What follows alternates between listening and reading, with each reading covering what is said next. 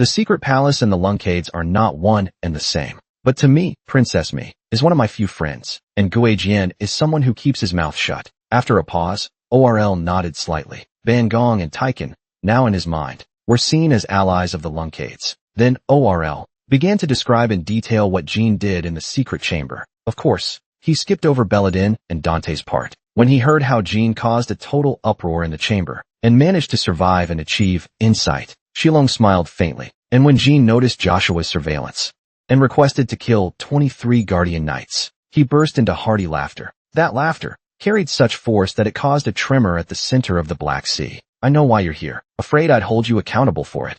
Lunkade really is something. Not 1 or 2 people, but 23 in total. Starting to settle the score this fast? Galleon, that brat. Although Jean's voice carried a smile, his expression seemed rather satisfied, especially Talaris, and to ORL, Galleon now sounded almost pleasant. Perhaps Jean had let something slip. Only Casimir looked uneasy. There's no need to worry about that. Even if you'd killed 200 instead of 20, it'd be the same. You've put this junior at ease. But, Sir Shilong, there's one more personal matter to tell you. What is it?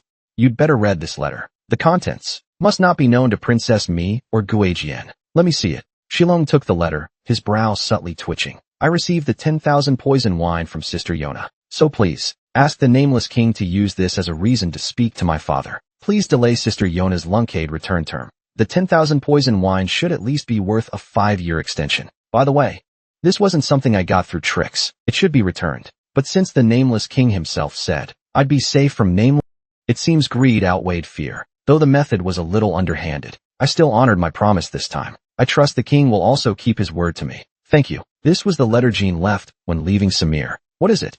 What is it? Shilong, has our son-in-law gotten into trouble again? Eventually, Talaris couldn't hold back her curiosity and asked, ORL, is this true? Yes.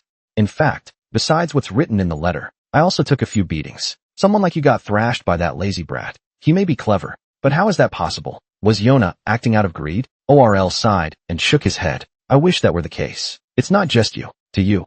She's your child, after all. Unlike me, who got completely cleaned out. You still have things to be grateful for. Haha. Let's talk about that another day. I'll send you a formal invitation. Please come to the fleet headquarters then. We'll discuss the details at that time. Shilong is heading out of the Black Sea again? Is he going to punish our son-in-law? Just now you said, who's your son-in-law? Talaris. Humph. I can answer that question. Did Chao and make some big mistake and needs to be punished? Shilong shook his head gently. No. Luckily. After a short silence, Shilong fell into thought. Talaris felt relieved. Meanwhile, ORL was considering how to further delay Yona's return. By the way, Sir Shilong, the message you brought has piqued my interest, too. I was busy talking with ORL earlier. Didn't hear it. I was just about to ask. Not long ago, the shocking death of the great mage jittered. I want everyone to know. It was young Master Jean who. Why? Talaris and Or shouted in unison. Longza, expressionless, nodded slightly. I see. Then uninvited guests, please step aside. I'm about to drink and savor fine wine. You know what we're going to say, right? I don't mind. So join us. Don't make us regret it. You also know that Jean used the magic sword, Sarah. So, even knowing how he killed Jittered, it's fine. In the end, only those unaware of Jean's secret left. Even someone like Princess Mi. But Guay Sword is even closer to Lord Shilong than I am. And how exactly did that guy kill Jittered? I'm curious too, though it's a bit late. The goal's already been achieved, so it doesn't matter. That's how it was decided. Chapter 155 Chapter 155 Chapter 53 Topware. Inherited Sword. Mi, Level 7. After reaching Magic Level 7 and Aura Level 5, it seems he's about to gain a poison-immune body. Even though he hasn't eaten the direct poison pig yet, he'll manage one day. When are they finally leaving? Jean, Belladin, and Dante had already left Samir 2 days ago. But Belladin and Dante, they didn't seem ready to let Jean go. Shouldn't we split up by now? What are you talking about? It wasn't easy finding you. And it's been even more trouble since. If you have a conscience, at least stay with us a few more days. Belladin's right. Aren't you two the future heads of your families? This isn't the time to waste. Not for me. My position in the family is solid. Even if I slack off, I'll still be the next heir. As for Dante, that's already a sure thing. Do you know how much Lord Long Hylon values him? Dante coughed awkwardly. Yeah, I know that much. But I'm not like you guys. I have to take action as a provisional knight. I have to work hard to improve my strength. Just recently, you killed Jittered Hall. That achievement alone is already enough. But the one who killed Jittered Hall wasn't me. There I go making excuses again. Looks like Jean has something he can't talk about. Belladin, Maybe don't ask any more about that. You two are always drawing a line with us. We never draw a line with you, which makes it even weirder. And Dante even said, your arcane level is almost at 7. You're practically overflowing with achievements. You could become a knight at any moment. If you became a knight now, you'd spend even less time with us. Not that we get much now. Over these past 2 days, when Jean was with Belladin and Dante, no matter how the conversation, they always said whatever they wanted. Reaching arcane level 7 doesn't mean everyone becomes a level 7 knight. What matters is swordsmanship. His sword skills might even be better than an average level 7 knight. Right, Dante? That's right. Same goes for the dueling arena. Honestly, I don't know why. Jean is still stuck as a provisional knight. Your third sister, Lady Meryl Luncade, reached level 6 at age 19 and became a knight. Just like Dante said, Luncade children usually become knights at level 6 or 7. Once they become knights, they gradually master Luncade's secret arts. That's when true growth begins. This is the common pattern among pure-blood Luncades. Their signature finishing move, the dual trigger technique, is unmatched even among all dancers. I'm still nowhere near as famous as Sister Meryl. As a swordsman, Jean Grey's name is still unknown. In fact, that kind of reputation can be built up in just a few months with determination. However, Jean must complete his growth as a magic swordsman within the 5 years given by Shijiang. But Jean must complete his growth as a magic swordsman within the 5 years given by Shijiang. Finish his development as a magic swordsman. Since he couldn't explain the specifics to the two of them, he could only give vague responses. Oh. So, does this matter is also included. Jean Grey. The news of this young swordsman surviving in the assassin's holy land must be spread by us. Yes, can I help with that? What, who am I? Belladin Jipper. After returning, I will have the family's communication agency spread the news far and wide. Such an event happened in Sao. Then let me help. I will make demands on the communication agencies that owe favors to the Hayerland family. You must want to become famous quickly. Forget it, don't do that. Jean firmly refused. The two quickly played another card. Why not simply venture with us? Dante and I will completely hide our identities, helping you like porters. Oh, that's a great idea. The three of us together can destroy any evil lair. All credit will go to Jean. That way, his fame will grow faster. And every time news is released by the agency, Jean Grey and the porters guarding justice. With such a headline, let's start by looking for the big villains. There are many villains. King Mammoth, Beemont, the Mad Dog of the West, Jack Glow, the remnants of the Dark Council, the fallen knight Verrock from Vankara, the assault commander Panta of the Red Fox tribe. Just thinking about it gets me excited. The two began to imagine. Their voices grew louder. This is really chaotic. Jean was so angry he couldn't speak. But looking at these two fools, he didn't find them annoying. However, the list of villains they mentioned was quite long. For me, these villains are too old, almost fading from memory. The list of villains Belladin mentioned, most of them are at the ultimate to high danger levels. In those times, even major forces wouldn't dare to provoke them easily. Heroes wouldn't be mentioned. Jean, who had been silently listening, shook his head. You guys sure are having fun. If a novel about our adventure has come out, you must tell me about it. I'll buy it and take a look. Aren't you planning to go? Of course, an adventure. Don't you have any romance in mind for this adventure? My life is already full of romance and adventure. Jean can't back down this time. I must do this. Jean sighed inwardly. For the past 2 days, the two of them had been pestering Jean without letting up. Once they set their mind on something, they wouldn't give up. You could tell this by the fact they tracked him all the way to Samir. Fortunately, Jean had gradually learned how to handle them. I understand your intentions, but not right now. Not now. He stressed the word now. Can it be later then? Jean gave a slight smile. He looked at the two of them. Actually, I don't mind hanging out with you guys, but there are some things I need to take care of. In fact, there's an agreement. I need to go back quickly. Because of you, I've already kept someone waiting for 2 days. Of course, there's no real agreement. The only ones waiting for Jean are Tychon's companions. What agreement are you talking about? Isn't it a bit too much to ask? Belladin, respect my privacy. Anyway, we'll talk about the adventure later. When exactly? I will write a letter. Where should I send it? It feels like an uncle teasing his nephew. Kids can be fooled with indefinite promises. But the other party is a 19-year-old boy. Give me the address. Belladin immediately wrote down the address on a piece of paper. He handed it to him. This is the address of my villa. Everything that happens here.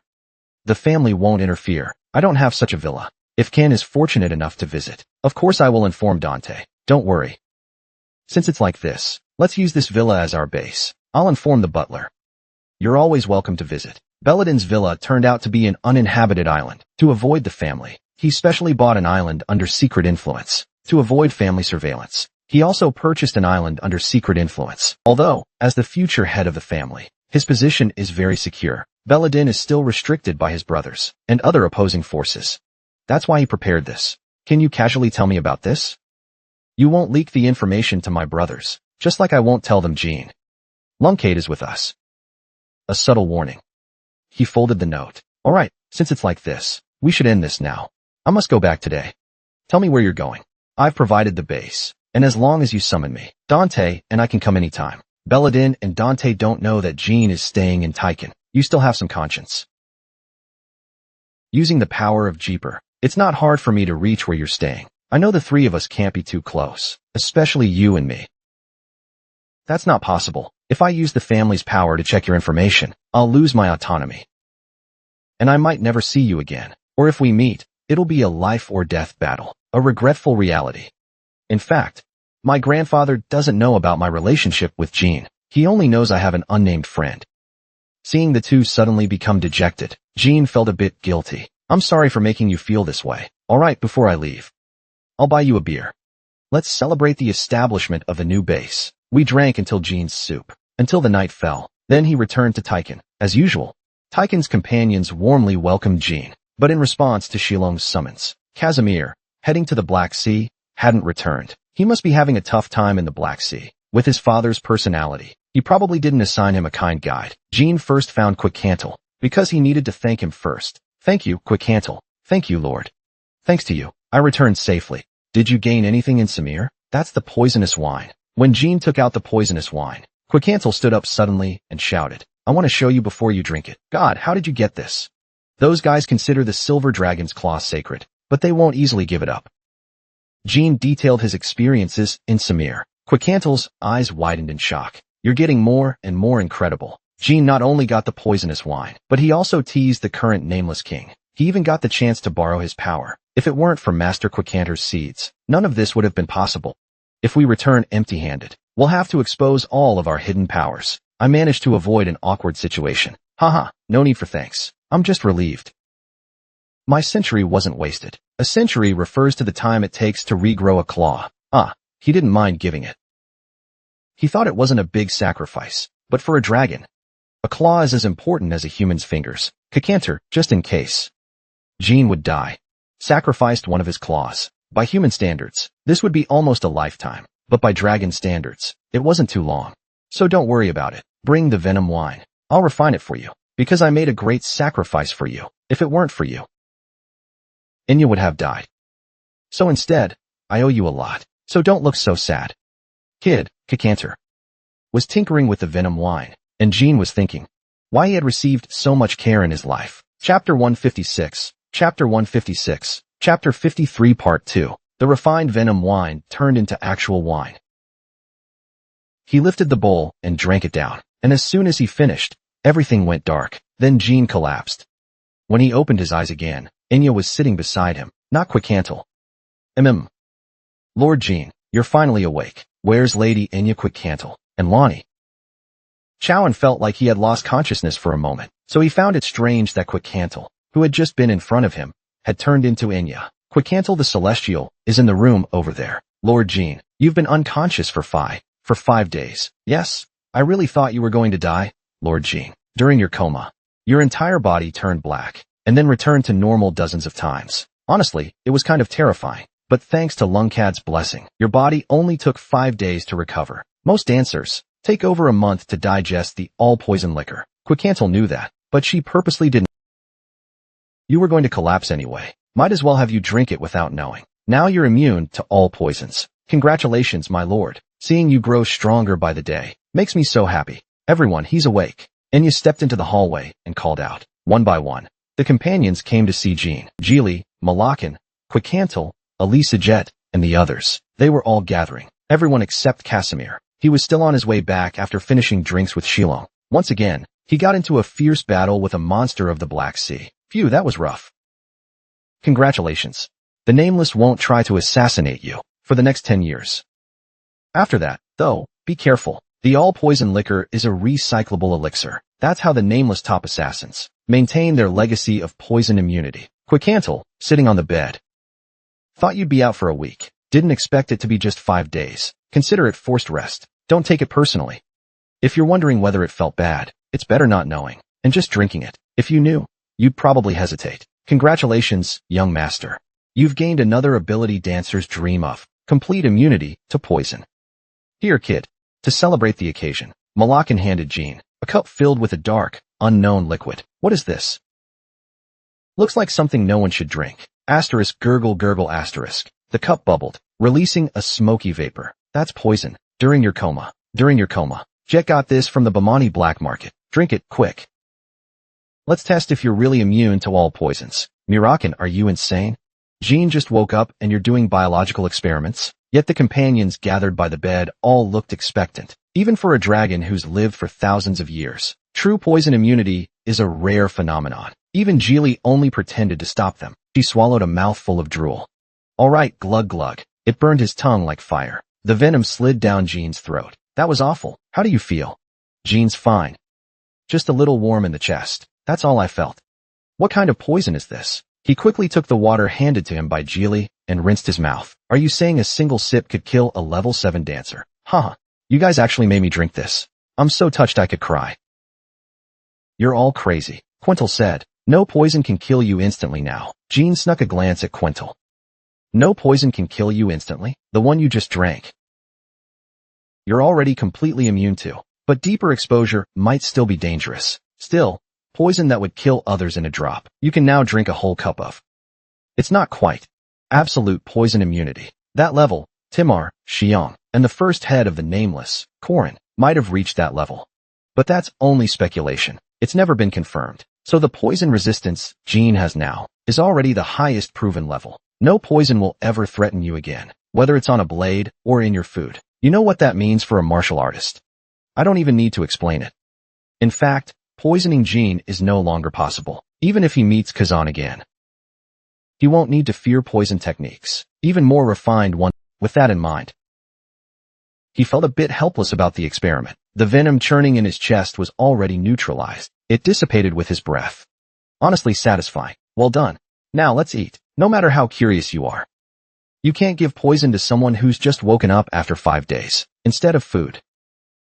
Come on, that was lunch. Even though Casimir isn't here, it's been a while since we all ate together. The conversation flowed freely, mostly about Jean's exploits and Samuel. Enya kept gazing at Lord Jean in admiration. You've become so strong now. Next time, can I come with you? Anywhere's fine.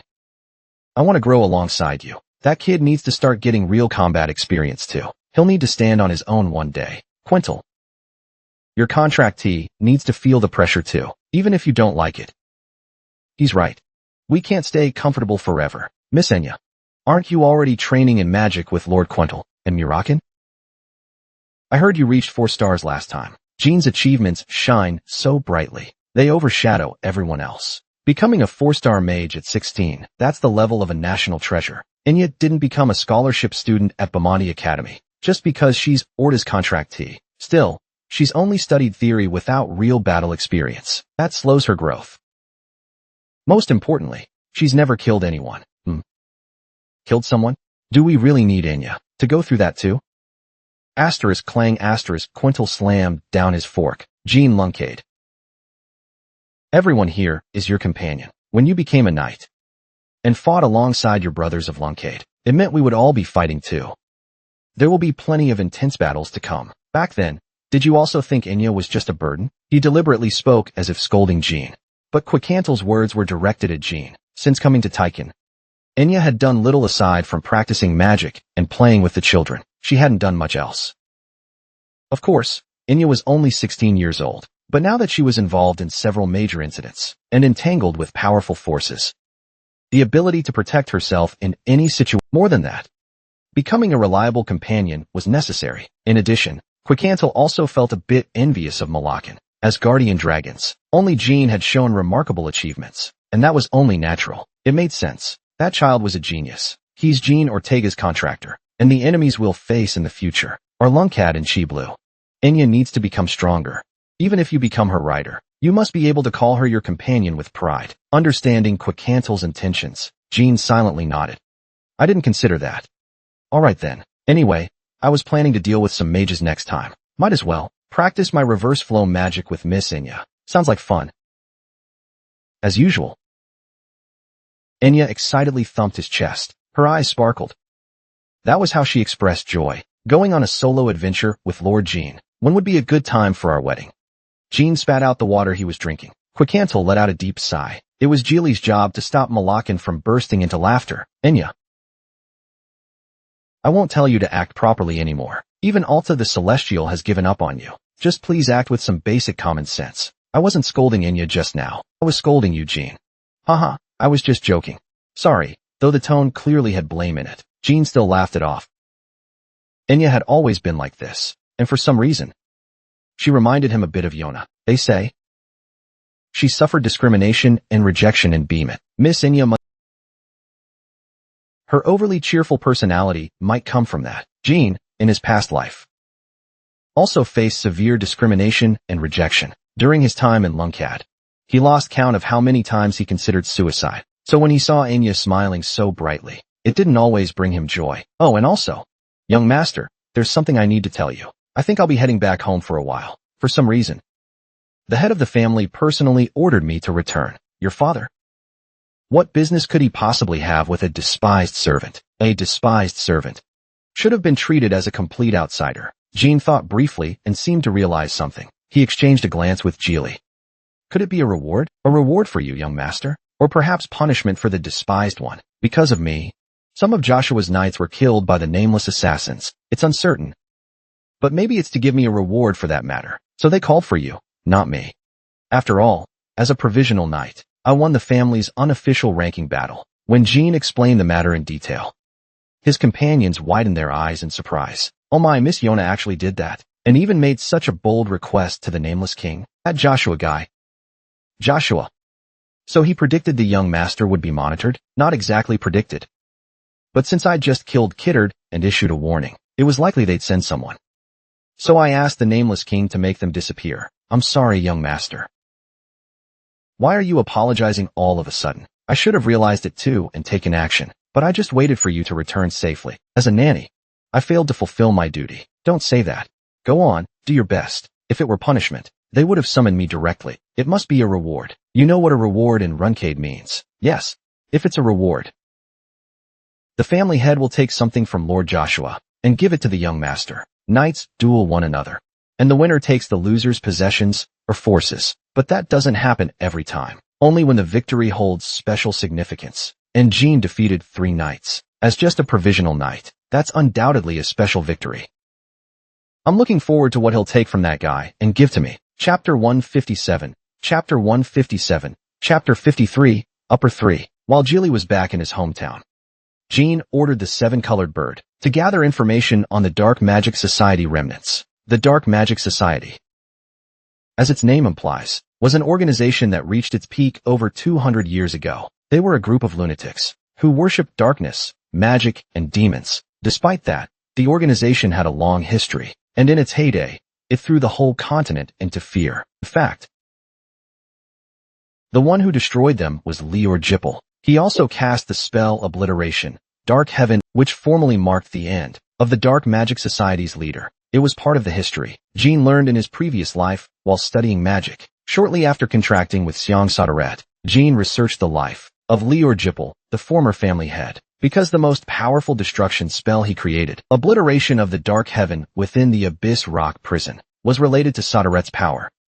Belladin claimed it was Obliteration, Dark Heaven Abyss, but in truth, he had only cast Obliteration, Abyss Prison. Lior lived 2 generations before Jean, a mage who had formed a contract with Sodaret, though he wasn't the first contractor. Aside from Timar and Jean, he was the contractor Sodaret was most pleased with. He told Jean that the location of the spellbook, containing the final form of Obliteration, Dark Heaven Rock Jade, was known only by Sodaret. The one who knows the location is Sodaret, contractor. When you become strong enough, go seek out Lior's magic. When you're able to pass the trials he left behind. This was a story he heard about a month after forming the contract with Sodaret. Maybe it was because not long ago he saw Belladin cast it. Though he failed miserably, he really wanted to go immediately, but the trials left by great mages are never easy. For now, it's better to focus on the abilities he already has and grow step by step. A sharp sound echoed from Jean's palm. Since Geely returned to his hometown a few days ago, Jean had been practicing reverse flow magic in the training yard. Good, it's Jite. After Jite walked in, Jean deactivated reverse flow storm. Then Jite respectfully handed over a stack of papers. It was a report documenting the locations of the Dark Magic Society remnants, their scale, and recent activities. Southern Baimont. So the Manhwa clan is really active here? Chaoan raised an eyebrow and asked. Didn't expect that. The Manhwa remnants are actually operating within the borders of the Baimont Empire, and the number of people gathered there exceeds 50. Yet Baimont is turning a blind eye to it. If we go by the trend recorded here, they're not completely inactive. Yeah. Those guys have gone so far as to rob civilian homes. They even unleashed their tamed magic beasts. And yet, for some reason, Baimont still hasn't taken any action. It's absolutely revolting. Don't you think so? Corrupt officials accept bribes, turning a blind eye to everything. The incompetent ones are just looking for chances to earn credit. Sigh. In the end, it's always the people who suffer. It's always the common people who suffer. Such brazen officials are rare, even in Beemit. After all, it's still an empire. There must be a reason behind it. Should we investigate further? Forget it. We'll know once we see for ourselves. Just knowing the general situation is enough. The Dark Magic Society's remnants. Most are 3 to 4-star mages. Occasionally, high-level mages above 6 stars are mixed in. But to Jean right now, they pose no real threat. Even if they're below 7-star level, 50 of them attacking together wouldn't trouble him. Jean gradually realized he had truly become powerful. Of course, he wouldn't let that make him complacent. Oh, Miss Geely is back. When she returned to the manor, Geely greeted him with a big smile. Young master, Geely has returned safely. Once you hear what I brought back in the news, you'll be shocked. Oomph. When father slapped young master Joshua, I felt like my heart had been pierced. What? Father slapped Joshua? Yes. And right in front of me and Mr. Orr. Oh, I didn't tell you. Mr. Orr was also present. It was a scene I never imagined, but it felt incredibly satisfying. Even the nameless king was there. Tell me the details. Here's what happened. 3 days ago, right after Shilong left the Black Sea, he sent a formal invitation to Orr and recalled Geely via letter. After she arrived at the command ship, he summoned all the elders for a short meeting about Yona. Then he called in Geely, Orr, and Joshua. Joshua, my father. Yona's return to the family was delayed 5 years. Do you have anything to say about that? No, as the heir of the family, you let your guard down in front of a provisional heir. Utterly disgraceful. But I warned you all clearly, including you. One thing. What was that? You were told not to lay a hand on that child. Asterisk smack asterisk. Shilong slapped Joshua, even without using aura. Joshua's cheek bled. You coward. You dare defy my orders? And this is the result. Hand over the blacklight armor. That armor is not meant for you. Joshua immediately took off his coat, undid his shirt, and revealed the blacklight armor, that gleaming black chest plate. Shilong scoffed at it. How many years has it been since I gave you this? It still shines. Don't you understand why he gave you that armor? Asterisk clack, clack asterisk. After removing the blacklight armor, Joshua tidied up his clothes. At the same time, Geely lowered her head, barely breathing. The next time I summon you from the Black Sea, you better be ready to lose your status as heir. Dismissed. Hearing the whole story from Geely, Jean's eyes darkened. Incredible. Young Master Joshua will have to reflect. Meanwhile, I've received the blacklight armor, the legendary armor forged by the renowned Mosh Blacksmith Guild, founded decades ago by a genius smith. Originally, it was made for Jippel, not Lungcad, but after the 5-Tower War between Zed and Jippel, it was seized and stored in Lungcad's warehouse until 17 years ago, when Rosa bestowed it upon Joshua. That was during the time Joshua was being suppressed by Luna. It was meant to aid him. Now I understand. To punish Joshua, in front of the nameless king and Qingli, and grant me the blacklight armor. The reason behind it. What exactly was it? Young master, are you not happy? I didn't expect you to stay so calm. I'm quite happy about the part where Joshua got, but father gave me a mission through the blacklight armor. He wants me, during my time as a provisional heir, to fight a powerful enemy capable of destroying the blacklight armor, rather than a reward. It feels more like a mission. I see, father said. This is what he meant by the blacklight armor still shines. And apparently, father also warned the nameless king Not to use Miss Yona to negotiate with you again. Even the second heir of the family can be stripped of title, and the stained king can be trampled at any time. I felt it too. Father seems to value Miss Yona especially. I didn't know she didn't even have a nanny before. She was sent to Samuel at a young age. There must be a reason. Geely sensed it too. She passed that on to me. It was also a warning, not to have any ideas about using Miss Yona. Ah, heavens. Father really does put a lot of thought into things. Jean's deduction was spot on. After Shilin returned from the Black Sea, he summoned the three of us, exactly because of this. There must be something special about Miss Yona. Father's unusually sensitive reaction is probably because of some special power he has. You're hiding something too. I suddenly remembered something Yona once said. Looks like the secret Miss Yona carries is bigger than I imagined. Even though I don't have to figure it out right away, at least I'm aware of it now. Jean nodded after organizing his thoughts. From now on, I need to work hard to find a powerful enemy who can destroy the black light armor. I can't let Father down. Once again, I was foolish for young Master Jean. This is a heavy mission. Jean smiled at Geely. No, being happy at times like this is exactly Geely's job. A week later, Casimir returned. Jean prepared to leave for Bamonte with Enya. Casimir, after a month of battling monsters from the Black Sea, looked quite irritated. However, he seemed to have achieved a dancer-level breakthrough because of it. His eyes sparkled brightly. Ah, Master Kongzi. Long time no see. Are you leaving? Is this mission to eliminate the remnants of the Dark Magic Society? Father has assigned me the task. Seems I won't have much leisure time in the future. By the way, have you packed your things? Things? Didn't you leave for a month? Because of something you left behind in Bamonte? You even insisted on retrieving it alone. Casimir feigned ignorance and cleared his throat. Jean had guessed since Casimir first left that he went to the Black Sea at Shilin's summons. Ah.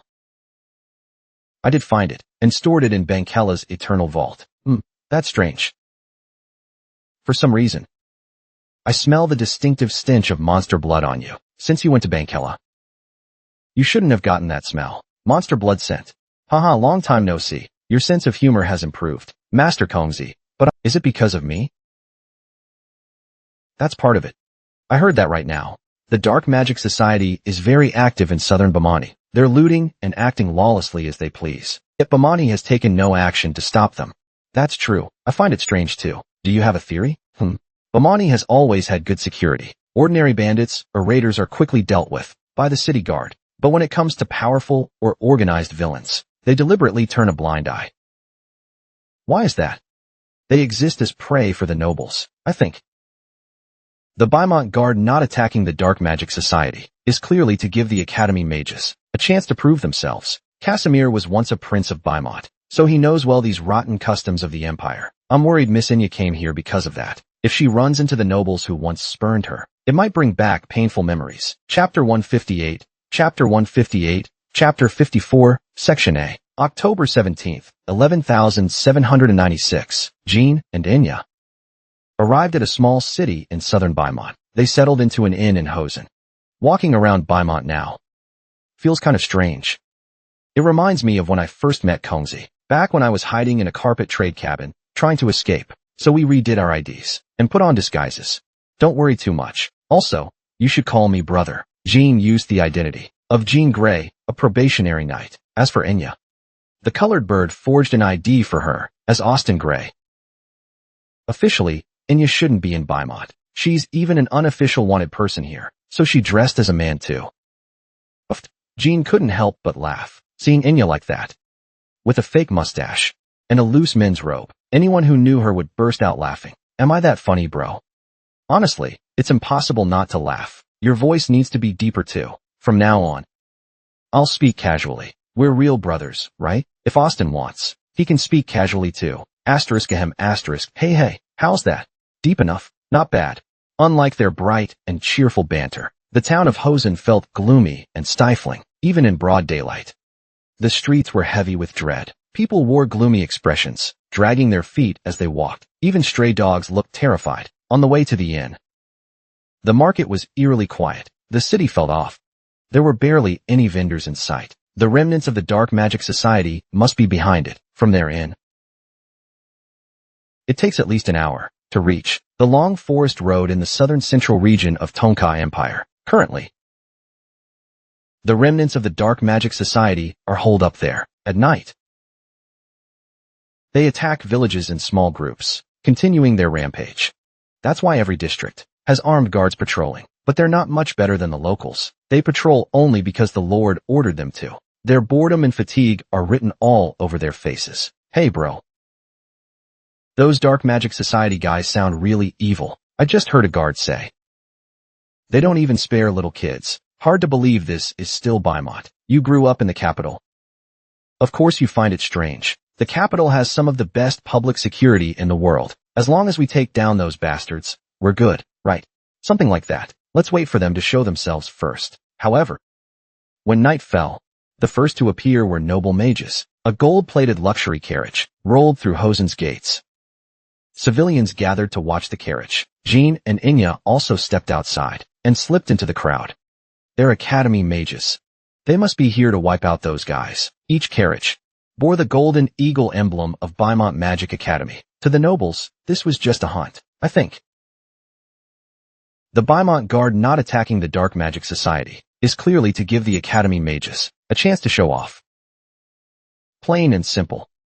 I was hoping this wouldn't happen. Sir Casimir's prediction was spot on. Of all things, they arrived on the same day as us. Jean clicked his tongue and adjusted the hood of his cloak. Enya's face turned anxious the moment she saw the carriage. She had no fond memories of the academy. Why does it have to be them? Even if they seem to be here for a good cause. Don't be afraid, Austin. They're just small fry, Jean said calmly.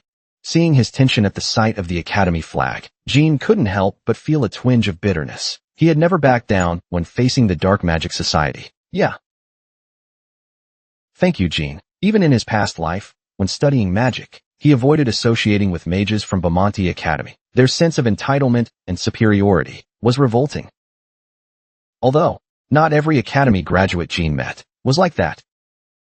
But from the excessive gold plating on that carriage, it was clear most of them believed themselves to be the most special and outstanding people in the world. Well, it's not entirely unreasonable. After all, it's a place where the talented and well-connected gather, so it's easy to imagine how they treated Enya, a commoner. Being a scholarship student must have stirred their envy in Jean's eyes. Enya's talent far surpassed all of them. The god of time, Orda, chose to form a contract with this commoner girl. That says it all. Just look at the rough gold plating on their carriage. It's clear they're not official mages, still students indulging in their fantasies. I doubt they can actually defeat the Dark Magic Society, even if they're only apprentices. The magic they cast is still quite powerful. On average, they're probably around 4-star level. The remnants of the Dark Magic Society are likely 3 to 4 stars, about 50 of them, and some high-ranking mages mixed in as well. That's why they're difficult to deal with. Those remnants are battle-hardened veterans who've survived the shadows, but the apprentices still have no idea how different real combat is from theory.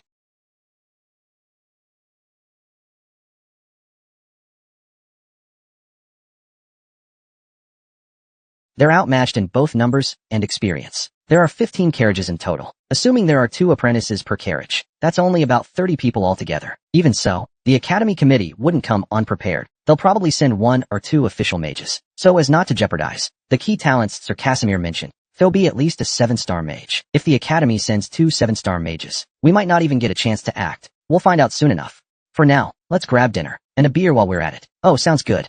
Big brother, the arrival of the Academy apprentices has made a huge impact. The once gloomy streets lit up in an instant. Closed restaurants and taverns opened their doors again. Even the tiny red light district in the alley lit up. These noble apprentices, known for spending lavishly, are heroes here to save the city. Naturally, the city regained its vitality because of them. Jean and Inya chose a tavern that served both food and alcohol. Brother, can I really order everything on the menu? Of course. But those are the most expensive dishes. Shouldn't Austin realize that? Most of our companions are extremely wealthy. Why ask something like that? But I'm not rich. Back in teenies, I didn't know. But now that I'm out, spending freely feels wrong. Once we're back, pick a bank. Central Bank, Continental Union, Iron Dragon Bank, or Bankila Eternal Vault. Open a personal storage vault. I'll give you some pocket money that's entirely yours to use. That's amazing. I'll serve you for life. Brother, please give me your autograph when we're back. Alright. By normal standards, owning 5,000 gold coins already counts as pretty wealthy. As he hesitated, Enya, bursting with excitement, had already ordered a wide variety of dishes. Oh, those robes and staff. You two are mage apprentices too? Are you attendants of the students who just arrived? Hearing the shopkeeper casually Say something so rude. Jean shook his head. The two of them didn't dress flashily. The shopkeeper mistook their identity. We're just travelers who stopped by. No connection to the academy, so no need for special service. Ah, I see. But this friend of yours ordered every item on our special menu. No service at all. Honestly, you seem even wealthier than you look. The owner chuckled and returned to the kitchen. Brother, you don't look very happy. Yet you handled that surprisingly gently. I used to think Lungcade people were all terrifyingly fierce. Seeing Inya whisper cautiously and watching Jean's expression, he couldn't help but smile again. It was just a careless remark. Besides, he did say the service was great. If it had been one of my other brothers, it might have ended differently. Heads might have rolled. Limbs too, maybe. Jean also replied in a low voice with a smile. They really are a vicious bunch. Except for you, big brother. Why did I start calling you big brother instead of brother? Because you're giving me pocket money now. Asterisk sizzle sizzle asterisk. Though the shop is small, the sound of the oil fryer was clear, with a mouth-watering aroma, and 2 pints of beer already poured. Just as the asterisk sizzle asterisk, another guest stepped into the tavern, and from the moment the door opened, Jean felt an ominous premonition. He sighed involuntarily. Ugh, listening to that bamboo kid flatter him totally ruined my appetite. Didn't even eat. That pig-faced guy just grinned and rubbed his hands together. So annoying. I feel the same. But the seniors said the street food here's pretty good. Let's still look forward to it. Hey boss. Coming. The shop owner rushed out in a hurry, bowing repeatedly to the two. Unlike Jean and Inya, these students wore white robes embroidered with gold thread. They carried top-grade magic staffs. They were academy students looking for hosts and looks like eating in peace is off the table. Leaving before unnecessary trouble starts might be the wise choice here.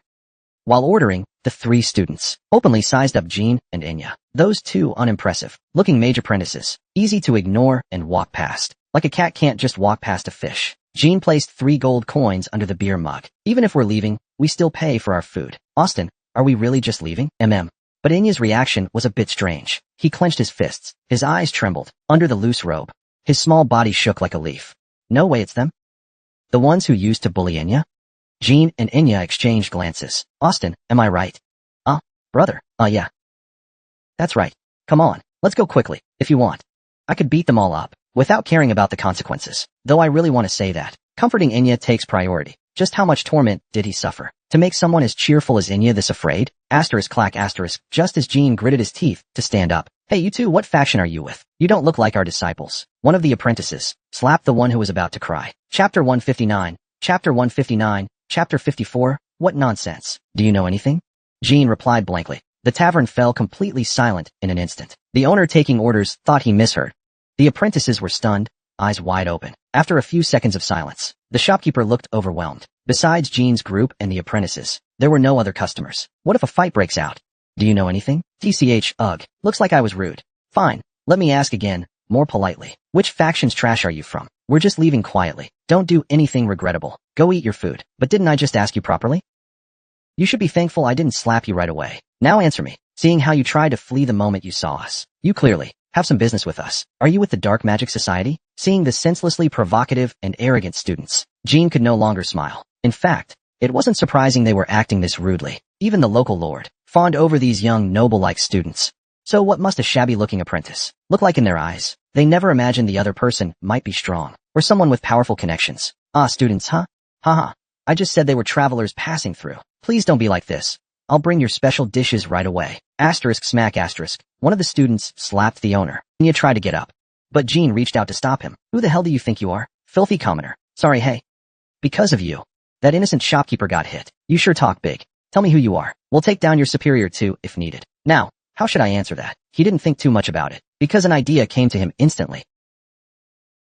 Jean walked past the student's table. He shut the tavern door. Asterisk clack asterisk. Then he slid the lock into place and calmly spoke. Special Task Force, Royal Direct Command of the Bamonti Empire, Magic Division 1, Group 3. What are you talking about? You said you're with the Special Task Force, Division 1, Group 3? Are you insane? Inya, startled by Jean's words, hurriedly pulled up his hood. Young Master Jean, what's going on here? But Jean's eyes remained calm.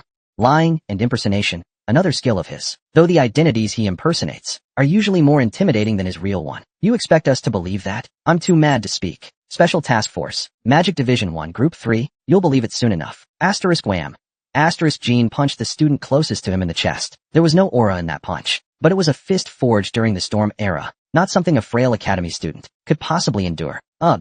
The student spat foam and collapsed on his knees. The other 2 students hurriedly began chanting spells, but Jean grabbed his staff with blinding speed. The tip of the staff lit up with a tiny spark. He originally planned to use a reverse flow spell to knock them out. But guess I'll just do it the simple way. After all, I've already claimed to be with the task force. Asterisk thud asterisk. His staff pierced one student's chest. The reverse flow magic infused with 7-star mana spread through the still chanting student's body. They were only at level 3 or 4 at best. Blood gushed from their noses, and their legs gave out. They collapsed like jellyfish on the floor. Jean's eyes were cold as he looked at them. These guys dared to bully Enya? Jean took down all 3 students in just 4 seconds. By now, the shopkeeper was completely frozen, his jaw practically hitting. Please have mercy. This is just the early phase of reverse flow symptoms. No need to panic. That tiny bit of mana already triggered reverse flow. Dean Carl, that grim prophecy from Mr. Dorch. It was true. Jean knew the name Dorch Lalista, head of Magic Division 1 of the task force. From information gained in his previous life, that name was still well known even now. Each division head in the task force occasionally appeared at official events. Asterisk gulp gulp asterisk. While the other 2 students squirmed on the floor, the one Jean had punched earlier struggled to his feet. With a fearful look, he raised his eyes toward Jean. Are you really from the special task force? Do you want my codename too? If so, you 3 will be tossed into the task force's basement for interrogation. Seems you don't understand your situation yet. Other than the Emperor's personal guard, the one with the most authority in Bamonte is the Special Task Force. Among them, Division 1, Group 3, is called the Reapers by Bamonte's mages.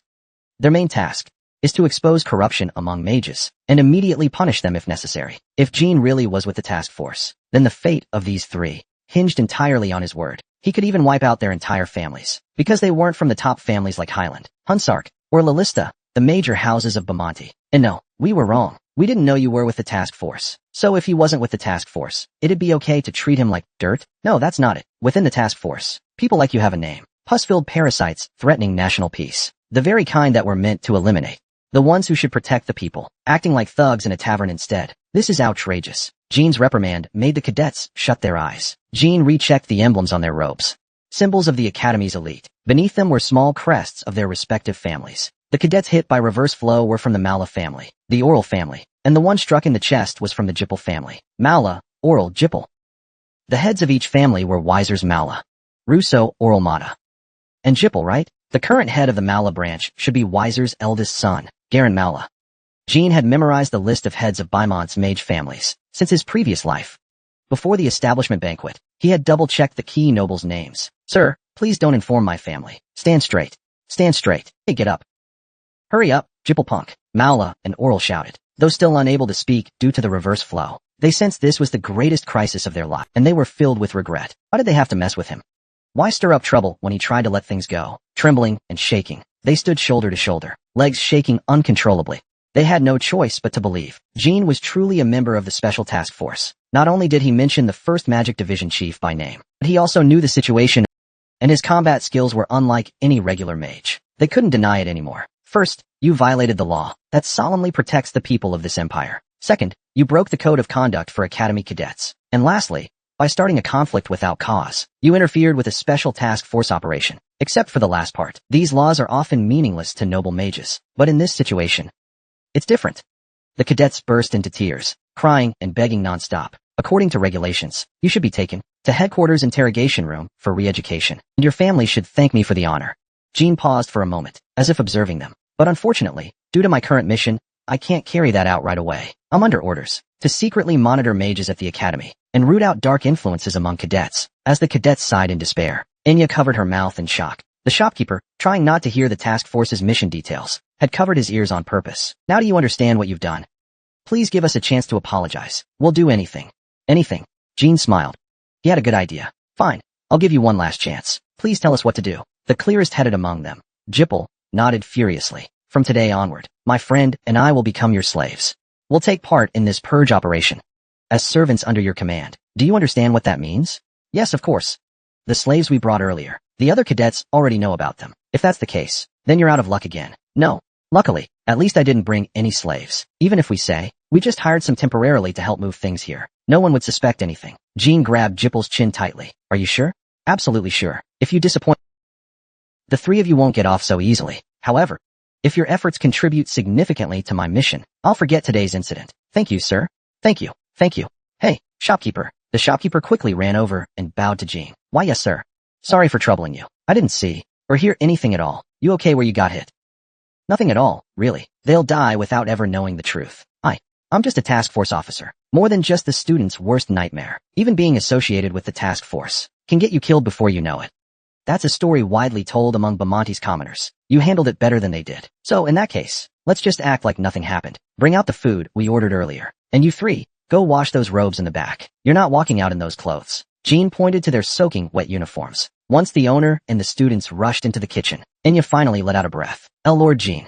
No, brother. Are you sure this is okay? Impersonating a task force member is a serious crime. Jean, of course, expected that reaction. As expected of Big to pull something like that off. This is the most satisfying moment of my life. That was amazing. Jean gently covered excited Enya's mouth. Whoa there.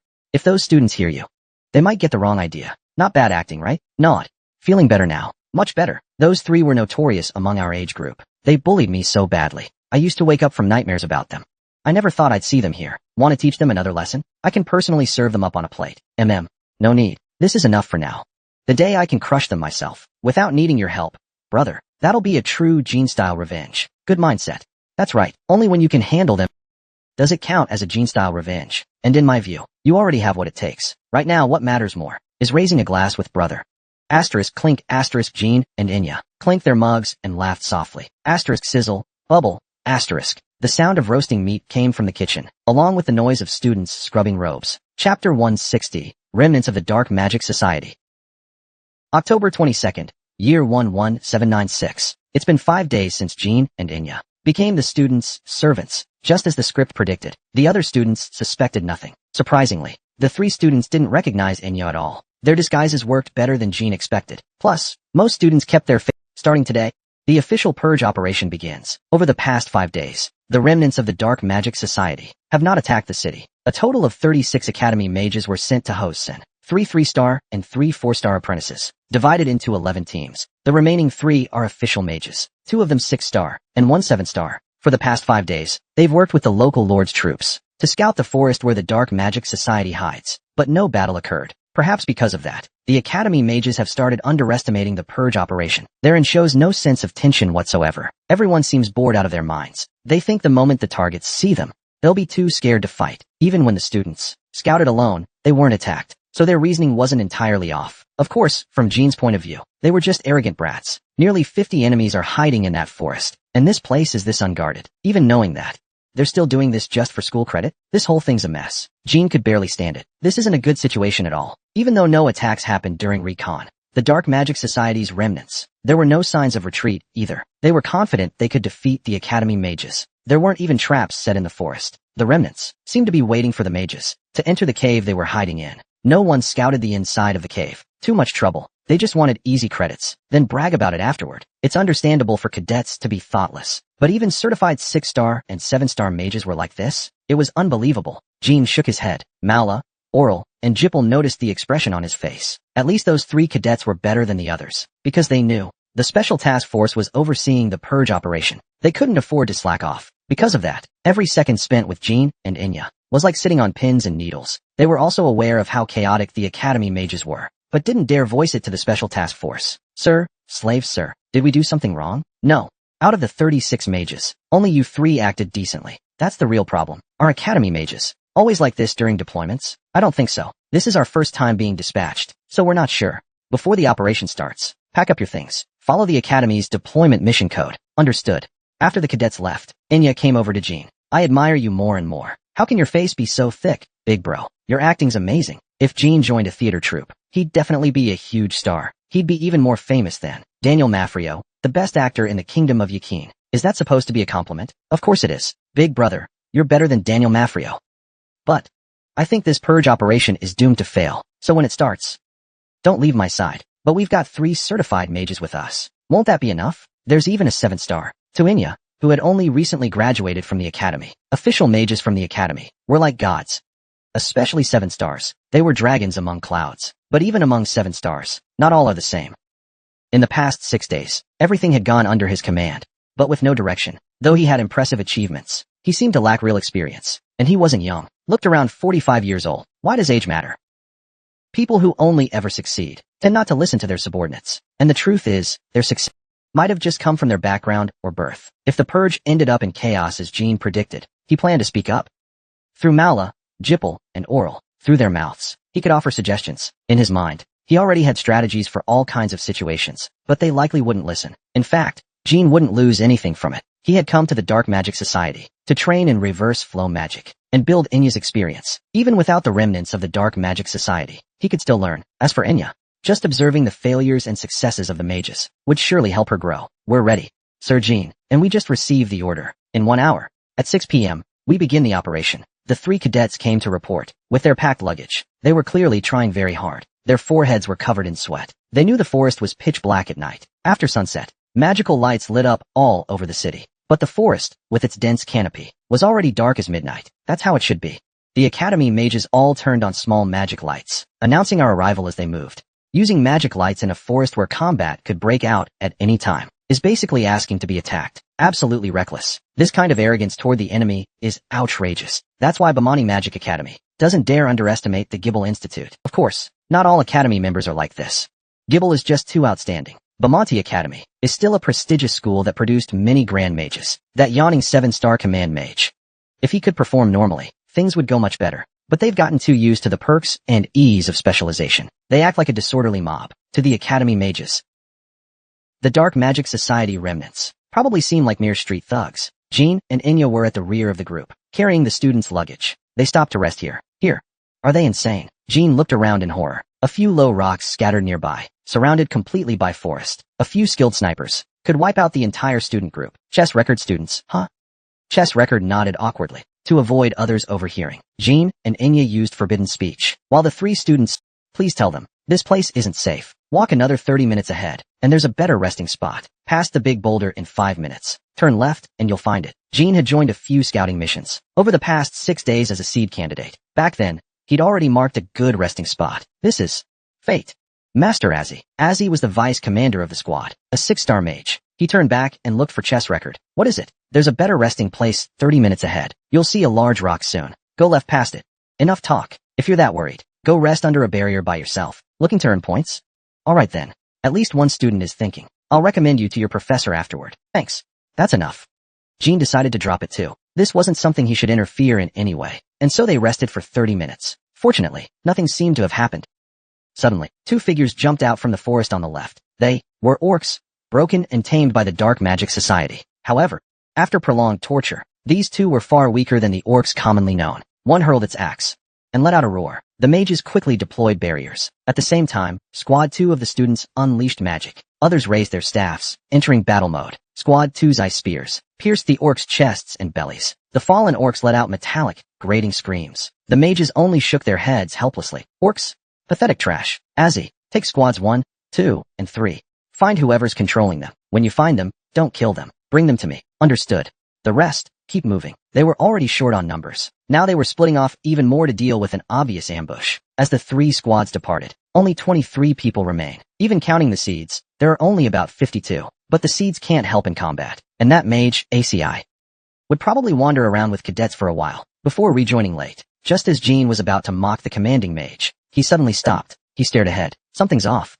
Is it really just lack of experience from someone born into privilege? Underestimating the enemy is common. But even if his achievements came from background and connections, reaching 7-star is no easy feat. Understanding 7-star magic formulas requires a very sharp mind. However, from day 1, this commanding mage has made nothing but the worst decisions. He had to consider, was the commanding mage doing it on purpose? Either he was a spy for the Dark Magic Society, or he held a grudge against a cadet, and wanted the mission to fail. After they resumed moving, Chowan asked Mala, Jipple, and Oral about the 7-star commanding mage, Orton Merson. He hadn't asked earlier to avoid suspicion from the Special Task Force, but now he had to know. Cadets, do you know Lord Orton? His commands are rather strange. I heard a few years ago, he was up for a full professor position at Kailang Academy. But due to pressure from the Hunsirk family elders, he's remained an associate professor. He might be frustrated. Being stuck as an associate professor is bad enough. Now he has to get dispatched with new cadets? Anything else unusual?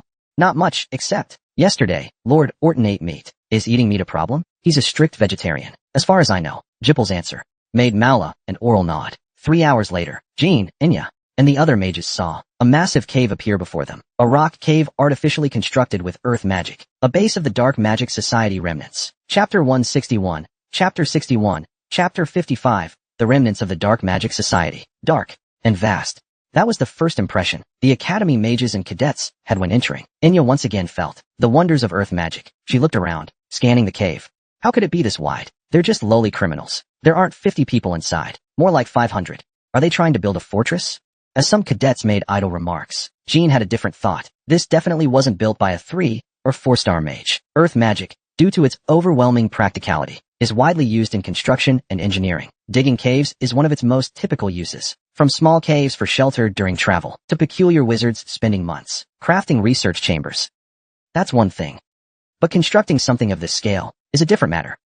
However, to build such a large cave is another level entirely. Unlike small caves, you need to use magic to carefully condense stone and soil to ensure the ceiling and floor won't collapse. It was even wider than the Great Hall of Hosen Lord's castle. If it were just carving into a cliff, even dozens of...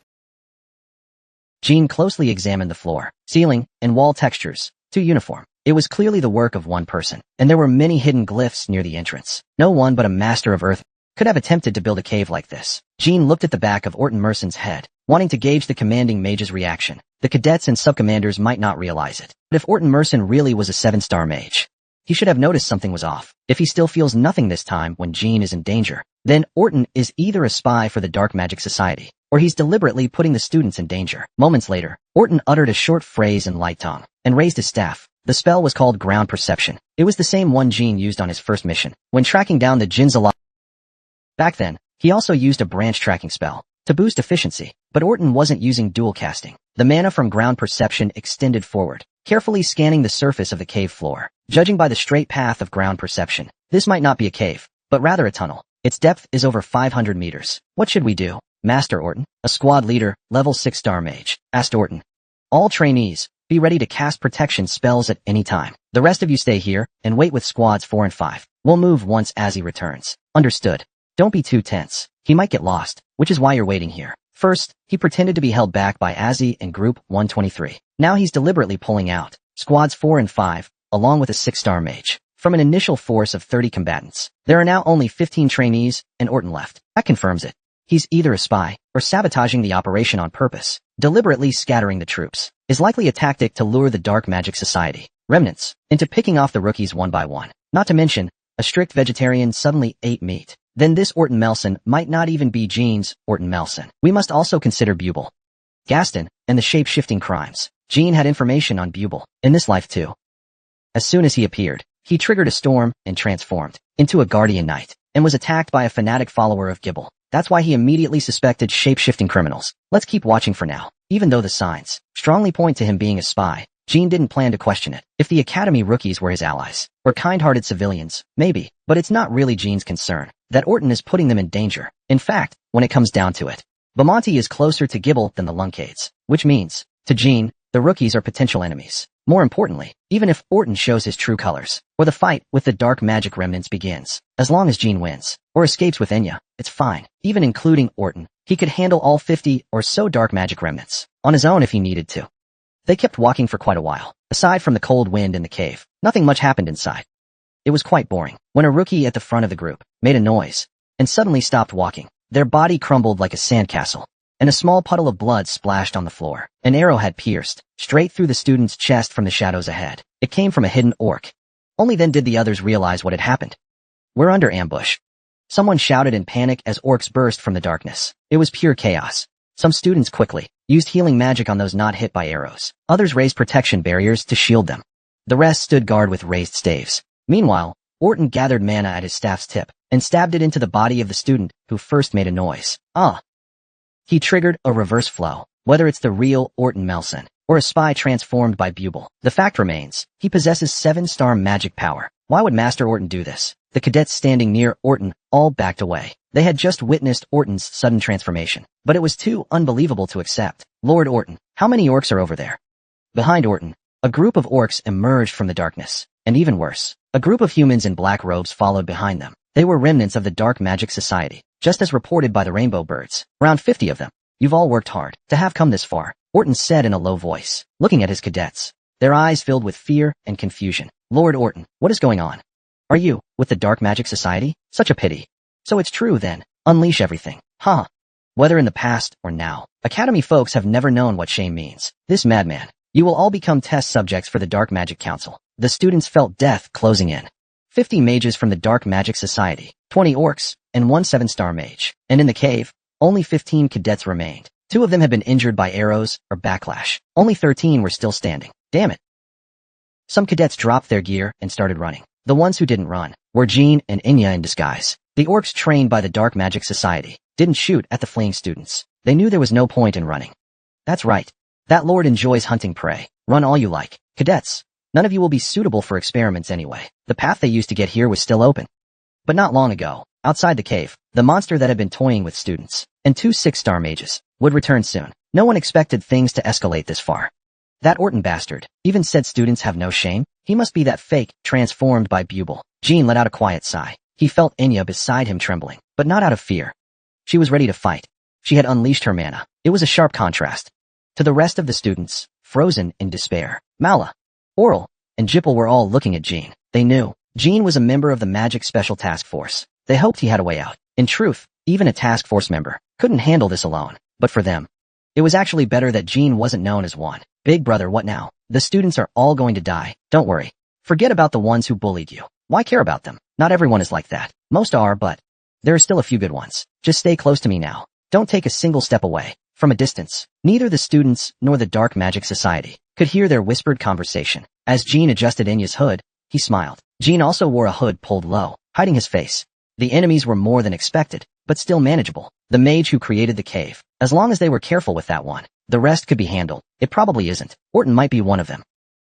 That guy must be hiding among the 50 or so dark mages. They all wore the same black robes, so it couldn't be confirmed immediately, but the truth would reveal itself soon. Chowan was already prepared, with 3 suppression spells at the ready. And you still dare act so arrogant? Orton, Jean, such bold words. Then let me try too. If you surrender quietly, I'll show you the minimum level of mercy. But those who resist will meet a horrible fate. The students glanced back and forth between enemies and each other, not knowing what to do. The seeds who ran off were already long gone, just as some students were about to follow them. You'd better listen to what that guy said. Students, I don't think those seeds who ran will survive. We've already come this far. There may be things waiting outside too. Jean took a step forward. The Dark Magic Society remnants and the orcs, as well as all the students, looked toward Jean, the only seed who didn't run. Have you given up hope? You dare call me that guy? Jean struck the ground with his staff. The pre-drawn magic formula appeared on the floor. The rune engraved on Chowan's back began to release mana. Whoosh! In an instant, pure white mana condensed into a massive orb of light, filling the entire cave. The students stared at it briefly, then collapsed, foaming at the mouth. Most of the dark mages were in a similar state. The difference was, they bled from every pore, trembling uncontrollably, because Jean had focused the orb's mana entirely on them. Orton was stunned by the sudden, overwhelming spell. Trembling, he said. That's the forbidden heavenbreaker of Kidad Hall, the ultimate technique of the reversal branch. Ever since learning this move, mana points were no longer an issue for Jean. Chapter 162, The Dark Magic Society's Despair. Like a vortex swallowing the sea, Heavenbreaker siphoned mana from the students and dark mages alike. Dozens of streams of mana were pulled in, and the dark cave lit up with blinding brilliance. The sharp hum of Heavenbreaker echoed along the cave walls. In the cave turned hellscape. Only 4 mages were still standing. Jean, who cast Heavenbreaker, his assistant Inya, the bleeding Orton, and 1 trembling dark mage. He's the one, the mage who created this cave. Unlike the barely standing Orton, he chanted and cast a barrier, struggling to control his mana. Roughly an 8-star level. If not for reversal magic, if not for the ultimate Heavenbreaker, Jean wouldn't have even faced him. In terms of raw mana, he was a full rank higher. He cast a barrier again. The orcs would soon regain consciousness. Maintaining Heavenbreaker while casting normal spells was still difficult for Jean. Inya was in her first real combat and lacked experience. Jean had kept Yet Inya still didn't know what to do. But Jean didn't think she was clumsy. Rather impressive. It was her first real battle. And he hadn't warned her in advance. Yet she stayed calm. Most 16-year-old mages or apprentices would have panicked. Seeing Inya calmly raise a shield, Jean felt very proud. Use your strongest offensive magic. Aim at that one. Not Orton. You mean the one in the black robe? Jean nodded. Sweat glistened on his forehead. Heavenbreaker required 9-star mana to cast. Jean was only at 7 stars now, unable to unleash its full power. He couldn't maintain it for long. Cough, unable to resist the flow. Orton finally collapsed. Blood spilled from his mouth. Meanwhile, the 8-star mage seemed to recover slightly. He steadied his breathing and released a sharp wind spell from his hand.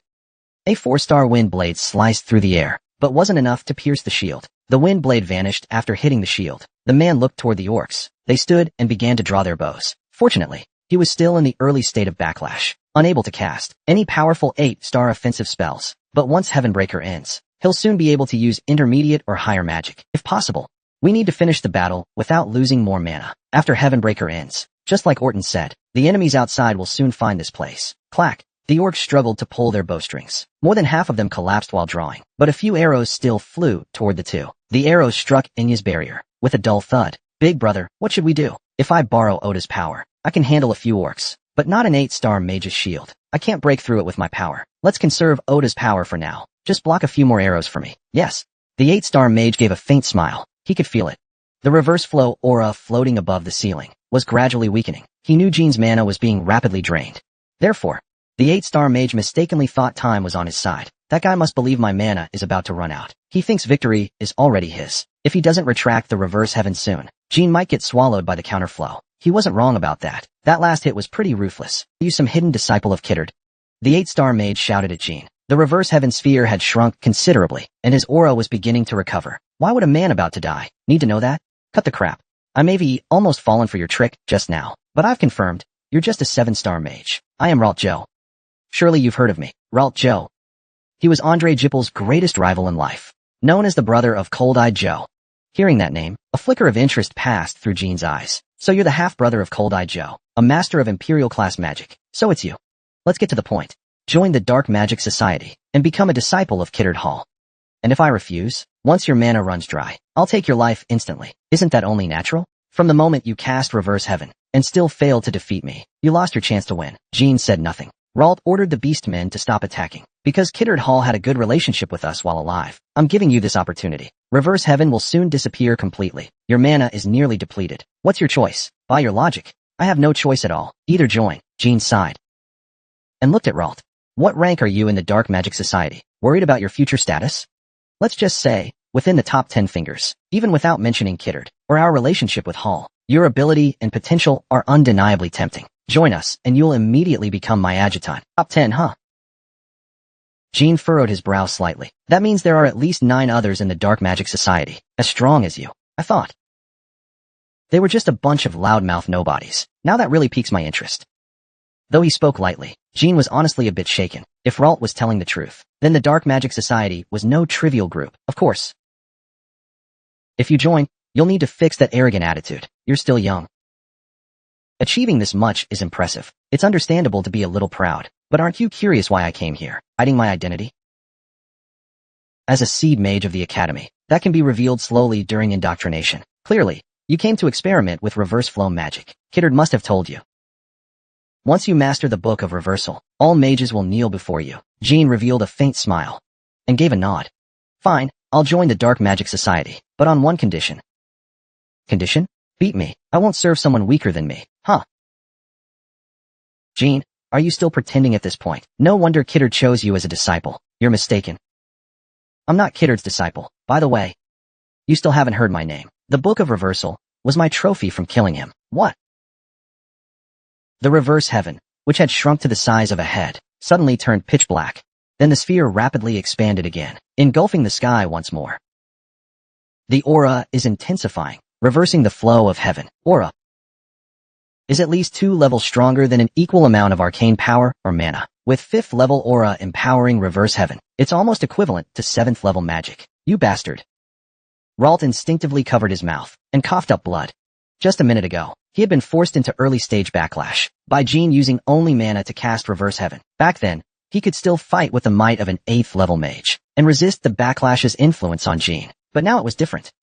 He was certain Jean's mana had been depleted, and that he would also suffer the backlash. A second reverse heaven. To a mage like Ralt, it was impossible to survive without full preparation. How? How is this even possible? A name flashed through Ralt's mind. One carved on the wall of the late Kiddad's lab. A name he didn't recognize.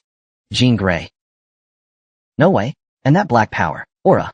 The power all mages dream of. Dark and overwhelming power.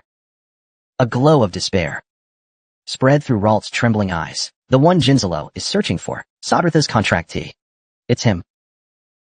He used reverse heaven, and has aura too. His chaotic thoughts wouldn't stop. The orcs instinctively backed away. Ralt realized he had made an unforgivable, fatal mistake. He had just been thinking how close he came to falling for a trick out of carelessness. Now, he'd been careless again. Ha ha. Jean drew Bradamanti from under his robe. The blade glowed white. What the backlash erupted completely. Once Jean confirmed blood gushing from every orifice on Ralt's face, he withdrew reverse heaven. Then began walking toward him. Kidad Hall had similar reactions. Honestly, I wanted to spare you and ask about the Dark Magic Society's size, bases, and purpose, but hey. Those questions can be answered by the mind-reading Jayetin. What matters more?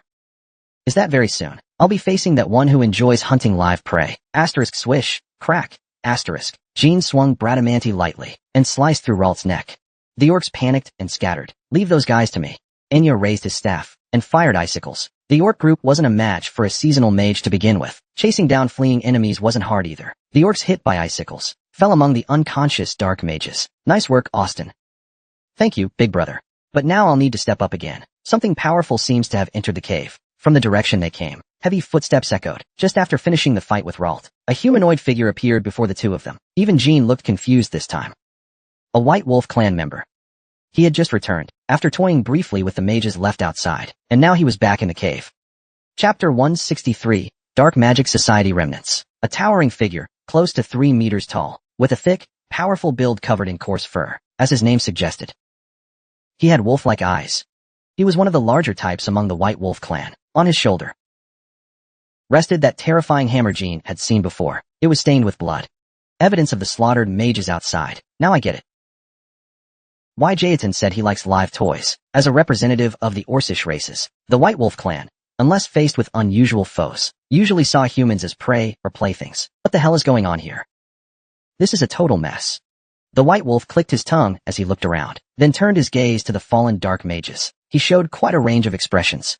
Though confused by the situation, he wasn't afraid. Even seeing over 50 subordinates suddenly dead or lost. My, so that head was Ralt's, huh? Judging by the look, it wasn't betrayal. As soon as he appeared, Enya gripped her staff tightly, her face filled with determination. Yet she did not tremble from fear, but showed the will to fight. Miss Enya, you'll learn a lot from this experience. As long as we resolve the current situation and return safely to Tychon, it's fine. The White Wolf warrior pointed at the two of them, as if he were performing on stage. You two little brats over there. This is your doing, isn't it? No doubt about it. My instincts are never wrong. You've thrown all the mages into mana reversal, Ralt said once. Among human mages, there's someone extremely good at mana reversal. For mages or dancers caught in a reversal, hemorrhage is a common symptom. But Jean and Enya's fingers were long and thick like iron rods. Jean didn't answer. He just shrugged and met his gaze. Seriously, you're young. But you've got quite the sharp eyes for a mage. Shouldn't you be at least a little scared of me?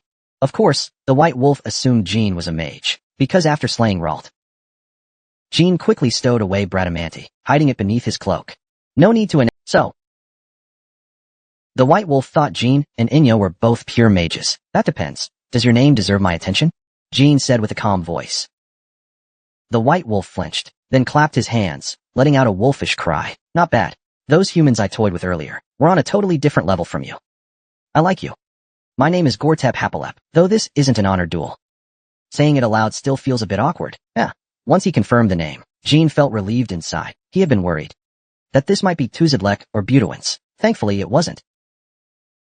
Tuzadlek and Budowins were famous warriors among the White Wolf clan, massive in size, equivalent to 9-star human fighters. They were still opponents Jean couldn't handle yet. In any case, Gortep Hapalep was a name he had never heard in his previous life. That meant he likely wasn't one of the top warriors of the White Wolves. Still, even non-famous White Wolves were born to fight and kill.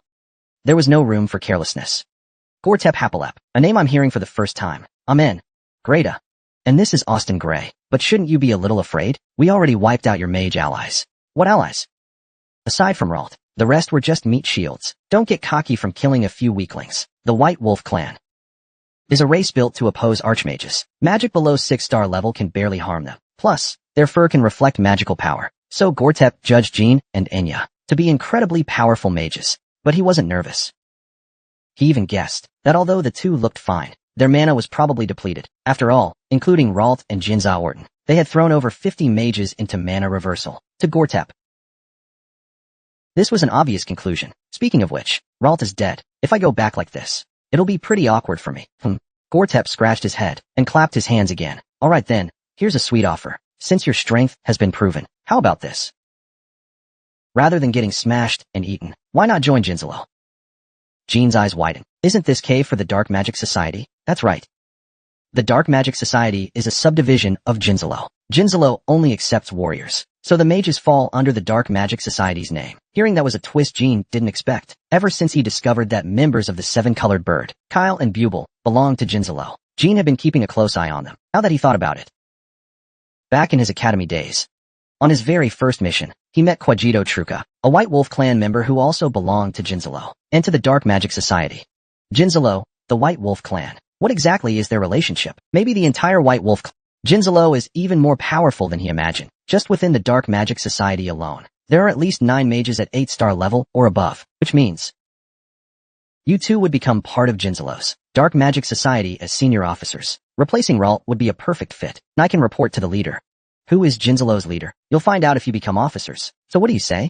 Work with us. To me, you're much more valuable than those corpses on the ground. Especially you. You seem like a good guy. Jean shook his head. That Reup you just mentioned said the exact same thing. That makes 2 invitations already. Jinzalo must be really short on talent. They hand out positions way too casually. Even officer ranks are offered freely. World-shaking plans always lack manpower. And since you said it's the second time, there usually isn't a third chance. Time to value your life. That's where my mercy ends. Gortep's smile disappeared, and his pressure began to rise. As his arcane power surged, the air in the cave grew heavy. Enya clenched his jaw and glared at Gortep. Jean calmly raised his staff. When Reup tried to recruit me, do you know what I told him? Let's hear it. I don't serve those weaker than me. Same goes for you. If you want me in Jinzalo, you'll have to defeat me first. If I lose, then I'll consider letting Jean join. A glint of bloodlust flashed in Gortep's eyes. The pressure was real. But why didn't it feel overwhelming? Gortep drew the hammer on his back. Asterisk, boom. Asterisk, it was even larger than Luna's axe sword, Cranter, just tapping it on the ground. Produced a deep, looks like your brain's no better than your strength. I got your answer. But I made it clear, there's no third offer. Mercy is over. What's left is punishment. Asterisk huff. Asterisk Gortep moved. Enya instantly raised his staff in alarm. Even he was startled by Gortep's speed, even as a 4-star mage. He couldn't track the motion. All they saw was a black blur flash by, and suddenly the distance closed. At least a 6-star dancer would be needed just to react. Asterisk, boom. Asterisk, the hammer crashed into Jean's shield, and cracks formed instantly. Second strike shattered the shield. Third strike forced him to form a new one. Whoa! In that brief moment the shield shattered. Enya launched a spell. But the power of a 4-star wind spell couldn't even leave a mark on Gortep's skin. Not a single scratch. In that sense, Enya did show potential as a genius. He had aimed precisely at Gortep's eye, not his body. Targeting a fast-moving enemies, wasn't easy, but Gortep scoffed at it. He didn't block Enya's spell. He opened his mouth and swallowed it. Even Jean was a little shocked. So women really aren't much. Stop defending and show me what you're really made of, Jean Grey. Gortep spat out some saliva. His tongue wasn't even scratched. Not a trace of blood in the spit. How did you know I'm a woman? That lousy disguise wouldn't fool anyone. It fooled plenty of people. Which is why you're no human. Anyway, get out of the way. I want to see Jean Grey's real power. Boom. His massive hammer swung at incredible speed. The shield wouldn't last much longer. All that effort pretending to be a pure mage was completely useless. Jean had hoped Enya could use that trick to hit one of his eyes. Jean was planning the same. Now that he knew it didn't work, there was no need to waste magic. More importantly, while within the shield, he watched Gortep's strikes and realized there was no need to defend. His pressure didn't feel that overwhelming. Was it because I've grown? Crack. As the 4th shield shattered, he drew Bradamanti. Jean crouched and slashed with Bradamanti. With his awakened hard eye, he knew that even dodging the hammer would barely avoid grazing Enya's nose. So Enya suddenly screamed and threw her head back. Gortep's thigh was slashed by the surprise attack. Blood spattered. Gortep pulled back and started cursing. You damn sword demon. You've all been fooled, huh? Yes, Bradamanti, infused with arcane power, glimmered with radiant light. Gortep paused only briefly, then acted like nothing happened. He rechanneled arcane energy into his hammer. No wonder Rolt's neck was so cleanly severed. So it wasn't magic, but a sword strike. But that doesn't change anything. Jean Grey, one thing is different though. I won't kill you. You're coming with me to see the captain. Jean twirled Bradamanti in his hand and assumed a ready stance. I suggest you don't let your guard down. It's been a while since I fought a white wolf. Would be a shame if this ended too quickly. That would be disappointing. Chapter 164, Chapter 55, Remnants of the Dark Magic Society. Boom. Each time Gortep's hammer struck the cave, the ground shattered. Rubble scattered everywhere. Enya looked at the sunken ground. Jean walked forward with ease. He looked composed. But to Enya, it looked dangerous. She couldn't understand the movement of a 7-star knight. That was natural. "Brother, get back. Austin," Enya called out anxiously. But Jean felt a strange thrill running down his spine. His whole body trembled. The giant hammer pounded the ground without pause, and every strike was followed by a shrill whoosh. The hammer moved with incredible agility. Warriors of the White Wolf tribe trained from young age, with iron rods and long spears. Gortep, a veteran of 300 battles, left to right, right to, then again left to right, along the retreating slants and straight lines. The hammer danced through air and ground. Within that movement was the essence of his experience, and a rhythm perfected for crushing opponents. Unless one had reached a certain state, that rhythm would go unnoticed, which meant Jean had reached that state. How exhilarating it was to dodge his opponent's attacks while 30 seconds of hammer strikes, yet only the ground was damaged. Random fragments flew, but not one touched Jean's clothes. Are you just going to dodge like a rat forever? Gortep wasn't the type for empty words, yet there was a flicker of awe in his eyes. Incredible. He paused his strikes and looked at Jean, looking down at him. Even after swinging that huge hammer dozens of times, Gortep's breathing was still steady. What the hell are you? Never heard of someone your age reaching such a realm. Are you disguising your age? Think whatever you want.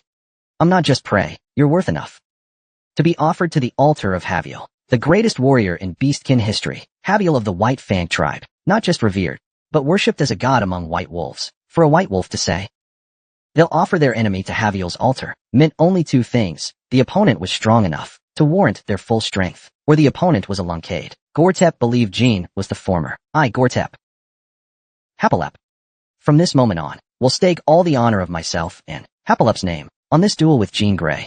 You shall be reborn as nourishment for Yahello's soul, untarnished. Looks like Ginzelro supports religious freedom. This place is better than I thought. Shame we can't join up.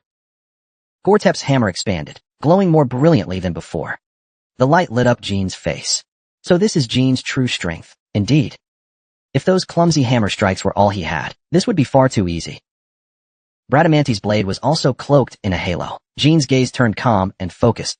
He took a deep breath. The first to split the air was Bradamanti. The blade swung from high above, like an arrow, so fast, even Jean himself was startled. Gortep's eyes couldn't keep up. Wish. The flash of the sword cut across the cave's center. Jean's gaze followed the trail. Gortep swung his hammer with full force. Boom. But it wasn't the clash of blade and hammer. It was the heavy thud of two blunt weapons colliding. Gortep's eyes widened. Bracing for the next strike, he was shocked again. What was this power? Though it was only 7-star aura, the body was clearly that of a young boy, and yet the force of his sword made Gortep's palms feel like they were splitting apart. It overcame weight and overwhelmed distance. Each time Jean's blade came crashing down, Gortep's view of him changed again. This was not power a normal 7-star knight could possess. Such overwhelming strength. Only one person he knew had it, Lunkade. Even if it's true, his blessed bloodline wouldn't change that fact. Jean didn't answer. He was fully focused on his sword. His blade deflected the massive hammer with sparks, a small, nimble human body, forcing a warrior of the Wolfkin to retreat. This was the Lunkade he had dreamed of becoming. Since his rebirth, he'd fought countless battles, but today, he was prouder than ever before. To fight as a true Lunkade. This is how it should be. This is what overwhelming should look like. Every swing should drive the enemy back, eventually paralyzed by fear, brought to their knees. One day, his blade alone would make foes tremble. That was the pinnacle of swordsmanship Lunkade pursued, and in the flash of Bradamanti's strikes, it felt like those very words were hidden within. Clang.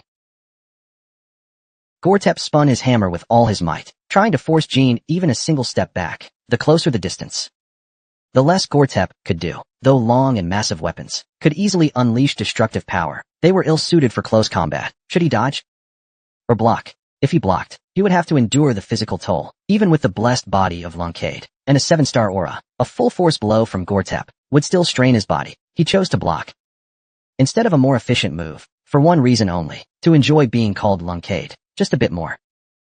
He was the pride of a family of mad monsters, the brightest monster of them all, no longer a disgraced outcast. But he would never forget that wretched past, and the burning desire to shout his name to the world throbbed in his chest. At the moment of collision, his whole body felt like it was lifted, and yet the shock that coursed through his arms looped through his body and vanished, so he only stepped back twice. In that instant, his mouth filled with the taste of blood. Blood surged from his throat, spilling from his lips. When he regained his balance, he saw Gortep struggling to steady his shaking hammer. He, too, was injured. Several fingers were broken, hanging limply. If Lunkade sheds flesh, the enemy must give up bone. If Lunkade falters slightly, the opponent falls into an abyss. Seeing Jean charge again, Gortep couldn't help but sense defeat. No matter how he swung or pushed, the boy wouldn't give up the close range.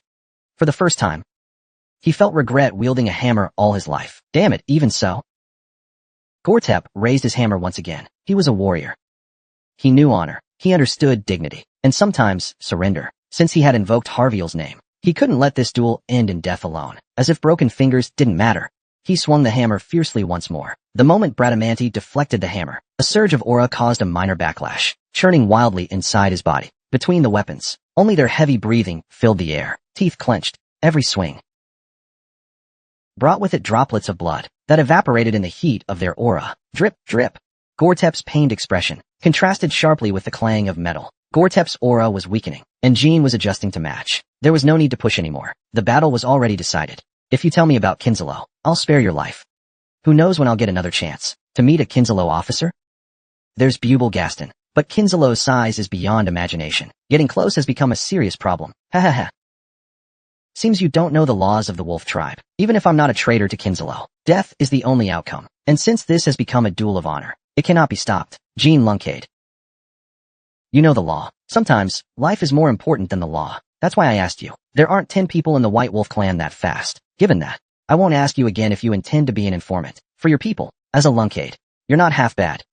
7. Gortef begins gathering his final arcane force. In a short time, he can unleash power stronger than Jin's. This is the move commonly known as Jin Strike, turning all life force into arcane force. Seeing the hammer burning with arcane energy, Jean stepped back for the first time.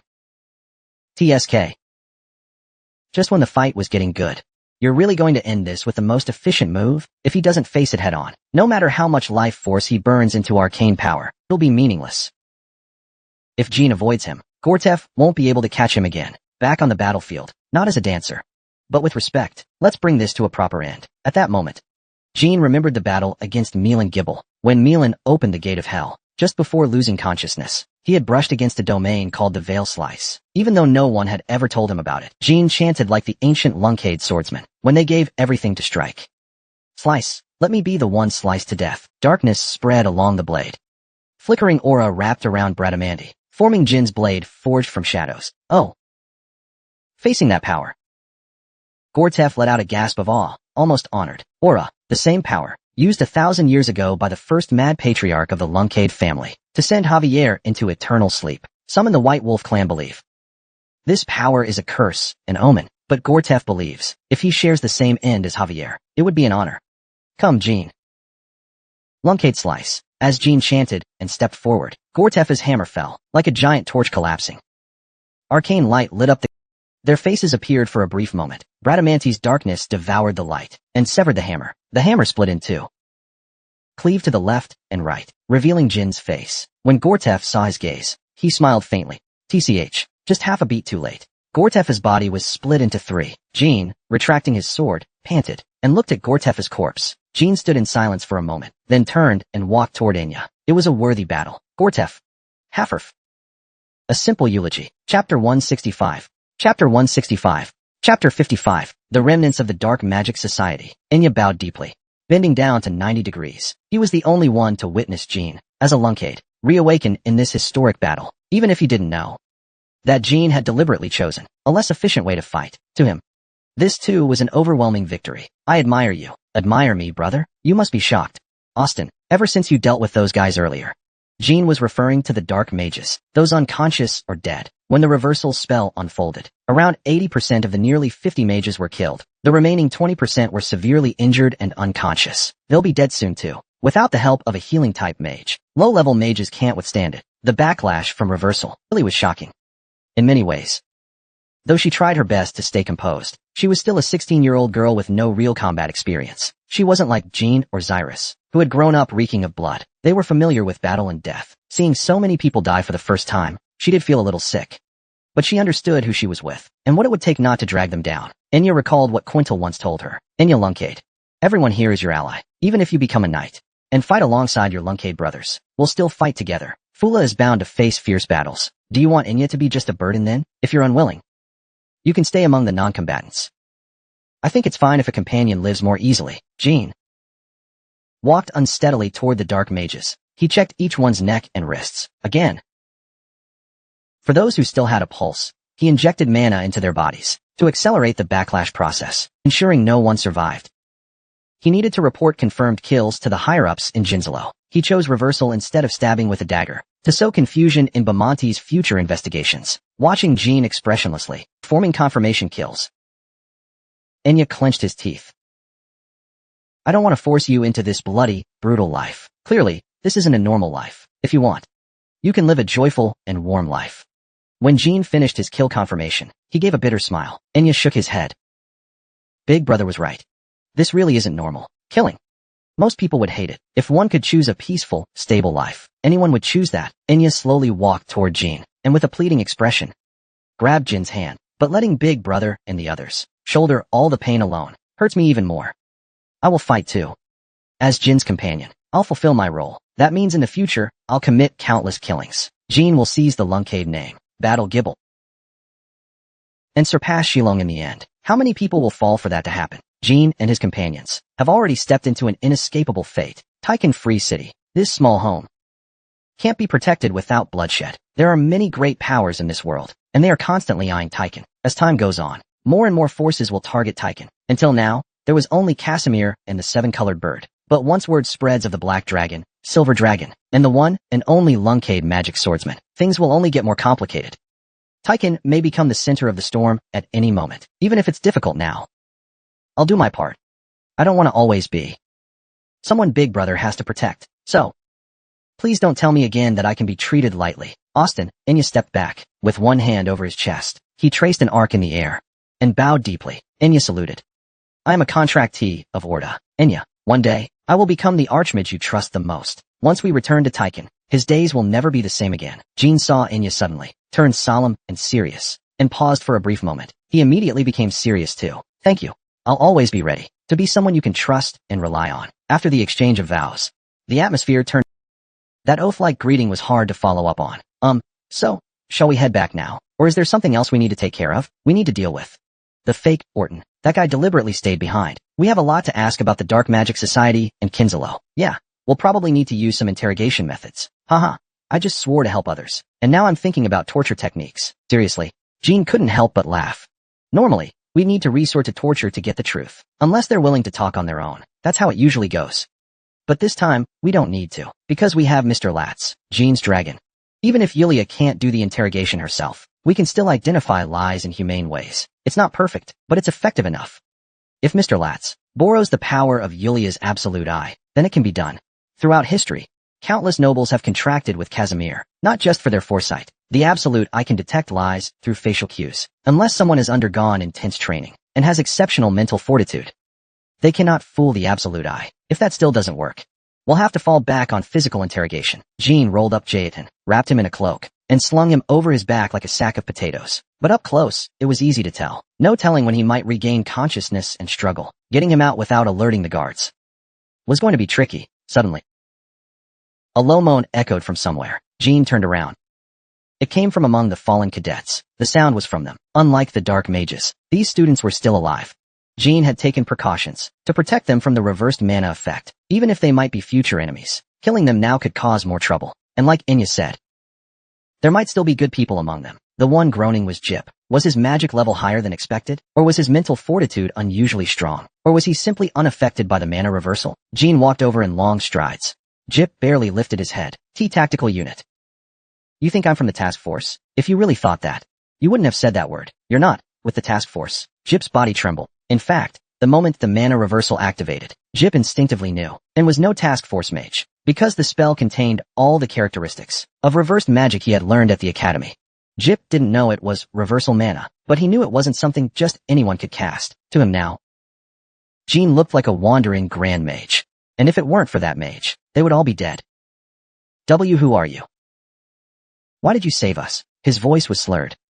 He had regained consciousness, but the reversed mana still lingered. Jip seemed drunk, caught in a daze. Why did I save you? Because my sister wanted me to. You should feel lucky. Sister? Austin Gray. Enya and Jean exchanged a quick look. Even if Jean hadn't said it, he would have understood. Enya slowly pulled back her hood, tore off the fake mustache, undid her tied-up hair, and revealed her true face. He spat out the cotton used to shape his mouth. A faint smile appeared on Enya's face. Pascal. Chip, do you still remember me? Chip's eyes widened. As if he couldn't tell dream from reality, he just panted heavily. I'm sorry. I know I was wrong. Why did you treat me that way back then? I'm sorry I was wrong. He mumbled incoherently. I'm sorry. Chip's tears began to fall. Were those tears of genuine remorse, or just desperation in the face of danger? No one could say for sure. But regardless, Enya chose not to care. Back at the academy, you and your friends bullied me constantly, yet I saved you when you were about to die. Even if I wanted revenge, I wouldn't do it like that. Because I'm not like you. I only took off my disguise to tell you that. Asterisk gulp gulp asterisk. Asterisk gulp gulp asterisk. Chip held back his sobs, making odd choking sounds. Enya told him, don't avert your eyes, even if you're ashamed or afraid, just as I did when you tortured me. I'm sorry. Really, I'm sorry. Remember one thing. Gray and I saved you. One day, we'll come to collect the debt. Got it? Chip weakly nodded. Then Enya spoke again. When the investigation starts, feel free to report us, if you want to see your family destroyed, no matter what. Whether Chip speaks or not, the Bomani family will still launch an investigation. The students and mages in the cave are all dead. Chaos reigns internally.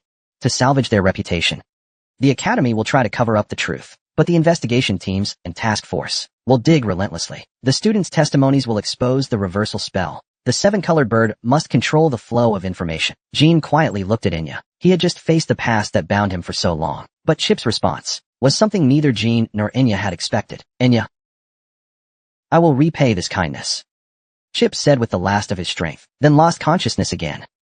Jean and Enya exchanged smiles. That was unexpected.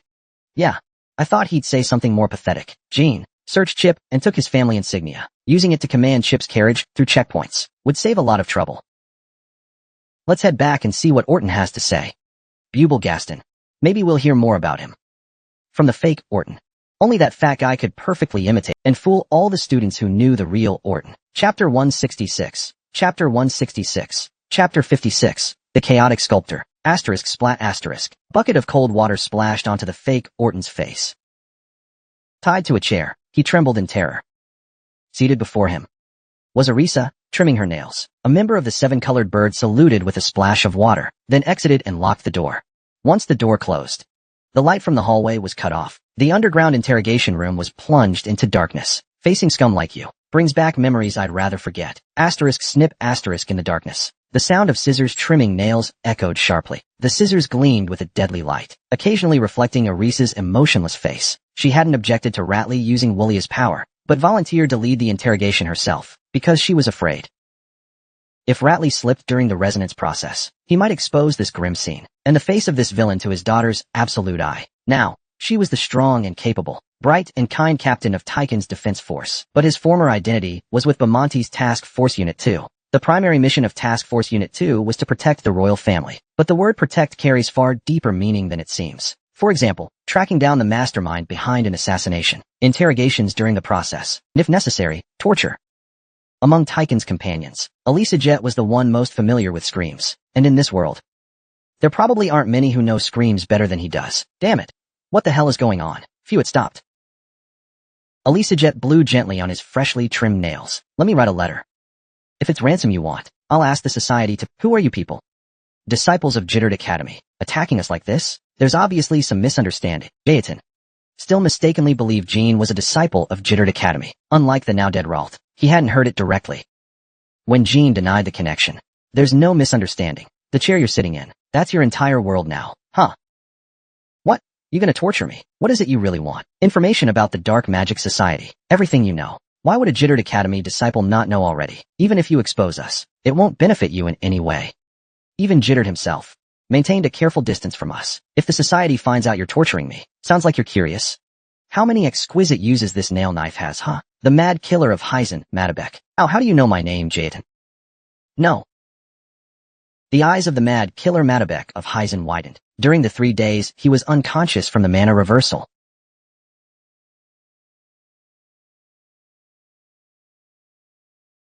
Elisa Jet gathered his information using the rainbow bird. She confirmed the identity of the vegetarian, Jianza, and then tracked Madabek's actions while disguised as Orton. It didn't take much to uncover his true identity. Madabek is notorious for killing. He has long been a troublemaker. For the small kingdom of Hysen. Asterisk snip snip asterisk. The blade scraped across Elisajet's nails again. I'm the deputy leader of Task Force Unit 2, and the person you've messed with isn't just a disciple from Jittered Academy. He's the 8th Prince of Beaumont. 10 aliases? Hard to believe, huh? But I saw that rotten old man from the Hysen Kingdom become a high-ranking mage from the Academy. Orton Mercen. Even I couldn't believe it. Let's build trust between us now. 8 Tentacle Prince. Lonnie. What the hell? Are you saying the one who killed Jittered was the king of Beaumont? If you want a halfway decent death, this isn't the topic you should be talking about now. Huh? Madabek started screaming before Elisajet even moved. He saw no hope of survival. Elisajet emerged from the underground interrogation room. An hour later. Thank you for your hard work, Lady Elisajet, young Master Jean, Enya. The two of them were waiting for Elisajet in the lounge on the first floor. Did you find anything? Of course. He revealed quite a few shocking things. We got the location of the Dark Magic Society's headquarters, the names of some of their mages, and information on transformation mages. Transformation mages? We'd better head upstairs to discuss the details. Young Master Jean. Only 1 hour. And she got the key intel. Jean was deeply impressed inside. Enya imagined the scene in the interrogation room and turned pale. Elisajet glanced at Enya's face and smiled faintly. Don't think the worst, Miss Enya. The interrogation was conducted in a very humane setting. Young Master Jean is a Beaumont prince, and I'm a member of Task Force Unit 3. He spoke naturally. Recalling his old organization seemed to stir up mixed feelings in him. I'm just worried that you'll suffer because of that man, Lady Elisajet. Heh. Madabek is trash who enjoyed massacring civilians. It's almost disappointing how easily he talked. Look at the cruelty of what he did in Hysen. It was so brutal. No torture needed. He confessed so easily. Jean and Enya wondered if it was really true, and shook their heads. If they had to choose the scariest ally right now, they would choose Elisajet without hesitation. So what's going to happen to Madabek now? No need for Miss Enya to know that. Haha, right. As they headed to Casimir's office. All their companions had already gathered there. All right. Everyone's here. Let's go over everything. Young Master Jean really found himself a capable aide. The Dark Magic Society's headquarters is in Outram. Outram? Isn't that the old capital of Bankera? Malakan and Quicantal answered at the same time. Elisajet nodded. That's right. Bankera was the old capital at the southwestern corner of the eastern continent. Over 500 years ago, Lord Quicantal should have experienced that time firsthand. That era, Malakan was in hibernation at the time. As Elisajet said, Quicantal remembered clearly. The crisis of destruction Bankera faced back then. I didn't witness it personally, but it was a major event, so I remember it clearly. Over 500 years ago, Bankila was invaded by demons to reclaim the sacred demon relic, preserved by Bankila for generations, the Eye of Giddo. At the time, the Lunkade and Gibble families aided the neutral nation. Bankila dispatched both knights and mages. According to records, this was the only war where Lunkade and Gibble fought side by side. The Holy Nation defense, it ended in Bankila's victory, but the devastated land could no longer be rebuilt, so Bankila relocated to the center of the continent, essentially refounding their nation. As for their original homeland, it remains a restricted zone to this day, a haven for monsters. After Quintal finished explaining this, Mirakan yawned. So that's what happened, huh?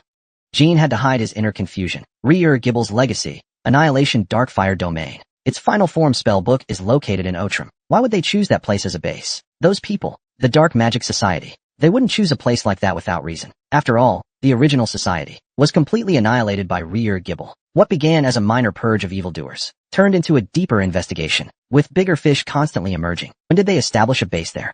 About 50 years ago, likely, as young Master Jean said. The Dark Magic Society is far more than leftover scraps. Just as expected, Roltozu's older brother, the Cold-Eyed Joe, was also a member of the society. And that's not all. Arisa read out names obtained from Matto, mages affiliated with the Dark Magic Society. The group let out a short sigh. Fijalin Henser, Grand Elder of Beaumonti Academy. Susan, head of the Callista family. And Chukto Delier, Archmage of Lalista Ans. Only these three were confirmed as 9-star mages. Matto didn't know the rest.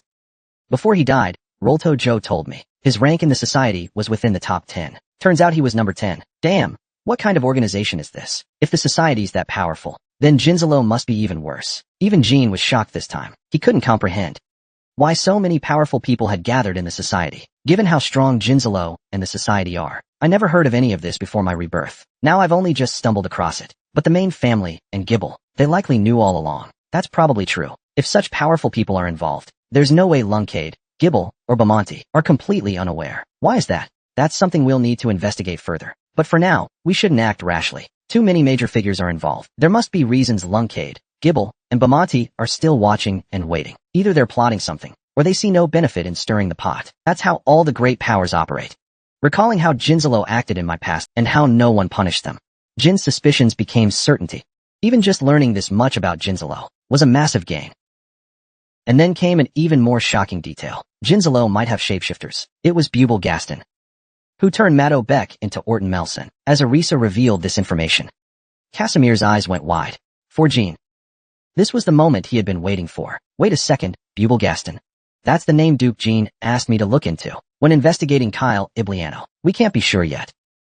But Kyle might be part of Jinzalo. He visits the Principality of Carano every week, always to the same sculpture studio. It's called Art.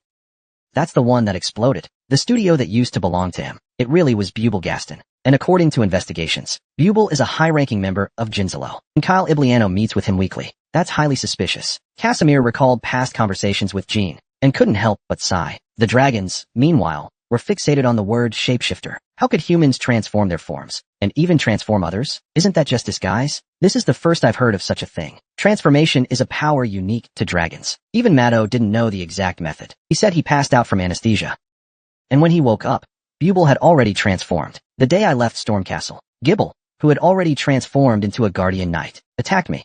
A fanatic. When Jean brought up that incident, everyone's eyes turned toward him, and at the banquet, I nearly killed Bubel. I'm going to see him. Chapter 167, Fragments of Chaos 2.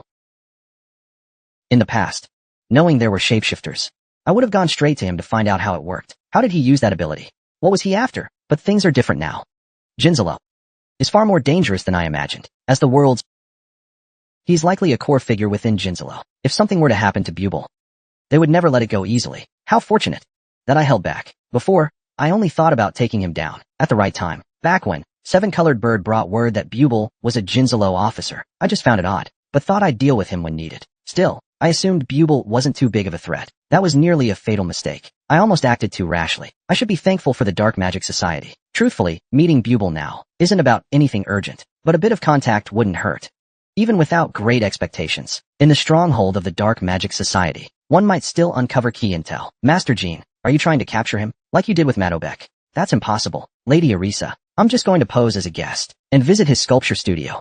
Just to see him in person, nothing more. Jinzalo and the Dark Magic Society. Their security isn't as tight as you'd expect. Who knows? Maybe I'll pick up some intel. Jinzalo and the Dark Magic Society. They didn't leak intel to Jean because of lax security. Rather, they never expected the variable known as Jean Runcandle, the magic swordsman, that outlier. From the way the Academy mages carried out the purge in Jin's previous life, the Dark Magic Society successfully kidnapped apprentices. Their plan worked. Extinguish the flames while you still can. Once Jean Runcandle, or Gray, the name of the magic swordsman, becomes known, more people will watch him. At that point, getting information won't be so easy. Once the world learns that Jean Runcandle is a magic swordsman, and that he's allied with Sarah, Tychon will be exposed as his base of power. If Lady Meiji thinks so too, then taking a look at his face can't hurt. After all, Jinzalo and the Dark Magic Society still don't know. Master Jin's face. Are you going alone? Casimir asked. Jean shook his head. No. I have the perfect person for this. Also, Lord Casimir, please have Seven-Colored Bird investigate the connection between the White Wolf clan and Jinzalo. Jean smiled faintly. Meanwhile, the Bamani Special Task Force was fully mobilized. During the operation to eradicate the Dark Magic Society, the surviving apprentices were interrogated by Group 3 Leader Latz and his 3 subordinates, along with the Magic Division's Group 3 Leader, V, and his 5 men. They were responsible for the investigation. No one remembers what they looked like. Pascal, Chip, Kinmora, Maz, Oral. You were the ones who brought them in, and now you say you don't recognize them? That's impossible. You really don't remember? Commander, we lost nearly 20 apprentices destined to become future protectors of the Empire, and 2 6-star mages, plus 1 7-star mage died. If you don't give an honest report, your families will also be implicated, V said quietly. The 3 apprentices shut their eyes helplessly. Eventually, Jip spoke up with courage. But honestly, we really can't remember clearly. It might be due to magic backlash. Our memories are hazy. We've already told you everything we could recall. And if it weren't for those people, none of us would have survived that battle. We actually want to repay them. Yes, that's right. Just like he said. The only names we remember are Jean and Gray. Austin Gray. If you find them, please let us know, okay? Not just us 3, but the other students feel the same way. Since ancient times, Academy students never forget a debt of gratitude. Latz and V both sighed internally. They're all the same. These students obviously know something, but they're choosing silence. In the case of Moira, Oral, and Chip, it was purely about repaying kindness. And even if they exposed the Special Task Force's deception, they saw no benefit in it. Of course, Their fear of Jean was the bigger reason, so they chose silence. Other students had different reasons. Among those who experienced reverse flow, a name was already circulating. Kiddard, returned from hell, to mages. Kiddard's infamy far exceeded that of the task force, especially among the students' parents. Many had witnessed Kiddard's terror firsthand. That's why they ordered their children to keep silent, whether he's reborn or it's his disciple. The students had no reason to fight the Dark Magic Society, so the task force needn't press the matter, rather than anger Kiddard. It's better to disappoint the task force a little. That's how the students' parents saw it. In fact, from their point of view. Honestly, the task force should be going after the Dark Magic Society, not Kiddard. We absolutely cannot torture the students, so we can't push them too hard. What they're doing is understandable. They've been through a lot. Leader Lats, what do you think? After the students left, V said, one thing's certain, Jean Grey is either Kiddard's disciple, or Kiddard himself. Otherwise, he couldn't have gotten the reverse flow spellbook from the Eternal Vault in Bankila. I agree with that too. When I first heard of Kiddard's death, I thought he was killed by assassins. That's what the report said. That the reverse flow spellbook was still secured in the Eternal Vault of Bankila. But if Jean Grey is actually Kiddard himself, then he may have had help from a shapeshifter. Maybe, for some reason, he faked his own death, shed his identity. The shapeshifter that Special Task Force 13 has been tracking all this time. Right. The one who killed the White Wolf clan was Austin Gray's group. Latz said nothing. He just scanned the crime scene. Austin was different from Jean Grey. Short in stature, with an ill-fitting beard, and an unusually hoary. It was said he was between 15 and 20 years old. That was the testimony of other students. Excluding Jipal Mala Oral. Although their parents ordered silence, they couldn't stay silent before the Special Task Force. They still felt some burden. Since some time had passed, Gortep's body had been cut, to the point that his features were blurred, but the hammer he used remained unchanged, left lying for a long time. That hammer had been split cleanly in half. Dante Hylon. Suddenly, Latz remembered the name. Short in stature, with a hoarse voice, capable of splitting a White Wolf tribe hammer so cleanly. Of all the people I know, only Dante Hylon could do it. I need to visit the Hylon household. But that night, Latz brought the halved hammer to the Hylon residence, only to hear this from Dante. I'm not yet at the level where I could split something this cleanly and precisely. Sir Latz, judging by this cut, this is something only an 8th level knight could achieve. By the way, who took down the Dark Magic Society? A member of the Grey family. Tizing. Next time I see Jean, I'll have more questions for him. October 30th, 1796. Jean was on his way to the Duchy of Colano to meet with Bubel. He deliberately took a detour through the moving checkpoint in the Kongan before leaving Belladin and Dante. He visited the tavern where they used to drink together, had a few drinks, and spent the day there. By noon, he bought a ticket to the Duchy of Colano. At the central moving checkpoint of the Kongan the checkpoint was bustling at midday. Nobles setting off on their journeys. Merchants traveling for business. Jean wore a pair of glasses, without lenses. He wore gloves to cover his calloused hands. He looked like an ordinary man. Dear passengers, the moving checkpoint will open in 15 minutes. Please remain seated and wait during this time. Staff moved back and forth checking the passengers. Light footsteps echoed. The sound of heeled shoes. Recently popular in the Kongan. Could you move your bag? This is my seat. The person stopped in front of Jean and said. He had brilliant red hair and wore a neatly tailored formal suit. Jean looked up at him and gave an awkward smile.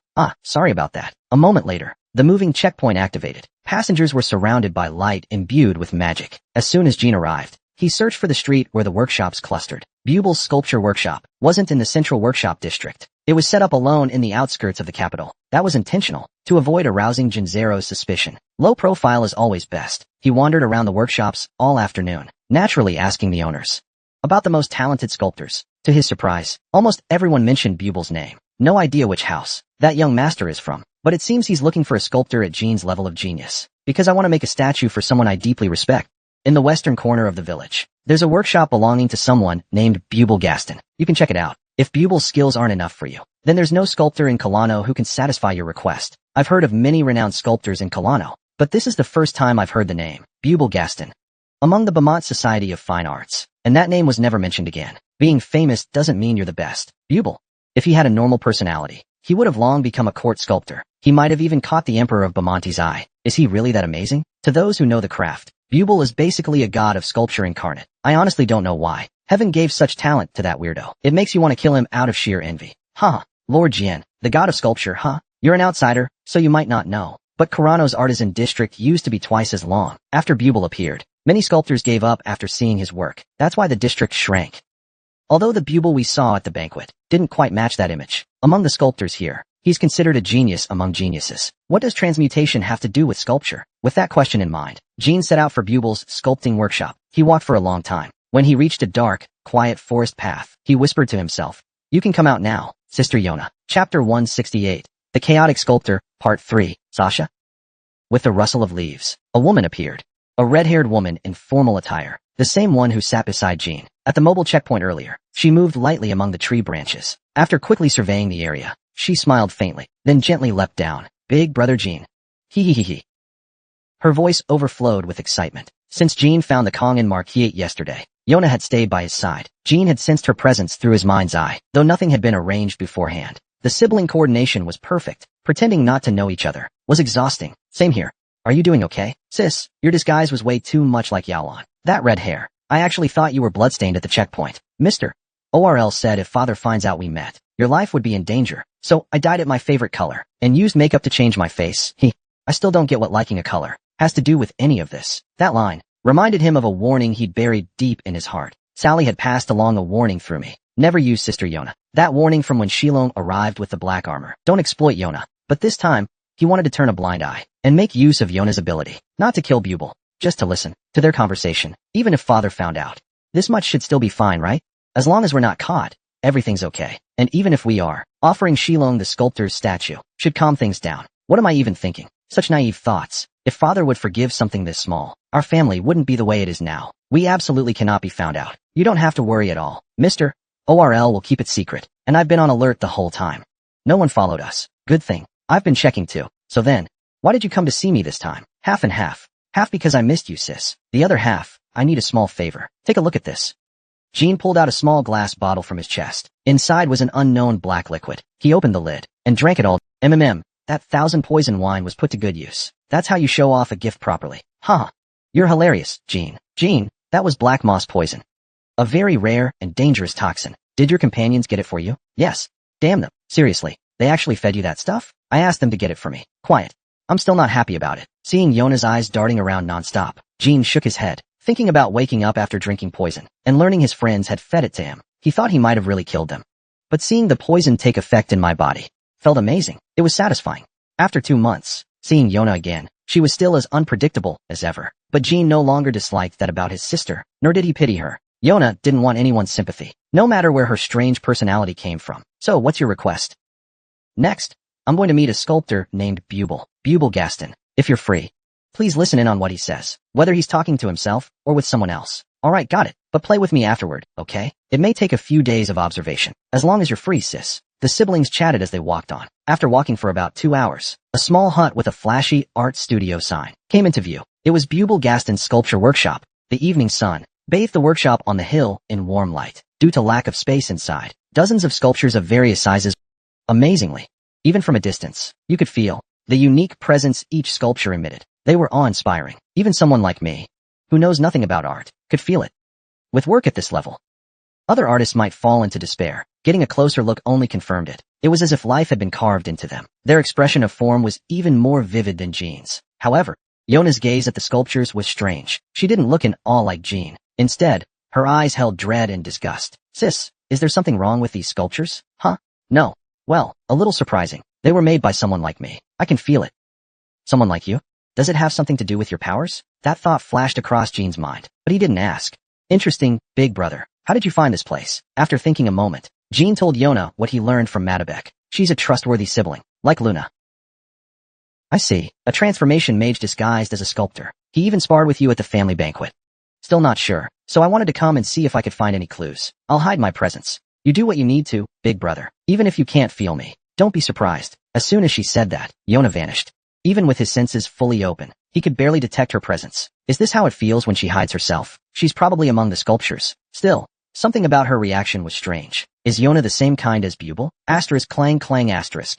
He rang the bell hard on the door. Sculptors in Colano usually worked in underground studios, so they often couldn't hear knocks on the door. After ringing for a while, heavy footsteps came from inside. Bubble dragged his heavy body and stomped up the stairs irritably. Who the hell is knocking so? Bubble couldn't finish his sentence. He could only glare at Jean. Bubble Gaston.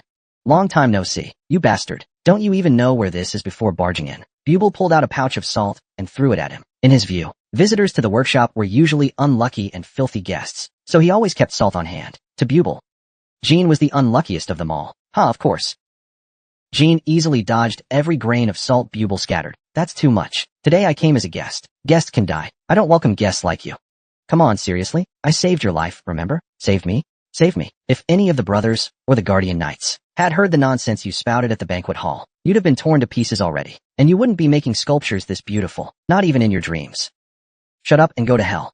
Buble's fist slammed hard into Jean's nose. Ugh, that's enough. Even if I were a knight in training, I wouldn't behave like this. It felt like something snapped, as if the threads of patience in his mind were all breaking one by one. Maybe punching this guy won't raise any real suspicion, but is this brat fearless, or just slow to learn?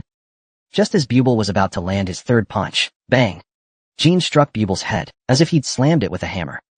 Unlike that time at the banquet, where they only barely managed to stage a fight, Jean had made remarkable progress since then. Meanwhile, Buble was still the same clumsy level 6, as Buble's legs wobbled, and he was about to collapse. Jean grabbed his wrist and forcibly held him steady. Another figure appeared in the workshop. What's all the noise, Buble? Young Master Jean?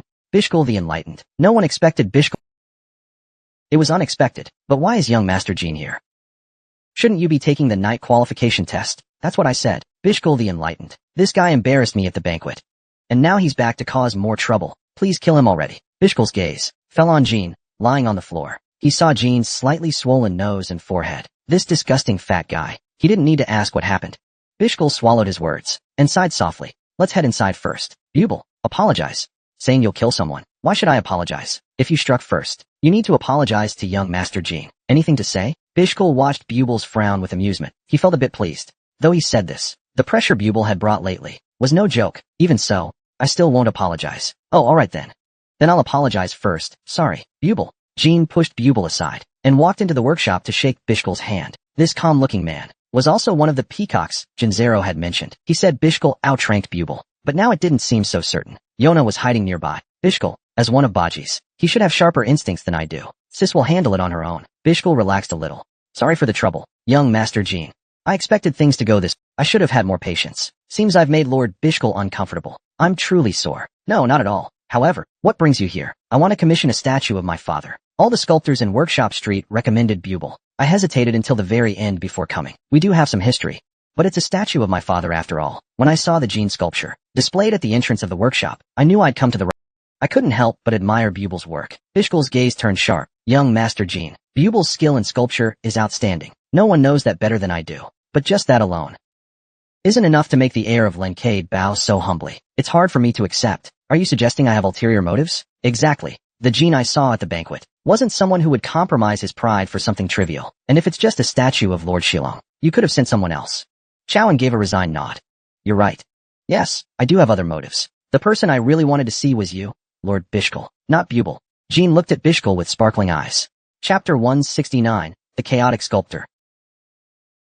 Of course, this was a lie he'd just made up. Bishkul's expression clearly showed displeasure. But what else could he do? Bishkul, if Ibria Nua suspects you, things get complicated fast. I had to give him a convincing story. Bishkul shook his head, his gaze sharp. So it wasn't Buble you came for, but me? That's right. And what do you want from me? Bishkul watched the situation with a playful look. The corners of his mouth curled slightly. Is it because you, as a knight in training, want to spar with me? Nice reaction. A bit embarrassing, but that's correct. Since I don't have an invitation letter, I can't visit Ibria Nua directly. So I first approached Mal, and Miss Jella introduced Buble as our friend. Friend, huh? At the word friend, Bishkul's eyebrows twitched. So you're saying, you came to see me through Buble? Bishkul didn't ask how Jean knew the workshop's location, or any questions like that. He believed that after Lencade's duel with Buble at the banquet, he must have done some background checks, and the statue of his father wasn't a complete lie either. If I'd known Buble was the best sculptor in this city of art, I wouldn't have wasted the whole afternoon wandering Workshop Street. A moment of silence. Jean couldn't tell if his lie worked, but he didn't show it on his face. Bishkul took a cigarette from his pocket, struck a match. Smoke filled the air. Bishkul finally spoke again. After half the cigarette burned down, he'd made up his mind about Jean's sudden visit. That duel with young Master Jean left a deep impression on me too. I also look forward to the day we meet in combat again. Thank you for the praise, but now might not be the right time. Why not now? A little sparring is fine, but don't trample on a blooming flower. As a senior, you should. Let me give you a piece of advice. Excessive passion is poison. A flicker of excitement passed through Jean's eyes. Look at this. Even if his challenge was based on a lie, he didn't deserve to be brushed off like that. Of course, he didn't let anger cloud his judgment. Since becoming a knight in training, he had faced many opponents, but maybe they weren't strong enough. He had never felt the urgency he did when he fought Lord Bishkul. That feeling of needing to use a new sword style, just because one reaches a level once, doesn't mean they've mastered it. It was precisely because he'd reached that level once, that their duel nearly ended in disaster. The provocation was indeed stronger this time. However, Jean believed Bishkul would never fall for it. This kind of taunt wouldn't lure him in. Besides, for someone like Bishkul, there was no benefit in winning. Bishkul was currently an 8-star, while Jean had reached 5-star at the time of the banquet. There was a huge gap between them. A huge gap between the two, in the months after the banquet. Bishkul sensed that Jean had improved a lot, though still not enough to affect the outcome. Bishkul stubbed out his cigarette, and sighed. Forget it, young Duke. I don't want to waste my energy on something so dull. Besides, I'm here on vacation. Don't you think that's a bit rude? I apologize for that. Suddenly, Bishkul formed a blade of aura with his palm, and slashed at Jean's bangs. Before the aura could even touch his hair, before the strands hit the floor, he slashed again, cutting them into 3 perfect pieces. Jean, who reacted a split second too late, felt a chill. Even Bubble felt. Bishkul had sliced open Jean's throat. His eyes widened. That was just to remind the young Duke. You should at least respond to sneak attacks of that level. Otherwise, it won't hold up at all. He's right. Except Jean purposely didn't react. He nearly dodged on instinct. That was scary. If he had, then Jean would have had to duel Bishkul. And that's exactly what Jean wanted to avoid. Up to this point, provoking Bishkul was only to divert suspicion and distract him, so Yona wouldn't be discovered. If Jean really had to duel Bishkul, he'd either lose using only swordsmanship or expose his hidden powers. Neither option was favorable. Luckily, he didn't realize Jean had let the attack through on purpose, but it was indeed a brilliant sneak attack and a clean way to end the encounter. Bishkul, huh? Bubble clicked his tongue in frustration. Why didn't he just cut that brat down? How satisfying it would have been for Lord Bishkul. Bubble, please, enough already. At this rate, once young Duke Jean becomes a knight, how are you going to handle him? That guy's definitely going to die before that. Just look at how he challenges Lord Bishkul without fear. So arrogant. Bubble. Gaston. Jean suddenly turned and approached him. Bubble frowned. What? How are you going to handle it? Jean set his sights on Bradamanti. Young Duke Jean, I admit I've been arrogant and rude. Lord Bishkul, I'm still just a greenhorn unworthy of dueling you. But insulting Lincade is a different matter. This time, it wasn't an act. Jean's killing intent burst forth. Bubble was stunned, just as he was about to hide behind Bishkul. Take one step, and I'll cut you down. Bubble. Young Master Jean, please stop. Can you really stand by? While watching the name of Ibria Nua be described, Bishkul had no answer. It was true that Bubble had insulted Lincade. If it were only me he insulted, I could endure it for your sake. But he spoke the Lincade name. This madman has gone too far. Now that it's come to this, even Bubble knew he couldn't back down, and instinctively realized, if he moved, he would be cut down for real. I understand now. But if that's the case, I'll have to stop you, young Duke. Then go ahead. Even if it costs me my life, I'll still cut him down. To protect Lincade's honor. Of course, as a knight in training, your family won't take revenge. But if you kill Bubble, I'll kill you. And then what? You'll die to protect Lincade's name. But what meaning would that sacrifice have? Even if the family never knows. As long as I have no regrets in my heart, it's enough. Must you really go this far? For the first time, Bishkul shouted. Damn it. All because I didn't shut that bastard's mouth. Judging from Jean's attitude, this was no bluff. What should I do? What now? A cold bead of sweat slid down Bishkul's neck. Truth is, he wanted to kill Bubble even more than Jean did. But until Jinzalot's grand plan was complete, this guy had to stay alive. If I want to stop him, they're too close. Before Jean swings, I'd have to cut off his arm or his neck. That's the only way to stop him. But I'm not sure I can sever his arm cleanly, especially since I only have my belt at my waist. Before Jean arrived, he had been eating sweet potato croquettes with Bubble in the basement, so he didn't bring a sword. Even if he used aura like earlier to form a blade, it wouldn't be enough. To sever an arm, he'd need a full-sized weapon, and by then, Bubble's head would already be rolling. In other words, Bishkul's only option was to cut off Jean's head to stop him. But if Jean died, would Lord Shilong really remain indifferent? Would Shilong truly show no reaction? Shilong wouldn't take revenge just for Chao En, even though he cared deeply for him. But if news spread that someone took revenge for a knight in training, the whole clan would be shaken. The patriarch would lose face. The tradition denied. But to Bishkul, this couldn't be taken lightly. If the heir to House Ibria Nua were killed within Ibria Nua territory, not just the family, but Jinzalot would be implicated. Thinking this, Bishkul realized this couldn't be hidden. Too many people had seen Jean's face. As Bishkul stood frozen in indecision, Jean spoke behind him. Count to 3, Bubble. Before then, kneel and apologize. Kneel, Bubble. Bishkul roared. As long as Bubble knelt, this farce could end without consequence. 2, kneel. Asterisk thud. Asterisk Bubble's round knees hit the floor. Just as Bishkul was about to breathe a sigh of relief, Jean pressed the tip of his sword to Bubble's throat. I did everything you asked. Now your turn. I suggest you give a good reason before my hand slips. Watching Bubble tremble with shame and rage, Bishkul's heart churned. I was wrong. At that moment, Jean showed a faint smile. If it weren't for Lord Bishkiel, he would have accepted the apology first, and then killed him. That would be the rightful punishment for insulting a lunkhead. Thank you, sculptor. Jean then bowed respectfully to Bishkiel. This junior has made many rude mistakes. Lord Bishkiel, if you wish, you may hit me, until your anger subsides. Bishkiel wearily pressed his fingers to his forehead, though the lunkheads burn like fire. This is the first time I've met someone like you. I can't really blame Bubel for how he acted toward you. As the head of House Ibliano, I must show respect. Jean may be outrageous and infuriating, but even among the lunkhead knights, there are very few who could act like this. Jean, you've surprised me since the banquet began. At the same time, he resolved that next time, he would strictly control Bubel's mouth when meeting outsiders. He only hoped that unpleasant incidents like this wouldn't happen again. I won't punish you today, because I remember your mercy toward Bubel. I'll keep it in mind. Go on.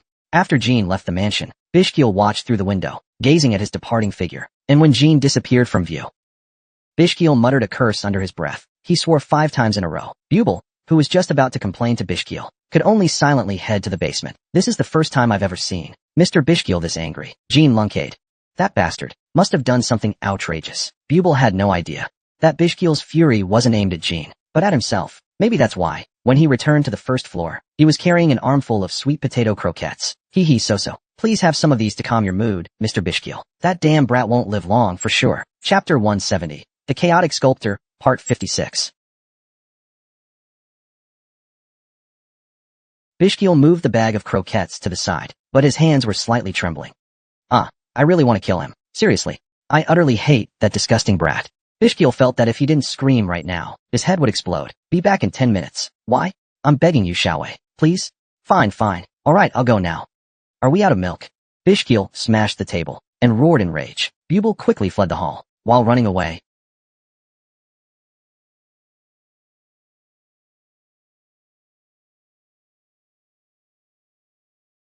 he even picked up the sweet potato croquette that had fallen on the floor. Wow, Bubel. Gaston, even considering that I'm also a bearer of chaotic energy, that's one impressive lump of meat. Even Yona, watching everything from the window, couldn't help but sigh softly. Bishkiel stormed into the basement, shouting like a madman. Please just die already. His fury and despair echoed throughout the basement. Yona, on the other hand, smiled faintly. Bishkiel came back to the first floor, trying to fix his messy hair. Bubel quietly snuck back into the hall. Only one croquette was left from what he'd taken. He cautiously tested the waters, and stuffed the last croquette into his mouth. Asterisk gulp gulp asterisk. Seeing that, Bishkiel surprisingly didn't explode again. Feeling better? Let's continue our earlier discussion. Bubel, referring to the official talk they were having, before Jean interrupted them. The captain, has formally declared the end of our alliance with Gibble. That was the first major announcement. Yona pressed her ear closer. Normally he'd keep his distance. Approaching a basing knight wasn't easy for him. But now, Bishkiel had grown numb from his inhuman patience. Great. Then pass it along to Gibble. Those guys are more wicked than Jean lunkhead. They've been secretly using magic stones to cause destruction. They should have been punished long ago. To keep our divine work going smoothly, we still need their power. But from now on, when you craft divine relics, material acquisition won't be as smooth as before. So that's the issue. But back then, Mr. Bishkiel, it was sculpture, not artifact crafting, and they were works of art, not divine items. How many times do I have to explain that? They're sculptures. Bishkiel barely held back his disgust, and corrected the wording. How badly will this affect material acquisition? The remains of dead gods are nearly impossible to get now, and ruins from the old civilization yield barely half. But according to the break-off terms, we can reclaim some of the works we previously gave Gibble. The compass. Bubel's eyes lit up. We must get with it. We can easily find living gods and use them as materials. Of course the compass is among the retrieval items. As long as we get that back, we can give up on the rest. Second only to magic stones. That's my masterpiece. My compass is finally coming back to me. Bubel.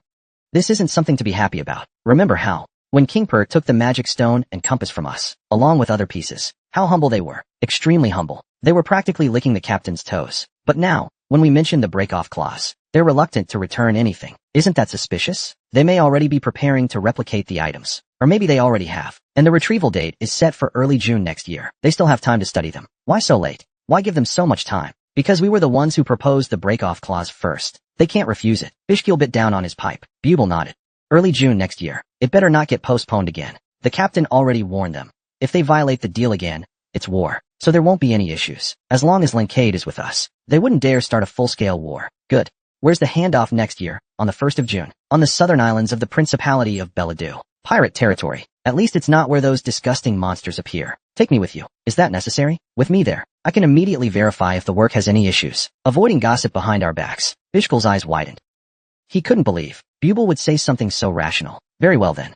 I'll report it to the captain. Also, Lord Bishkul, has that Jippel been found yet? I once scattered him. Madabek. That's the name. Precisely because of the incident with Jean over there. Headquarters is still in complete chaos. Bishkul suddenly stopped mid-sentence and froze in motion. He carefully looked around, then stood up and began inspecting the windows. I knew it. Too close, maybe?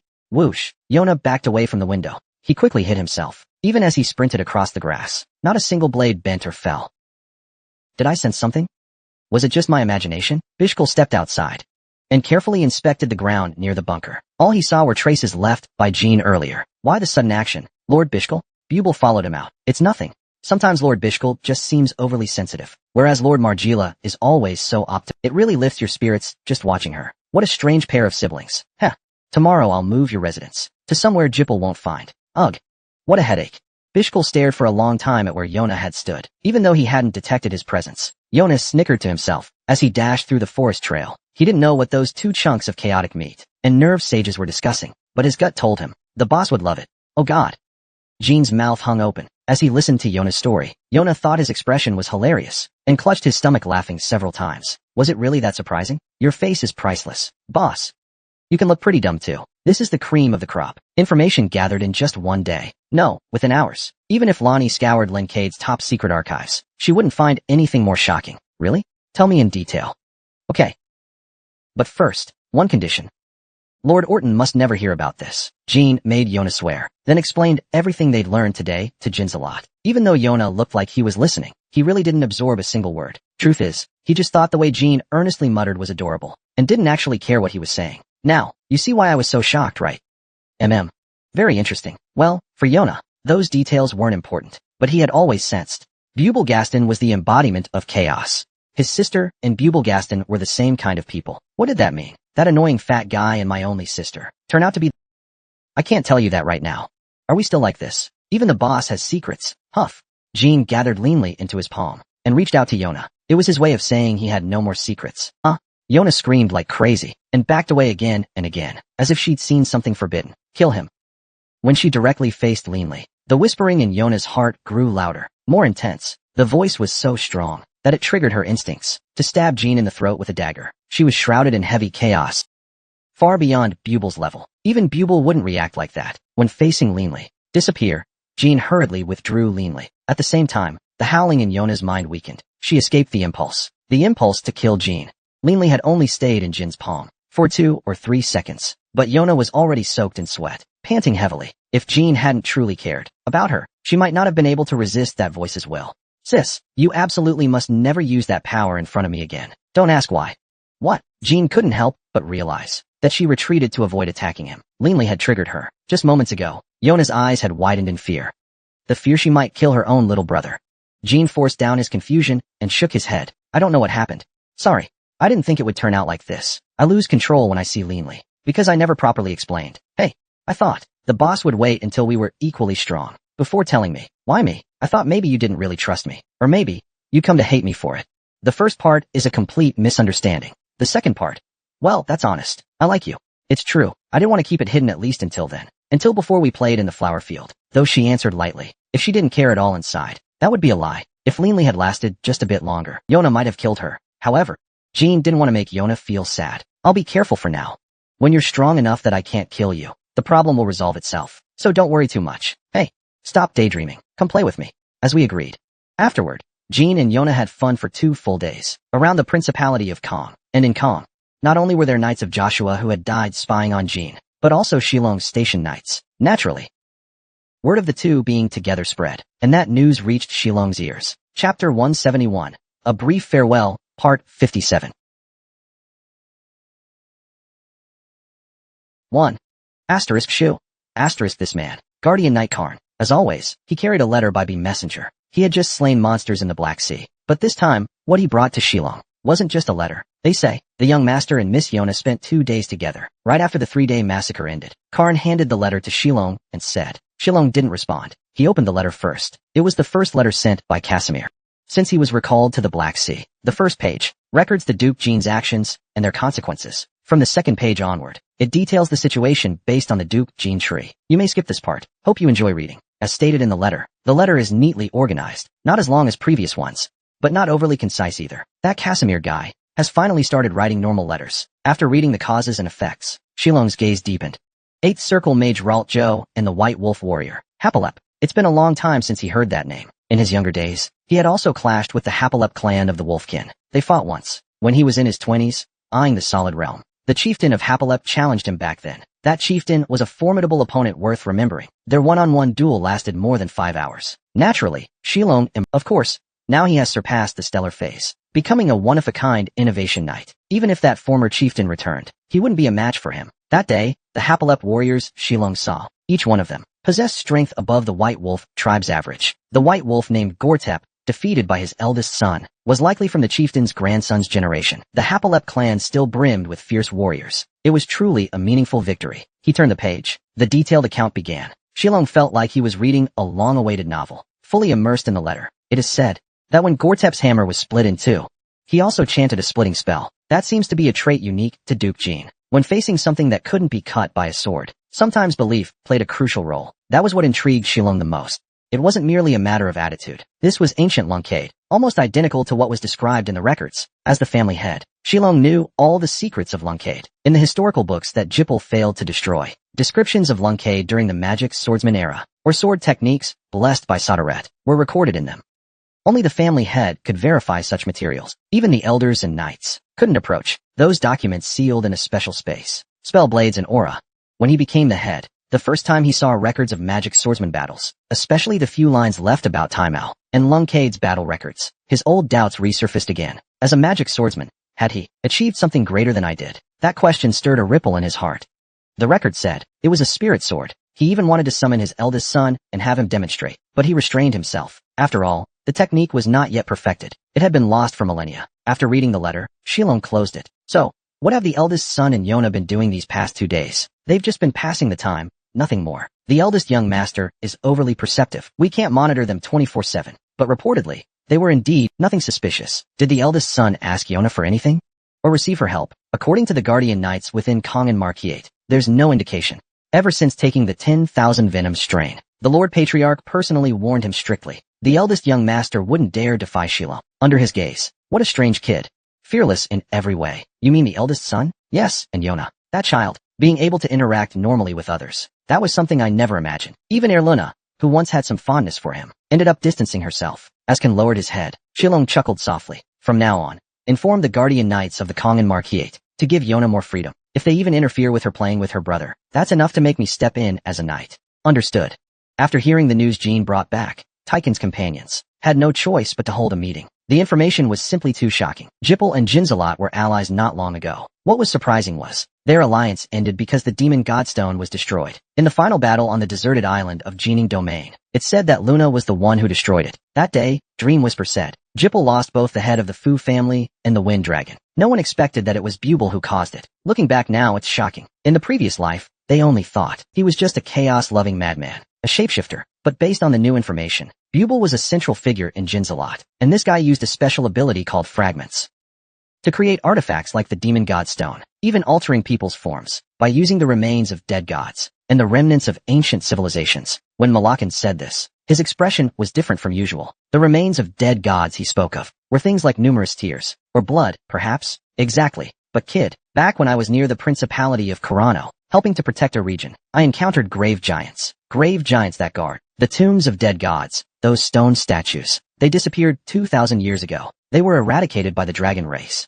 Malakan and Quickhantle both took part in the operation to wipe out the grave giants back then. Why were grave giants there? Now it all makes sense. It was Bubel Gaston's doing. Moreover, he apparently made a pact with the god of fragments, Weir. The god of fragments, Weir, a name none of them had heard before, except for Malakan and Quickhantle. No one knew, even among saints. Those who know Weir's name are rare. It's no surprise you don't know. Just like Cram, who we encountered in Cologne. He was one of the gods of Sarajan in the past. Weir dwelled in the tomb of fallen gods. Weir also made the greatest contribution to the creation of origin stones by the gods. But with the destruction of the origin stones, and the passage of countless years, Weir lost his divine status. He became a mortal, a regular being, the place where gods who lost their divinity gathered. was the tomb of dead gods, grave giants, where statues were created to guard their dignity and his own. Statues forged by Weir. After Malakan finished explaining the legend, Quicantle nodded silently. For most dragons, eliminating the grave giants wasn't a fond memory. After all, they were destroying the tombs of beings once revered as gods, their burial grounds. Then could it be Weir was revived and regained his divinity, and made a pact with Bubel? Is that possible? Absolutely not. But if we don't assume Bubel is Weir's contractor, nothing else. Judging from how he can manipulate transformation, he might even be always tangled with gods. If what Malakan said is true, then Bubel Gaston is a truly mysterious figure. But why would someone like him side with Jinzalot? It must be related to Jinzalot's great cause. First, Strawberry Pie needs to find out what exactly that great cause is. Since they gave the demon godstone to Jippel, it's clear they want to become the one true god of this world, relying on memories from the past life. Jinza knew exactly what revolution Jinzalot pursued. It was to crown their own king as the sole king of the world. This was the same as how Jippel used the demon god at the time. The ambition to become the one true god has been consistent. What I care about the most is that compass. From the conversation between Kale and Bubel back then, that compass seems to be a tool capable of locating God's contractors. I think so too. The kid uses the compass to find the contractors, then uses the demon godstone to absorb them. That's for sure. As for Inya's situation, the upper ranks of Beaumont already know about the contract, but Asmer's contractor hasn't been revealed yet. So how did they first approach Ratri? Seeing how they haven't been taken away yet, they must have long known about Asmer's contractor. They even knew the contractor was a child. That's true. Could it be that during my 1,000-year slumber, a spell to detect contractors was developed? No such magic could exist. Not 1,000 years ago, and not now. Unless a contractor reveals their power themselves, no one can detect the contract. Jean and Malakan recalled their first conversation with Quicantle. All three remembered the situation back then. They nodded. Fortunately, the compass isn't perfect, and failed to find Yulia. Instead, it wrongly pointed to Ratri. Early June next year, Jean finished speaking. Everyone turned their eyes toward him. That's the date Jippel promised to return the compass. The location is an island in the southern Beladu Principality, the pirates' territory. There are still more than 6 months left. Before then, they must gather as much information on Jinzalot and Jippel as possible, and then seize the compass. If they can, they also need to figure out how to secure the compass. Why must this be done? No one questioned or asked, because among them were 3 contractors. As long as the compass points to Tychon, Jippel or Jinzalot's hunters will come. Thinking back to the final battle with Andre, he had said, "You're the perfect vessel for the demon god," and that 12 gods were sealed within it. Fortunately, they haven't been discovered yet, but who knows when they'll become the next target? Jippel and Jinzalot are both up to something. They can't just sit back and watch. Chapter 172, Chapter 172, Chapter 57.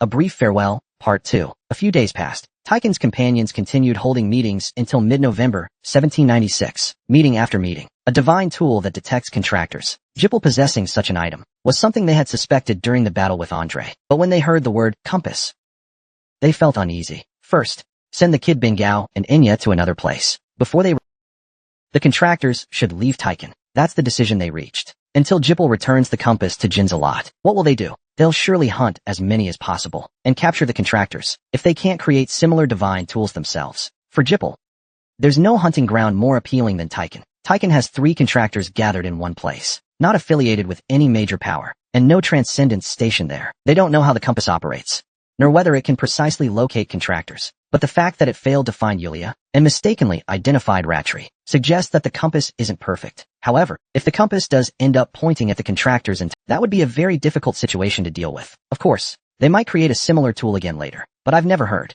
of a divine tool that can locate God's contractors, unless it's the God of Fragments who made it. Malakan and Quicantle believe Bubel is the reincarnation or rebirth of Weir. Even if Jippel makes a similar divine tool later, it definitely won't be as effective as Bubel's compass. At that time, though it's dangerous, they will go all out to hunt contractors. Now is exactly the time to have the compass. The companions decided to send Jean, Inya, and Yulia off the carpet first. It was for this very reason that Inya and Yulia, as well as Lady Arisa, should seek protection from the secret palace. They already know our general situation. Besides the secret palace, there's no other place where Gibbel can act freely. Banya's younger brother Fent and the old hound Palatri, and even the dream talker Mingyu, all planned to go to the palace. Murakan and Qingli, Kasimi, Jet decided to remain in Tychon. Kasimi had to temporarily part from his wife and daughter, but his face remained calm. Who in this world wants to part with their beloved family? But his daughter's life and Tychon's fate might depend on this decision. Most importantly, Yulia has already been targeted by Gibbel. We must be extremely careful. What if the princess refuses our request? In response to Jili's question,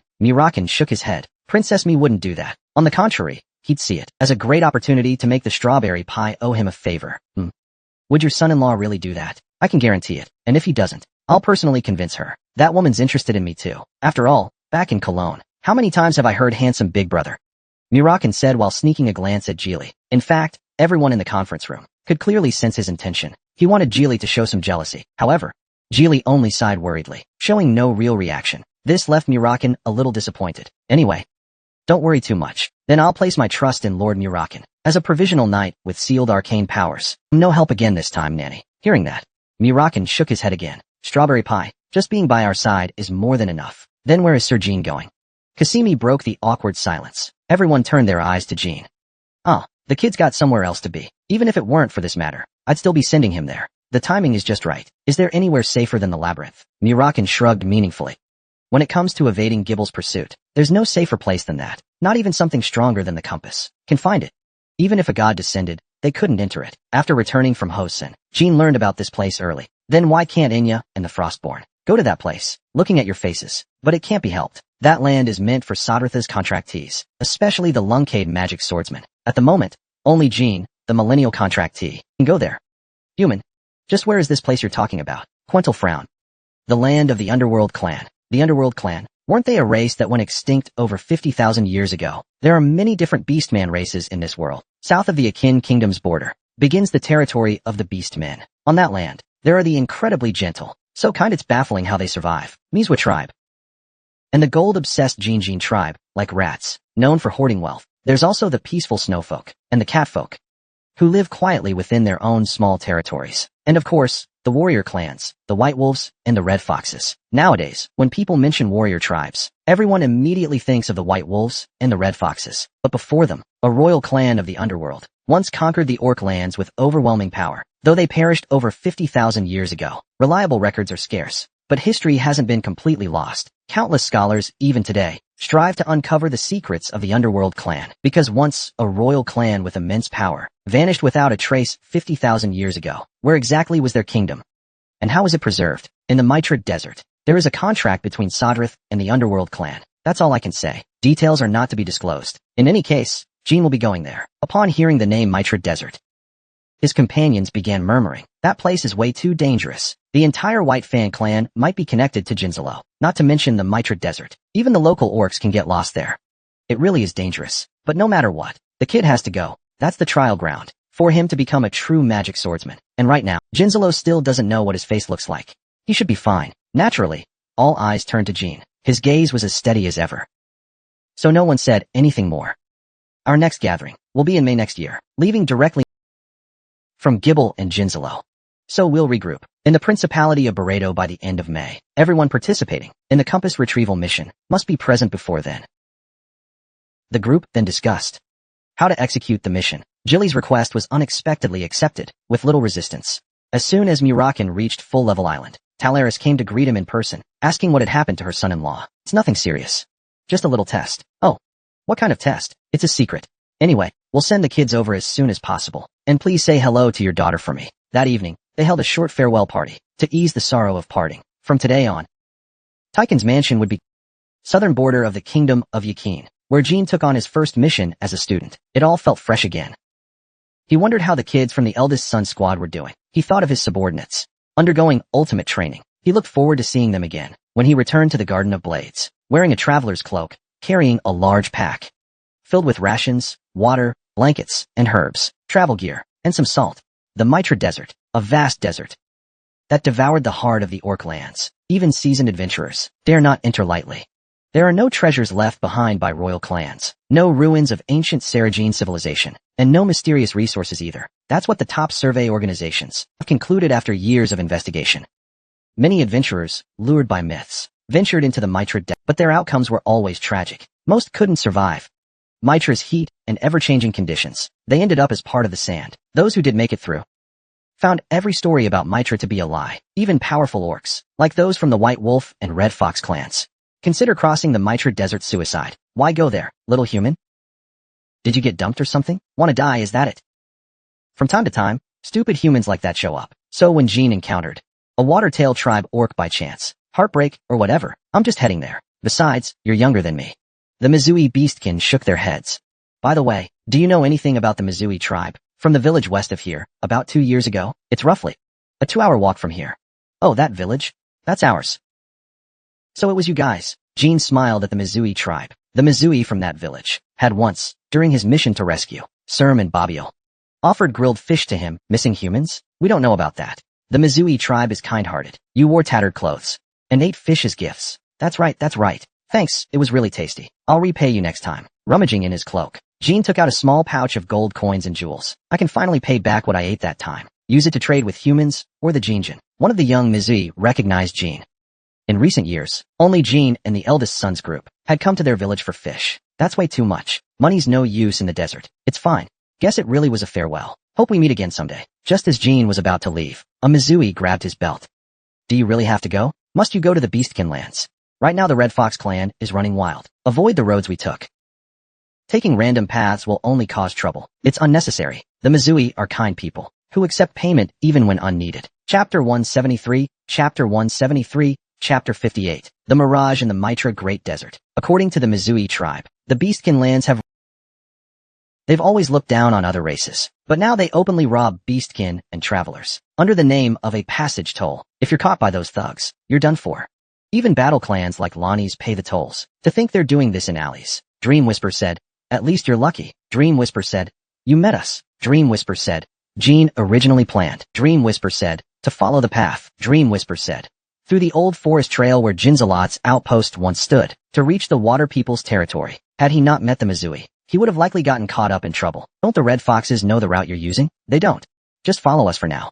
The Mizui are famous for being excellent at evading Jean followed them, chatting along the way. Most of the time, when asked by the Mizui, why are you going to the Mitra Grand Temple? Jean would make up an excuse. About 2 hours later, a tunnel they had dug appeared. Jean struggled to crawl through it, and let out a sigh. On the other side, as if it were an illusion, a waterfall was cascading down. He filled his water flask with fresh water. After passing through the waterfall, another tunnel appeared. It was a cavern full of rocks, unlike a normal cave. Inside were countless forks in the path. Did you dig this too?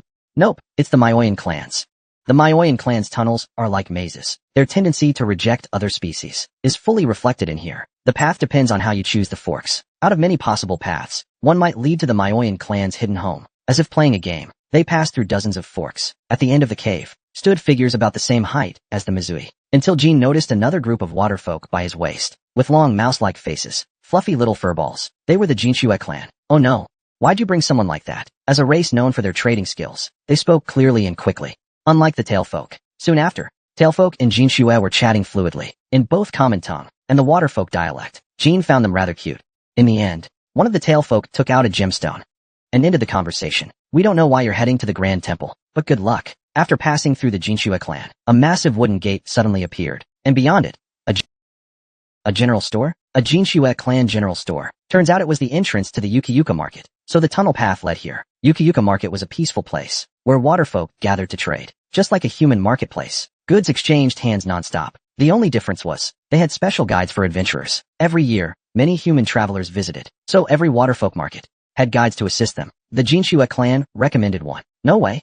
Jinshue guides aren't reliable. Ignore them. Hire a hidden fawn. They're honest and trustworthy. They don't lie. Thanks. Mind telling me your name before I go? I'm Shadowflame. My name? What kind of name is that? He almost blurted it out, but thought it might be rude. In any case, the name didn't match his appearance at all. Well then, I'm Jean Lunkade. How'd you know? Dream Whisper said the black arrow on your cloak. Dream Whisper told me. The fish gave it to me. Even so, Dream Whisper said, you might just be a normal student, but you feel like a Lunkade. Dream Whisper said, you're a leader. Incredible. You won't go telling everyone, right? Don't worry. Alright then. Next time we meet, I'll repay you in the name of Lunkade. After stepping outside, just like Shadowflame said, Jean entered the general store. The Jinshue clan shopkeeper immediately started his sales pitch. Jean ignored him and headed toward the guide area. There were many humans at the market, so with his hood down low, finding a strong hidden fawn guide wasn't hard. Then, with the guide, they began their journey to the Grand Temple of Mitra. Luckily, they didn't run into any Red Fox clan. However, he frequently saw humans wearing Jinzalo's insignia, the shattered sun symbol on their clothes. Wearing them anywhere else would get them detained by patrols, though not yet infamous. Most nations already classified Jinzalo as a terrorist organization. And yet here, in Waterfolk territory, they roamed freely. Something felt off about that.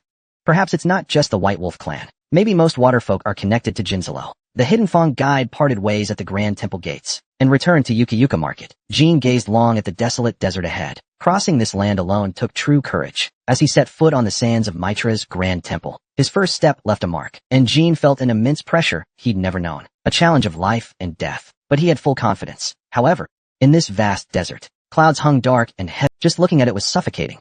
If you died here, not even your body would be found. Even for waterfolk, even for beings born and raised in water, nothing would remain. Adventurers crossing the Mitra Grand Temple couldn't help but feel awe. This was the land of sword inheritance. Even when faced with Myron's Hell Gate or Gortep's, the feeling was still the same, as if the spiritual energy had merged with him. A sensation like chanting. This was what they called the Shadow Sword, a unique sword art only Lungcade magic swordsmen could master. The long-extinct Underworld clan were its inheritors. Somewhere in this desert, their land of inheritance still remains. Why did the Underworld clan become the inheritors? There's a secret the world doesn't know. They believed in divine power and challenged the gods, but were utterly defeated. That was 5,000 years ago. The reason for their sudden fall at their peak, a sudden extinction, when the kid fought Andre and saw the demon god stone. What was Quickhandle's reaction? He was shaken with fear, and that was just a replica of the origin stone. Even then, the true origin stone was forged by divine power. That is the might of a god. When the Underworld clan challenged the gods, even the origin scripture was destroyed, yet they still lost. The gods joined forces and crushed the Underworld clan. When divine power was on full display, only one god stood with them. Sodaret saved a handful of Underworld survivors and made them his own people. The details of the contract remain unclear, but only they can pass down the Shadow Sword. Taimao also learned it from them. Before leaving Taiken, Jean recalled his conversation with Malakan, and once again remembered Taimao. That the Lungcade monks taught them the Shadow Sword meant there might be a chance to learn about the first patriarch story from the Underworld clan. Taimao Lungcade, despite being the founder, had very few records left among the Lungcade followers. He founded the clan, gave his followers the name Lungcade, defeated Malakan 1,000 years ago, and named his beloved ship Balasada. That's almost all that remains. Even though he was the founder and greatest hero, Dream Whisper said he has no place in the Lungcade shrine. Why? Because Jipple erased all records related to Taimao. Crunch, crunch. With each step, the water pouch on his hip sloshed softly. It could last for a few days, but finding an oasis or spring in this desert was uncertain. He hadn't brought a compass to begin with. If the compass worked properly, locals or experienced adventurers wouldn't get lost, so all he could do was keep walking forward. He walked for hours, until his mind started to go numb. The forest and trees at the edge of the desert had long since vanished. Even his footprints were gone. The sand of the great desert shifts easily with even the lightest breeze. Sand dunes in the distance would collapse as he neared. Like ripples on a lake, his prints vanished without a trace. Even if he gave up now, there'd be no way to retrace his steps. No clear path, no conclusion. Gradually, it felt real. That here, death was something natural, even ordinary. He adjusted his breathing. Jean began to walk again. The desert's first night was harsh beyond imagination. On the third day, the rising sun was scorching. And so it went. Until December 1st, 1796. He had walked for a week. There was no more sound of sloshing water in his pouch. Signs of it. If it were an ordinary person or a slightly trained adventurer, they would have died long ago, before the clone descended. He's been through even more desperate situations than this. Those memories kept Jean from giving up. After the third illusion ends, he'll unleash Aura Liberation. If that happens, the Mo Royal clan will appear in the Mitra Great Desert. Survival itself is a trial for inheriting the Hawkblade. Fighting against nature means defying the gods. Jean vaguely understood that harsh truth. Only a few steps remained, each one heavy like weights chained to his feet. Even so, he kept moving forward with unwavering resolve. The first illusion appeared, just as he finished his water pouch, drinking the last drop of water. However, was that truly an illusion? Long time no see. We finally found you, little bro. God, we missed you. Thanks to you, our family life went completely downhill. The voice that suddenly rang out was clearly Tonar's. So clear. It was impossible to dismiss it as an auditory hallucination. But illusions are fake. Just a few seconds ago, there was nothing but desert all around. The Tonar brothers suddenly showing up was impossible. It had to be an illusion. Yet as they approached Jean, they left clear footprints behind. Even the great swords and chains they held radiated brilliant aura, clearly filled with killing intent. These definitely weren't ordinary illusions. If all three illusions are like this, he's in real trouble. Jean slowly drew Bradamandi, gathering his aura. Chapter 174, Chapter 174, Chapter 58. Illusions of the Mitra Great Desert, Part 2. Hey Tonar's practice sword lashed out like a whip, its range far exceeding that of an ordinary longsword. That strike was quite heavy. The impact through the blade made my palms go numb. His swordsmanship seems on par with the Tana brothers now. I'd believe it if you said he was on Jean's level. Malakan, even he didn't expect the Phantom to be like this. He's never heard of such a thing. A form of magic or omnipotent being like this. Completely unheard of. Even if it's a phantom created by an omnipotent, if it can't evade or block, it'll be cut down. Each counterattack sends chills down the spine. Not bad at blocking, Haytona said with a smile. Now it's Daytona's turn to attack. His weapon, 10 massive swords, each a bit smaller than Krantel's battle axe. Despite the incredible weight, Daytona swung them with surprising agility. One of the swords, dragging in the sand, shot out like lightning. Jean took a step back, blocked it horizontally. He could feel his strength waning. Daytona's strike, once blocked, only paused briefly. Then came the next attack, a blow that normally would break the opponent's stance. But now, he was only at 20% of his usual meals. After walking a week through the harsh desert, his physical state was naturally not the same. As usual right now, Jean's strength could normally defeat the Tana brothers in 5 minutes. But due to exhaustion, the difference in power had narrowed greatly. We were waiting for you to tire out, they had planned. And again, Haytona shouted as he attacked with his chainsword. The Tana brothers began a joint assault. Jean's movements grew busier. Their coordinated style created openings at mid-range. The greatsword then landed the fatal blow. Long time no see. Is this how you greet me, brothers? Jean said while his eyes darted rapidly in every direction. He searched for an opening between the chainsword and greatsword. Shut up and die. Ting.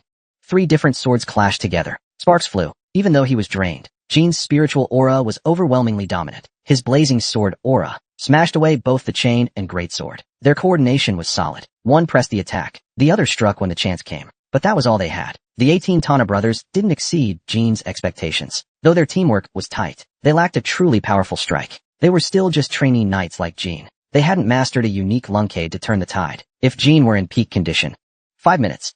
No, 3 would have been enough to finish them. Looks like I overestimated you guys, brothers, even when holding back.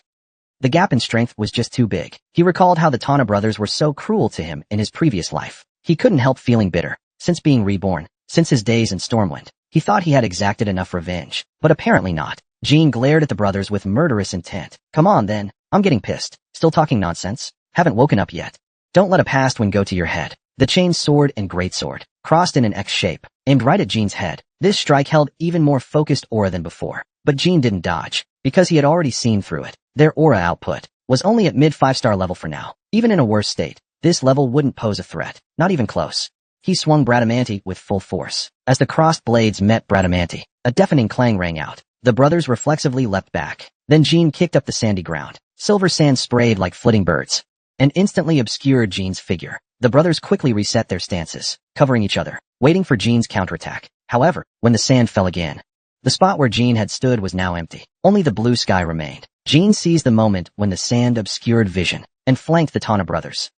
Daytona was the first to react, raising his greatsword to block Bradamanti. But in his rush, he blocked the arrow flying at his face, once again making the mistake of blocking his own view. Jean wouldn't miss that opportunity. Daytona lost his balance. Jean slashed at his thigh. Blood splattered, dyeing the sand red, making one wonder if this really was just an illusion. He made up his mind not to hesitate anymore. Even if they were Jean's Tana brothers, the fact that they now wanted to kill him would not change. Haytona quickly turned around and grabbed Daytona by the neck. At the same time, he fired his chainsword. But just like he did with the nameless claw before, Jean countered it with a precise strike. The blade of the chainsword clashed with Jean's sword tip, like a snake pierced by a needle. It stiffened in an instant, and slipped from Haytona's control. What followed was another quick strike, this time aiming for the neck. But Haytona ducked just in time, avoiding a fatal blow. Still, the blade grazed across Haytona's eye. He clutched at his eye, blood gushing out. He staggered back. Seeing this scene, Jean instinctively clenched his jaw. He had wounded his brother's eye, though he had resolved not to hesitate. Compared to cutting Daytona's leg, this felt completely different. Eyes and legs aren't the same. Once damaged, an eye can't heal. Haytona's eye. I'll kill you. Is this really an illusion? The rage and hatred they showed were far too real. They really were the Tana brothers. Then it should be fine to kill them now, right? Why am I even having that thought? Whether they're real or fake, they tried to kill me either way. The scale of victory had already tipped toward Jean. If he wanted to, he could end it all right now. But why did his chest feel like it was blocked by iron? Why was his mind such a mess? I don't want to fight the Tana brothers. We did go through Stormwind City together, and those days at the monastery. Maybe they could have become my allies. I had hoped to build a bond different from my past life, just like with Sister Luna and Sister Yona. Looking back, even in this life, the Tana brothers hadn't given him many fond memories. In Stormwind City, they were always looking for chances to torment him, even in the monastery's beginner and advanced classes. And yet, why did he still feel sad? Big brother, are you okay? Father said he'd save you. Why did things turn out like this? Sometimes even our big brothers can be a little cute. I'm okay, but there's one thing I hope you'll agree to. Back then, when I broke the provisional night rules and went with Luna to find Shilong, aside from Luna, Not a single brother showed concern for Jean back then. What Jean didn't know was, Mary also hoped he wouldn't die, but that was it. If he died, so be it. If he survived, they'd look forward to another battle someday. Only the Tana brothers went to find Jean. In the lower level of Shilong's study, they held their breath and crept closer cautiously, asking Jean why he did all this. They were so nervous, they bit their nails. Every time Jean saw their chewed nails, he would smile faintly. I'll rip your limbs apart. What's cursed is cursed. Ha! The once familiar Tana brothers now hurled insults at Jean. They appeared without reason, swinging swords to kill him. Their eyes were filled with fear, like frightened dogs gone mad. Now they didn't dare attack recklessly, because they realized they were no match for Jean, so they could only lash out with words to vent their fear and rage. Jean looked quietly at the Tana brothers. His gaze darkened. They must be slain, whether phantom or real Jean. They must be killed, or he couldn't move forward. Because he is a lunkade. Bradamanti was soaked in spiritual energy. I'm sorry, shut up. Because I wasn't strong enough. You got hurt. From now on, there will be no more pain. Jean walked step by step toward the brothers. They kept backing away. They knew they were cornered. Looking around desperately, visibly anxious. This was a desert. No place to run. No place to hide. No retreat. Stay back. Damn it, get away. The Tana brothers' voices trembled and sounded pathetic. Jean didn't avoid their gaze. With each step forward, something inside him seemed to crumble. He entered their striking range, just as Jean hesitated, whether to swing Bradamanti. Haytona let out a shriek. Swinging his chain sword, he swung nervously, clumsily. Jean instinctively blocked the chain sword, changing his trajectory, charging toward Haytona. Before Haytona's head hit the ground, Daytona's great sword had returned. Jean dodged to the side, severed his wrist, then thrust at his neck. The Tana brothers collapsed. Blood dyed the desert red. Jean stared blankly at the scene. The corpses didn't disappear. Why haven't the phantoms vanished? Even after an hour had passed, nothing changed. So he dug a grave in the middle of the desert and buried the brothers side by side. Jean planted the chain sword and great sword they used into the ground. As he stepped forward again, his fists trembled slightly. Soon after, an oasis appeared before his eyes. Like a lie, Jean submerged his face in the water for a long time, then opened every water pouch and filled them. His bloodshot eyes were reflected in the water, and Jean didn't notice. Someone hidden inside the desert barrier, watching him silently, was a woman. That's right, killing Kin should have been painful. The woman with ink-black hair was none other than Malakan's sister, the black dragon, Misha. You've chosen a fine disciple, Lord Sodaret, she muttered to herself, and gently waved her hand. The two swords planted in the Tana brothers' grave turned to dust. Then a gust of wind blew through, erasing all traces of the grave site. The place where Jean had fought the Tana brothers was now nothing but red sand. Chapter 75, Episode 175, Segment 58, The Well of Mitra Desert. Every breath felt like sand was caught in his lungs. A bitter taste filled his mouth. He walked during the day and curled up in his cloak at night, enduring the false cold and loneliness. When he woke, his cloak had hardened like a shell from wind and sand. Once, bitten on the foot by a scorpion so obscure it doesn't even have a scientific name. All life in the Mitra Desert is laced with deadly poison. Without the 10,000 venom herb, the situation would have been extremely dangerous. To save food, he ate the scorpion. Whether it was a bee-like unknown insect or a snake with two black-scaled heads, he devoured them without hesitation each time. Perhaps it was because of all the sand he'd swallowed,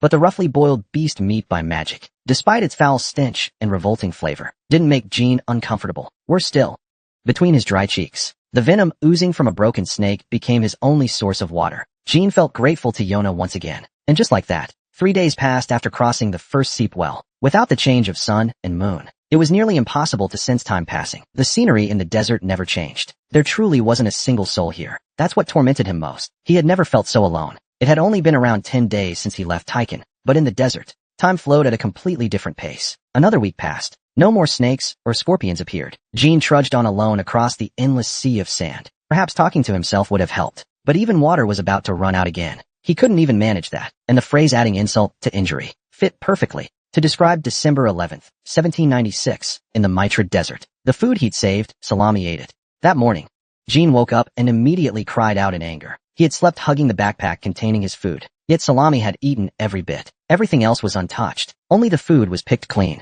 Not even a scrap of meat left. Not even bone powder remained. Even when he stuck his head inside the pack, he couldn't smell a thing. As if from the very beginning, there had never been food in it at all. Arg! A surge of fury welled up inside him. He grabbed the empty canteen and hurled it into the air, cursing nonstop. Why did this have to happen? I just want a damn explanation. Jean's voice scattered into the void of the desert. Not even an echo returned. Even so, he had to keep moving.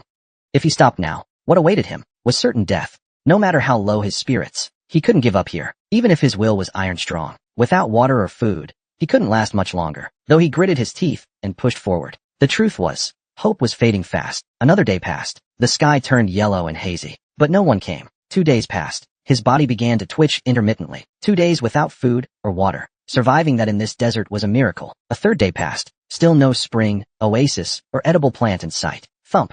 His foot slipped. He fell to the ground. His ankle and lower leg instantly lost all strength. His mouth filled with sand. So dry, even the grains refused to stick together. It was just one fall, but the feeling of powerlessness spread from deep within his bones. The urge to just lie down and sleep overcame him. Resisting that urge was no easy task, especially in such a hopeless state. Damn it, it was just one fall. He furrowed his brows, spat out the sand in his mouth, and stood up once more. Sunlight reflected off the sand, making him dizzy and dazed. His legs wobbled, as if they weren't his own. And just then, suddenly, he saw a hand holding a water flask, offered closely beside Jean's body. Of course, in this desert, such a person shouldn't exist, whether a mirage or real. The key was that they approached silently and offered a flask. Had they attacked instead, he might have been killed on the spot. Swish, he struck it away with his hilt. His reaction speed was astonishing. Swish, he struck it away with his hilt. The flask flew. He drew his sword. Before seeing their face, he turned swiftly, pressing the blade to the back of their neck. Asterisk clink asterisk. Before the flask hit the ground, he had already taken control of their life. The speed was like lightning. Even he didn't know where that strength came from. His body had reacted on instinct. The owner of the flask, facing the blade, showed no panic. Jean saw it was a woman cloaked in a hood. And, in her other hand, was a silver fir staff. The staff looked refined and elegant. Her red hair also felt familiar. Red hair and a silver fir staff. No way. Jean's pupils widened. In his memory, only one person had that striking red hair and silver fir staff. Only one. Valeria. Move the sword away. If you truly don't wish to kill me. Jean slowly lowered the sword from her neck. He turned around. It was the face Jean had longed to see. Valeria. The mentor from Jean's previous life. How could? What Jean saw now was Valeria at 26 years old. The way she looked when they last parted in his past life. Perhaps due to the hardships in the desert and the unbearable loneliness. The moment he saw her, all the pent-up sorrow and yearning rushed forth like a broken dam. 3 years ago, the day I reached out to help my disciple on the street. Back then, he instinctively pointed a blade at me too. Though his memory wasn't as clear as now, Jean from 3 years ago was barely hanging on. But that wasn't how it really was back then. The Jean in his memory had just been exiled from Luncade and wandered the world like a broken man. Valeria, you're not my master? Are you the second phantom? It seems so. What? You're aware you're a phantom? I know. But the 15-year-old me might not. Then what I must do is kill you and move forward. That cruel thought was the first to emerge. Jean instinctively felt it. These final phantoms were neither magic nor divine power. The phantoms that had appeared so far were born from deep within himself. Jean liked people, those who stood clear in his heart and memory, people who stood vividly. So when he killed the Tana brothers, it felt like severing part of himself. And this time, it felt like facing a master just like Jean. I didn't want to meet my disciple again like this. It would have been better to meet under better circumstances. Don't say that, master. Why does it have to be you? Valeria picked the flask off the ground and tossed it to Jean. Drink.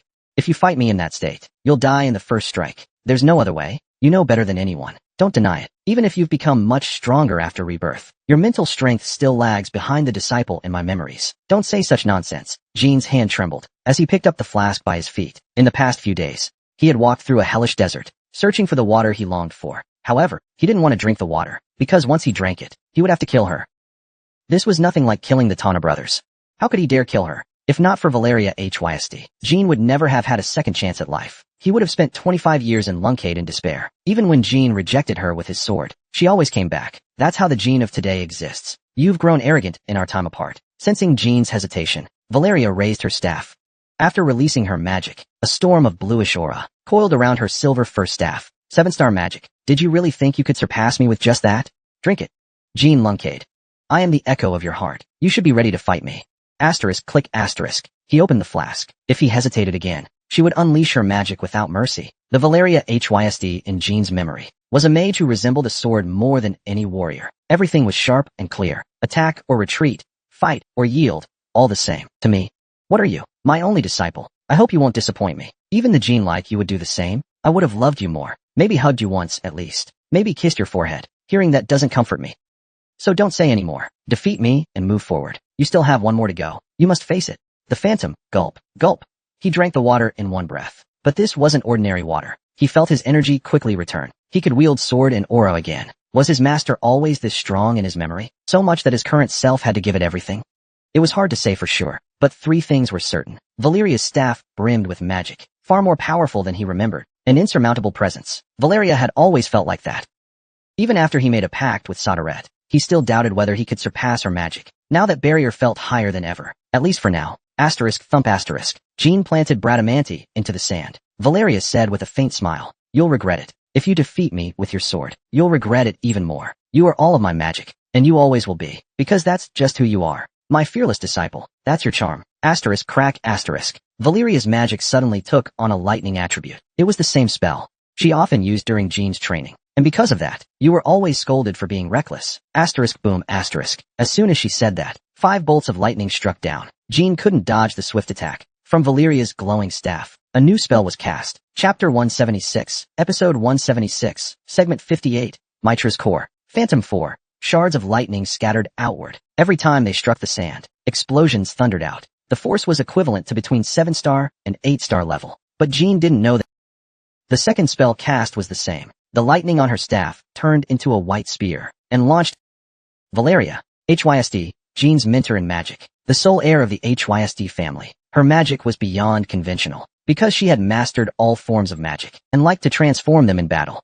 In other words, all the magic had been turned into Valeria-style variant spells. The lightning spear fired in a straight line, shattered Jean's shield. Before the piercing explosion could reach his ears, the blood on his earlobes had already burst, because the lightning spear barely grazed him. Even the fastest sword techniques couldn't deliver such a swift strike. Jean quickly cast a second shield, gritting his teeth. He's trying to kill me in my own way. In our past life, we sparred over 500 times, and I lost every single time. Not once did I ever win.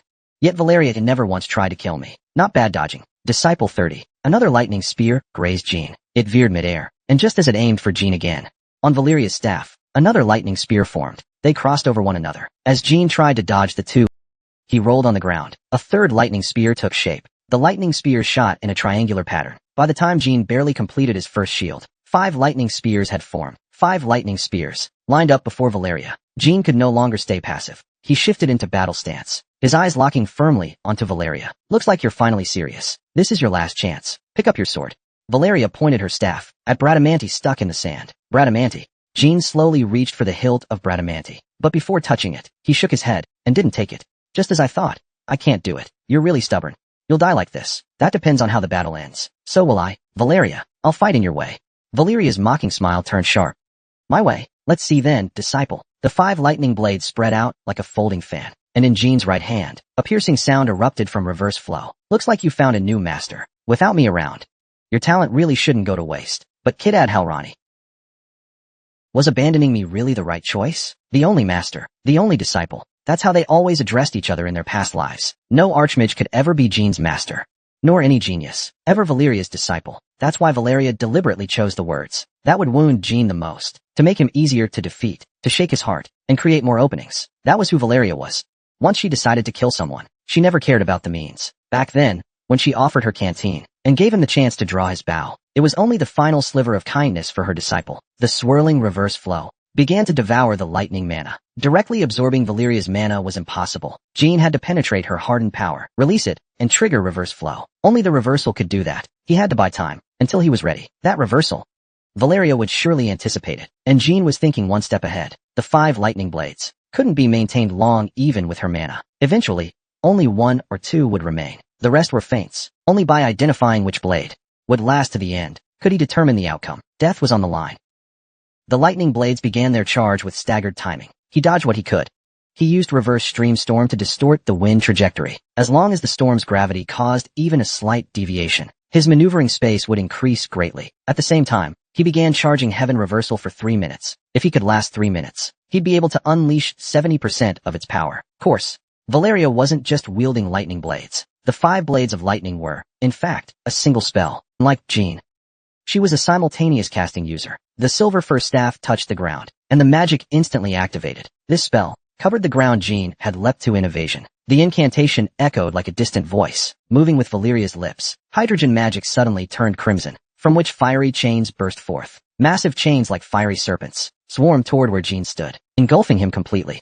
Swallowed whole, the flames blocked his sight, and lightning surged through. One blade grazed Jean's wrist. If not for the reverse stream, his wrist would have been severed. The heat pressure suffocated him.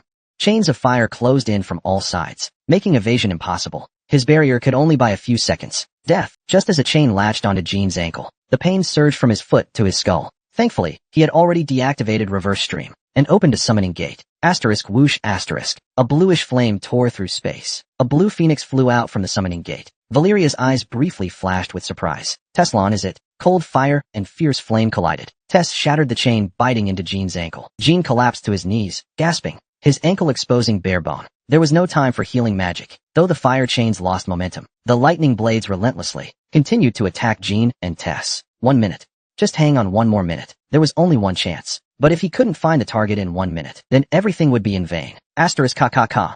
Asterisk. Tess flapped its wings, and a storm of bluish flames spread out. However, this wind was no match for the majesty of the Fire Lord. Because Jean's magic was depleted, the water Valeria gave restored some of his energy, but not enough to fully replenish his magic reserves. Crossing the desert had drained his stamina. Preparing heaven reversal had nearly emptied him. All he had left was just enough to summon Tess. Asterisk whoosh asterisk. Lightning bolt pierced Tess's chest. Realizing Tess couldn't fight at full power, Valeria immediately changed targets. Asterisk whoosh whoosh. Asterisk. 3 consecutive lightning strikes rained down on Tess. As Jean broke into a sweat finishing the heaven reversal chant, Tess let out a furious cry, shielding Jean as if to say, "I'm sorry, that's enough." As the final 2 lightning blades were about to pierce Tess, heaven reversal completed. Tess turned into a ball of flame and vanished into the dimensional gate, disappearing into the rift. Scattered flames dropped to the ground. Asterisk KKK. Asterisk. In the pale sky, a massive heaven reversal sphere appeared. As its magic spread, the lightning blades blurred and lost their direction. Valeria coughed blood from her lips. The heaven reversal was turning her magic back on itself. At the same time, Jean spat out blood as well. He bent over and vomited black blood. He quickly looked around. The early signs of backlash from reverse stream had appeared, but the 5 lightning blades still clashed in the air. What a monster. Among all the 8-star mages in the world, no one could do what Valeria just did. She too, in such a short time, had unleashed 5 lightning blades and fire magic. After a massive drain on mana, even the slightest distraction could cause one to fall into reverse flow. However, Valeria endured the reversal. She had been tightly controlling her mana all along, waiting for the reversal to unfold. Mana reverse flow. Only those who can't control their magic experience it. Only the unskilled. Valeria, who was coughing up blood, quickly regained her color. At the same time, the blurred lightning spears regained their clarity, once again responding to her command. "You must be hiding something, right? There's no way it ends this easily." Jean didn't respond. He just stared back at Valeria for a moment, then slowly walked toward her. "I've lost. There's nothing I can do anymore. I just wanted one last..." Jean walked slowly, limping toward Valeria. With each step, blood from his mouth, feet, and ears. Blood from his mouth, feet, and ears, soaked into the score. "Stop, any closer, and I'll fire a lightning spear. You must be hiding something. I've never lied to you. Was I expecting too much? Is reaching this level at 16 still not enough? That mindset has trapped you. You can become stronger. Stop now. One more step, and I'll fire the lightning spear." 10 steps separated them. 1 step to go. As he walked, Jean grasped which of Valeria's lightning spears she would use last. The reason he triggered reversal was solely for that one lightning spear on the far left. It was the only one that didn't blur after reversal. If he looked back, all 5 would be fired, but only that one would last until the end. Valeria must be running out of mana too. If I can dodge 2, that's already half the battle won. Block the remaining 3, and the final one will still be locked on. It will fire again at me. I must catch it. But can I?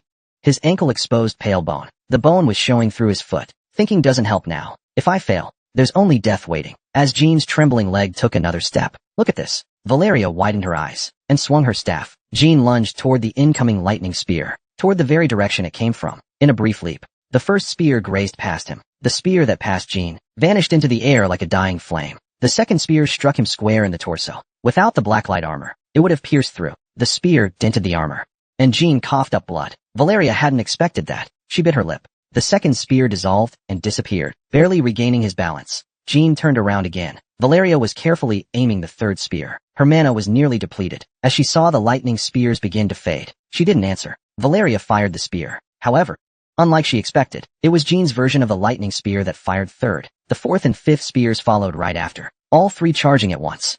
Jean activated Mudda's rune. The spear aimed at his head was blocked. The other spears aimed at his thigh. Only 5 steps separated them. Jean spread his legs and fell. The lightning spear pierced through his thigh and vanished. Now only the one Jean had predicted remained. Just before hitting the ground, he braced himself with his hands and shoved the sand forcefully. That way, he could still close the 5-step gap. Valeria staggered back and pulled her staff. With a flick of the staff's tip, a lightning spear shot once again toward Jean's back. Jean, floating and spinning midair, couldn't dodge. Instead, he drew the daggers hidden in his robe sleeve. and hurled them at Valeria's neck with all his might. 10 daggers tainted black by spiritual energy. Chapter 177. Chapter 177. Segment 58. The Mirage of the High Priest of Mitra. Jean had waited for this moment. That's why he never used Bradamante. If he had drawn the sword from the start, his master would never have used her magic this way. She would have taken tighter defensive measures. In that case, dealing with Valeria would have been far more difficult. If she had resolved to fight defensively, his current physical state couldn't break through. Initially, he laid down the sword out of respect, but once he committed to battle, he judged that not using the sword was more effective. Jean was only imitating what he had learned from Valeria, how to deceive the opponent and lower their guard. He believed that was how to honor his master. Now is the moment of decision. Valeria hastily reinforced her shield. She never thought Jean would have no hidden trump card, but she assumed it would be some kind of spell, not an assassination technique. Jean always declared himself to be honorable in battle. You are all of my magic. I'll duel with magic alone, to show my respect for you. That respect, because she believed his respect for her wasn't a lie. Valeria held her breath the moment Jean threw the daggers. Had he used his spiritual sword earlier, when the fire chains wrapped his ankle, when Tess was struck by the lightning spear, when heaven reversal failed, and he faced lightning again, he should have used it then. Any of those times, but only now did he finally act. Out. Valeria's widened eyes reflected the black blade. In a flash, the dagger touched her shield. The shield shattered like thin ice, instantly broken on contact. The blade's path wasn't slowed. Even her reflexively swung silver first staff couldn't deflect it. She was a mage, not a warrior. There's no way her body could intercept lightning-fast daggers. And at the same moment, a lightning spear surged toward Jean's neck. Lightning and dagger, whichever struck first. Jean had already accepted his victory. The dagger was aimed precisely at Valeria's neck. The lightning spear was not. If it missed once, there would be no sec. Valeria was already exhausted and couldn't guide the lightning spear anymore. The lightning spear grazed Jean's back. Asterisk splash asterisk. The dagger pierced her collarbone. With the impact, Valeria's body rose into the air and was flung backward. Blood spurted in a long arc. Moments later, Jean and Valeria collapsed into the sand together. With a turn of the head, they could see each other's faces, so close in distance. The magic faded quickly from her silver first staff. The lightning spear flew into the desert, and the pale sky finally cleared. Both spat blood at the same time. Neither could move. Jean's legs had been pierced by the lightning spear. Valeria struggled to cough up clots from her throat. You trusted me too much. I told you clearly, I'd fight using your methods. The reason I didn't use the sword from the start was because I understood you. If I hadn't been prepared to take fatal damage 9 times, there's no way I could have fooled you. Asterisk ha. Asterisk. Valeria turned her head toward Jean. Jean did not turn back, even if she was a phantom, just like the Tana brothers. The feeling of defeating his master left his chest tight, but there was no room left to speak of weakness. He couldn't look at Valeria now. Why did it have to come to this? Why did it have to be you? Jean simply fought an enemy, and he won. That was Valeria's way, wasn't it? Valeria smiled faintly. You've gotten much stronger. Asterisk whoosh whoosh. Asterisk. Valeria's body broke apart into glowing particles and scattered with the wind. At the same time, the wound on Jean's thigh began to heal. New flesh formed on his torn earlobes. His charred ankle regained its natural skin tone, as if nothing had ever happened. Jean's face was expressionless, though it felt like molten liquid was boiling in his heart. But if he couldn't calm himself, he couldn't move forward. Taking a deep breath, Jean retrieved Bradamante. Now, the final phantom was waiting for him. The third illusion appeared that night. Once again, the blue, radiant sun rose from the horizon. Out of the night, in the distance, at a place that would take a long run to reach, stood a man. He held a sword at his side, gazing quietly ahead. Jean's father, Shilong Lunkade, first thought it was himself, because only he possessed such overwhelming presence. It felt as though the entire desert was beneath his feet. The empty sand seemed to turn into a domain of swords. One wrong step, and his body would be torn apart by invisible blades. The moment Jean stopped walking, the wind carried a presence that surrounded him. Even if the blue sun fell from the sky, it probably wouldn't have harmed this man. He wasn't father. Though the distance was too far, Jean couldn't make out his face. He still quickly identified him. Even though 1,000 years had passed, Jean had never seen his face. Tamar Lunkade, the founder of the Lunkade family, the legendary first patriarch. Without a doubt, this was the final trial. He was impossibly powerful. Just by standing there, Jean was drenched in cold sweat. If anyone could cleave this desert in half with a single strike, that feeling alone made his whole body tremble. Could he truly be human, and not a god? Unlike the Tana brothers and Valeria, Tamar was not a figure from Jean's heart. He was a soul, temporarily summoned through Sadratha's omnipotence. However, the pressure that blanketed the desert was undeniably real. Jean had to pass through him to move forward. He had to walk unarmed through tens of. Pride alone couldn't make him move, not because he feared death if he approached, nor because of terror, and not from weakness of heart, but from the sheer pressure of Tamar's aura, like being crushed under a massive fortress. His body wouldn't obey. What should I do? He was paralyzed by the weight of the presence. Of course, Tamar didn't answer. He stood like a mountain, gazing down at Jean. There was no way to pass the desert's final trial like this. Jean stood there for a long time, his body bound by the pressure, unable to retreat, and unable to advance. It was maddening. He couldn't even utter a sound. It felt like he was a stone sunk deep in the ocean. Wait. A trial. Jean, who had been in torment, suddenly realized something. He closed his eyes. A trial. Everything he'd experienced until now was part of the desert's trial. Jean whispered silently to himself and began reviewing the illusions carefully. The first illusion was the Tana brothers. The second was Valeria. They all had something in common. He couldn't move on until he severed it. Without the resolve to sever, one cannot fight them. Cut them down with the sword. More important than swordsmanship itself is resolve. The resolve to sever. The belief that something can be severed. The iron will to cut and move forward. Without that, nothing can be cut, no matter the sword. Luna, though she had mastered the solid sword, failed to sever Taimon. Jean too, in the final duel arena, failed to sever Ding Ding. Not because they were weak, but because they hesitated. Whatever the reason, they lacked the unwavering will to cut the other down. If Jean had hesitated when severing the Tana brothers, he'd never have passed the first illusion. If he had wavered with Valeria, he wouldn't have passed the second. Tamar Lunkade. I will walk toward you. That kind of resolve is not enough for the third trial. I will sever you.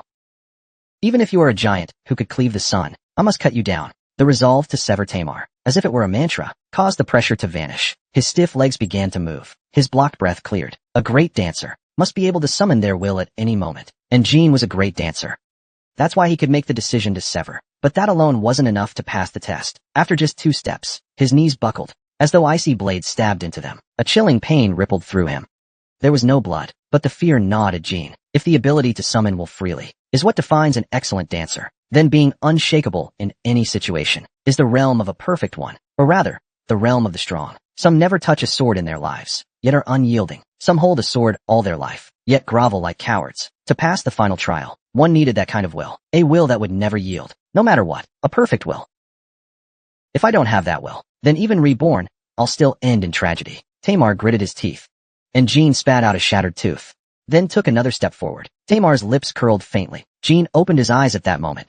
Everything before him was pitch black. Beneath the blue-lit, perpetual daylight desert, Jean walked alone through the dark. Asterisk whoosh, asterisk. Dark smoke rose beside Tamar. It was the black dragon Misha, who had been hiding inside the barrier all this time, transforming into human form, and stood at his side. Tamar, you smiled just now. Did your spirit actually manifest? A voice filled with unbelievable urgency. Taimao gave no answer. Misha reached out and grabbed his shoulder, but her hand passed through him like a phantom. It went right through Tamal's body. She lost her balance and fell to the ground. Misha stared blankly at Shadi. Then came a short, helpless laugh.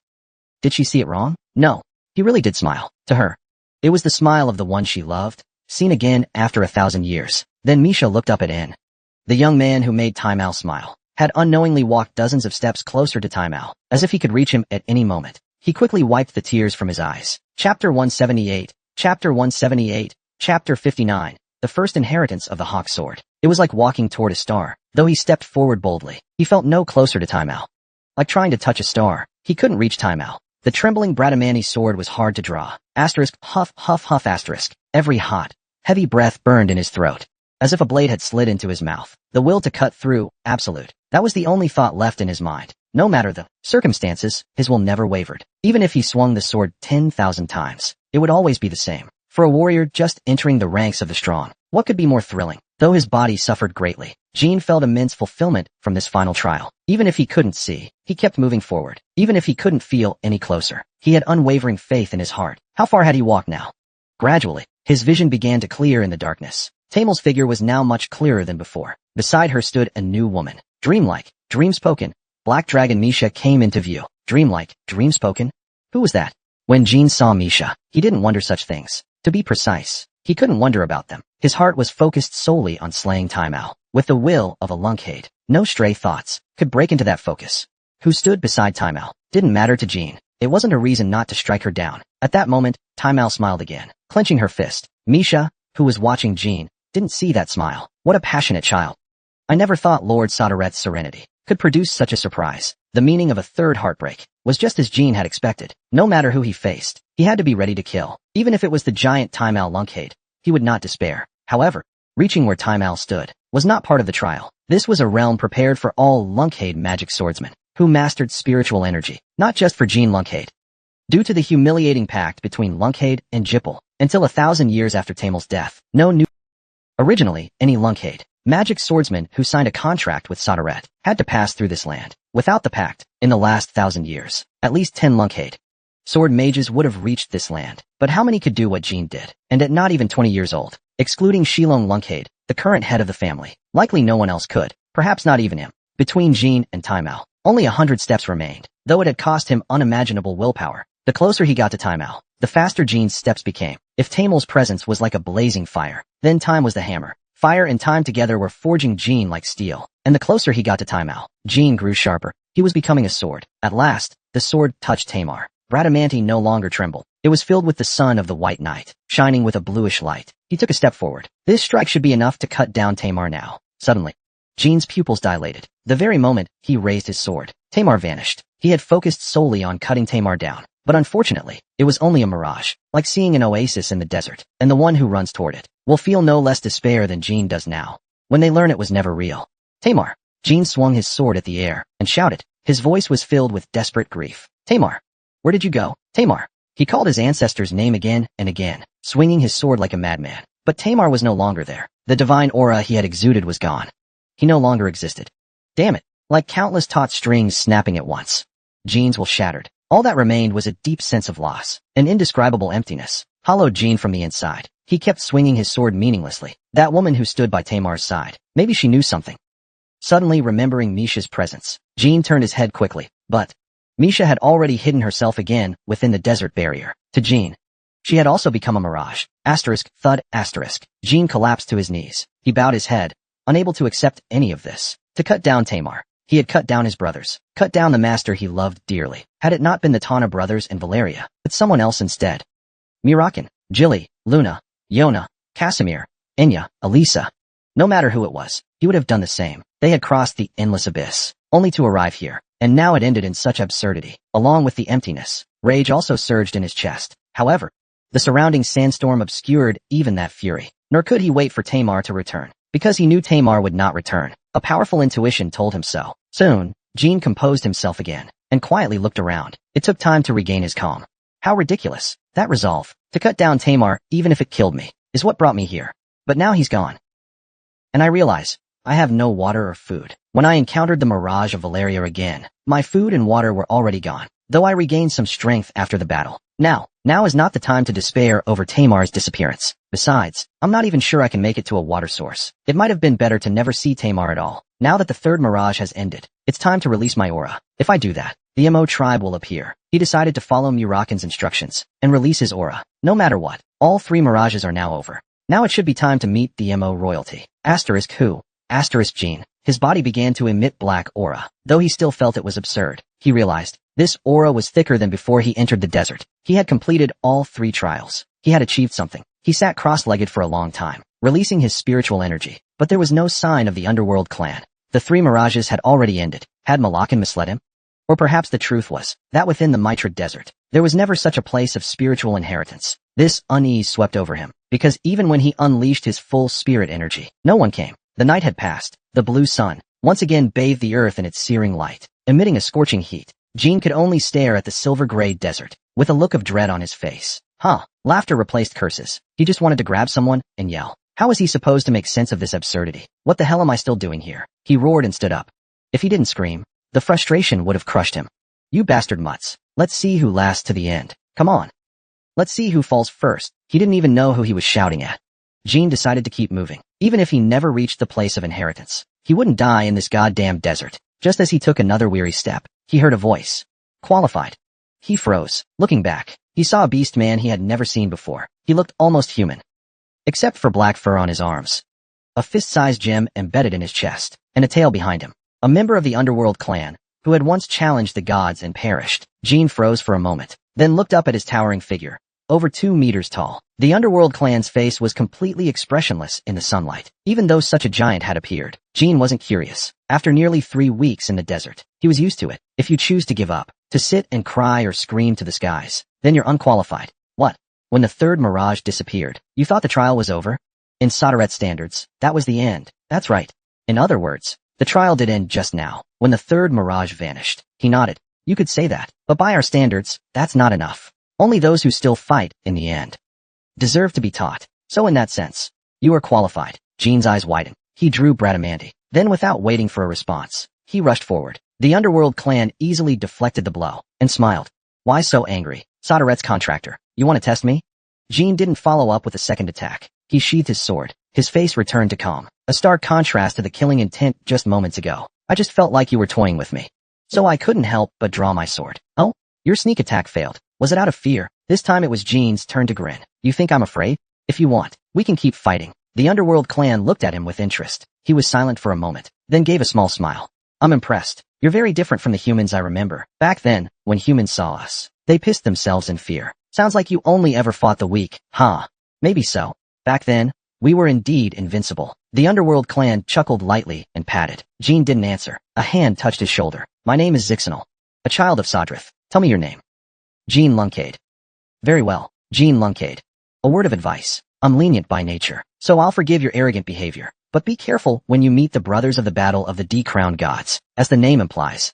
It is the Hall of the Decrowned Gods, a gathering of the brothers, who are immensely powerful. Before them, talking like that will get you devoured. They won't treasure you like Sadrith does. Zixanal spoke as he swung his sword. A massive dimensional gate opened, revealing the civilization of the Nether King clan. Chapter 179. The Inheritance of the Spirit, Sword, On the other side of the second dimensional gate stood a city. Zixanal stepped into the gate and gestured for Jean to follow. Strangely enough, the moment they stepped through, the ground beneath them was no longer desert sand, but solid stone. Gulp. Zixanal uncorked the flask at his waist and handed it to Jean. Jean took the flask and drank it all in one go. He nearly spat everything back out. It wasn't water, but liquor, a fiery spirit unlike anything he'd tasted even in his past life. The liquid burned like flame. Jean's eyes widened. We call it Lafralorisha. Humans call it blacklight. That's the name of this awful drink. No, that's the name of this great city. By the way, whether in the past or now, humans never understood the taste of liquor. That's a jewel wine, refined from diamonds using a unique method. Give me 10 Lafralorisha, blacklight. What Jean saw was a city built at the height of the Nether King clan. Lafralorisha, constructed 5,000 years ago, and yet boasted an unimaginably advanced civilization and immense opulence. A golden road. No wonder so many adventurers came in this desert. Jean sniffed the flask in his hand. He drank in big gulps. While glancing around, he realized the roads were all paved with gleaming gold, and the buildings adorned with gemstones, especially the doors. On each door was a gemstone identical to the one on Zixanal's chest. Zixanal, what's that jewel on your chest? Every door here has the same. A heart. Zixanal answered briefly, tinged with sadness. Jean didn't ask further, and walked along the golden road with him. What good is a city made of gold and gems? Only Jean and Zixanal walked that road. No matter how grand, Lafralorisha was already a dead city, or perhaps a forgotten one. The once glorious Mo royal clan was no more. Only a handful survived, hidden in dimensions created by Sadrith. The gems embedded in every door were once their hearts, beating with life. After 2 hours of walking, the golden road came to an end, though the road behind them glittered with gold. What lay ahead was a flat path of stone. On both sides stood massive statues honoring the warriors of the Mo royal clan. This is the path to the decrowned battle. As I said before, Jean Luncade. Be mindful of your words before the brothers of the decrowned battle. Understood. I'll remember. But still, not all the brothers of the decrowned battle are decrowned gods or kings. How many of the underworld clan are left? Including the head god and the 12 head kings. There are 77 in total. They are all frozen in the river of time, waiting. And you just said I could still be disqualified? Even if they wait longer, they won't teach anyone unworthy. Seems the underworld clan isn't the most honest race. Jean shrugged. The Divine War, just like its name, was a sanctuary built for gods of war. Such an arrogant name. And yet, Jean was deeply intrigued by the head god and the 12 head kings. From afar, the head god just appeared, radiating intense energy from within the hall. Though it didn't match Tamel's presence, this chill alone sent shivers down the spine. Had this been before entering the desert, he wouldn't have sensed it at all. After facing the 3 Mirage trials, Jean had grown tremendously. The Hall of the Head God was the largest structure Jean had ever seen. A mix of steel and stone, its walls were bare, no luxurious ornamentation. Yet on its colossal iron gates, countless hearts of different races were embedded. When Tantar stepped forward, the gates opened on their own. Rumble. That wasn't Jean's voice. The shout came from a group of underworld clan members. They were so excited. They pressed against the gate, eagerly awaiting its opening. Our disciple is finally here. My God, he's so cute. Since timeout, an entire millennium has passed. Jean awkwardly scratched his forehead. Even the underworld clan could blush like humans when embarrassed. No need to blush, lad. Their eyes sparkled. Every member of the underworld clan stared at Jean with glowing admiration. Men and women alike. each over 2 meters tall, all heavily built. Brothers, I've told you so many times, this won't do. Despite Tantor's protest, the others ignored him, still showing overwhelming interest in Jean. How old are you? From where did you come? Are you scared? Hungry? What do you like to eat? Listening to their booming voices, Jean couldn't help but doubt. Were these really the once dominant rulers of the continent? Could one of them be the head god or a head king? No matter where you go, there are always chatty types. Just as Jean wondered which question to answer first, a woman suddenly lifted him high. Jean tried to push her away, but he was no match in strength. What power! He'd heard of the underworld clan's might and experienced it firsthand in his match with Tantor. Back then, the difference hadn't seemed this vast. Jean struggled desperately to break free of the woman's grip, but she handled him like a child. Her brother laughed as he slapped Jean's back. Now it was Jean's turn to blush like Tantor. Your face is filthy. Pharaohs, the bath should be ready by now, right? Of course, brother came in. He was the 7th head king of the underworld clan's divine hall. Eyes, let me go. Jean sighed after shouting those words. Resisting them seemed pointless. Besides, everyone welcomed him warmly. No need to put on a sour face. From now on, Jean would be inheriting their legacy. He came here to learn, not to fight them. Excellent, huh? So who's bathing him? Let's settle it with rock, paper, scissors. Whoever wins gets the honor of bathing the 2nd disciple in our history. What a rare chance. Rock, scissors. Not again. Once more again. Everyone was acting completely insane. Even Tantor seemed to have given up, a blank look on his face.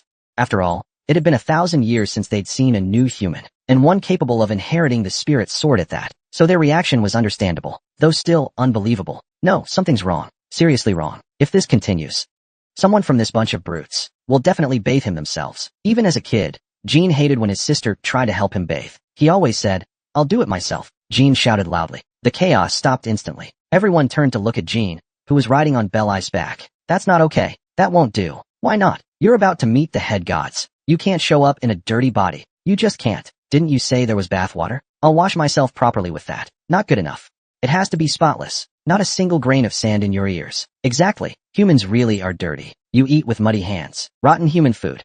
Don't even complain. You eat it all anyway. In the underworld clan's memory, most humans were like that. Their history stopped 5,000 years ago. And back then, humans really weren't very clean. I'm not like that. Even so, Jean still felt helpless. He even had to explain how good he was at bathing. The underworld clan listened skeptically, grunting in low tones. Didn't think you'd know so much about bathing. What should we do, head gods? He flat out refused. Belai's gently nudged Jean's ankle, hesitating whether to let him bathe on his own.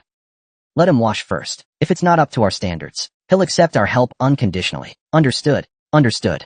In the head god hall's bath, Jean bathed for a full 3 hours, just to avoid criticism. He washed himself almost obsessively, but in truth, he felt extremely refreshed. It was his first bath since entering the desert, so naturally, it felt amazing. The bath was stocked with fruit and traditional underworld clan pastries, enough to fill him up a bit. Along the way, he noticed, though it's called the Hall of the Head God, it felt more like a plaza. The underworld clan members who didn't greet him at the gate were mostly gathered on the first floor, reading or chatting casually. You passed, they said. Zir handed him traditional underworld clan robes, saying they were prepared for future inheritors. You're very clean. The clothes you came in with were burned. Jean didn't expect he'd be praised just for bathing well. You guys are way too noisy. I thought you were all battle-crazed demons. We're people too, since time has stood still for 1,000 years. Everyone's just excited. As Jean tried to tie Bradamanti to his waist, Zriddle shook his head. You can't bring weapons to meet the head gods. Really?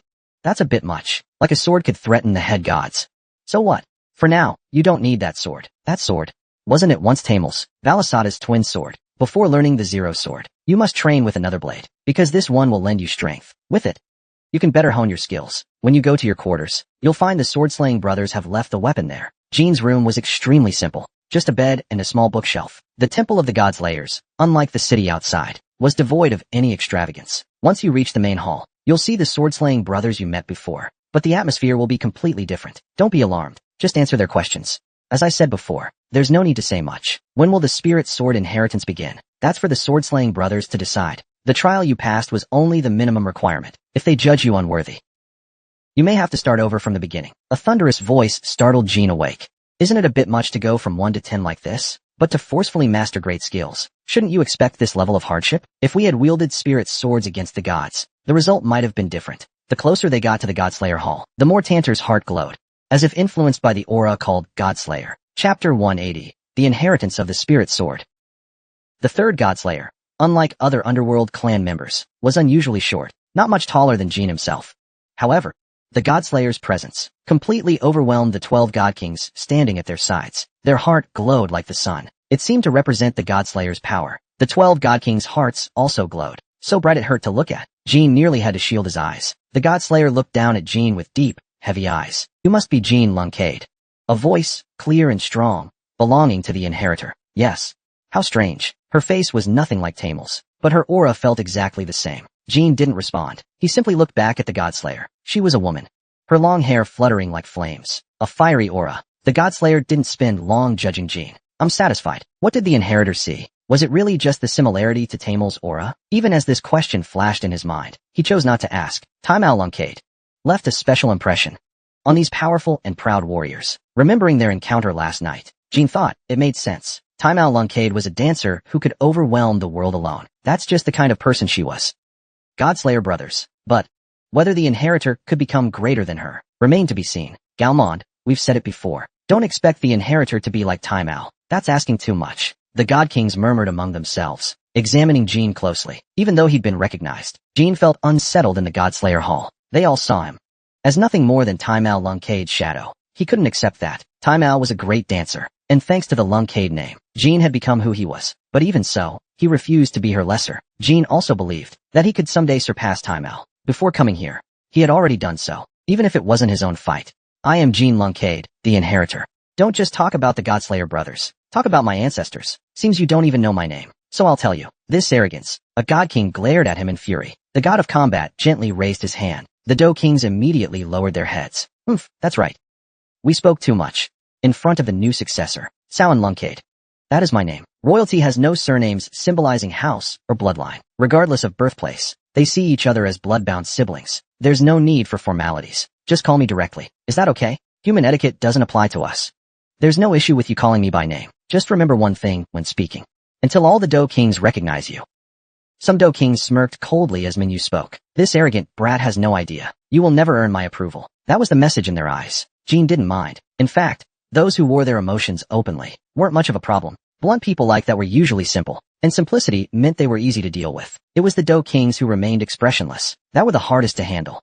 The God of Combat was one of them, even though he said he was satisfied with me. Whether that was true remained uncertain. But then he rose from his chair and slowly walked toward Jean. Then he removed the sword at his waist and handed it to Jean. It looked like an ordinary sword, but for a weapon used by the God of Combat during the Zero-Sword succession, use this sword first. The Do Kings who had scoffed earlier curled their lips again. But after Jean accepted the sword, he immediately understood why. His aura, his spiritual energy, was being absorbed by the sword. It looked ordinary on the surface, but it was specifically made to absorb spiritual energy, completely different from how you channel aura into Vladimir. The sword absorbed energy involuntarily, leaving no trace behind. This sword is called the Lingxi sword. It must feel unfamiliar to you.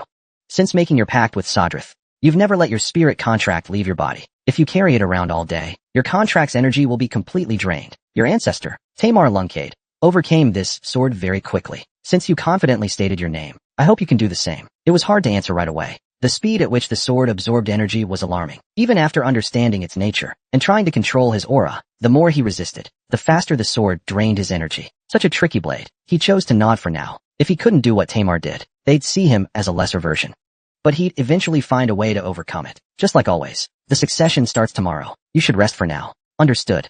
After Jean left the Hall of Combat, the Do Kings clicked their tongues. Even being compared to Tamar was already a great honor. Now that the third successor has arrived, he must pay the price of arrogance. The Black Do King, Bellis, shrugged and said to the God of Combat, Brother God of Combat, wasn't that a bit too much? Too much. Brother Black Do King. Tamar received the Lingxi sword only after completing the first form of the Spirit Sword. He was already over 20 then. I don't think the second successor can handle it yet. Lingxi sword or not. Bellis, you're already favoring the second successor that much? Though it's been 1,000 years, we're all excited to see a new successor again. But as members of the Hall of Combat, we must keep a strict perspective. The Do King known as Garmond answered in his place. The God of Combat smiled slightly. Our time has been frozen, but 1,000 years have passed in the outside world. That someone stronger than Tamar would appear is only natural. I'm just curious. Has the human Luncade grown stronger than 1,000 years ago? The night was long, though no one kept watch. Jean held the Lingxi sword all night. By dawn, his aura had been completely drained. A truly unfamiliar sensation. After waking up, he tried to release aura, but 60% of his once-rich energy was gone. Only a faint and dim flow lingered around Jean's body. Setting the sword down and using aura release helped a bit, but it would take at least 3 days to fully recover, so long as he didn't hold the sword. The one assigned to instruct Jean first was the 8th Do King. The 8th Do King, Tanta Garmond, his brother. The tallest one you saw during yesterday's battle. The one with the longest beard. Oh, that guy. Although the Lingxi sword task is tough, luckily, his first instructor seems manageable. Garmond is one of the few Do Kings who expresses his emotions openly. By the way, how does Do King ranking work? The lower the number, the higher the rank. Mengyu explained calmly. Though we use titles out of respect, even Do Kings share the same status as us, ordinary warriors. The numbers before their names simply reflect the order they became Do Kings. Didn't expect the system to be so egalitarian. Among us, there's never been the kind of infighting you see in humans or other beast folk, so we never needed complex hierarchies. Fascinating story. Garmond's training ground was at the center of the hall of combat. It took up nearly the entire arena. There were no training dummies. The stone floor was heavily damaged, uneven and cracked, clearly left unattended for ages, but standing on that ground, Jean thought, this might be the most fitting kind of training ground for the Mingyu clan. The floor was unbelievably hard. This was no ordinary stone. To exaggerate a little, it was like the ancient 10,000-year iron used in the Blacklight armor. With this much damage to the terrain, you could tell that before their downfall, the royal clan trained here with extreme intensity. Were those marks left by Tamar? A fierce sword mark slashed across the entire training ground, not dividing it in two, but stretching nearly 100 paces. Garmond stood at the far end of that sword mark, arms crossed over his chest. 100 paces. Compared to the width of the field, that wasn't far at all. Can I leave such a mark on this kind of stone floor? There's only one way to find out. Though I haven't fully mastered Zero Sword yet, just like when I cut through Murin's Gate of Hell, or Gore, and Teep's Hammerstone, or when I resolved to slay Tamar. If I give it everything, I just might succeed, as long as the Lynx gripping the sword tightly at his waist. There were 6 months left before the compass mission. He had to master the Lingxi sword within that time, and gain the spirit sword, then return to his companions. That mark was left by your ancestor, second successor. I figured you'd say something like that. Garmond suddenly turned his head, glaring at Tonder. His eyes seemed to ask, did you tell this successor my name? Brother 8th Do King. Shouldn't a student at least know their teacher's name? I haven't acknowledged him as my disciple yet. In any case, I'm heading back. Brother 8th Do King hopes that on day 1, the successor returning after 1,000 years won't die here. Just like Brother 7th Do King said, if the kid can hold his own. Naturally, no problem. Draw your sword. Before training, I need to confirm something. If you can't even do this, you're not qualified to train under me. When Jean drew the Lingxi sword, Galmond revealed a slightly wicked grin. Can you swing your sword 10,000 times? Each time the same? Jean couldn't help but cheer inwardly. That was the thing he was most confident in. Chapter 181. The Inheritance of the Spirit Sword. Part 4. Xuan. He accurately swung his sword 10,000 times. Each swing was exactly the same as the first. Galmond was momentarily speechless. Wiping sweat from his forehead, Jean said calmly. Tantar, who had planned to leave earlier, ended up watching the entire process. At around 3,000 swings, the previously noisy Underworld clan warriors came to watch. At 5,000 swings, Galmond's expression grew pale. At 7,000 swings, and finally, when he reached 10,000, Galmond had to admit he had underestimated Jean. It was an undeniably embarrassing moment for him. He actually did it. I never imagined this would happen. What now? Galmond knew very well. The nearby Underworld warriors watching, ordinary fighters, many of whom had once fought as Godslayer candidates. If this once-in-a-millennium inheritor could grow strong, they'd know for sure. Their long pause in time wasn't meaningless. Galmond, why aren't you saying anything? Jean gave a small smile. Galmond cleared his throat. Asterisk ahem. Asterisk. All the other brothers were so happy, but he alone felt embarrassed. Not bad. Well done. I didn't expect you to reach this level. That's not the kind of lukewarm praise I'm hoping for. Then what do you want me to say? Please acknowledge that I'm ready for your guidance. Say it yourself. Jean hadn't just challenged Galmond on a whim. The presence of the ordinary warriors was his backing. Jean could tell. Galmond had been watching their reactions. Galmond was one of the Underworld clan, who valued brotherhood the most. If he didn't, his brothers watching would be sorely disappointed. Fine. I admit it. Jean Lunkade. You are now ready to learn the spirit sword's essence. From me, Galmond, the 8th God King of the great Underworld clan. Oh awesome. Brother God King Galmond. When the warriors all shouted his name in unison, Galmond flushed, looking a little shy. Even his glowing heart seemed to burn even brighter, as if reacting to emotion. All right, everyone, dismiss. We're starting the formal training. The departing Underworld clan warriors all gave a thumbs up, or cheered, while Jean. Soon, only Jean and Galmond remained on the training field. How old are you, inheritor? 16. I'll be 17 in 12 months. Galmond's eyes widened. At 13 years old, Even in the underworld clan, there aren't many who can do what Jean has already achieved. He has stepped into the domain of the strong. Now even I'm intrigued. Galmond gently unsheathed his sword. Is this a test? Heh. You think highly of yourself, don't you? Tests like these only happen when both sides are on equal footing. Jean clearly didn't assess the Godslayer's level properly. You can't even shake my sword. Before the word, Jean lunged straight for Galmond's neck. With the Lynxy sword, Galmond parried easily with a raised blade. But sparks flew in his eyes. What are you doing? You said I couldn't shake your sword, so I tested it. But it doesn't seem to be true. You did raise your sword, didn't you? Galmond's expression twisted. Confused. Utterly confused, Jean thought. Confused indeed. I just wanted him to try my sword. That's all Galmond said. When I said you couldn't shake my sword, I meant in terms of power. A warrior capable of blocking an attack without needing to move their sword no longer exists. What I meant was, no matter how hard you strike, my sword won't budge. Oh.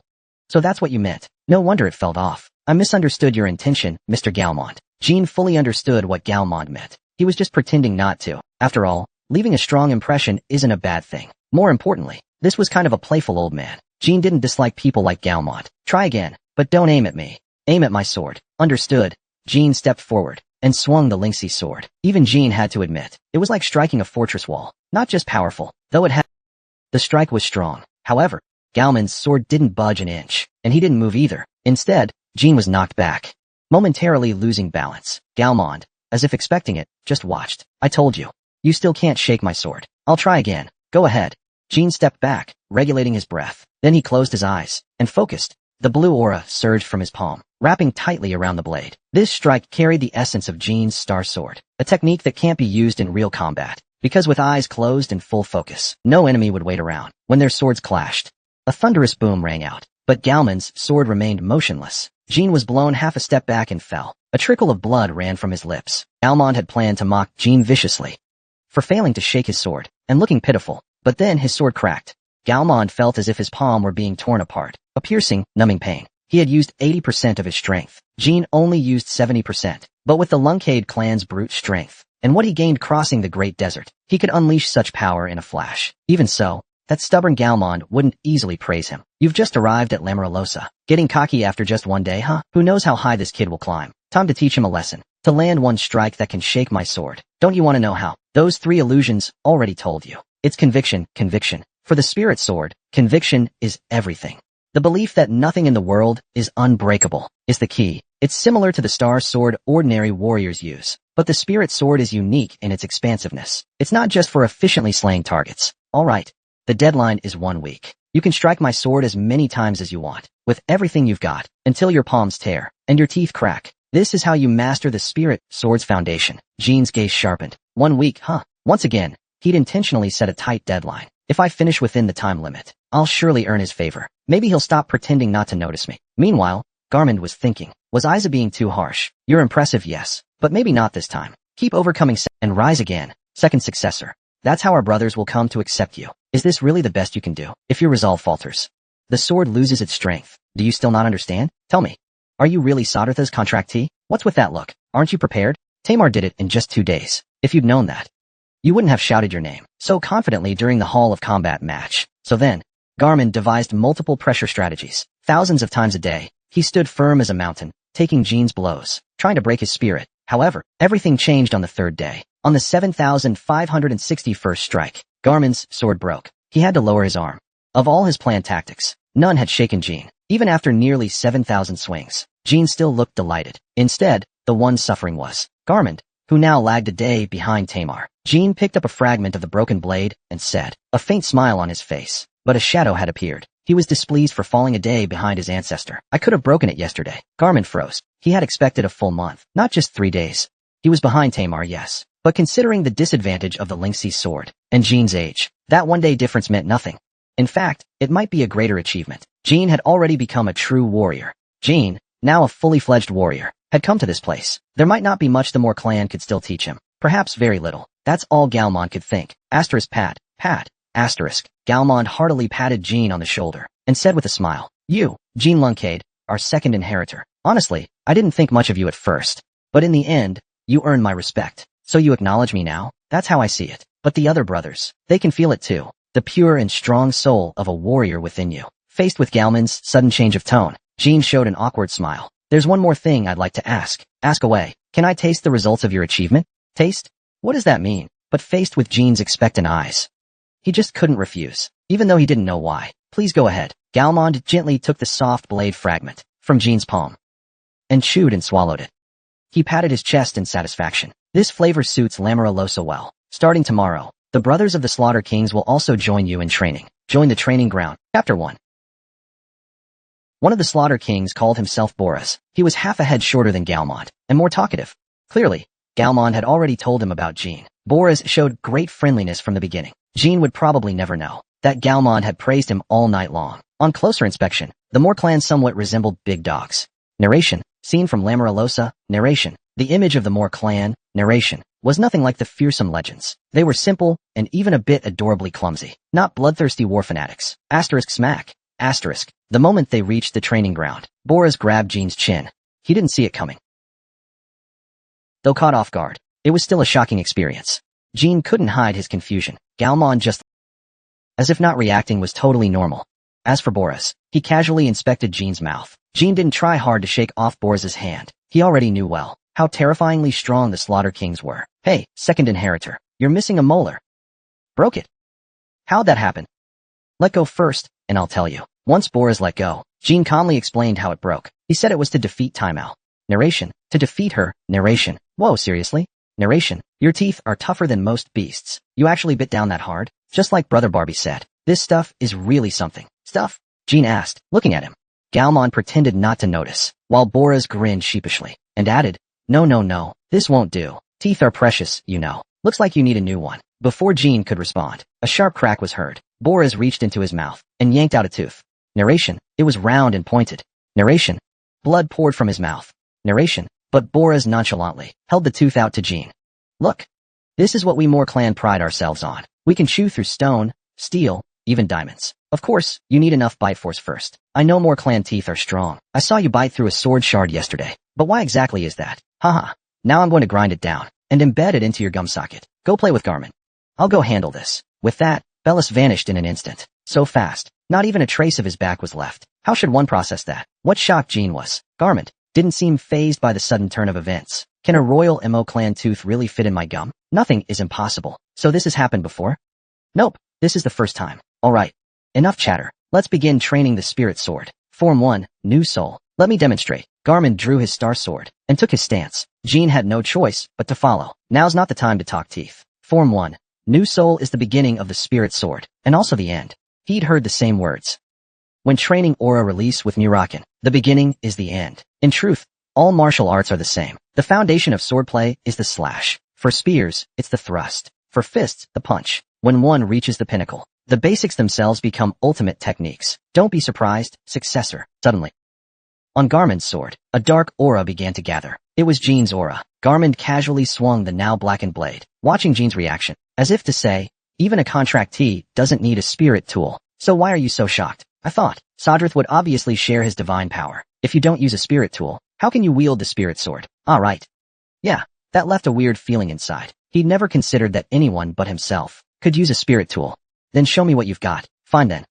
Garmin's gaze shifted. A storm-like pressure erupted from him. Jean instinctively knew he had to create distance, and stepped back more than 20 paces. The sword in his hand felt eternal. Then in a flash, the sword light fell like lightning, devouring the space before Garmin in an instant. Garmin's soul slash was silent. There was no whoosh, no hiss of blades scraping stone. To those who can't wield spirit tools, it was only darkness. When the motion ended, sound finally returned. The ground cracked from the impact. Debris sharp as blades. A sword mark 5 meters long remained. Garmin shook his head as the soul slash ended, seemingly unsatisfied. How was it?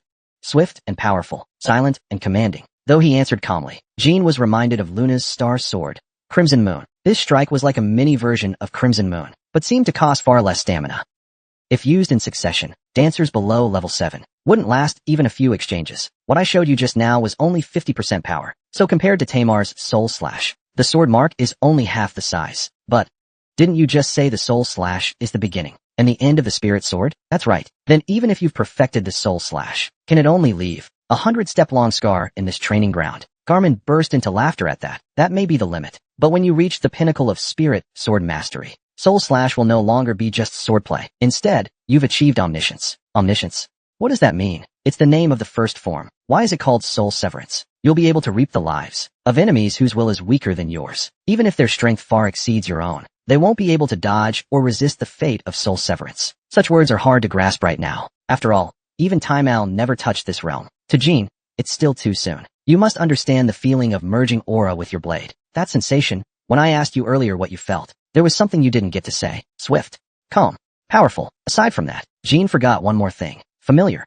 If it weren't for the spirit blade, I could recreate it right now. Oh. Explain. Galmond was no longer shocked by Jean, because no matter what this guy did, it just felt natural. When Jean talked about severing Murin's gate of hell and Gortep's hammer, Galmond clapped his hands. That's the feeling. Pretty accurate, right? That kid had been through a fierce battle out there and accidentally achieved the first state of spirit blade training. He replaced incantations with sheer belief. Asterisk clap asterisk. Galmond clapped again. That's right. I get it now.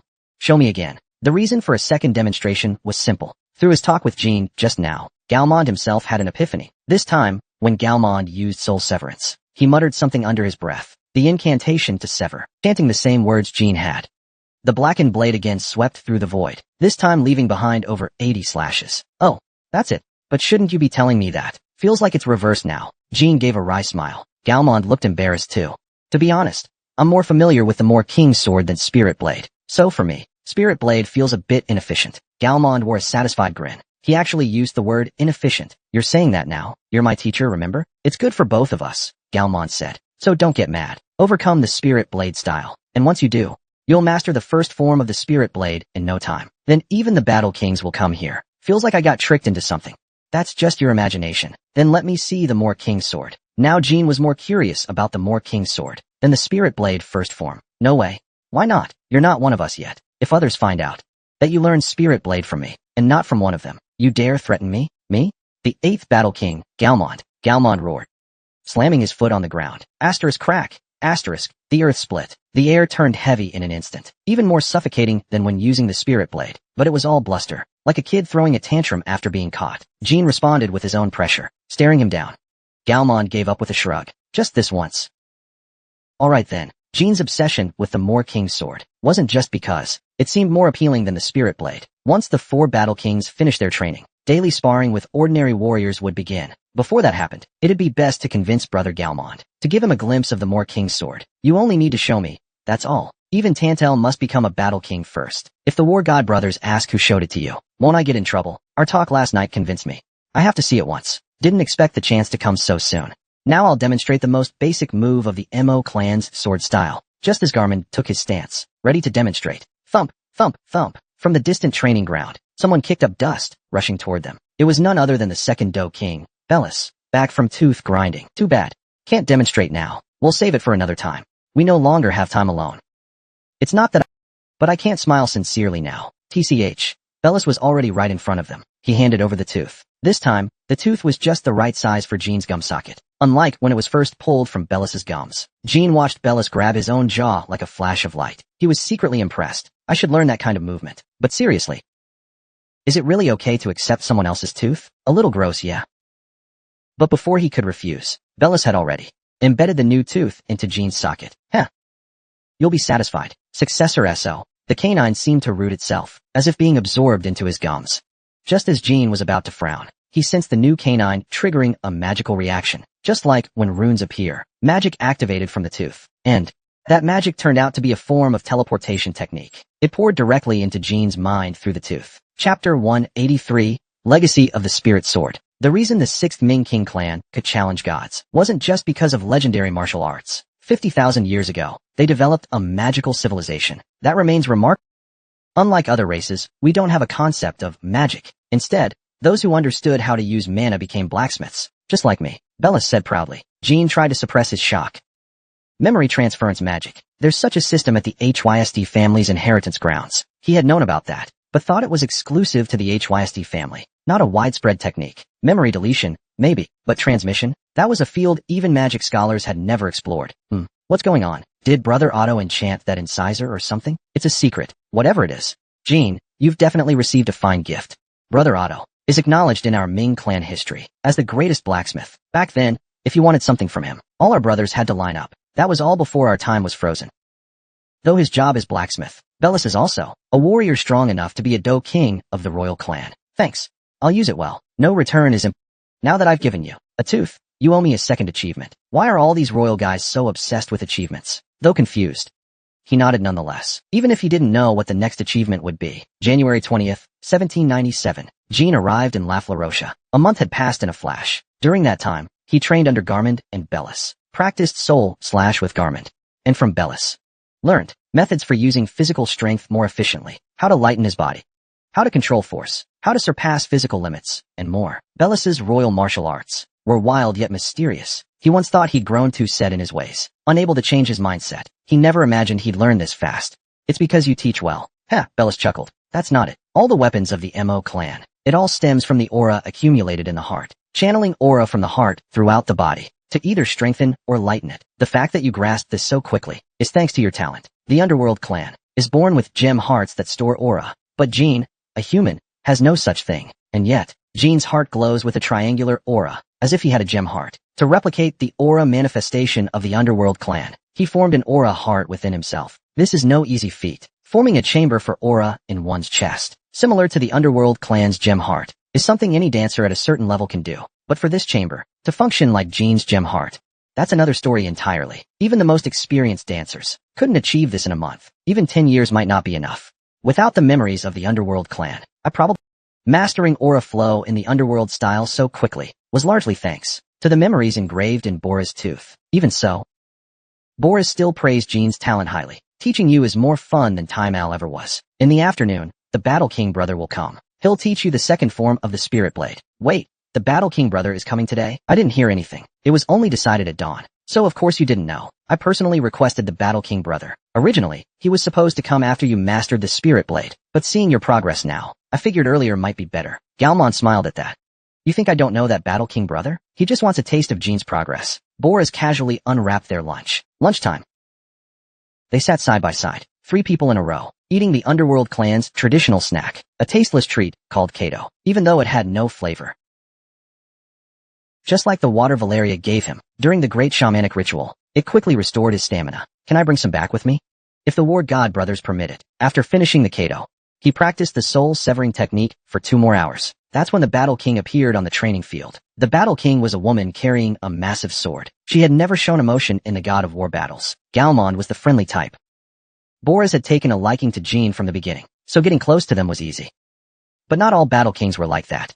I'm Jean Luncade. Even though Jean greeted her first, the Battle King only gave a slight nod. She didn't give her name. Does she hate me? Hard to read her expression. Just as Jean was about to greet her again, Boras suddenly clapped as if he remembered something. All right.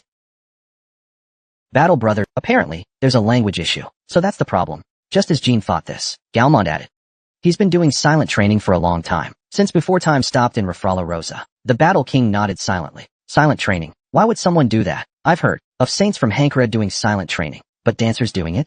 That's a first, and if he doesn't speak, how will he teach the second form of the Spirit Blade? Just as Jean was puzzled, the Battle King drew her sword. Then, at a speed Jean couldn't follow, she etched characters into the ground. Limpa, that's her name. Limpa is happy to meet you. But wait, Battle Sister, that's the common tongue. Limpa didn't use the Underworld clan script, but wrote her name in the common tongue. This fact made Garmond and Bellis widen their eyes. Huh. No wonder she's been cooped up in her room lately. Was it to help the second successor learn the common tongue? Ouch. A long sword interrupted Garmond mid-sentence. Limpa jabbed him with her sword, a clear signal to shut up. Though it was a warning, the attack had real force. Garmond barely parried the blade, but his body was sent flying, just as he prepared to retaliate. Bellis stepped in front of him. You trying to slice Jean in half? Garmond nodded slightly. For the successor's sake, just let it go. That mouth of Garmond's. It's been like that forever. Limpa sheathed her sword with a nod, and Garmond sighed in relief. This scene not only showed her combat prowess, but also Bellis's authority as a blacksmith. But to Jean, it was kind of embarrassing. Seriously? She's that shy about teaching me a few letters? She almost killed me over that. Good thing Jean had already met crazier people outside. To Jean, Limpa most resembled Yona, so he figured he should treat her like his big sister Yona. That might be the best approach. Perhaps it's the most effective. Limpa's personality was very similar to Yona's. She was practically a mute version of Yona, but that wasn't necessarily a good thing. Similar, yes, but she wasn't Jean's Yona. So, Jean didn't have much emotional attachment to Limpa. It seemed to Limpa Jean was just an amusing toy, just like how Jean was treated when he first arrived in Samus. Limpa would occasionally torment Jean, only to go silent again, right after demonstrating spirit sword form 2. When Jean used Soul Cut, she would observe for a moment, then strike him with her sword, as if to say, that's wrong. If Jean hadn't awakened his mind's eye, his head might have been chopped off 5 times already. Every time he blocked her sword, Jean felt his body nearing collapse. But Limpa always smiled in satisfaction, whether it was from her strike or Jean's defense. She never said. Jean never asked why she did it. Do you want something? Why do you keep attacking me? To handle someone like Yona, you had to wait for her curiosity to take over. Only when she approached on her own could you engage her. Garmund and Bellis were deeply impressed. They remembered how Tamar had also been stumped for 2 days. When first meeting Limpa, Jean's instincts were proven right. 10 days after Limpa arrived. For the first time since that day, Limpa carved words into the ground. Why haven't you asked about Netherform 3's name? I've shown it to you many times already. Seeing her writing, Jean couldn't help but laugh, just like that. He wiped the smile off his face and looked her in the eye. It's not that I'm not curious. Then why would you call this a form of silent cultivation? Limpa's eyes widened. To me, silence isn't just not speaking. It's the refusal to engage with others. Jean might be right.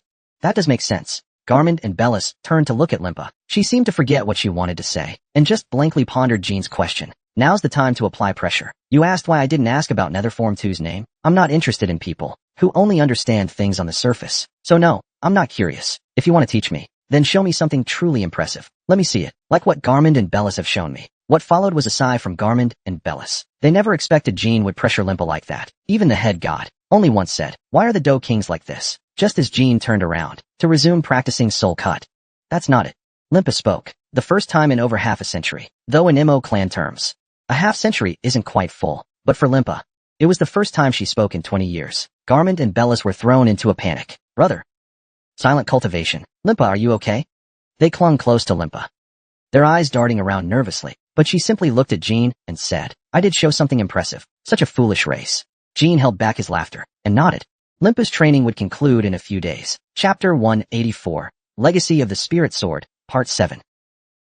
Limpa's great sword moved like waves, gently slicing through the air. The blade, wrapped in spirit energy, resembled a black moving pillar. Left, right, down, up.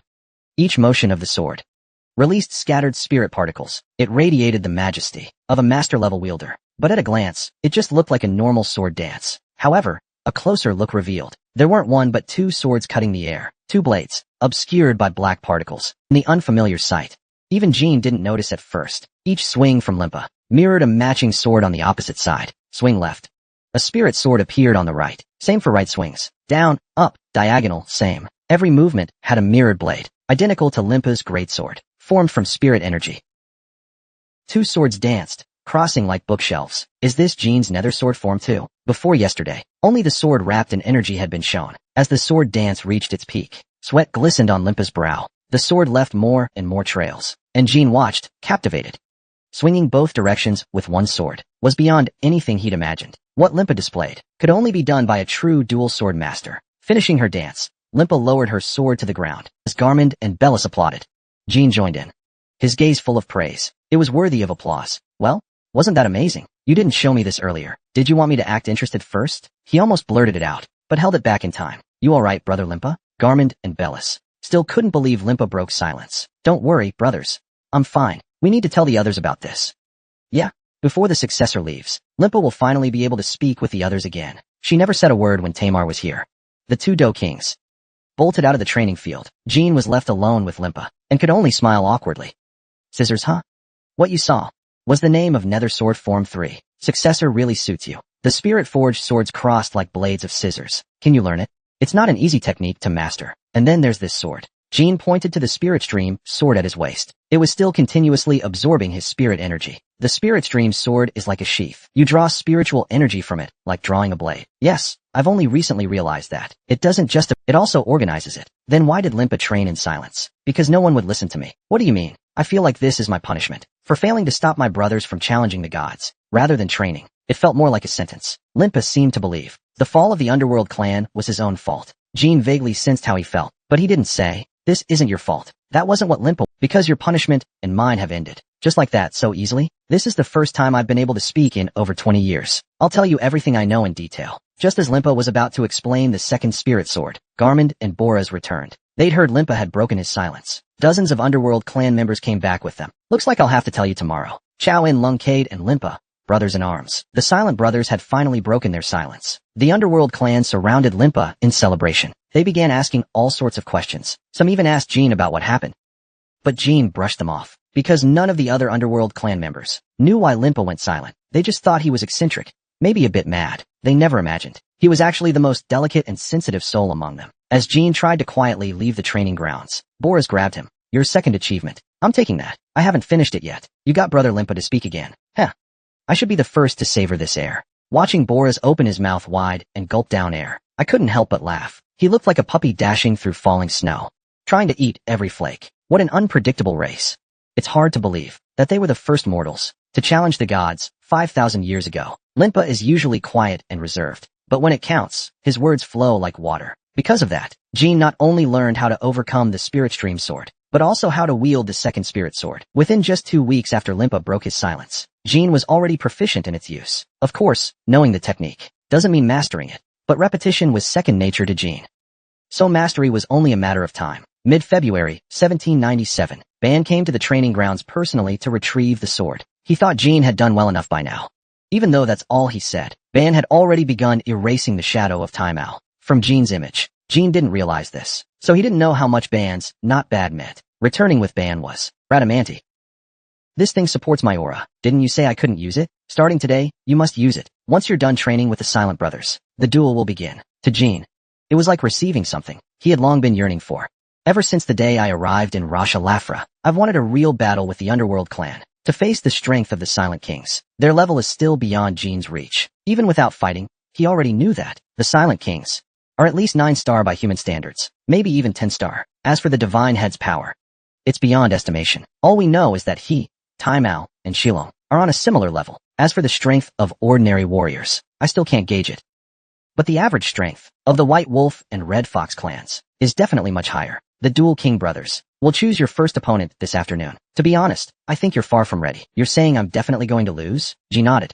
That's right. A 17-year-old human facing a warrior of the Underworld clan. In our era, it's simply unimaginable. And the Dual King brothers don't like you. Why?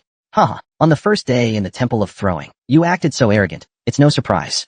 Dual King, Second Dual King, and Eighth Dual King were actually lenient with you. Tantel quickly put away his smile and looked Jean in the eye. But if you perform well, the Dual King brothers, and those other brothers who dislike you, their opinions might change instantly. I'll be rooting for you and praying for your success.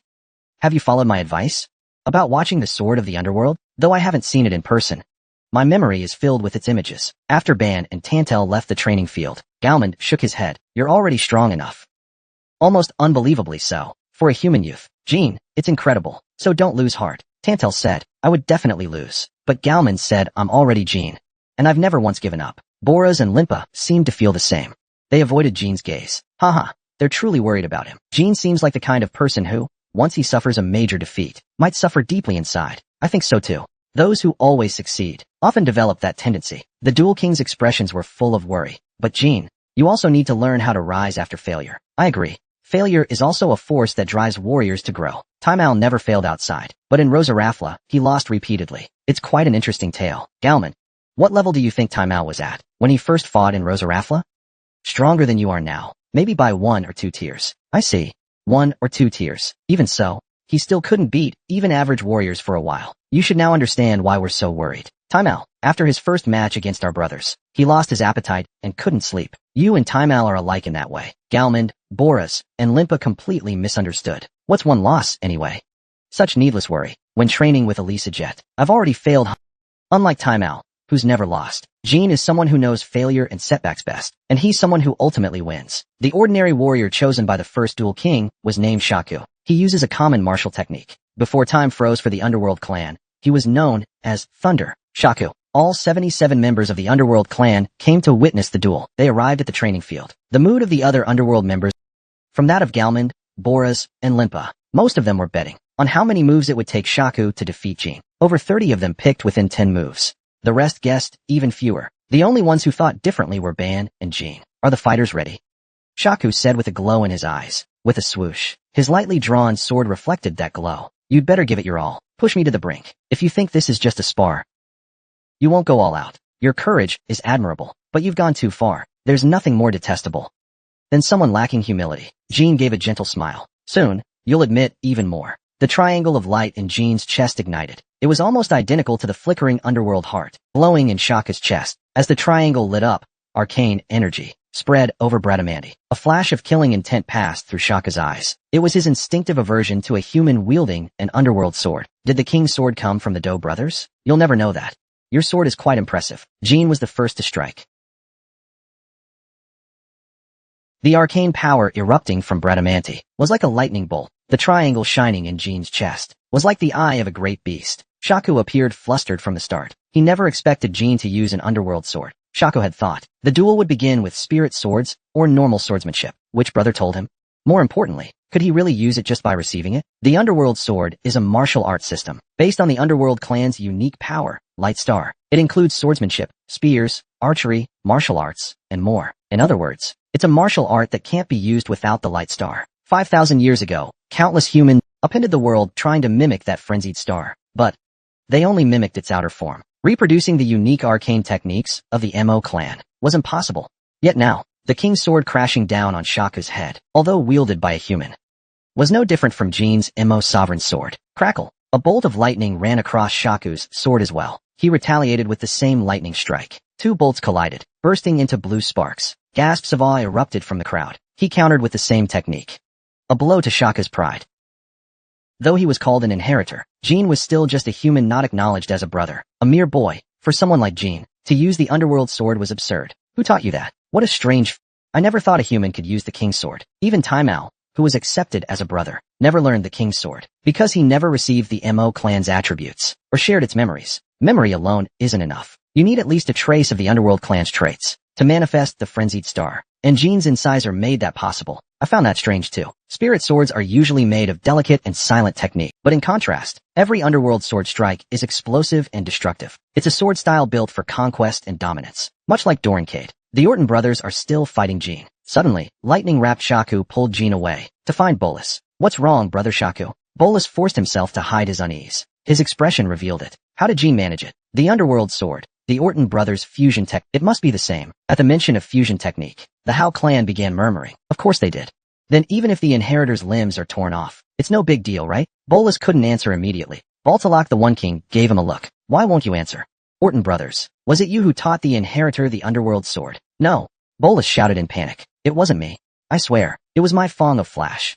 That's the truth. Then hurry up and answer brother Shaku. He's asking for your help. He wants to rely on the Orton brothers. While Bolus hesitated and nodded lightly. Just say this. Bolus, even if my limbs are cut off, as long as we use that fusion technique to reattach them, isn't that enough? Just look at the name. It sounds like a healing spell that can restore freshly severed limbs. But the special reattachment technique isn't omnipotent. If I make even a small mistake, it could cause the area around the wound to lose all sensation permanently. It's fine. After all, I'm the one who pushed Jean to go all out. I'll accept the consequences. From the very beginning, those words weren't said lightly. Jean always puts his life on the line when training. Even here in Lavros, the land of the forgotten, he's no exception. During the operation to seize the compass, we have no idea what kind of monsters we'll face. We must achieve as much as possible in Lavros before we can return. Now's not the time for physical training. Shaka chuckled slyly and bared his teeth. Then I'll take that as you accepting the Boris brothers' challenge. Though it looked like Shaka made the call, the decision was actually made by Boris and Valtalok. In reality, they had the tacit approval of the stone-throwing squad. Since the conversation went on this way, and the squad didn't stop Shaku, there was no reason to hesitate. While Galmond and Limpa watched anxiously, the stone-throwing squad simply gave Jean strange looks, scrutinizing him silently. Let's begin again. Heir of the sword. It's time you paid the price for using the Demon King sword so recklessly. Suddenly, Shaku let out a roar. That simple roar was deafening.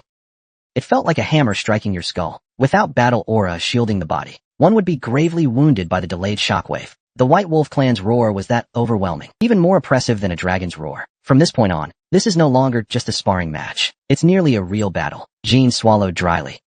His throat parched. Lightning the size of palms crackled all over Shaka's body. The air felt heavier, as if gravity had intensified. Jean focused his mind and channeled his mana. No need to hold back. It felt great to go all out. Unlike his rapidly depleting aura, his mana was still abundant. Just as he was about to summon Taze to fight together and open the gate to the flame realm, the blue flames refused to ignite. Jean realized this place was unlike the outside world. This wasn't just an anomaly. The phoenixes of the flame realm couldn't locate Lavros, because Lavros was already a land of death. What kind of successor? 5 bolts of lightning rained down like spears, just like in Luncade's third dual chronicle. The meteor shower, but smaller. The Demon King sword's gaze felt more like a state of being than a single skill. Each swing of the sword imbued with radiant aura called down a bolt of lightning. Jean couldn't yet summon lightning on Shaku's scale, so he couldn't block them head-on. He dodged left and right, preparing a new spell as he moved. He needed to create an opening to use his spirit blade if he couldn't summon Taze. He stood no chance in a direct fight. Shaku outmatched Jean in speed, strength, endurance. In every aspect, Jean's latent suppressed bloodline had yet to fully awaken. Meanwhile, even an ordinary member of the underworld clan, like Shaku, had already completed his growth. The gap was undeniable. Before their extinction, were there truly tens of thousands, or even millions, of beings like this? Then the outcome must be decided in a single blow. The only way for the weak to defeat the strong is a fatal strike. Even 70% of his ultimate chi technique couldn't pierce the lightning surrounding Shaka's body. Even when he saw what looked like an opening in Bradamanti, it wasn't a real flaw. Under the overwhelming pressure of the lightning, his sword was repelled. This resembles the Hylon technique Dante displayed in Samir, the form of the Imperial Sword and Dragon Sword. Though it doesn't counterattack automatically like the Dragon Armor Sword, Shaku's sword strike followed swiftly. There's not much difference. The originally scattered lightning power of Shaku's blade changed its form, because in dodged skillfully, he decided to use a more efficient technique. Arcane energy emitted from the light star seeped into Shaku's blade. Each time it clashed with Bradamanti, Jean was dragged back, as if dozens of invisible hands were grabbing his entire body. To break free from Shaku's blade, he had to exert 3 times the usual strength. That meant his stamina would be rapidly drained, and he wouldn't be able to dodge naturally either. Stare suppression, huh? This technique remained clearly in the memory he inherited from Bolus's canine tooth. Underworld sword, stare suppression, a technique that infuses the sword with force. A secret art of the Mo King clan, completely unlike those of any other race. 5,000 years ago, they perished in a single night, but their martial legacy remains legendary to this day. For good reason. He grabbed Shaku and seized Jean by the collar. The two clung together like magnets. Jean swung his left fist and struck Shaku's hand furiously. Thud. Pow. Slam. Despite the relentless dull impacts, it seemed like Jean's fist was the one breaking. After enduring the blows for a while, Shaku grinned darkly. My turn now, huh? A fist bigger than a head came flying at Jean, wrapped in black fur and lightning. If not for the activation of Muta's rune at that moment, his face would have been completely caved in. The black helmet that suddenly protected Jean's face made Shaku frown. What is this? It's a secret helmet. If you'd hit it, you might have regretted it. Shaka's next target was Jean's chest, but Jean didn't use his arms to guard. Instead, he used the opening of the punch to strike at Shaku's eye. Jean's index finger was coated in black aura and thrust at Shaku's right eye. He didn't know if a ruptured eyeball could be healed through some special fusion technique, but if he didn't strike now, even death wouldn't be surprising. Fortunately, his desperately extended finger seemed to reach Shaku's eye. Smack, direct hit. At the same time, Shaka's punch landed squarely on Jean's chest. Pain exploded as if his organs and bones were shattering. If he hadn't been wearing the Black King armor, he would have already collapsed. The only reason he managed to pierce the eye without raising his hand was thanks to the rare armor from Shillong. But the Black King armor couldn't completely absorb the impact. Spitting blood, Jean could only think, I should have blocked instead of aiming for the eye. Damn it. Why is his eye so hard? This has to be cheating. His finger was broken. It wasn't the lightning on Shaka's body that stopped him. His aura-coated finger did pierce through the lightning. It had accurately stabbed Shaka's eyeball. But Shaka's right eye was perfectly intact. While Jean's index finger was shattered, our eyes are as tough as hearts. Didn't you know? That's what makes us the strongest. Shaku punched Jean in the chest again. Crack. His sternum cracked under the armor. His consciousness blurred. As promised, I'll cut off your limbs. I hope you'll be more humble in our next match. When the successor opened his eyes again, everything was pitch black. He was so heavily suppressed, he didn't even get a chance to summon his spirit blade. A regular warrior, this strong? What kind of race is he?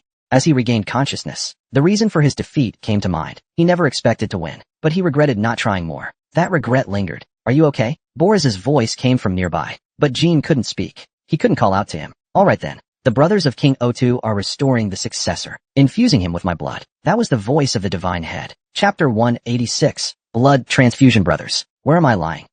The space was narrow and sealed. The ceiling was so low it almost touched his nose. It felt like lying in a coffin. His limbs were limp, especially both thighs burned with searing pain. Looks like Shaku cut my legs off. He did say he'd cut off my limbs. Guess he wasn't bluffing. Did Boris reattach them, using some special fusion technique? Even top-tier healers struggle with limb reconnection. But Qin Jin decided to stop applying human logic to the underworld clan. They weren't just powerful. They possessed technology and culture. no less advanced than modern civilization. Judging them by human standards was simply impossible. Shaku, just an ordinary warrior, had already surpassed the Lunkades. The highest level guardian knights might even be stronger than the Black Knights.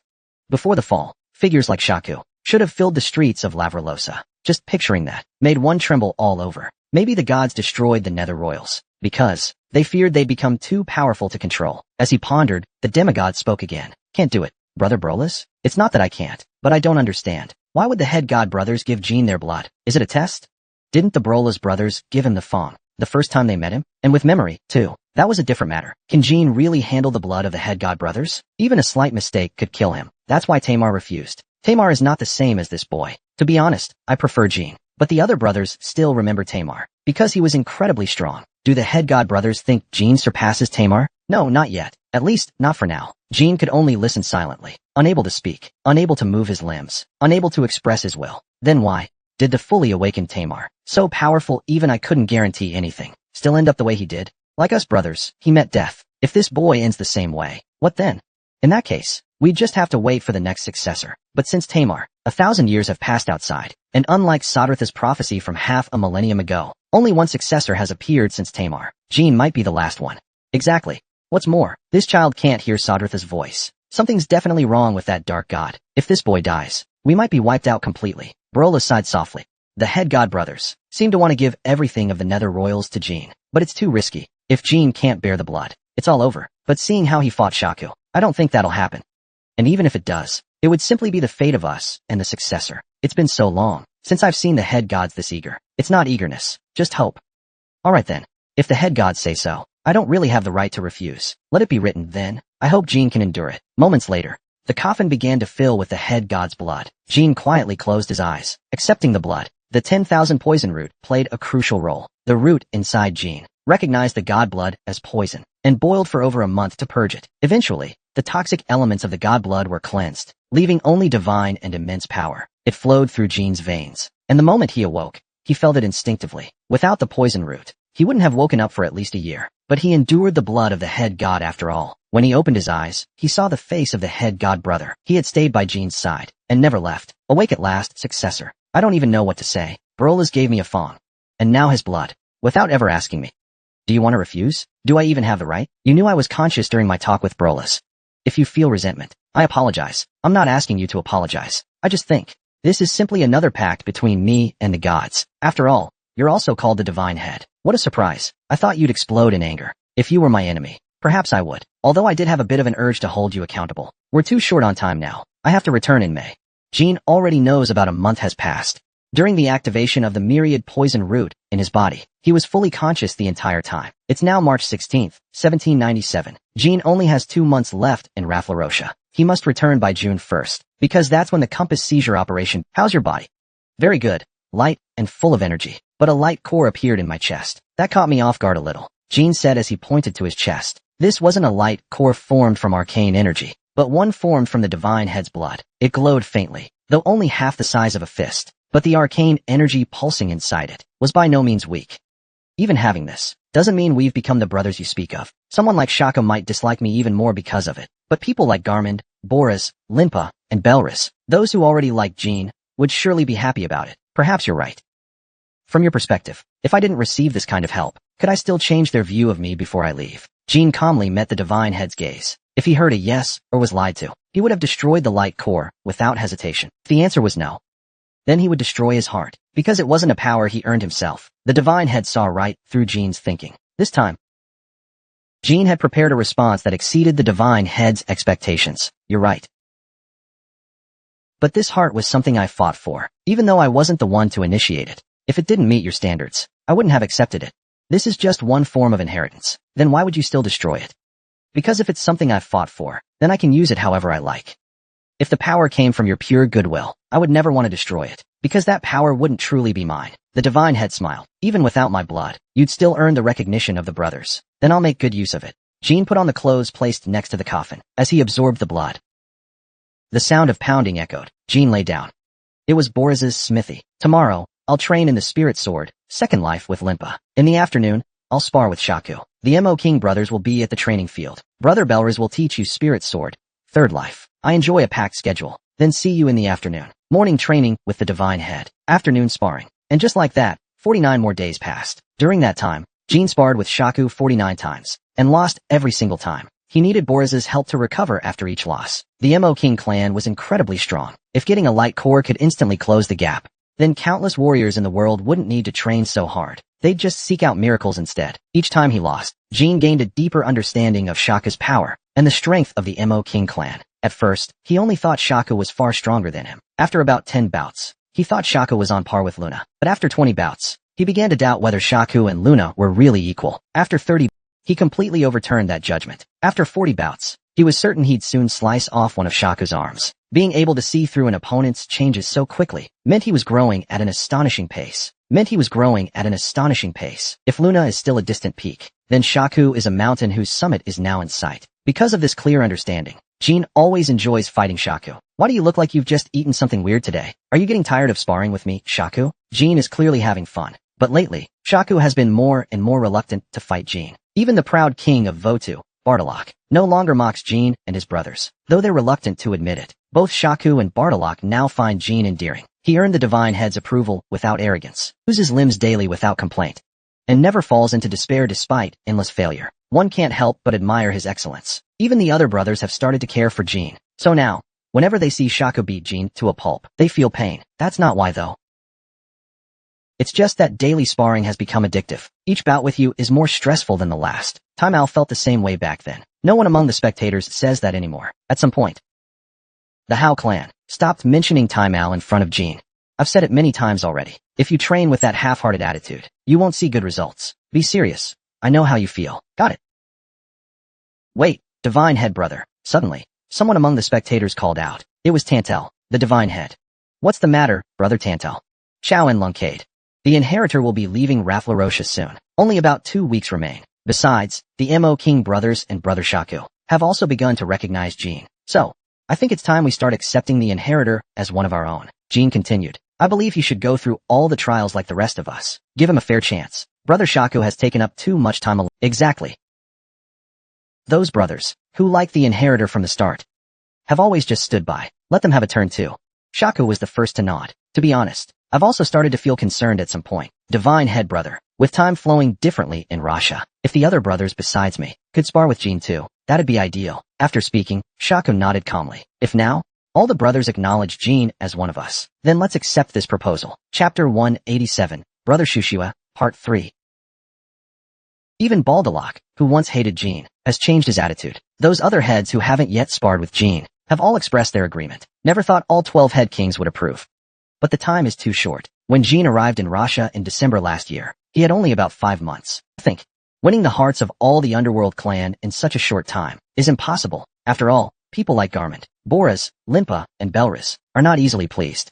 Nor were they fond of him from the beginning. So I plan to win them over when I return to Russia in the future. Besides, mastering the spirit sword will take several visits anyway. Didn't expect to be acknowledged as a brother this quickly, but unlike Jean, the Mo King clan didn't think that way. Jean had already helped Garmond comprehend the spirit sword. The news of a new soul in its first life had spread. Bora's gifting him Fongblade, and Limpa breaking his silence to train. These were widely known. That alone was enough for the underworld clan to view Jean as a special and interesting inheritor. And in his sparring with Shaku, Chowan showed unbelievable mental strength. For 49 straight days, having your limbs cut off every day in the streets is no easy feat. Jean often recalled the past pains, and belittling one's own efforts isn't necessarily a bad thing, though it's a bit of a regret not being able to slice off one of Shaka's limbs. After the head kings gave their approval, it wasn't because of pressure from the divine head or the head kings, nor was it out of a herd mentality that they accepted Jean as a brother. In the Mo King clan, aside from the divine head's companion, there is no hierarchy between head kings and ordinary warriors, so there's no such thing as punishment or coercion.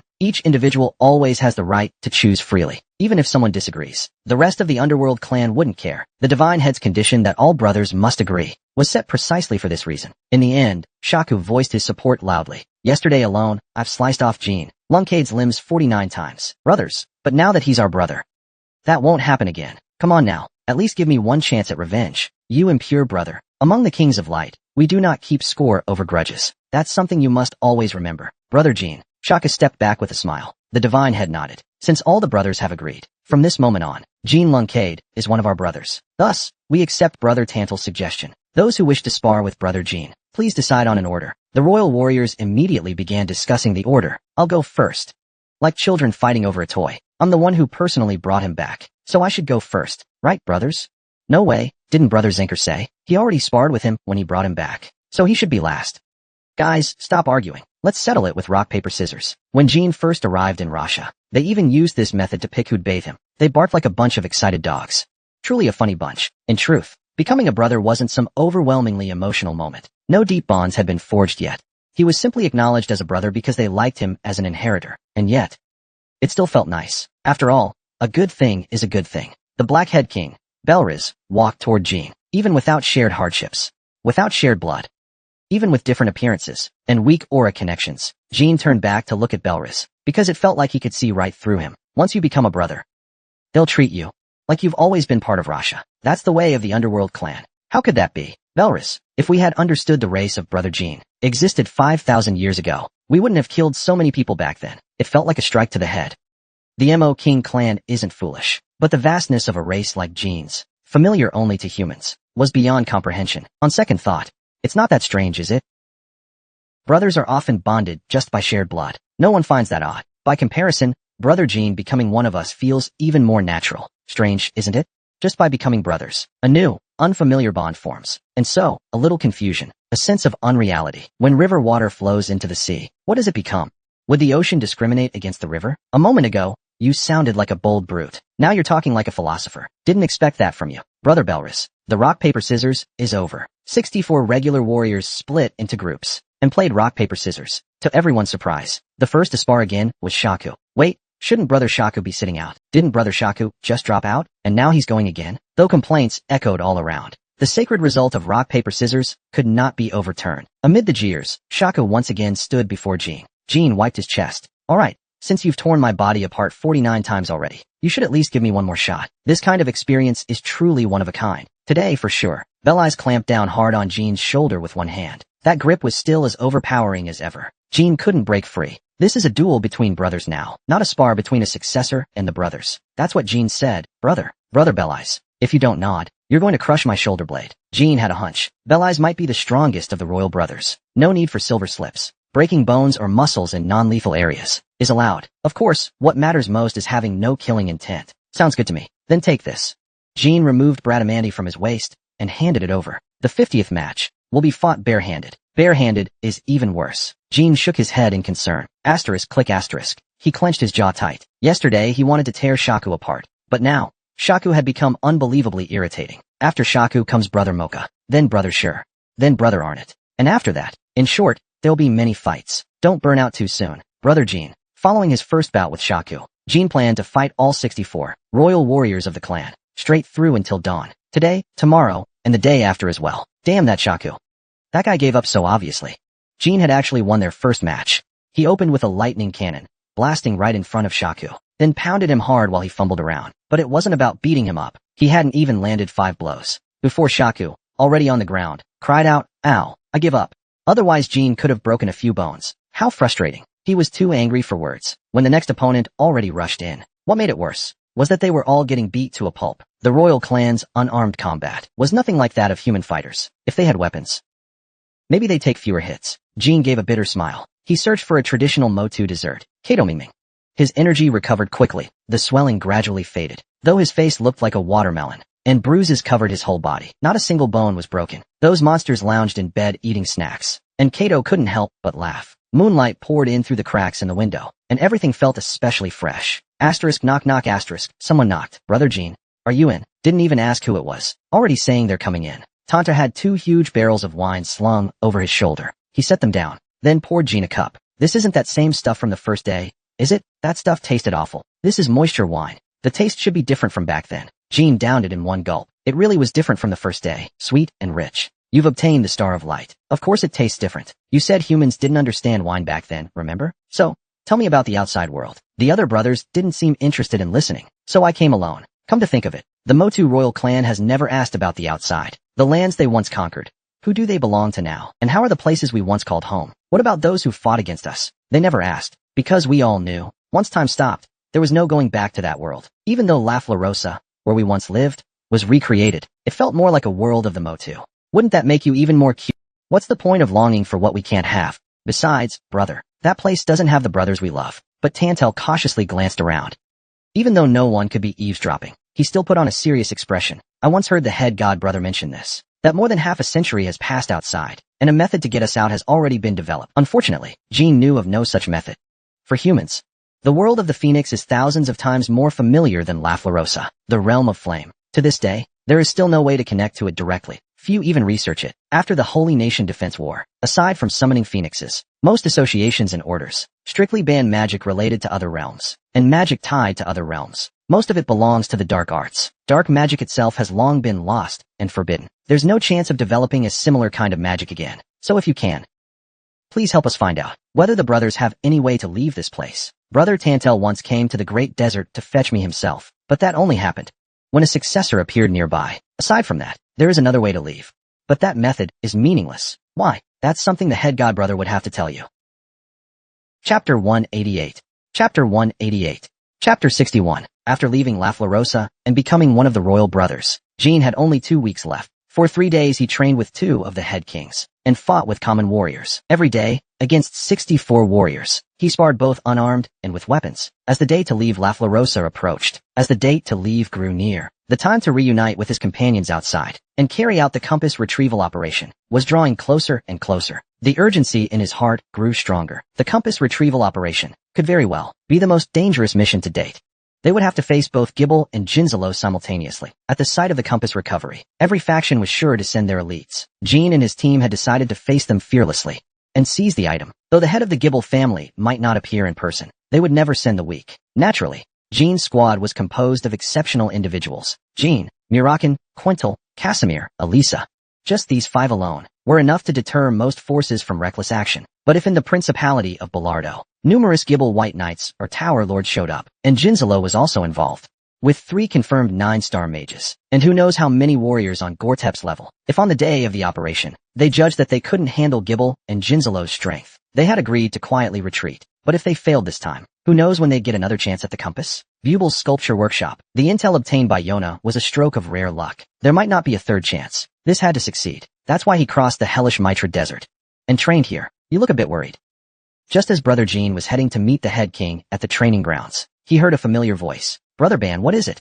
Is it about the outside world? There's a mission I need to complete with my comrades, but I'm starting to doubt whether I'm strong enough. How ridiculous. You've faced the aura of the head king brothers here in the temple without the slightest fear. The enemies you'll face out there won't possibly be stronger than us. Though the Mo King clan may seem clumsy and foolish, if they could escape from Ravrasha, the entire world order outside would shift in an instant. Even with just 77 left, that would be enough. Ever since becoming brothers, that feeling has only deepened, especially the divine head and the firstborn, beings on a whole other level. Even if all of Jipple united, they couldn't kill them. I'm not afraid of getting hurt. I worry my comrades will be harmed. Some of my companions are weaker than me. In his deep, dark blue eyes, something seemed to stir. That was in the past, before he became the divine head. During those long years, even after the gods destroyed everything, the tormenting questions never left him.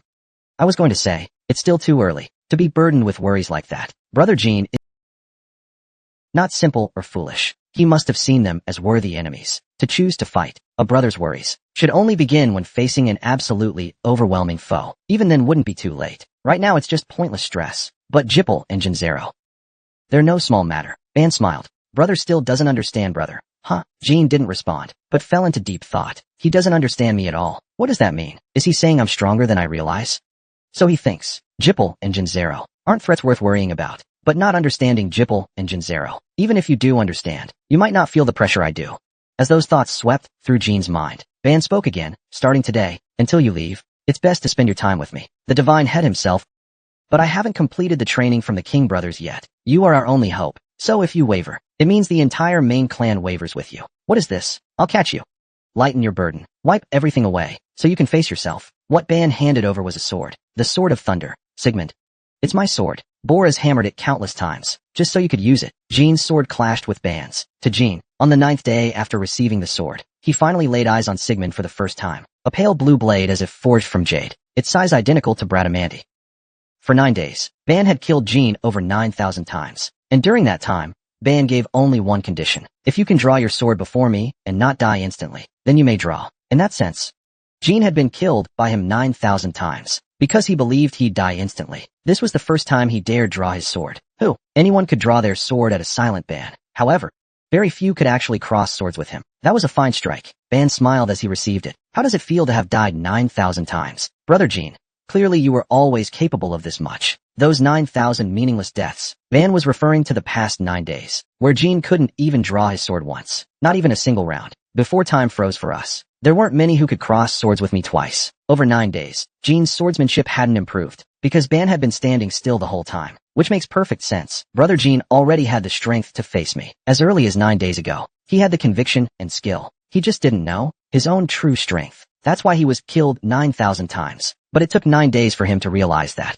Doubt clouds one's self-image. But now his mind should be clear. Brother Jean, that is the extent of your strength. You can fight me as an equal. He gently wiped Jin's forehead. Don't doubt it. Among all the dancers I've known, how many have ever landed a blow on our half-brother? Aside from a rare few, almost none. Just like those who can withstand a blow from Shilong, are practically non-existent. Failing to recognize your strength is why you couldn't draw Sigmund before. But now you're trying again. And no matter how many times you try, you're able to face our brother head-on. Now that you've confirmed what you can do, it's only natural. Jean managed a faint smile, realizing that knowing your own power can sometimes be more moving than growth itself. Jean no longer worried about June 1st. He could now confidently send his brother off. Next time we meet, let's cross blades again. After parting with his brothers, he could return tomorrow morning. Just as Jean was about to bow, he gently lifted his chin. There's no need to count favors between brothers. That night, all the wild royals gathered for a recognition banquet. The gem wine was emptied to the last drop. Jean hoped that one day, he could give this strong and free race a heavenly gift. That gift wouldn't necessarily be to repay a debt. Travel safely. Brother, we will remember your deeds. May 17th, 1797. After leaving Lavlarosa, Jean was once again surrounded by endless silver-gray desert. Lavlarosa, the warmth he experienced there, felt like a dream. The desert sun was still fierce. Wearing his Bora's constellation gear and robes, Jean set foot into the desert once more. After walking for 2 days, an oasis appeared. Another day later, he spotted a forest path. It was the trail they found when guided by the traction-footed scout. A forest path, but it seemed they had turned back, rather than crossing the great desert, which may have been a good thing. Had he succeeded in crossing, word of a legendary adventurer might have spread. After all, in Orc lands, many orcs had already seen Jean. Hey, human, great desert, you've been to Shadowflame, friend? After finishing a trade with the Western Goldsnow clan, the water-tailed orcs returning to Yuka Market ran into him just before exiting the forest. No humans died? Lucky you. Everyone was worried about the heartbreak. There were 5 days left before the end of May. He chatted with them for 2 or 3 hours. A leisurely pace wasn't bad, but you can't go back to Yuka. Why not? A few days ago, the Red Fox clan showed up and caused chaos. It's better to take a detour to the Mecha Market instead. Use the pass, but getting back to Mecha Market will take several days. At this rate, you'll be too tight on time. If anything goes wrong, you'll be late. That won't do. That would be too late. You must be somewhere by the end of May. There's no secret path nearby. Nope. Not on this side. Then just go straight through. They'll cause trouble for me. They might even kill you, human. On the way to Yuka Market, the Watertail tribe grew. They pleaded with Jean to turn back, even grabbing his arm. But for Jean, this was something he couldn't walk away from. And so, at the entrance of Yuka Market, Jean ran into 2 Red Fox tribe orcs. It was an expected outcome. Oh, this is bad. A human? What now? We just need to pay, right? That won't work. Just pretend you don't know me. Keep walking. Got it. As the Watertail orcs brushed past Jean, they couldn't help but look back at him. The Red Fox orcs took their money, but still hit them with a stick before letting them pass. Wouldn't it be easier to just take the money and let them go? Why hit them? Those punks. If the White Wolf tribe are bad-tempered and eccentric, then the Red Fox tribe are brute thugs, warrior-like in their cruelty. Noticing the 2 fox men approaching provocatively. Hey, you human over there, come over here. Stand right in front of us. Hand over everything you've got. Take off your clothes too. Let me see your butt. Not bad looking. How about it? Want to give it to the females? Haha, they'll love it. However, as Jean drew closer, the Red Fox orcs suddenly found themselves speechless. What is this? What is this aura coming from this man? Not only did their words falter, but their legs started to tremble uncontrollably. Drool dripped from their mouths. Every hair on their bodies stood on end. Their insides felt like they were melting. It was a fear burned into their very instincts. The aura of a mighty race, wrapped around Jean like a blizzard. The presence that had once torn through and trampled their kind. Even though more than 50 years had passed, these young Red Fox orcs, even without knowing the name of that race, shivered from pure instinctual fear. A beast doesn't need to be taught to fear its natural predator. Aya, ha! The Red Fox orcs instinctively raised their claws and let out a shrill scream. Get lost. But, even when Jean said that, they didn't dare attack. Instead, they collapsed to the ground, wetting themselves in fear. Please, have mercy. They didn't even have the courage to look up at Jean. Chapter 189. Chapter 189. Chapter 62. The Compass Retrieval Operation. Jean picked up the money and returned it to the Watertail tribe. The Red Fox orcs were too busy fleeing to witness this act. Thank you. Thank you, human. As soon as they arrived at Yuka Market, the Watertail companions told their kin about what happened. Shadowflame and the tribal chief expressed their gratitude. Rest for a day before leaving. The Watertail's gathering was lively, but time was short. I have to set off right away. See you next time. Eat this before you go. The Watertail orcs quickly grilled some fish. 20 golden roasted fish were gone in a flash. All right, Shadowflame, do you know how to dye fabric? Suddenly asking about dyeing? What's this about? Do you need us? No, wait a sec. Look, it's the Golds Now clan. The dyer brought them here. The one from the general store. The Golds Now orcs came through the secret passage. Oh, a human. Our dyeing technique is top-notch, so the price is a bit steep. Compared to humans' crude scribbles, our craft is far more refined. Prices start from this point. Just as the Jinshu clan tried to rip them off, the Shadowflame, they told the Jinshu clansmen how Chow and had made the Red Fox clan submit. At that, the Jinshu showed a smile. If that really happened, we'll do it for free. Heh. If only we could see those trash trembling in fear. That'd be great. The dyeing was completed quickly. After saying farewell to them, Jean once again used the secret passage to leave the territory of the aquatics. On the afternoon of May 31st, 1797, Jean finally arrived at a southern island of the Principality of Belladue. It was just like he remembered. This nameless island lies beyond Belado's waters and has become a haven for pirates. It was here that Jean came to participate in the Cosmos Arena. Though it was broad daylight, the streets were filled with drug users, madmen, and nobles addicted to gambling. Hee.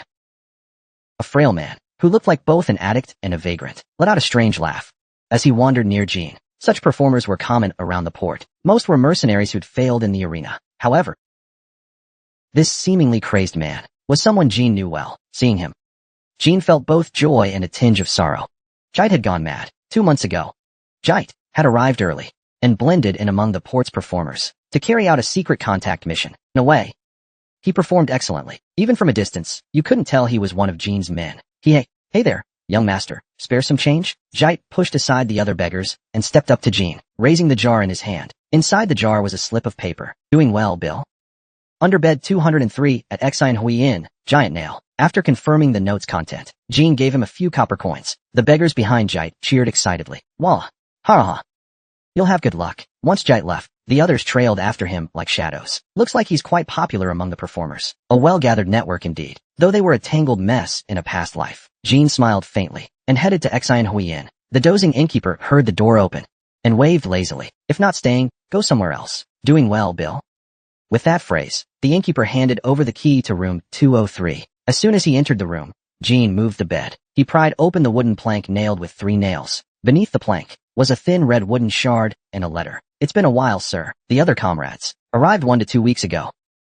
They're scattered across different inns. All are safe and well. The enemy remains completely unaware. We now report the intelligence we've gathered. The forces on Jinzero's side, including Anza's Grand Magus, Chuck Toter, 5 mages estimated at 8th class, and 5 strike team captains, white-furred warriors of the Beast Men. Aside from that, several disguised assassins may also be present, snipers, and other powerful individuals. The strength of the Jipple side remains unknown, and is expected to appear only on the day of action. But just like Jinzero, it's highly likely they also have disguised operatives in place. The operation will begin at 10 p.m., June 1st. Location: the abandoned mansion on the island's north side. The casino location remains unchanged. The attached red token is your casino entry pass. The extraction point after the operation is still location 123. The back of the letter contains the addresses of your allies' lodgings, with the approval of Sir Casimir and Mr. Murakin. Mr. Sirius from the palace will also join this operation. He has extensive experience in espionage, assassination, and guerrilla warfare, and will surely be helpful. This will be the last time I deliver a message for you.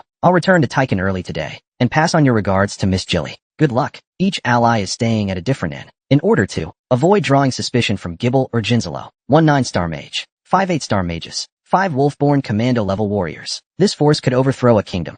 On Gibble's side, they're bound to send equally powerful figures. Tomorrow night, this filthy pirate paradise will become a battlefield of stars. This force exceeds anything the allies expect, which means total war isn't an option. Even if Inya has grown stronger, she can't handle all of them alone. However, if Jean hasn't grown either, then the operation must be reevaluated. Whether or not the plan proceeds, all depends on Jin's decision. If Jean doesn't show up at the casino, then things will go as agreed upon 6 months ago. Of course, Jean has no intention of backing down. The fact that they brought such powerful individuals proves how important the compass is to them.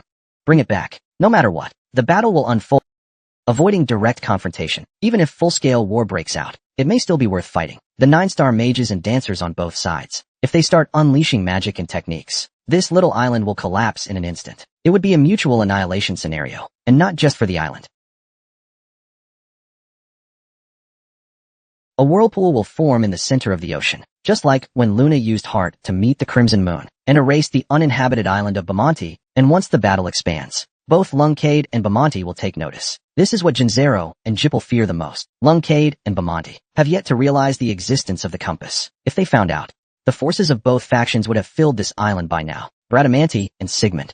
Jean quietly organized both swords. The next day, June 1st, 6 p.m., Jean arrived at the abandoned mansion casino on the island's north side. Golden-dyed hair from the Jinshu clan, lavish clothing, 2 swords hanging at the waist, and heavy makeup made her appear extremely flamboyant. She looked just like a wealthy noble who loves to show off. Heavy makeup has long been a trend in noble social circles, though no one quite knows why they do it. Thick foundation and eyeliner clogged the pores. In the mirror, the face almost looked like a woman's, but the muscular frame still made it feel uncanny. That was the effect of special Jinshu makeup products. Seems like transformation was necessary. With skin as delicate as yours, you'll look like a woman once you put on makeup. Why not just cross-dress completely? No one would recognize you. Anyway, you must wear makeup. Our stuff is leagues above the crude techniques of humans. Just a bit of smearing can create a realistic effect. This one goes on the cheek, this on the lips, this on the forehead, and this on the neck. Unlike the embarrassed Jean inside, the people in the casino, male or female, were all staring at him. They had never seen such a beautiful young lord. Want to have some fun tonight? If you lose money and feel down, I could lend you some.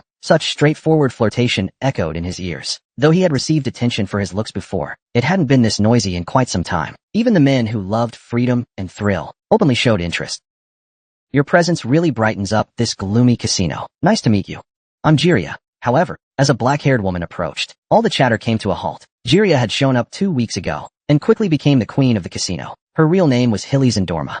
At first, Jean hadn't recognized her, though not as refined as Bubel's sculpting. The human face masks made in the secret workshop were also masterful. All the comrades were wearing human face masks made by the secret palace, except for the butterfly-transformed Lungcade and Malakan resting in Hilly's arms. Marble games are the best here. A fine young man like you is a local specialty. You don't seem to know the rules. Let me explain them to you. Jean gently pushed him aside. No need.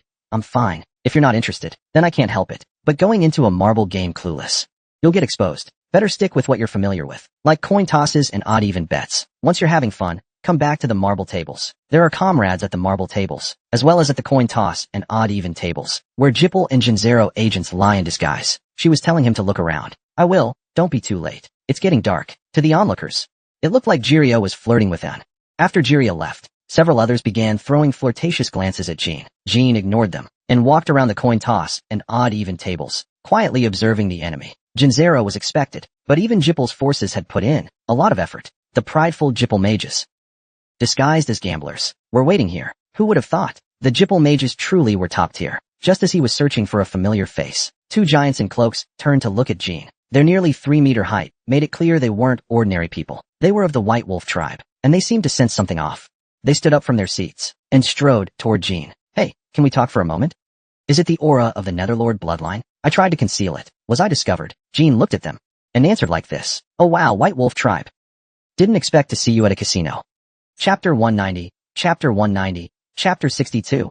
Compass Seizure Operation. Among young nobles and dancers, there are occasional fools who admire the White Wolf tribe's power and culture. Usually, these people are idiots. They're drawn in by the wolf's pale fur, blue eyes, and robust build and aura. But approaching recklessly usually ends with becoming someone's dinner. The White Wolf tribe dislikes humans. In their eyes, most humans are nothing but lowly creatures, toys or snacks. I've always dreamed of talking with the White Wolf tribe. Your fur is really beautiful. May I touch it? Jean said excitedly. The expressions of the wolves twisted. So he's just a fool. They had felt danger just a moment ago, but seeing Jean now grinning like an idiot. Hands off. Ah, my bad, that was rude. Sorry. So what can I do for you? Go ahead, ask. No. Maybe I just saw it wrong. What do you mean? Nothing.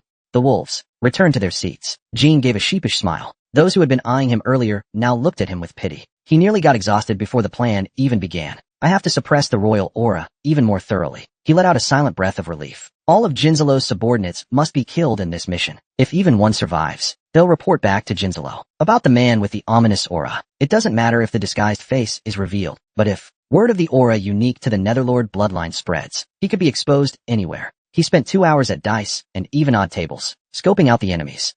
Luckily, White Knight didn't show, and no one got suspicious. It's about time Jean met up with his allies. The marble game table where they gathered was packed with onlookers. Arisa was hiding in the crowd. Casimir and Inya were anxiously keeping their heads down. They were all well disguised. Even the unusually tall Arisa was flawlessly disguised. She wore a fake mustache and looked like a man. Oh my.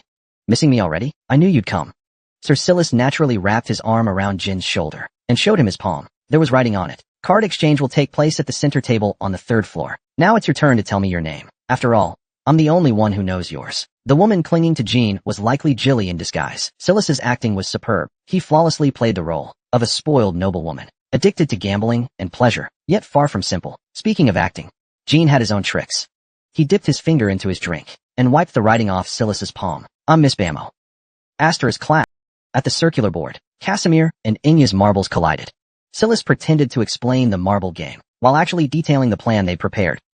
First, 2 marbles are placed on the board, just like you and I are now. That's right.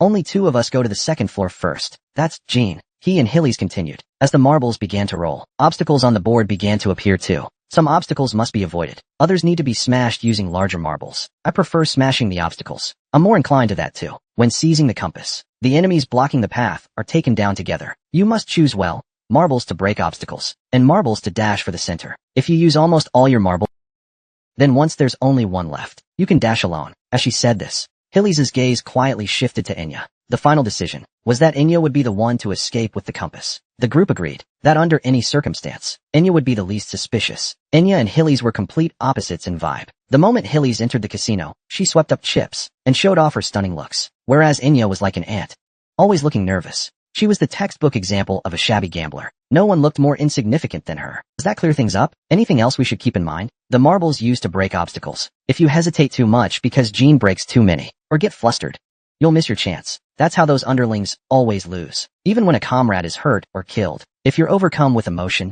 the mission fails. Jean calmly exchanged a glance with Hillies. That's good advice. I feel like I could become an expert any moment now. And so, Jean discussed tactics with Hillies. Until around 10 p.m. He also kept losing deliberately to her, putting on a visibly frustrated act. Damn it. Is he some kind of marble god? Why can't I win even once? And it's not just small change either. Hillies' winnings had surpassed 1,000 gold coins. In this gambling den, not many have lost 1,000 coins in just 2 hours. He's a rare sight. Seems like that fancy noble doesn't know how to handle dice. He should quit while he can. Go out and grab a drink or something. Oof. Winning that much and still going out to drink. Are you that stingy with your gold? Spending a night with Lady Jiria is worth a fortune. Opportunities like that don't come twice. It's not the money I mind, but ending it like this. My gambler's pride won't allow it. I may suck at marbles, but in other games, I bet you can't beat me. Oh, confident in other games. A sigh rippled through the crowd around them. They realized, yet another had fallen for Inya's trap. At the very least, I've got to punch Inya in the nose once, just to feel. Looks like you haven't suffered enough. Fine then, what shall we play? Cards. If it's cards, Inya definitely can't beat me. Hillies flashed a sly smile. The onlookers could barely hold back their laughter.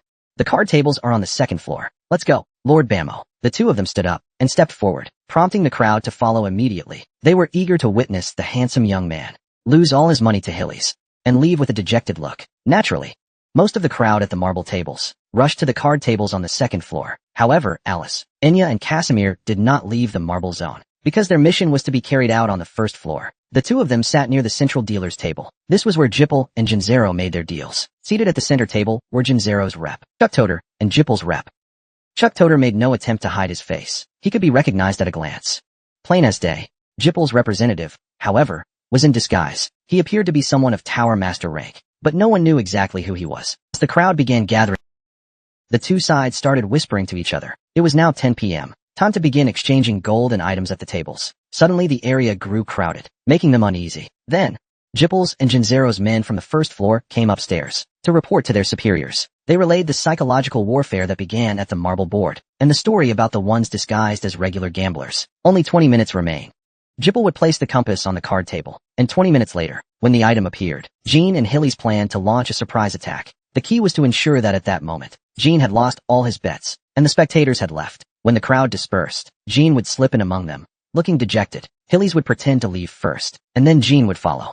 The flash bomb would be detonated on the table with the compass. Exactly 20 minutes later, the process of losing all his money was entirely under Hillies' control. However, just like Jean and his comrades had spent 6 months planning this operation, the enemies surely had their own countermeasures prepared. As long as Chucked is taken out or incapacitated, there should be no issue getting to the first floor. Jipple's rep likely wasn't stronger than Chuck. The person appearing as Jipple's rep, even taking disguise into account, couldn't be more than 30 years old. At that age, a mage stronger than Chucked would be unheard of. Jean had never heard of anyone stronger than Chucked. Archmage of Ans, the absolute ruler of the Anzian plains in the north. Unlike Gidat, he was someone Jipple had once desperately tried to recruit. He was renowned for his mastery of house-type magic. In the end, Chucked became a member of the Dark Magic Society. Now he sat beside Jipple's rep at the card table. Cool it. Match 2 more rounds and stay in. Jean's gambling funds began to deplete at a steady pace. Once the flash bomb exploded, Jinzero and Jipple would surely suspect each other, but they'd quickly realize that Jean and Hillies were the culprits. The chaos would last no more than 10 seconds. Within that short span, they had to eliminate as many enemies as possible. At the central card table, Chuck cast a sharp glance at Jean, then shook his head. Getting old makes you worry about everything. I was just thinking, was that Nawa guy one of your planted thieves? Huh. You jest, Lord Chucked. If we were planning to just take the item, why go to all this trouble? We're just unrelated gamblers. Cut the act.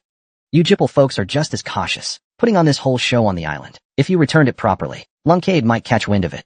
But if you don't return it, we'll leak the intel to Luncade and Bamonte. Sharp words, Lord Chucked. Truly. Breaking alliance pacts without even an apology. What shamelessness. I wonder what your father plans to do. You'll have a chance to ask him yourself. How adorable. Time's up. Bring it out. We need to verify it. Chow In and Hillies couldn't hear the conversation, due to the murmuring crowd and the distance between them. But it didn't affect the plan. It was 10 o'clock, right on time. All of Jean's gambling funds were gone. He hung his head like a man who'd lost a nation, while Hillies stood up like she'd seen it coming all along. What a shame. Young master, I've lost all interest too. Let's just pretend this never happened. Asterisk click click click asterisk. Silas casually left the card table, and the spectators naturally followed him. Jin's table was suddenly empty. Jean looked up slightly, and saw a pouch of gold placed on the central table, a gold pouch that held the compass. From the pouch, Chuckto pulled out a golden compass, slightly larger than a coin. Now's the moment. Jean suddenly leapt onto the table, charging toward the central table. In his palm, he had gathered a blinding white flash blast. Chapter 191, Chapter 191, Chapter 62. Compass Seizure Operation. Operation, seize the compass. Asterisk crack. Asterisk. A flash of white light burst from Jin's palm. Damn it, he's insane. Chuckto and Carl's guards shouted in alarm. In the instant before the flash bomb exploded, 4 men rushed at Jean. All of them were 7-star or higher dancers. But before 3 of them even reached Jean, Silas turned around and blocked them. In their panic, they had focused only on Jean, and hadn't expected Silas to intervene. With calm precision, he slit their throats with his dagger. The last man was dodged by Jean, who then snapped his neck. The sound of bone cracking echoed in his hand. Chuckto and Carl and their followers, stunned. If this had been a direct magic assault, Chuckto Delier would have been unharmed. From the moment he sat beside Silas, he had activated reactive defense magic. It was a barrier even 8-star mages or dancers couldn't easily penetrate. Even a surprise attack could be deflected before countering. However, ancient light magic, especially non-lethal blinding types, could bypass such defenses. A pure flash of light can't be stopped with magic shields. Only way is to shield your eyes beforehand. Damn you, Carl. Jipple, how dare you? What is the meaning of this, Chuckto? Just as Jean expected, Chuckto and Carl's families immediately turned on each other. Mages from Jinzalo and Jipple rubbed their eyes and blindly fired off spells. After Jean grabbed the compass, he thrust Bradamanti at Chuckto's throat, but the magic shield activated. As expected, he quickly turned and attacked Carl instead. But guards hiding behind nearby tables rushed at Jean for the sake of Jinzalo. It wasn't part of the original plan. Anya shouted and blocked their swords. At the same time, Silas detonated a smoke bomb. Following the flash bomb, the dense smoke blanketed the entire casino. Chaos erupted. Before the smoke cleared, Silas tossed the compass to Jean. Without hesitation, Jean slashed the throats of the guards who saw it happen. He could feel it. His swordsmanship had reached its peak. Those guards were all at least 7-star level, and yet, whenever Jean moved, they were either injured or disarmed, some even killed. Of course, their confusion was part of it. But even so, being able to cut down such elites like fallen leaves was no easy feat. There were simply too many of them. On the casino's second floor, only 2 floors were for regular guests. The rest were all under Jipple and Jinzalo's control. The regular guests screamed and scattered. "Get out of here," Jean signaled with his eyes. Silas gave a nod. Now he would go down and hand the compass to Enya, and ensure she escaped the casino safely. End of sequence. Is Jean really going to be fine on his own? Silas doesn't have that doubt anymore. Ever since the core in ruins, the Jean we saw again was completely different. What kind of training did that guy go through? He's basically a monster. At this rate, when will I ever be able to beat him? Silas also let out a scream. Blending into the fleeing guests on the first floor, he witnessed Jean killing the 3 guards initially. But amidst the smoke, the screaming, the chanting of mages, and the clash of weapons between Jean and the guards, no one noticed it. All of this happened in mere seconds. Once the chaos subsided, they realized. It took no more than 10 seconds to sense the presence of a third party. There were about 30 guards on the second floor from both factions. They needed to eliminate as many enemies as possible. Within that brief window, after the melee ended, Jean was facing not only the remaining guards, who hadn't been exposed by the flash bombs, but also Chukto Delier and Carl Gibble, who would recover part of their strength within a minute. And the White Wolf clan and Gibble's subordinates on the first floor would also aim for Jean. Get the supplies upstairs. Prioritize securing the goods. With Chukto's loud command, Jean activated the runes of the magic tower. Sheathed Bradamanti. He drew a new longsword. Its bluish blade faintly glowed through the smoke. The Thunder Sword, Sigmund. As the blade began to gather lightning, blue sparks crackled violently. The eyes of those searching for Jean naturally turned toward the thunder. What the hell is that? Seeing the lightning tear through the smoke, everyone was struck by the same realization. This was But the thunder swirling around the blade wasn't ordinary. Even the wielder's face was obscured by a black magical helm. Unlike aura, a king's sword doesn't need to be concealed. That's what makes it so satisfying. When Sigmund swung down, a bolt of razor-sharp lightning rained from the ceiling. The king's sword, facing thunder head-on. In the casino? No one recognized this long-lost legend from 5 millennia ago. Unknown martial arts mean you can't respond properly, and when it's powerful and unfamiliar, it becomes impossible to deal with. Thus, Jean, wielding Sigmund, became a god on the second floor of the casino in an instant. If he wished someone dead, lightning would fall.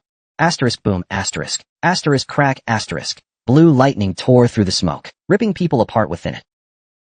The lightning from the king's sword wasn't like natural or spell-based thunder. It had the properties of a throwing dart. Each time a flash lit the smoke, someone lost a head. Someone else lost their body. Those who tried to find Jean now had to desperately flee his gaze. It's not just metaphor. He truly was like a god. In a place meant to hunt divine artifact contractees, an unidentified, unfathomable powerhouse had suddenly appeared. My Lord Dao. You must retreat first. Retreat. What the hell are you talking about? Once I recover my strength, I'll personally tear those Jinzalo worms apart. Lightning, lightning. It's coming down. What's going on? What is that? Lord Chukto, this doesn't look like Gibble's doing. Someone else is casting lightning. Dao and Chukto couldn't understand why the guards were retreating. It was because they hadn't yet seen the lightning. Aard. Screams kept echoing without end. The guards couldn't even get close to Jean, let alone protect their masters. In the end, these uncivilized brutes have never once taken a job seriously. The White Wolf clan forces on the upper floor came up at that moment, still grumbling about the humans' poor handling. They were complaining even as they moved. These proud warriors were clearly unimpressed. As soon as they arrived, they witnessed a storm of lightning. They had no choice but to shut up. They were simply facing the might of the Underworld King's sword. However, like young red, fear etched in their blood made the White Wolf clan's legs go weak. That's the aura from that idiot earlier. 2 from the White Wolf clan who had felt something strange about Jean were the first to realize. The one unleashing lightning there was that same idiot emanating the aura of that person. A monster they had mistaken for a fool, but unlike Red Fox Cubs, they were warriors. One of them held the position of an assault captain of the Wolf clan. The roaring White Wolf slammed his massive hammer into the ground. Snap out of it, you fools. He's just one man. Murdo, protect Chukto. Duro and I will take him down. Gibble's men, listen up. The alliance may be broken, but now is not the time to argue. You'll fight the intruder with us. Once their voices rang out, the chaos quickly quieted down. At that moment, Jean realized something. Among the enemies gathered here, none were stronger than an assault captain of the White Wolf clan. There might be stronger ones outside, but at least for now, it was clear. The enemies on the lower floors should be manageable by his companions. Those downstairs should be able to handle themselves. As long as Miss Enya escapes safely, the rest will be able to survive whatever unexpected changes occur. The lower floor was also in chaos. A fierce battle seemed to be underway. The entire building was trembling. Jean unleashed lightning toward the approaching White Wolf warriors. Due to their history of being trampled by royal bloodlines, fear was engraved into their blood. But that fear came from understanding the opponent's strength. Unlike human dancers, The White Wolf clan wasn't defeated in one strike by the king's sword. They deflected it with their hammers. As the lightning drew closer, they shouted, "State your name, human." "Why would I do that?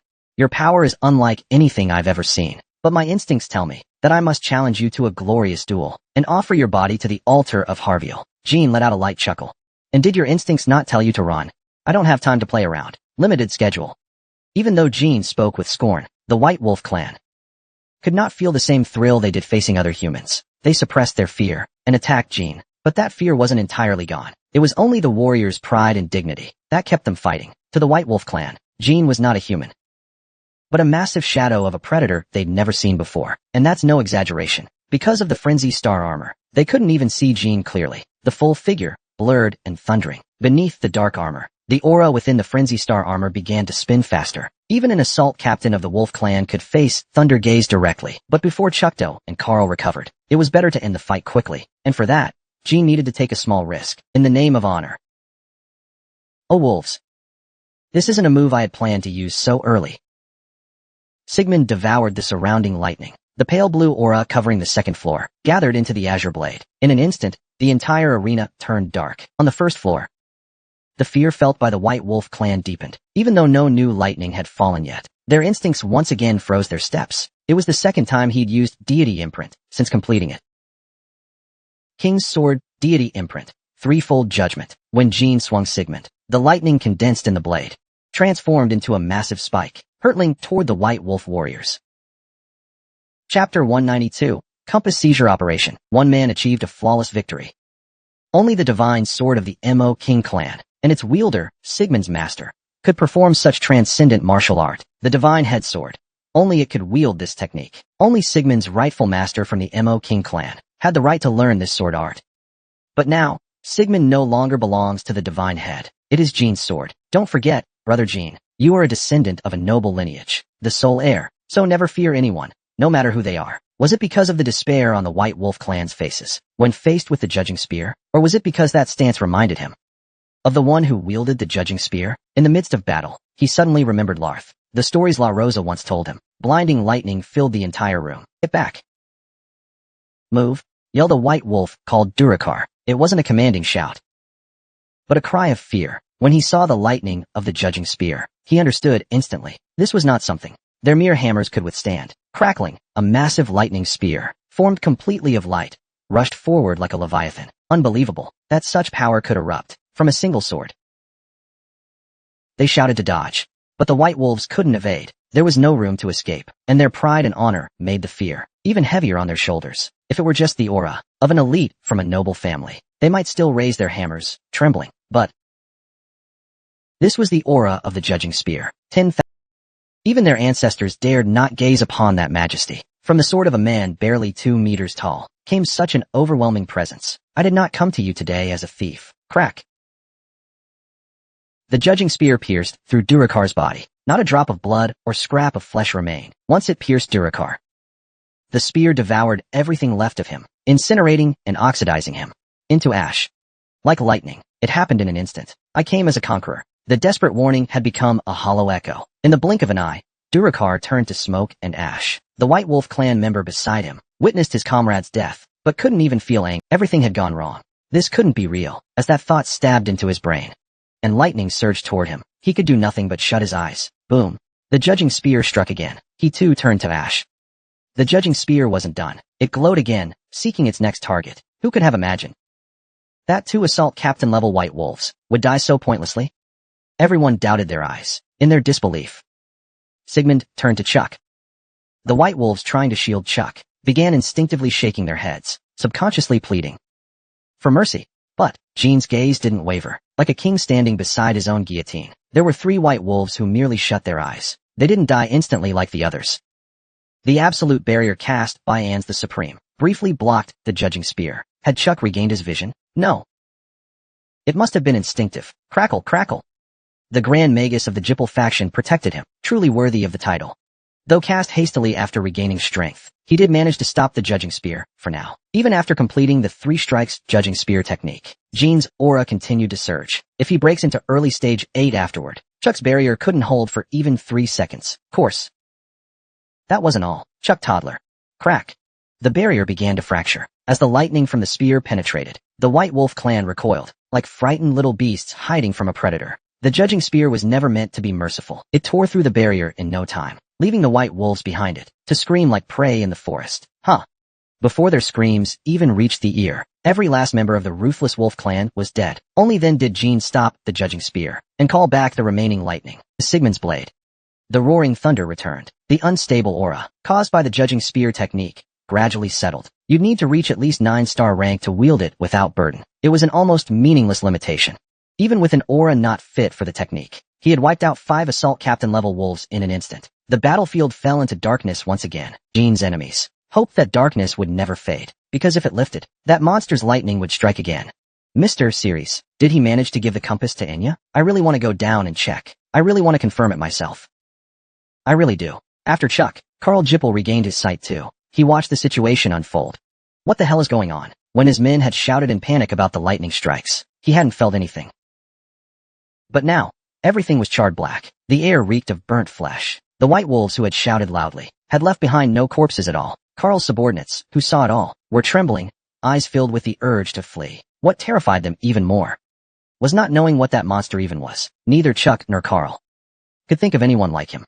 If it were someone using arm blades, they'd guess it was Taylorese. If it were someone wielding a new sword, they'd suspect Luna. If it were someone using devastating sand magic, they'd think of Luncade's Black Knight. But Jean used lightning, and to their knowledge, no dancer in the world could wield lightning, an unknown sword art combined with ancient light magic, and the light magic he used resembled the flash cannon described in the family tomes, almost perfectly.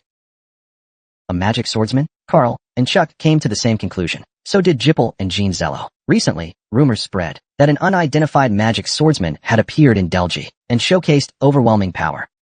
Ever since Jean defeated Belriz and Kazan, that rumor had taken root, especially among the Jippel faction, who heard about it from a few surviving Taxing remnants. They suspected the one impersonating Beladin and Ajin might be that magic swordsman.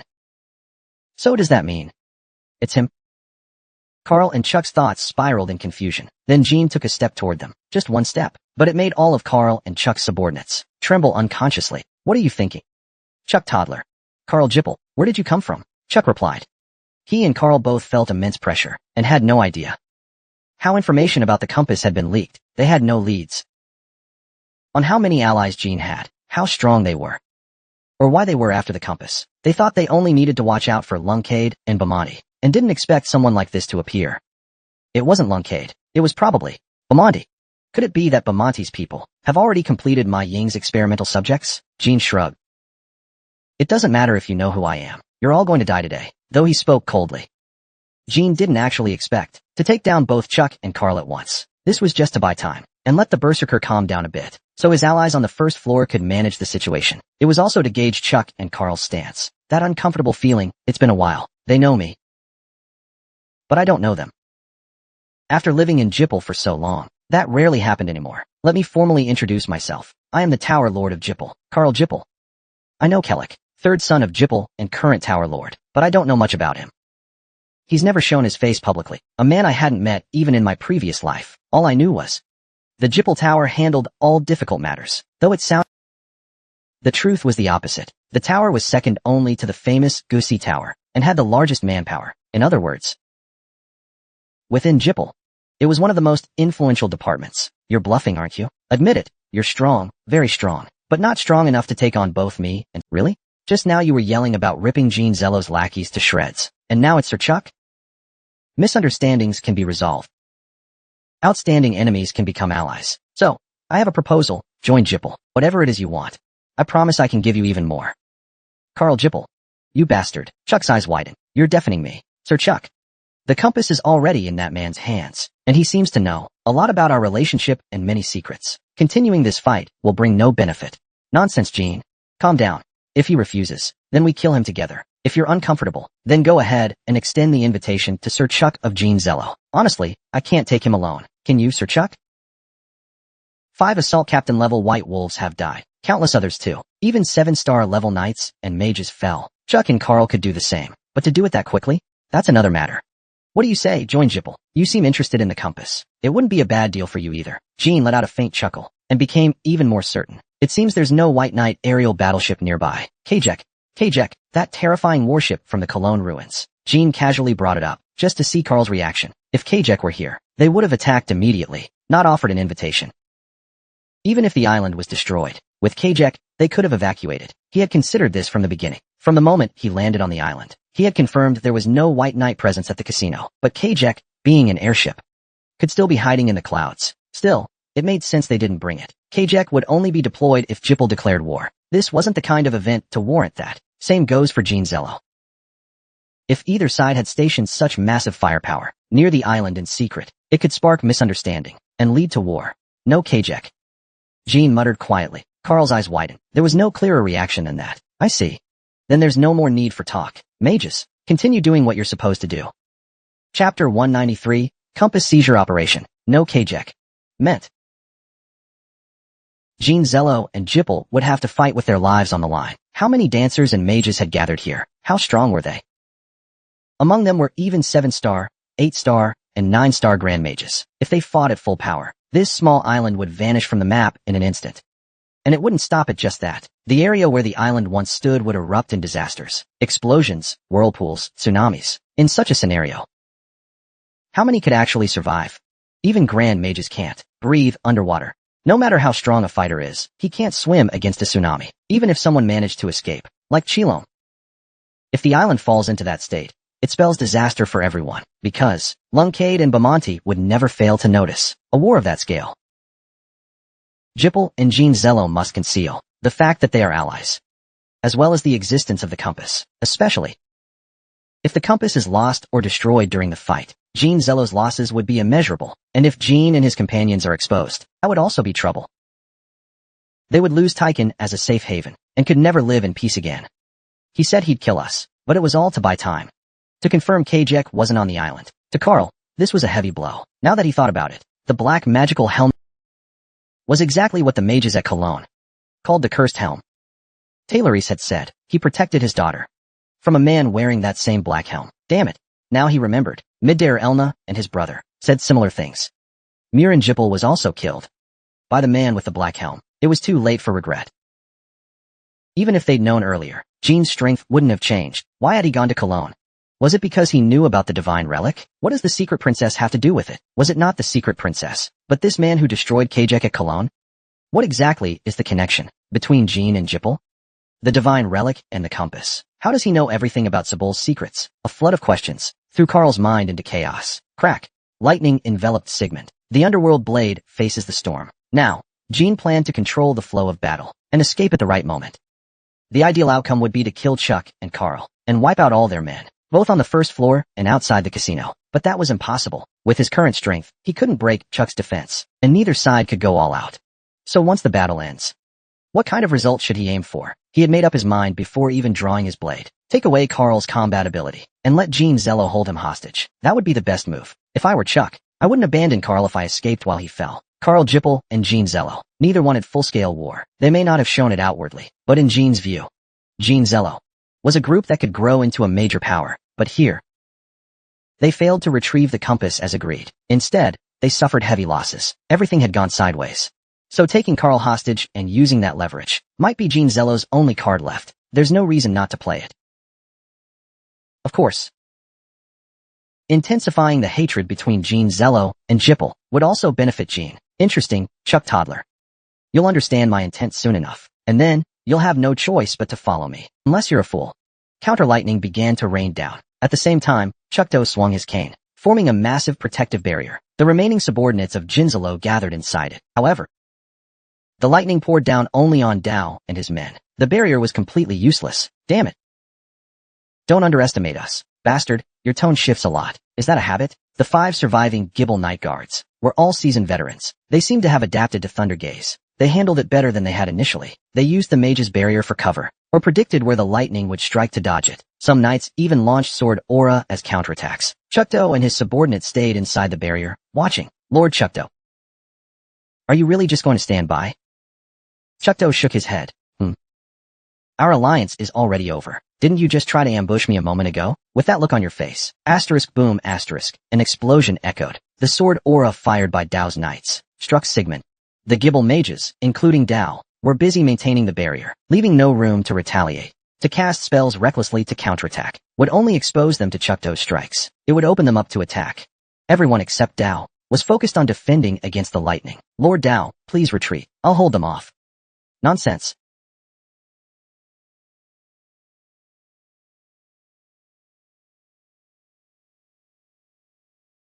The casino's top mages still haven't come up. Lord Chuck, we must fight together. Chuck didn't reply. He was more focused on observing Jean's true strength and mocking Dao, because lightning, as a unique power, distorted perception, but his arcane level seemed below 8, or just barely entry level. Yet his actual combat power far exceeded that of an 8-star knight. If Dao could just weaken him a little, there was no reason they couldn't subdue him. On the contrary, Chuck thought Dao stood little chance of winning. Even so, at the very least, he'd cause some damage. What worried him more was that before being defeated, Dao might activate his Tower Master's authority. The staff of the Tower Master was inscribed with runes. Once activated, the 4 magic towers would immediately send reinforcements. Lungcade and Bamonti would react as well. That would be dangerous not just for Jean Zello, but for Jippel too. But in a desperate situation, Dao would definitely prioritize survival. Though reluctant, it seemed best to help Dao for now, and restrain the intruder. Just as Chuck thought this, the lightning abruptly ceased. The knights seized the opportunity, and launched their attack on Jean. At the same time, Dao cast his first offensive Jean once again, unleashed the underworld blade, and its suppressive gaze. Sigmund. He simultaneously locked onto 5 knights, though they had just begun to react to the paralyzing thunder. In under a minute, another unknown force emerged. 2 knights were decapitated by Sigmund's sudden surge of power. The remaining 3 instinctively retreated. Jean lunged at Dao. Die! Dao roared, swinging his staff, just as it was about to unleash a torrent of power. Fall. Sigmund severed the head of the staff. Even so, Jean didn't dodge. He trusted in Moda's runes and his black armor. His clothes were shredded, his arms covered in cuts and scrapes. Luckily, no bones were pierced. His arms and shoulders were drenched in blood and torn flesh, dripping with gore. If not for the top-grade armor, he would have been gravely wounded. Are you panicking? That level doesn't suit a Tower Master's title. Asterisk crack asterisk. Jean crushed the fallen staff fragments beneath his heel. The runes engraved on them shattered. Dao's face turned pale. Losing the staff wouldn't stop his casting, but it was his last safeguard. No need to be too upset. Activating the runes would have doomed us both anyway. Hearing that, not only Dao, but even the observing Chuck, not because of Jean's swordsmanship or bold tactics, but because he had seen through them. Especially Chuck, who felt a chill down his spine, as if Jean could read minds. The moment he noticed the Tower Master's staff, he destroyed it. Jean shook the ice blades off his arms and looked at Chuck. That look said, "Now, are you ready to surrender?" The wounds were worse than he expected. He had to end it now. Though not fatal, his arm could no longer wield a sword. Moreover, Dao had not expected his staff to be destroyed so soon. His first spell, the ice crack blade, had just been a feint. Dao's eyes gathered blue flames. Jippel's illusion magic, Azure Flame Eye, just gazing into it, would trap the target in eternal blue fire. The same spell that Schmor and Jippel once used at Cologne. Struggle in the burning flames. Dao. Jippel meant to toy with Jean, watching him lose his spirit in the azure fire. However, Dao's smirk only lasted a second, before it froze. The Flame Lord, Jean, had summoned Ties, the master of azure flames. Ties. Chuck's jaw dropped. A strange thunder sword and insight were one thing, but Ties Lonnie was actually a magic swordsman? He had known Jean was a magic swordsman, but after the flash cannon, he hadn't used magic at all. A misunderstanding. They had all misunderstood. They thought his magic was just decent, that his arcane power had run dry, and his arms were a mess of blood and flesh. But Jean's weapons still glowed with both aura and mana. Dao let out a sigh of self-reproach. The azure flame wrapped around Jean faded. Jean's phoenix was Tice's. Truth. Even Bei and Midder Elna, who had fought Jean at Cologne, hadn't realized it. The only one who'd seen Ties, Schmor and Jippel, had died before they arrived. Just what the hell are you?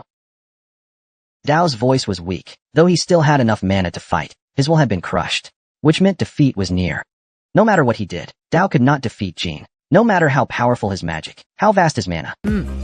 You don't know who I am. Let me tell you another story. Jean's eyes shifted to behind where Chuck was standing. You should watch your back. A blast of magic from Chuck pierced through Dao's shoulder. Episode 194, Compass Seizure Operation. Immediately, a second, third, and fourth magic beam followed, piercing Dao's limbs. As Dao collapsed, the remaining knights and mages were filled with despair. If Chuck attacked them too, they had no way to resist. Chuck, you bastard. I merely returned the favor. as Jean shrugged. The mages within Chuck's barrier launched their attack. Their spells weren't aimed at Jean, but at Dao's remaining subordinates. Before the screams ended, all of Jippel's knights and mages were dead. From the moment Jean decided to take on Dao, and Chuck chose to stand by, everything was set in motion. You've got good instincts. Didn't expect you to cooperate, Chuck. Thanks to that, Ties won't have much to do. Dao collapsed. Jean, using his injured arm, easily tossed him toward Chuck. As Dao landed in front of Chuck, Jinzalo's mages immediately began healing him to keep their precious hostage from bleeding to death. Didn't you think you'd be next? I don't think. The ruler of the Ants Plain, of course, I considered that possibility, but decided it wouldn't matter even if you did attack me. In the end, it's all a bluff. So what if you summon? You're barely even healed. Ha ha ha ha ha. Jean and Ties both burst out laughing. Chuck toddler. You don't actually believe you can kill me. That's why you chose the path that benefits Jinzalo the most. That path. So stop wasting breath. Jean and Chuck locked eyes, both brimming with killing intent.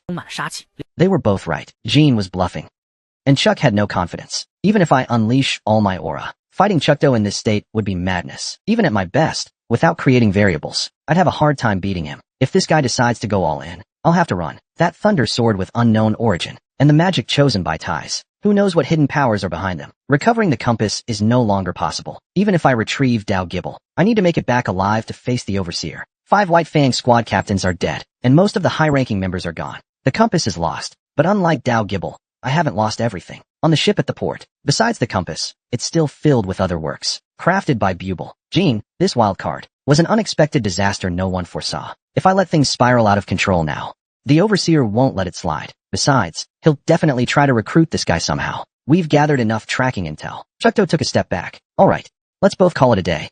You're not old for nothing. Maybe your Overseer would rather catch Dao Gibble than get the compass. Ties' summoning was dismissed. The first floor suddenly went silent. Not sure if it meant the fight was over, or that the battle had moved outside. Asterisk boom. Asterisk Jean stomped down hard, leaving a deep hole in the floor. Even that stomp included the basic martial arts of the King's Sword. Lightning surged out. Well then, until next time. He jumped into the hole, and immediately saw the chaos on the first floor. Just like the second floor, it clearly went through a brutal fight too. Bodies, blood, and broken debris everywhere. He wasn't too worried about Murakin, Quintal, Casimir, and Arisa. With that lineup, they could handle even the full force from the second floor. They probably retreated to the extraction point, or went to deal with enemies outside the casino. But something felt off. No.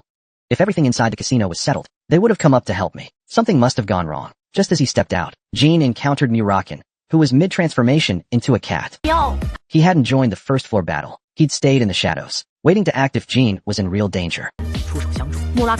Murakin grinned, then turned back into human form. He hugged Jean tightly. Kid, just how strong are you? I saw it all.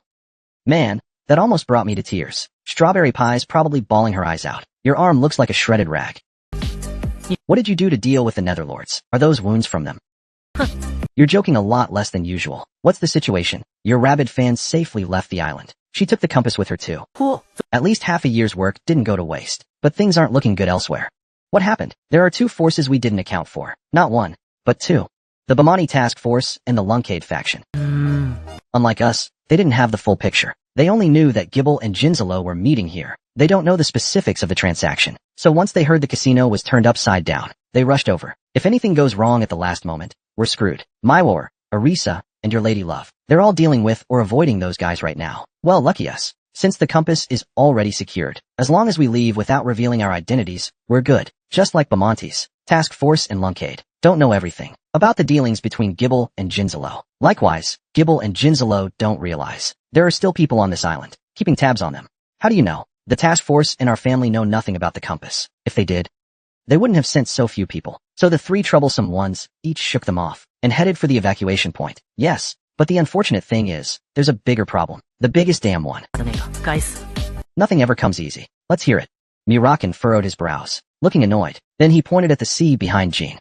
Jean turned around. The distant waters were dotted with countless tiny specks. They were warships. All of them. Soon this island will be completely surrounded. Even if we gather the scattered ones and board the ship within 10 minutes, we won't get far before being caught. There are no teleport gates on this island. We can only escape by boat, swimming, or flying. And clearly, as an island, there's nowhere to run or hide. And the escape boat Jean's group prepared was just a cheap pirate ship. Not a fast ship that can outrun warships. Looks like they're from the Principality of Belrado.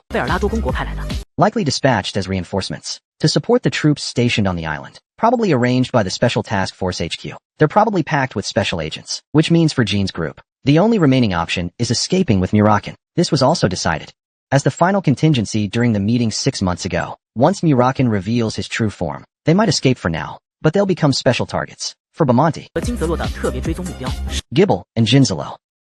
What a headache. It's driving me insane. The second floor actually felt like the easiest part. What do we do? As always, Murakan left the decision to Jean. Since there's only one option, there's no need to hesitate. I'll ride you out of here. Becoming a high-priority fugitive is inevitable. First, we need to find the scattered ones.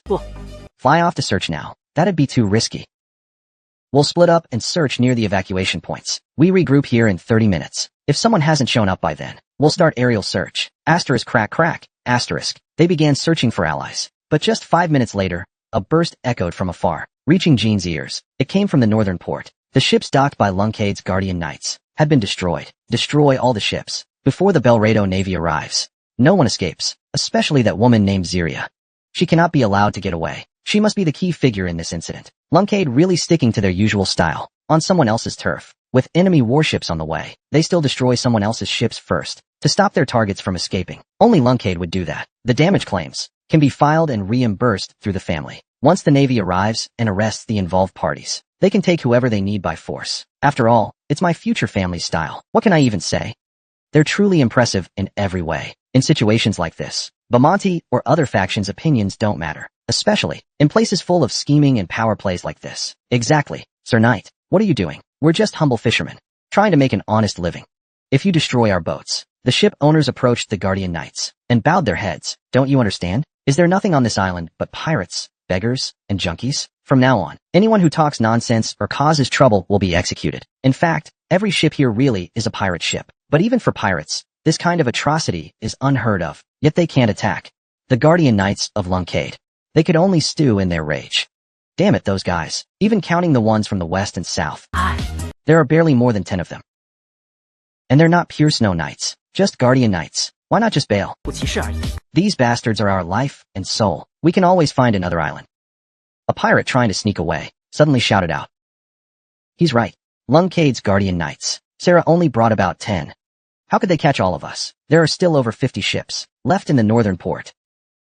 Besides, that battleship was probably sent to imprison us all. Either way, drop the anchors first and let fate decide. You worms.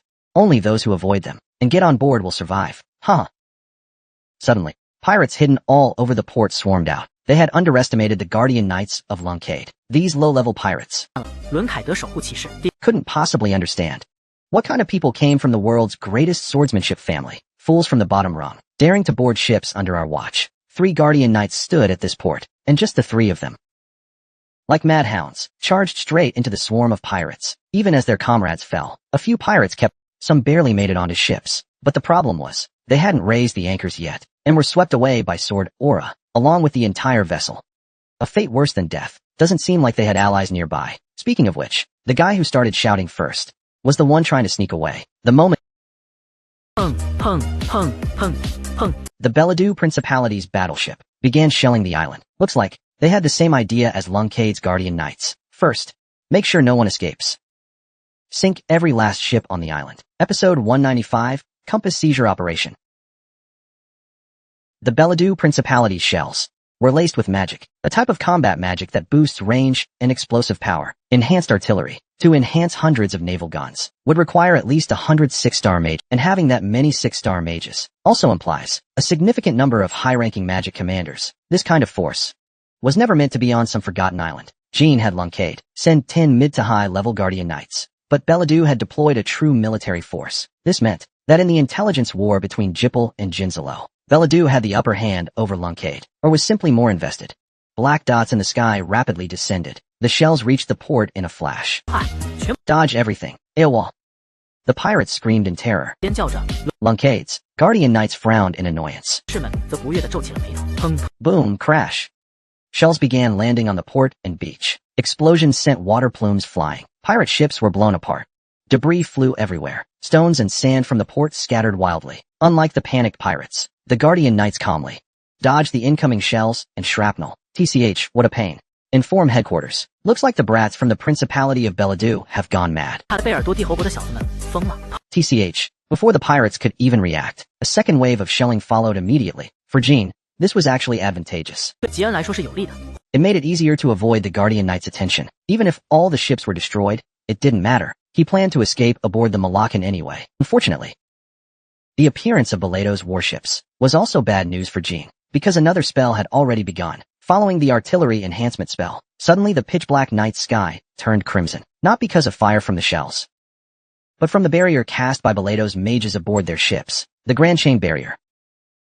Even the Bamani Special Task Force had prepared this. The Grand Chain Barrier, as the name suggests, is a barrier spell jointly cast by multiple mages. Usually, this kind of spell is used to protect castles or cities from enemy attacks, or to prevent escape, just like what they were doing now.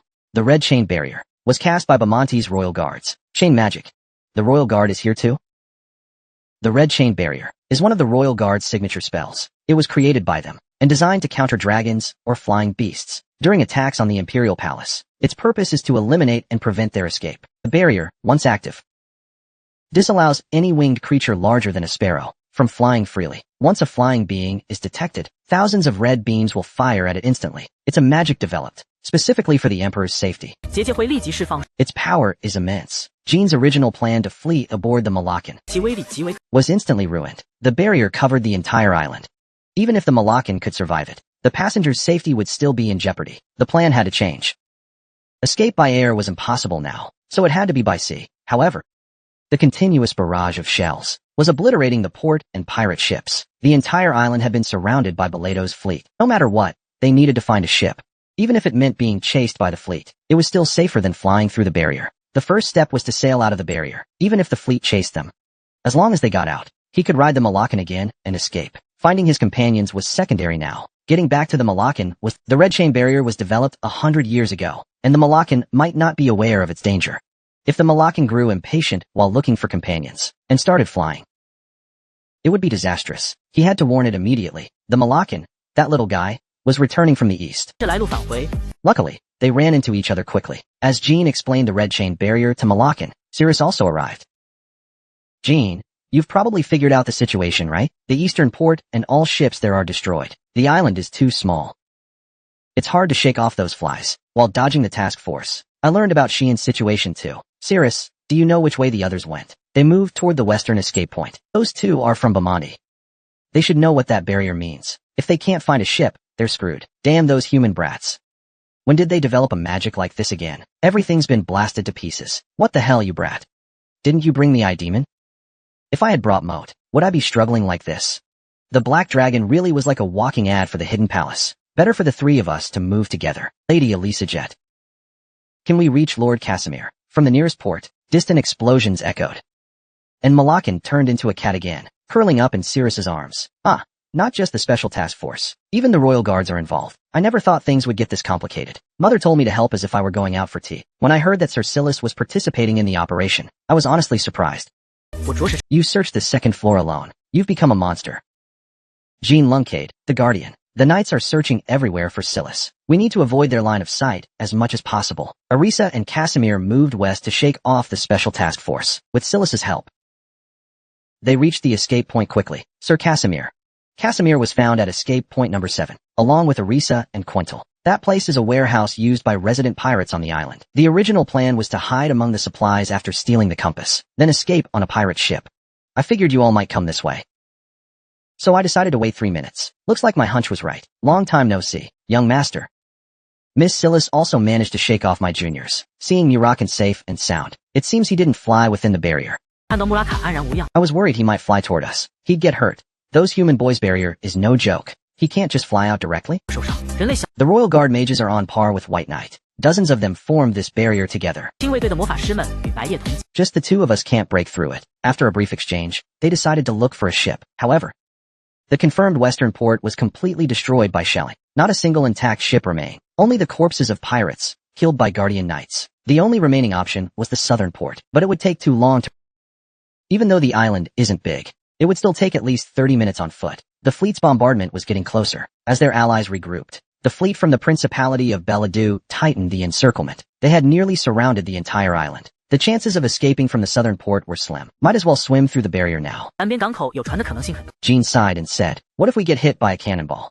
Silas asked. Jean shrugged. We're all pretty tough. True. That's true.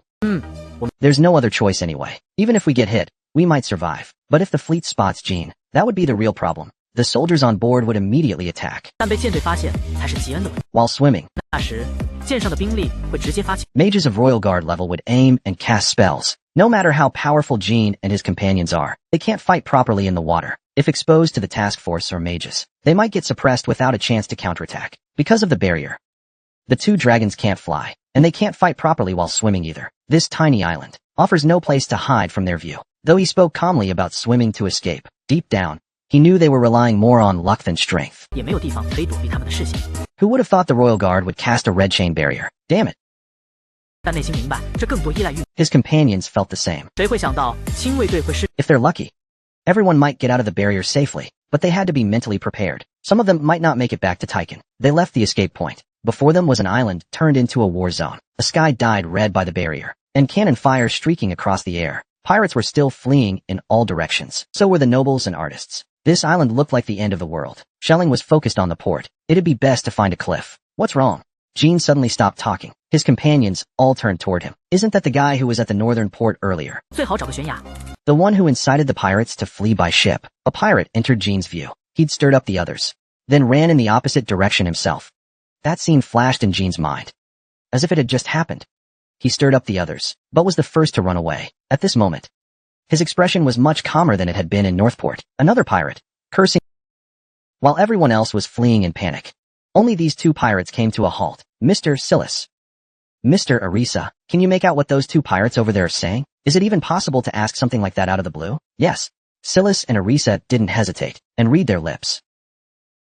便读出了他们的。 Back when the captain spent so much on making this thing, I was heartbroken over the cost. Didn't expect it would actually come in handy. Exactly. Sometimes, our captain really does have foresight. He knew this day would come. Everyone else is doomed. 其他的家伙都完蛋。 Those fools let their ship get overrun, and we just charged straight toward Jean. He never expected us to do that. The Lunkade Guardian Knights are stationed there. Just one command, and they all charge forward. They're lunatics. Those dimwits surviving this long. Guess you could call it luck. Same on our side. We're the only ones who made it. Huh. The legend of the great pirate crew continues, even with the island surrounded. We managed to shake off Bamonte's official fleet. Hey. Looks like no one else is coming. Let's go. That's what Silas and Arisa read. The conversation ended there. The two pirates walked off in a certain direction, thanks to Silas and Arisa. Their companions who heard the conversation exchanged looks. What those guys said doesn't sound ordinary. Looks like they were prepared. Let's follow and check it out. Can't hurt. Jean couldn't help but smile. He didn't like relying on luck, but this felt different. No idea what the pirates had planned, but it felt like they knew how to handle the situation. Chapter 196, Escape. The pirates had no idea. Enya and his companions were quietly trailing them. They stopped at a well. The well, like most on this abandoned island, 757 foot, 如同这座废弃的岛屿上的大多数景。 was no longer functional, but it seemed to serve as a secret passage to somewhere. The pirates jumped into the well. 海盗们跳进了井里， The companions glanced at each other. 同伴们互相看了看，从 There might be a hidden space down there. Are they trying to hide? But they said they could shake off Bamonte's official fleet. It shouldn't be that simple. But they don't seem very smart. Maybe they're just hiding in the well. They might not even know why the fleet surrounded the island. 他们甚至不知道舰队为何包围了岛屿。 After Casimir and Arisa spoke, the other companions nodded. Let's follow them down and see. Hopefully, they have something clever planned. Jean and the others approached the well. There was no sign of any pirate inside. Clearly, it led to another space. Soon, those who jumped into the well saw an iron lid, covering the bottom. It was a door, no handle, tightly shut. Opening it from inside seemed difficult, at least, for an ordinary person. Asterisk bang asterisk. Jean smashed the iron lid flat, and tore it open barehanded. Whoa, he got stronger. Kid ripped the lid off like it was paper. Murakan said it casually. But Silas, feeling the dented lid, was horrified inside. Just as they were about to head down, 就在他们准备继续往下走的时候， a dagger flew toward them. It carried a level 3 arcane charge, but with a flick of Jin's hand, the dagger deflected. It clattered to the ground. Who threw it? The pirate didn't even have time to shout. Jin's gaze sharpened. 迪恩目光一凝，迅 The pirate saw Jean appear in front of him in an instant, and didn't even have time to scream. Asterisk smack asterisk. Jean grabbed the pirate by the collar. He was one of the pirates chasing them. Scared you, huh? Don't worry, I won't hurt you. Get moving. You guys seem to have a way. 你们似乎有办法。 Just as Chowan finished speaking, the dark passage suddenly lit up. It was some other pirates who had opened the iron lid earlier for the others. They lit their torches. Seeing this, Jean's group was shocked. How many of them are there? It wasn't just one or two, but dozens 而是数十。 gathered in the passage below the well. Although they were many, they didn't feel threatened, whether 100 or 1,000 pirates. They posed no threat to Jean's team. 对吉恩的队伍来说， The torch-holding and surrounded Jean and his companions. Damn it, who was the last one in? That guy seems to have been followed. It was those two, Shikur and Belbu. Good thing not too many followed us. Captain, what should we do? 团长， Why don't we just kill them all? Shikur and Belbu. Those were the names of while the pirates were complaining. 吉恩一行人， Jean and the others sneered slightly. Silently, a pirate stepped forward from the crowd. He was a face Jean recognized. The leader of the pirate group. The pirate king, Cosmos. The one who built the secret passage. So you're the captain, huh? As Jean spoke. Cosmos's eyes widened. Jean Grey? What? You're Jean Grey, who just blurted that out. Jean pretended not to recognize him, but Cosmos, full of confidence, kept speaking. You think I'd forget that voice? Because of you, I'm still in debt. I finally found you. What are you talking about, punk? Boss, you mean? That guy is Jean Grey? 那家伙是吉恩，Jean Grey, last year's champion? 去年的冠军。 The one who made the boss own money. Jean shrugged helplessly, though his blonde hair and makeup made him look different. Those who knew his real face still recognized him. Alright, since you already know who I am, then there's no need for further introductions. Cosmos, you should know the situation outside. The Principality of Beledo's fleet has completely blockaded the area. 贝拉多的诸侯国舰队已经全。 How do you plan to escape? Don't tell me you're planning to hide in this tunnel, Jean shamelessly asked. Cosmos's body trembled. Whatever the case. Should I help you? There's no deep hatred between us. Why be so bitter? Because of you. Our pirate crew is still sending gold coins to your friend. My friend, Belladin Jippel. That devil. He recalled the scene back then. Jean Grey. Come on. When he had his blue duel with Paul Mech, Belladin bet 100,000 gold coins. At the time, Jean's odds of winning were 3-1. After Jean's victory that day, every time Cosmos made money, he would pay tribute to Belladin. The debt snowballed larger and larger. Belladin was extremely shrewd with money. Cosmos had already paid off the principal, but was still paying massive interest. If it were someone else, there might have been a chance. But to steal money from Belladin Jippel, even the Pirate King couldn't imagine doing that. I truly am sorry. But this isn't something sorry can fix. If you want to make money through underground fighting, this level of risk is something you must accept. If Paul Mech had won, you all would have made a fortune. Listen to what that guy's saying. Boss, stop hesitating. 团长，别犹豫， Just kill him. We don't have much time. Finish this quickly, then get out of here. 然后离开这里。 They shouted loudly. However, Cosmos himself was calculating all kinds of plans in his mind. This guy, Paul Mech, Jean Luncade, and Belladin Jippel, are clearly from prestigious families. One-on-one would be manageable, but his companions aren't weak either. Cosmos still believed Paul Mech was Jean Luncade. The attitudes of Malakan and Quickcantle were just like the pirates. I thought you'd do something big. Kid, just take a few of them out and hold the captain hostage. Why listen to their nonsense?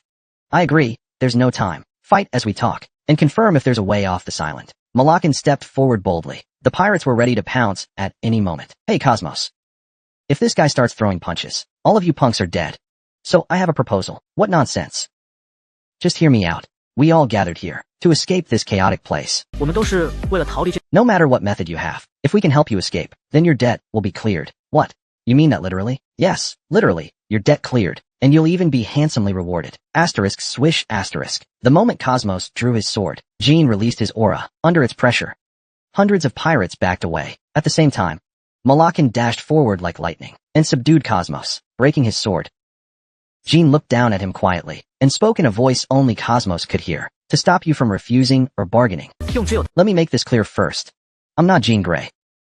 I'm Jean Luncade. The Paul Mech who fought me in the finals was actually Dante Hylon. 在决赛中与我对决的保罗。 Just like in the arena finals, when Belladin saved Dante, and the truth was exposed, Cosmos was someone with sharp judgment. Damn it. So you're not Paul Mech.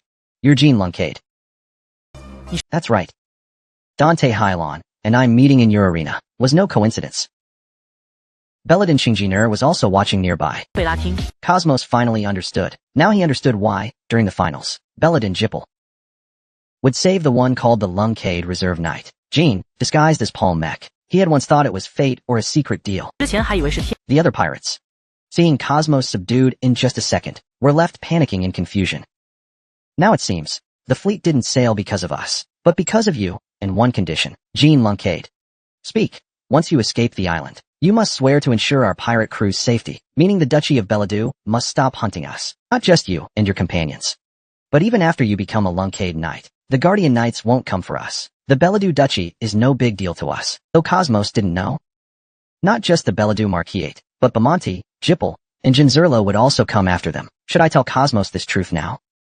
I hesitated for a moment, but in the end, I thought it best to borrow his strength first, and tell him after we escape. I swear, on my honor and my family's name, I give you my word. For Cosmos, there was really no other choice. Asking him to swear was a futile gesture, because the moment Jean and his group found the pirates, their fate had already been decided by Jean. Fine. I accept your proposal. Follow me. Cosmos shouted as he stood up. His subordinates tilted their heads in confusion. The captain looked like he was being threatened. Don't try to save face. What if that guy decides to beat you up over nothing? Then what? Looks like they're not people we can handle. Jean Grey. He seems like a big shot too. Like Paul, Mick, or Belladin Gibble. Anyway, the place is big enough. Will Jean take on the debt? The arrogance they had earlier was completely gone. Their leader had lowered his head. So the subordinates naturally followed. By the way, what exactly is Cosmos's plan? Is it reliable? As they followed the pirates, Jean asked. Cosmos gave a meaningful smile. Even you, a Lunkade, will be shocked when you see it. Moments later, they reached the end of the passage. A cliff appeared before them. At the bottom of the cliff was a cave, where a massive sailing ship was docked. In other words, deep underground, there was actually a ship. More pirates were busy preparing there, even more than those who had arrived with them. This is the Order Number 7. We're escaping on this ship. That's quite the grand name. How exactly does it work? Let's get on first. Won't take long anyway. There wasn't a drop of water beneath the Order Number 7. Let alone that, they were inside a sealed cave. How could a ship be used to escape? With no way to make sense of it, they followed Cosmos's instructions. The pirates began boarding the ship. Jean and his companions also climbed aboard in confusion. Blow it up. The moment Cosmos shouted those words, the cavern wall began to collapse. They had pre-installed magic explosives, and now, they detonated. Asterisk rumble, asterisk. At the same time, a massive water column erupted from the shattered cliffside. To their shock, the collapsed cliff revealed the open sea. Fly, Order Number 7. Lifted by the water column, the Order Number 7 was soaring toward the sea. Chapter 197. Escape. Ships can't fly. And yet, the ship had launched like a cannonball, soaring toward the ocean. Don't worry. This won't be picked up by him. The ship had no wings. It wasn't a end. The Order Number 7 didn't rely on Jin's flying ability, so it wouldn't trigger the red chain barrier's detection. Cosmos was well aware of this. Riding a flying ship wasn't a common experience, not for Jean of the Lunkade. Casimir, once royalty, Arisa of the Special Task Force, or Silas, heir of the secret smithing guild. Not even for the dragon who'd lived thousands of years. This was a first for all of them. Asterisk rumble, asterisk. Though it was just temporary flight from water pressure. Jean and the others were dumbfounded. My god, a mere pirate actually prepared something like this? That thought crossed all of their minds. Cosmos had installed this ship underground, beneath the island in advance, ready to escape in an emergency. Ha ha ha ha. Let's use this power to create the Order ship. Order Number 7. Were all the ones from Number 1 to Number 6 used like this too? That's how it sounded. The companions could barely hear Cosmos's hearty laughter. Under the immense water pressure they were experiencing for the first time, they were flying like cannonballs. It was enough to make their souls leave their bodies. But the pirates seemed completely used to it. They were all screaming like excited monkeys, shouting and yelling, relishing the unbelievable speed. The wind stung their cheeks. The headwind was so strong they couldn't open their eyes. Their eyelids felt like they were about to flip inside out. Their hair became a complete mess in an instant. Looking down, they saw ships. It was the fleet from the Principality of Belladou, surrounding the island. The people standing on the decks of those ships wore the same stunned expressions. They just stared dumbfounded as the Order Number 7 swept past them like a bird. After flying past, it continued on for a bit, descending toward the distant sea. The scene was too surreal. The fleet commanders didn't even have time to react, let alone fire cannons or cast magic at the Order Number 7. They just stood there in a daze, completely bewildered. We're landing now. Hold on tight.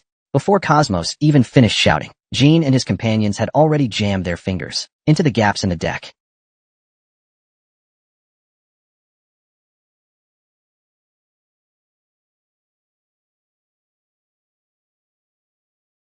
Order number 7 would fall apart. However, only Jean and his companions, along with the fleet of the Principality of Belladou, were suspicious. Boom, crash. Like a tsunami.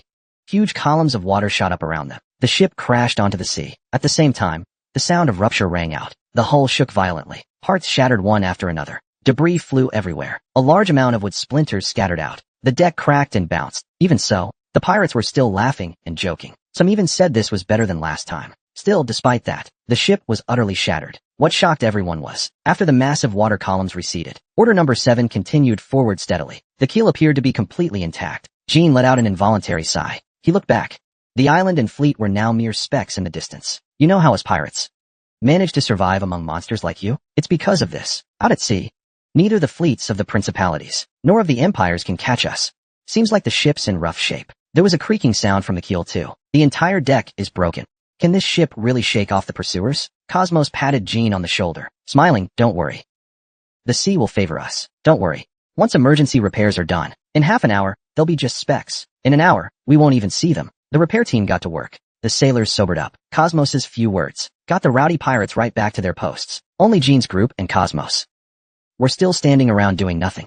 That was incredible. How did you do that? You want to know our trade secrets? Not a chance. But anyone who goes through that would want to ask, right? Huh. Even Lunkade couldn't do that. I didn't become the pirate king for nothing. The others were still stunned. Why would someone with that kind of ability choose to be a pirate? He wanted to ask, but held it in. It seemed that being a pirate was something they took pride in. And right now, it was time to be grateful. No matter what. Thank you.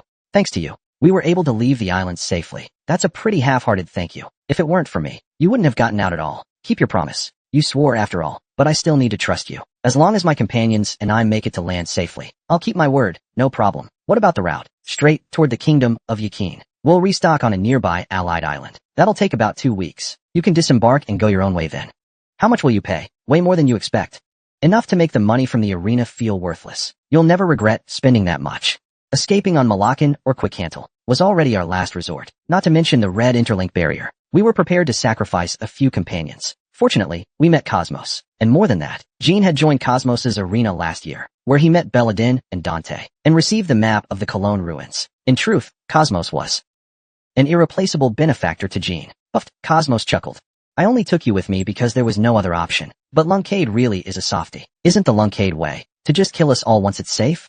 We're not clients or anything, just a bunch of pirates. Do you really think he'd do that? You say that, but you're not like us. You value your oaths. So don't go back on your word now.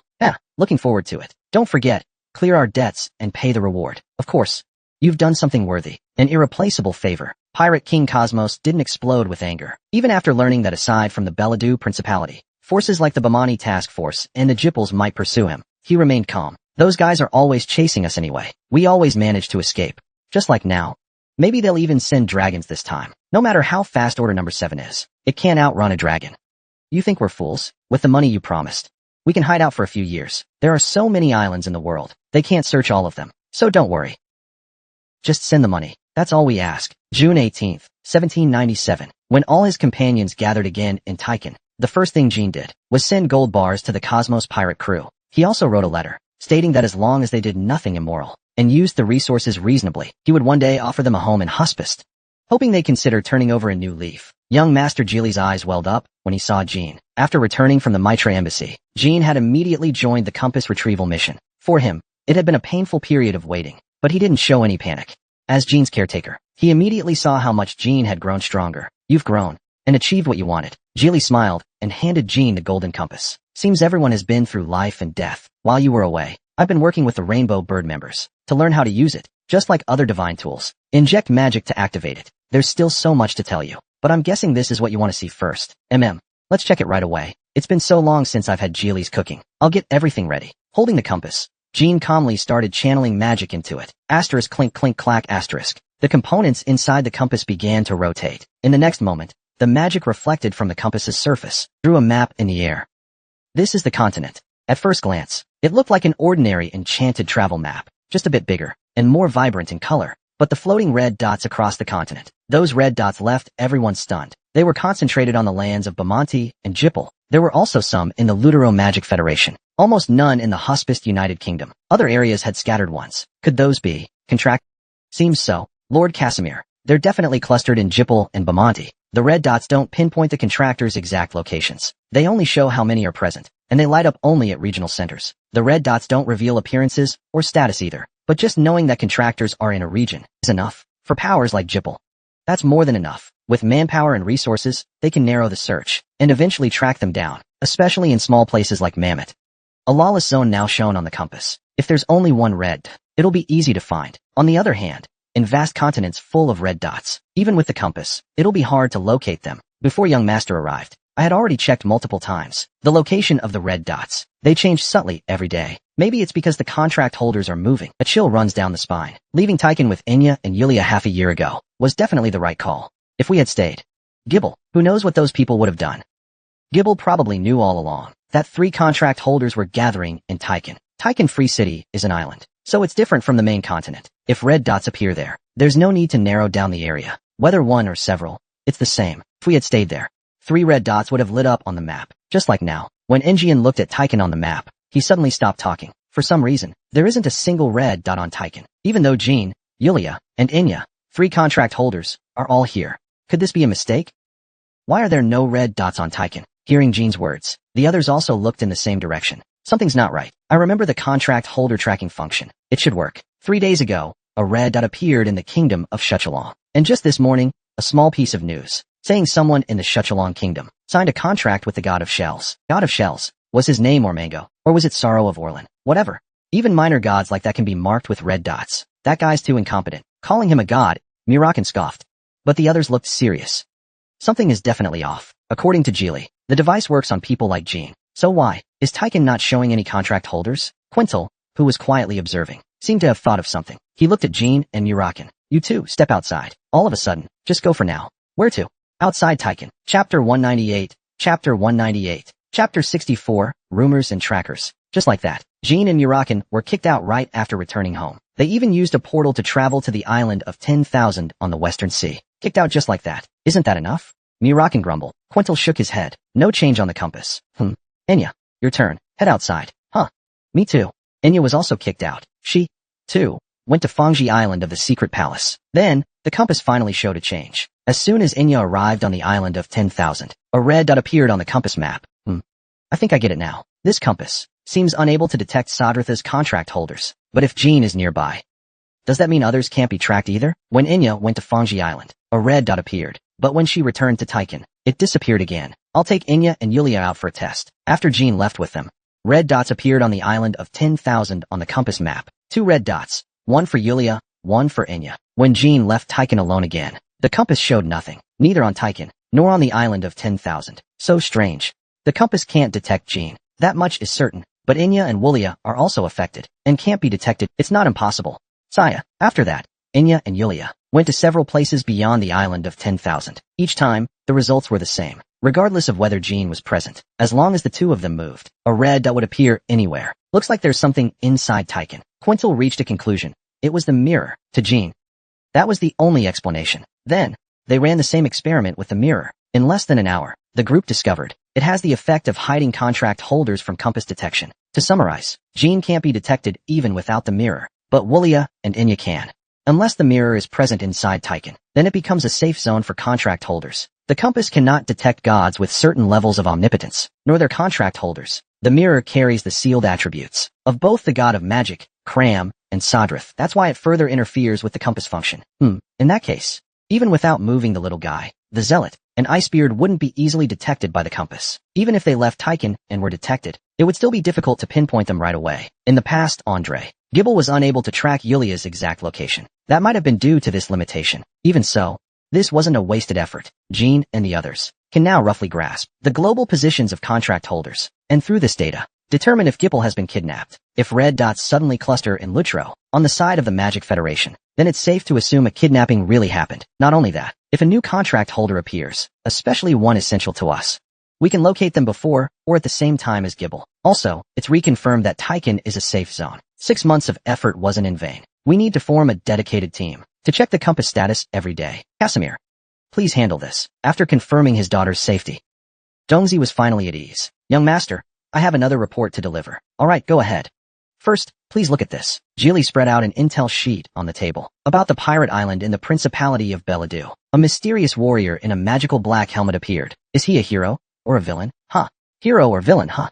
Totally nuts. That little guy of ours. Mirakan burst into laughter after reading just the first line, pointing at Jean. Cirrus couldn't help but chuckle too. The article content was basically this. A mysterious powerhouse called 8 used brain-contracting powers, and maybe the new contract holder of the storm god, Fetal. If he really is Fetal's contract holder, then for the first time in 288 years, a storm contract holder has appeared again. He seems unaffiliated with any large force, as both Gibble and Bamonti have publicly stated their desire to contact him. Gibble and Bamonti, pursuing this heavyweight so aggressively, is rare. Lunkade has not yet taken any stance. Everyone is watching to see his next move. According to eyewitnesses, he's a man with dazzling golden hair and an extremely handsome face, but it might be a disguise. They even suspect he's using a human skin mask. No one knows why he came to the island. Some say he came to wipe out pirates. Others say he's after the casino's fortune. Whatever the reason, people hope this shocking newcomer turns out to be a wise one. At this point, even Jean couldn't help but blush slightly. Hundreds of media outlets have already written similar stories. Although I expected rumors about me to inevitably spread, this still feels pretty embarrassing. As Malakan mocked him, Jean was deep in thought about the information on Gary Jean from the news. There was no mention of Dronzer or the Compass, neither Chuck Toddler, nor influential figures like Carl Jippel, nor the Lunkade Guardian Knights, nor descriptions of the task force or royal guards. None were mentioned. The focus was entirely on me, pirate extermination, and the casino. In other words, Lunkade, Jippel, Dronzer, Bamonti. These four major forces have already seized control of the media. Jippel and Bamonti officially stated they wish to meet with me. That means they haven't figured out my identity yet, and won't find me anytime soon. Otherwise, they wouldn't have needed to make such a statement publicly. Under normal circumstances, they would have set a trap in secret. Once I walked into it, they would either forcefully recruit or kill me. That's the way of Jippel and Bamonti. And this recent news report gave those who doubted or resented me plenty of leads. In other words, those who have encountered Jean wearing the magic black helmet include notable figures like Kazan and Belriz, who fought in the Kingdom of Delgi, and the leader of Task Force Group 3, whom I met at Quicantel's cabin, Lats. Now they have a solid lead to track Jean. From now on, wherever I use Mudda's runes and leave witnesses, they'll slowly close in on Qin. Not only the four major forces, but other big families and factions won't just sit back either. Jean has suddenly become a celebrity, not as Jean Lunkade, not as Jean Grey, but as the man called Ba. Those who saw Mudda's power, they'll surely come after him. Kazan and Belriz, and Lats, the head of the task force. They'll be the most persistent. Kid, do you think those guys can take you on now? They should be able to. Looks like it's confirmed. The Underworld clan's lands have gained a new power. Young Master, although I didn't see it myself, based on how proactive Jippel and Bamonti were, it must be a truly formidable power. You'll all be shocked when you see it. We've all seen Strawberry Pie. Kid, let Strawberry Pie take a look too. And the parts. Of course I will, though I'm a bit embarrassed. Jilly was simply proud. Let's tidy up. It's been a long time since we gathered for drinks. Seeing everyone back on the carpet again, it's truly moving, Jilly said. That day, Xylus didn't return to the secret palace either. Instead, she stayed to enjoy the gathering. As the companions laughed and chatted, Xylus remained mostly silent. But quietly, she felt joy in her heart. Meanwhile, in Tychon, Jean and his companions were partying all night, while at a secret villa in Huist, a gathering was taking place. The Black Helmet and Lightning Power. What do you think? Bija's gaze fell upon Kazan and Belriz, standing at the table. On the table lay the same newsprint Jean had read not long ago. After calming their hearts, the two swore loyalty to Joshua. They believed that unless one became heir to the Lunkade family, they could never take revenge on Soderet's contractor and the Black Dragon. I believe it's that guy, Kazan replied. He looked at the young man seated beside Joshua and smiled. Because of the Black Helmet? Yes. Ever since that day, we've searched the entire world, but never found anyone else wearing such a helmet. And since he's a magic swordsman, it should be possible to imbue the sword with lightning magic. Who? Joshua exhaled a heavy puff of smoke. Yes, I think so too. You believe Ba isn't the contract holder of Sodreth we're chasing? Faced with Kazan's question, Joshua nodded. I'm not certain. Without new information, I might have drawn the same conclusion as you. This guy might be pretending not to be Sodreth's contract holder. Please tell us what information you have. This isn't an act. The report didn't mention the use of lightning power, but it said 5 White Wolf squad captains were instantly killed on the spot. Kazan and Beriz, who was smiling at the young man, both bit their lips. Ever since Taman Marius died, they hadn't obtained any new information about Sodreth's contractee, just when they thought the one in the black helmet was their target. It turned out it wasn't a spirit weapon, but lightning. Kazan and Beriz couldn't accept that, more than the fact that 5 elite White Wolf squad captains were killed by lightning. What shocked them more was that Ba might not be their enemy. How irritating. Those 5 White Wolf squad captains clearly died at someone else's hands. If that guy had that level of magic skill, Kazan and I would have been roasted the first time we met him. What exactly is this guy? He doesn't look like a mage, Varese said, narrowing her eyes at Joshua, then licked her lips. She looked toward the emotionless young man, sitting beside Joshua. Hey you. Jean, are you Fatal's contract holder? To me, Ba looks more like the contractee. A flash of killing intent flickered in the young man's eyes. Lightning surged across his body. Enough, Joshua. That one sentence made the young man return to a blank expression, instantly killing 5 White Wolf squad captains. How about it, Julian? Can you do that too? I can't. The young man replied calmly. Joshua shook his head. Looks like it's time to strengthen your power. Varese seemed pleased and pouted her lips. Ever since she came under Joshua's command and met Julian, she delighted in tormenting him. Under the table, Julian's hands were trembling, but not out of anger at Varese. It was fear of Joshua. Chapter 199, Rumors and Pursuit. Airs easy. Shilong slid a finger under the seal of the letter. It had been nearly 7 months since he last received a letter. This time, Shilong could finally enjoy his one true delight. Long time no see. Wearing monster blood was worth it after all. Seeing you this happy. Ken smiled to himself. Since Casimir hadn't sent a letter in a long time, Ken had grown increasingly anxious. Where was the young master? What was he doing? No one had a clue. Fortunately, this long-awaited letter seemed to greatly lift the family head's spirits. The sword of the underworld and the spirit sword, the 2 techniques described in the letter, caught Shilong's attention. They say there's someone named Bummer active outside. Have you heard of him? Yes. His name came up in a family meeting. He might be Fatal's contractee. It's unclear whether he's acting alone or with allies. But on an island under the Principality of Beladu, he killed 5 elite White Wolf squad captains. Doesn't sound like an ordinary person. If they knew that was the young master, they'd all collapse in shock. Keep it secret. Also, take proper precautions to keep the knights from paying too much attention. As you command, Shilong. He continued reading the letter. All content about the compass was omitted, only mentioning that Jean lost Lemelarosa and clashed with Jinzero and Jippel. The fact that Xylas from the secret palace helped him was also recorded in detail. Although Shilong knew Casimir had deliberately concealed some information, he didn't feel displeased. After all, in the end, the young master was the true master. Shilong's low chuckle made the Grand Emperor stir slightly. You seem quite pleased, Lord Patriarch. If you read this part, you'd laugh too. The first page of the letter Shilong handed over read, Dear Lord Shilong, at last night's banquet, Duke Jean told me he now believes he can take on his father. Ah, what an outrageous thing to say. Kan's expression turned grim. Surely he's gone mad. Even if the young master truly said that, you should have filtered it before telling me. I'll go warn him immediately. Kan, have you heard of the Mo King clan? Yes, I know. They ruled the world. Over 5,000 years ago, a mysterious and unknown race, the young master, encountered the underworld clan.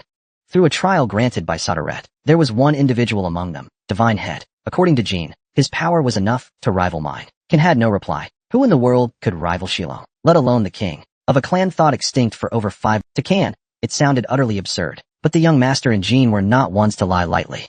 Kan quietly waited for Shilong's next words. What the young master mean? If he can fight that man, then he can fight me. Huh. So adorable it makes you want to cry. Honestly, I think the young master still lacks understanding of martial arts. Though he's progressing rapidly, he's still just 17. Kan had seen Shilong's children, and every second-generation pure-blood Lunkade. At 17, even Luna, acknowledged as the strongest, could not have fought Shilong at that age. So it was hard to believe what the letter said. There's a traitor inside Takesing, a special crime syndicate in Yakin. He did something I couldn't. Upon hearing this, Kan quickly lowered his head. I spoke out of turn. I'm not blaming you, but even I'm curious this time. Can the young master truly take responsibility for what he said? If it's just naive overconfidence, I'll be very disappointed. Shilong wanted to verify Jean's strength personally. Should we secretly bring the young master to the Black Sea? Shilong shook his head. No need. Is Lord Patriarch going to Taiken in person? That would be far too harsh on him. If Shilong were to appear in Taiken, it would instantly attract worldwide attention. If that happened, Taiken would no longer be safe for Jean. All major powers would send agents to infiltrate it. Shilong, stroking his beard, smiled faintly. Is there paper here? There is.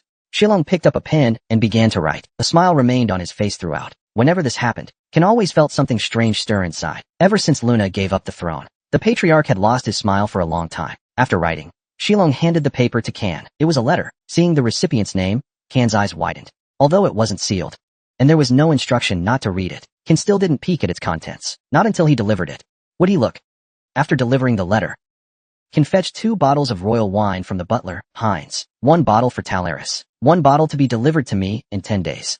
Understood. Then I shall take my leave. July 21st, 1797. 2 men wearing red masks and dressed in blue uniforms arrived at the free city of Taiken. This attire was the formal uniform of Bamonte's special task force, and the red mask could only be worn by a task force group leader. Group 3 leader, codename Lats. Group 4 leader, codename Chris. The moment they appeared at the teleportation zone, the city's guard forces went into emergency alert. In this peaceful and quiet, the sudden arrival of 2 task force leaders naturally raised alarm. From patrol reports, Guard Captain Arisa.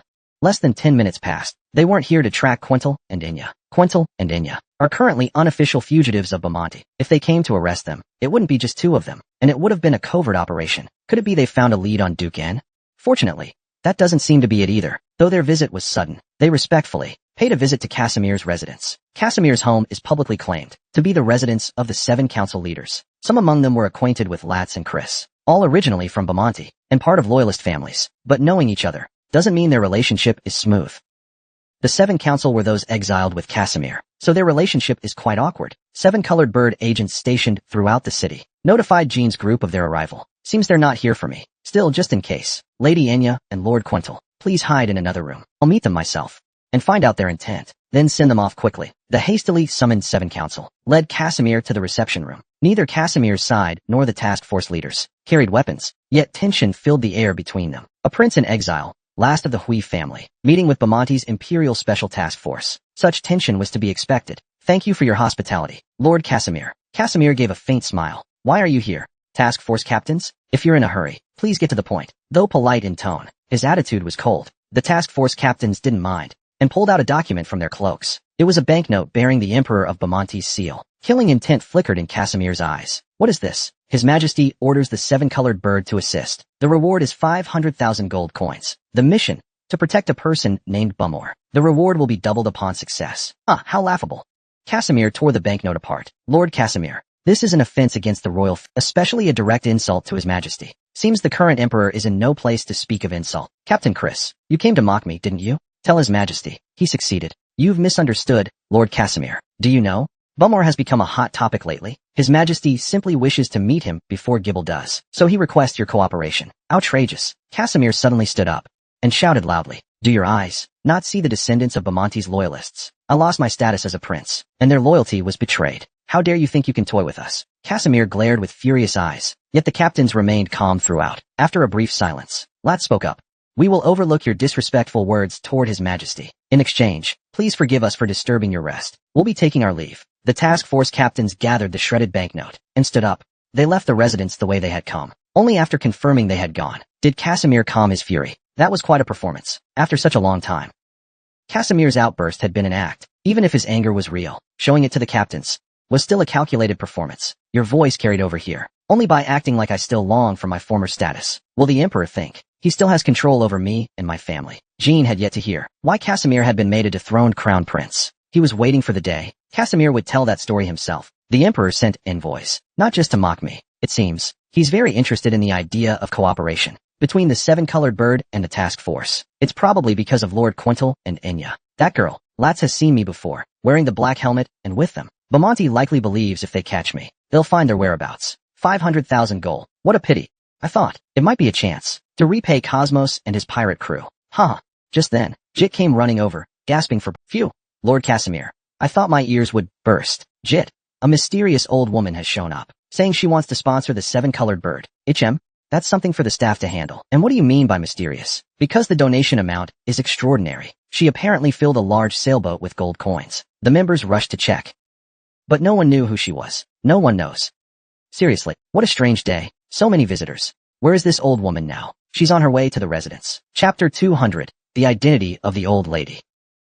The 7-colored bird is one of the top intel organizations in the world, regarding countless families, especially those with great power or immense wealth and influence.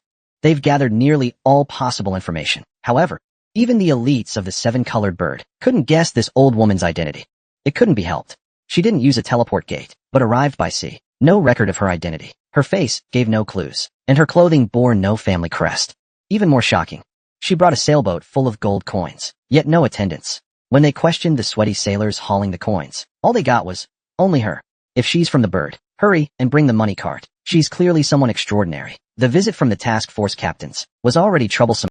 Now another major figure shows up. It's all overwhelming. In any case, the old woman was walking gracefully toward the manor. After Jit explained the situation, Casimir and Jean exchanged glances. I think she might be a retired merchant. Back in the alley, I never imagined we'd get a sponsor like this. Feels like we've suddenly struck it rich. Guess people really should live in the light.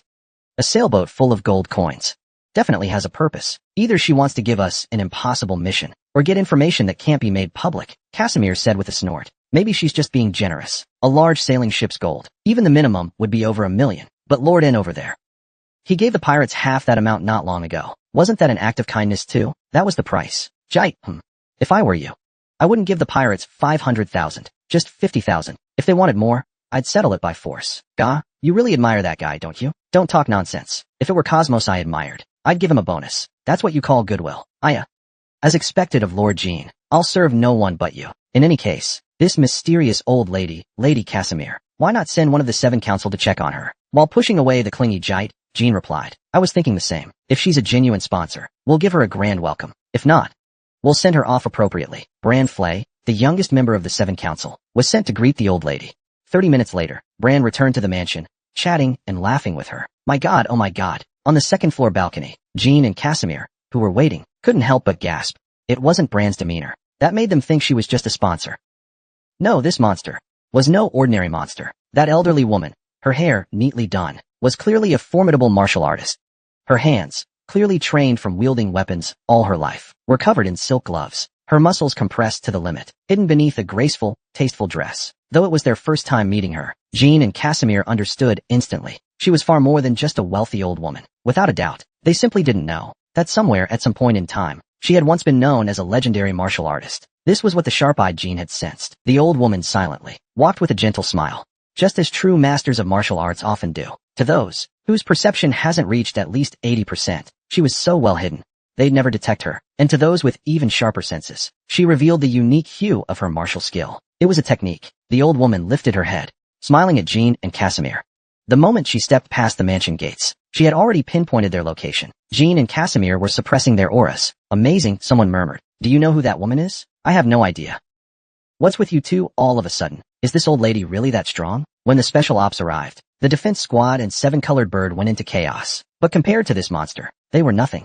A chill spread through everyone present. Looks like I need to meet her myself. You go ahead first. I'll inform the others. Jite, hurry. Bring Elisa Jet here. Tell 7-colored bird to go into maximum alert, just in case. If the old lady causes any trouble, our strongest members need to be ready. At the same time, his instincts told him. Somehow, this woman came. Who exactly is she? The arrival of Quicantle answered that question. What is this presence? It feels just like the dread from Mount Ant. Could it be her? Looks like it. Yeah, this disgusting aura. No one else could admit it but her. Quicantle spoke coldly. The fear of the Ant Mountains. Around 40 years ago, the dragon race would never approach the Ant Mountains. If they stationed themselves there recklessly, they'd either never fly again, or be killed, all because of that woman. I've never heard of this before. And then maybe, the dragon race would never speak to humans of such a humiliating history. And that woman, Vanessa Olsen, wasn't a very famous dancer among humans. Despite her overwhelming strength, she remained virtually unknown in human society. Minjiaming said, Vanessa Olsen. Minjiaming said, she had never demonstrated her skill in front of human society. Even in the few battles she fought, there were no surviving witnesses. The fear of the Ant Mountains. That nickname was given by the dragon race. To be precise, it wasn't deliberately coined. It just naturally came about. In other words, she's a dragon slayer. Maybe she came specifically from Urakan and Quintal. Highly unlikely. Vanessa has been inactive for a long time, at least by human reckoning, and I haven't heard of her ever seeking out or killing anyone. We thought she was dead. The silver dragon. I didn't expect she'd still be alive. Murakan, listening nearby, shook his head. What a strange human. Jit said she brought a mountain of gold coins, then said, now I'm going to kill you. That was just pocket change. That's probably what she meant. If that's the case, she really is one arrogant person. Murakan, you need to move on from your glory days. Right now, you're no match for Vanessa Olsen one-on-one. That makes me want to fight her even more.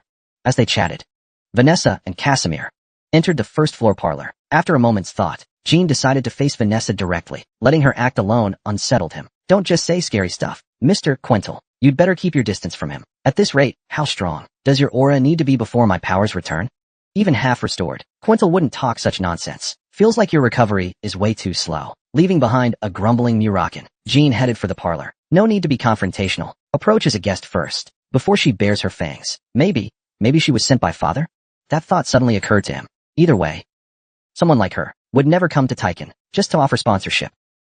Sir Casimir must have reported my achievements to father. That likely included the underworld sword and spirit sword. Unlike Casimir, who tried hard to mask his emotions, Vanessa casually observed the reception room. None of the others in the mansion seemed aware of her true strength, which meant Vanessa had flawlessly suppressed her power. Lampley, who first greeted her, simply thought she was a generous sponsor. On the way to the mansion, all matters of sponsorship had been settled. Forgive me for the delay.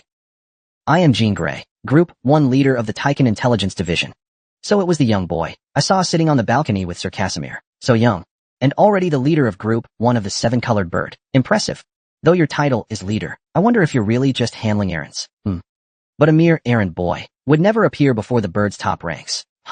Actually, Jean is my nephew. If I don't give him a clan leader title, I'm afraid he'll go astray. That's why I did it. Seems like he also wants to show his gratitude. As a member of the 7-colored bird, hearing Bran's words, Jean quietly nodded. At that moment, Vanessa stood up, seemingly ready to leave. She reached out to Bran. In any case, it was a pleasure meeting you, Bran the Peerless. Hopefully my donation won't lead to something like building a statue of me in this city. That wouldn't suit the name City of Freedom. You're leaving already? Lately I've enjoyed these surprise donations, so there's much to do. You can't leave this early. At least eat with us before going. That won't do. It's alright, don't stop me, but I do have a small request. Of course, I'm not using my donation as leverage to ask for something outrageous. I believe you wouldn't do that. Please speak, Lady Vanessa. Vanessa's gaze turned to Jean. I'd like to borrow my nephew for a bit. Please lead the way, Master Jean. Even if we don't dine together, a tour of the City of Freedom would make this trip worthwhile. She subtly observed Jean and Casimir's expressions. Jean had already made up his mind when Vanessa spoke. The moment I arrived, I was being controlled and taken away. It was already obvious. The person sent by father was clearly here to check on my loyalty, even if they were completely mistaken. Even if going with Vanessa put me in danger, Zhaoan has one final trick up his sleeve to escape from him. So Jean replied, I'll do my best to entertain you. Ma'am, I've always been doing chores, so this is finally my moment of glory. Such lovely flattery. Master Jean, I'll be looking forward to it. Chapter 201 Chapter 201 Chapter 66 Vanessa Olsen, at Taikan's finest restaurant, enjoyed a lovely afternoon tea time. At night, she visited the island's highest point to view the nightscape. Even then, Vanessa never revealed her true face, continuing to play the role of a dignified. On the table, the final dessert of the day was served, a biscuit made of figs, grapes, and walnuts. It was called a litra cookie. It's my first time trying it too. They say nowadays, just to get these cookies, people line up outside the 3-story pastry shop. Oh really? But I've also heard many people leave before even getting to try one. Thanks to one sponsorship, I can enjoy it in peace. The nobles of Taikan, surely they don't line up outside pastry shops. Not since Zet Dayuan waited in line with the others. Luckily, it was the last cookie. Vanessa chuckled softly and took a bite of the cookie. The crisp sound of it breaking in her mouth was pleasant to hear. A cool evening breeze swept across the table. The taste of the cookie seemed to delight her. Vanessa's smile lingered on her lips. Jean quietly waited for Vanessa to savor the cookie. When she ate the last piece, he looked her straight in the eye. At this point, I can't hold back my curiosity anymore. Lady Vanessa Olsen. Vanessa had used an alias in Taikan. She didn't mind Jean saying her real name. She remained calm and composed. The manner was filled with a dragon's aura. Looks like they told you. My name. Why act surprised? Jean Luncade's face didn't change, but his tone did. The image of a gentle, modest old lady vanished. Her gaze turned sharp and deep. Weren't you sent by my father to test me? But the way you act, it's like you're out sightseeing. It made me wonder if I was just overthinking things. No, you're right. Lord Shilong wrote me a letter, asking me to meet you. It's been a long time since I enjoyed peace and quiet. I just suddenly felt like doing it. Seeing you reminded me of the past. It brought me a sense of relief. Still, Jean hadn't ruled out the possibility that Vanessa Olsen's visit had nothing to do with Shilong. You don't seem very surprised. I am surprised. I've never heard of a martial artist like Vanessa before. The world is vast. Jean Luncade. That's why people like you exist. Swordsmanship, magic, aura. Father trusts Lady Vanessa deeply. That Lord Shilong would entrust his heir to her was truly shocking. Genesis Knight, Shilong Luncade. His father, for him to entrust the next generation to someone, was hard to imagine. Among the dragons, they call Lady Vanessa the terror of Mount Ant. But more than that childish nickname, I remember her more as the Black Knight. Jean's eyes widened. What exactly was her relationship with father? Vanessa Olsen, before becoming famous, had served as the Luncade family's Black Knight, protecting Shilong's side, always wearing a black helmet and armor, silently following Shilong. I've heard the previous Black Knight was the strongest in the family's history. Some of them always fought alongside father in the Black Sea, and were especially fearsome. Vanessa Olsen was one of them. In Mount Ant, why did a dragon like her become a Black Knight? What did she achieve after becoming one? How many enemies did she and Shilong slay together? Jean didn't know those secrets, but he understood the incredible power she possessed. Then a thought struck him. Father handing the Black Knights over to Joshua wasn't because they were no longer the strongest. Retired Black Knights. Most likely still served father. That's right. After meeting Vanessa Olsen, he was certain of it. One day, those Black Knights could become his allies. Or his enemies. If Jean disappointed Shilong and was deemed unfit to lead the family. Quickly collecting his thoughts, Jean dropped to one knee. Knight in training of the Lungcade family. Salutes the great blade who served our family. It was tradition to bow to retired Black Knights. Among the knights and elders of the Lungcade family, many were not allowed into the Eagle Temple. But Black Knights, unless they committed treason, would always have their names engraved there after death. So you're not just some brat after all. Sorry for the rude greeting earlier. Prepare your weapon. Go get yourself chopped. Maka told the guards you were going to Shuchulin. That they're punishing you there. Punishment or interrogation. But Jean silently returned to the residence to prepare his weapons. As the gate opened, his anxious companions were already waiting for him. Young master, everyone's worried he might harm you. Are you all right, young master? Lord Quintal was shocked when he heard. Why would that recluse suddenly seek you out? Quintal said, it would be serious if anything happened. Even in cat form, he couldn't approach you. Who is Vanessa? Casimir, Jilly, and Murakan spoke in turn. She's no stranger. She's the former Black Knight, Lady Vanessa. Murakan said Lord Quintal mentioned. He could recognize her by the scent of dragons. And yes, she really was sent by father. Said she came to punish me. What? That woman. One day, she suddenly came down from the Ant Mountains and became a Black Knight. And now she's here to punish me. What's going on? I thought it was a trial, but hearing its punishment really threw me off. Time's running out. I have to go to Shuchulin. Sir Casimir, please prepare the travel checkpoint. Young master, are you all right? Vanessa Olsen, even if she is someone remarkable, she's still just a legendary Black Knight. Did she not show you anything? Like proof from Lord Shilong? She didn't show me any proof. What? This kid's usually pretty sharp. Why so gullible this time? Are you seriously going to Shuchulin? Just based on what Vanessa said? Exactly, because I need to be simple. I'm acting simple. Of course, it's possible Sir Vanessa isn't the Black Knight. But what if she's telling the truth? What if she really came to punish me on father's orders? If I show doubt or refuse, the consequences could be dire. Jean didn't agree to go to Shuchulin out of foolish obedience. If he doesn't confirm Vanessa's identity, he might face an even harsher punishment. More importantly, in the worst-case scenario, there's still one possible escape route. Unless she's the strongest Black Knight in history, there's no other explanation for why she's so unbelievably skilled. That said, punishment? For what? What mistake did the young master make? Posing as a Lungcade? Impersonating a Gibble? Or recently, impersonating a task force agent? Or maintaining contact with Lady Luna?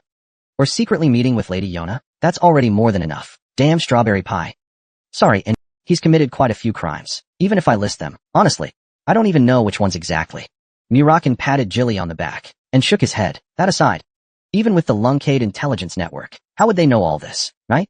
At the very least, the impersonation part shouldn't have, unless someone among us reported Jean's actions to the Lungcade. As Enya raised her voice, Casimir's expression faltered for a moment. His face turned pale, like a thief caught by his own slip-up. Jean looked at Casimir like that, and chuckled inwardly.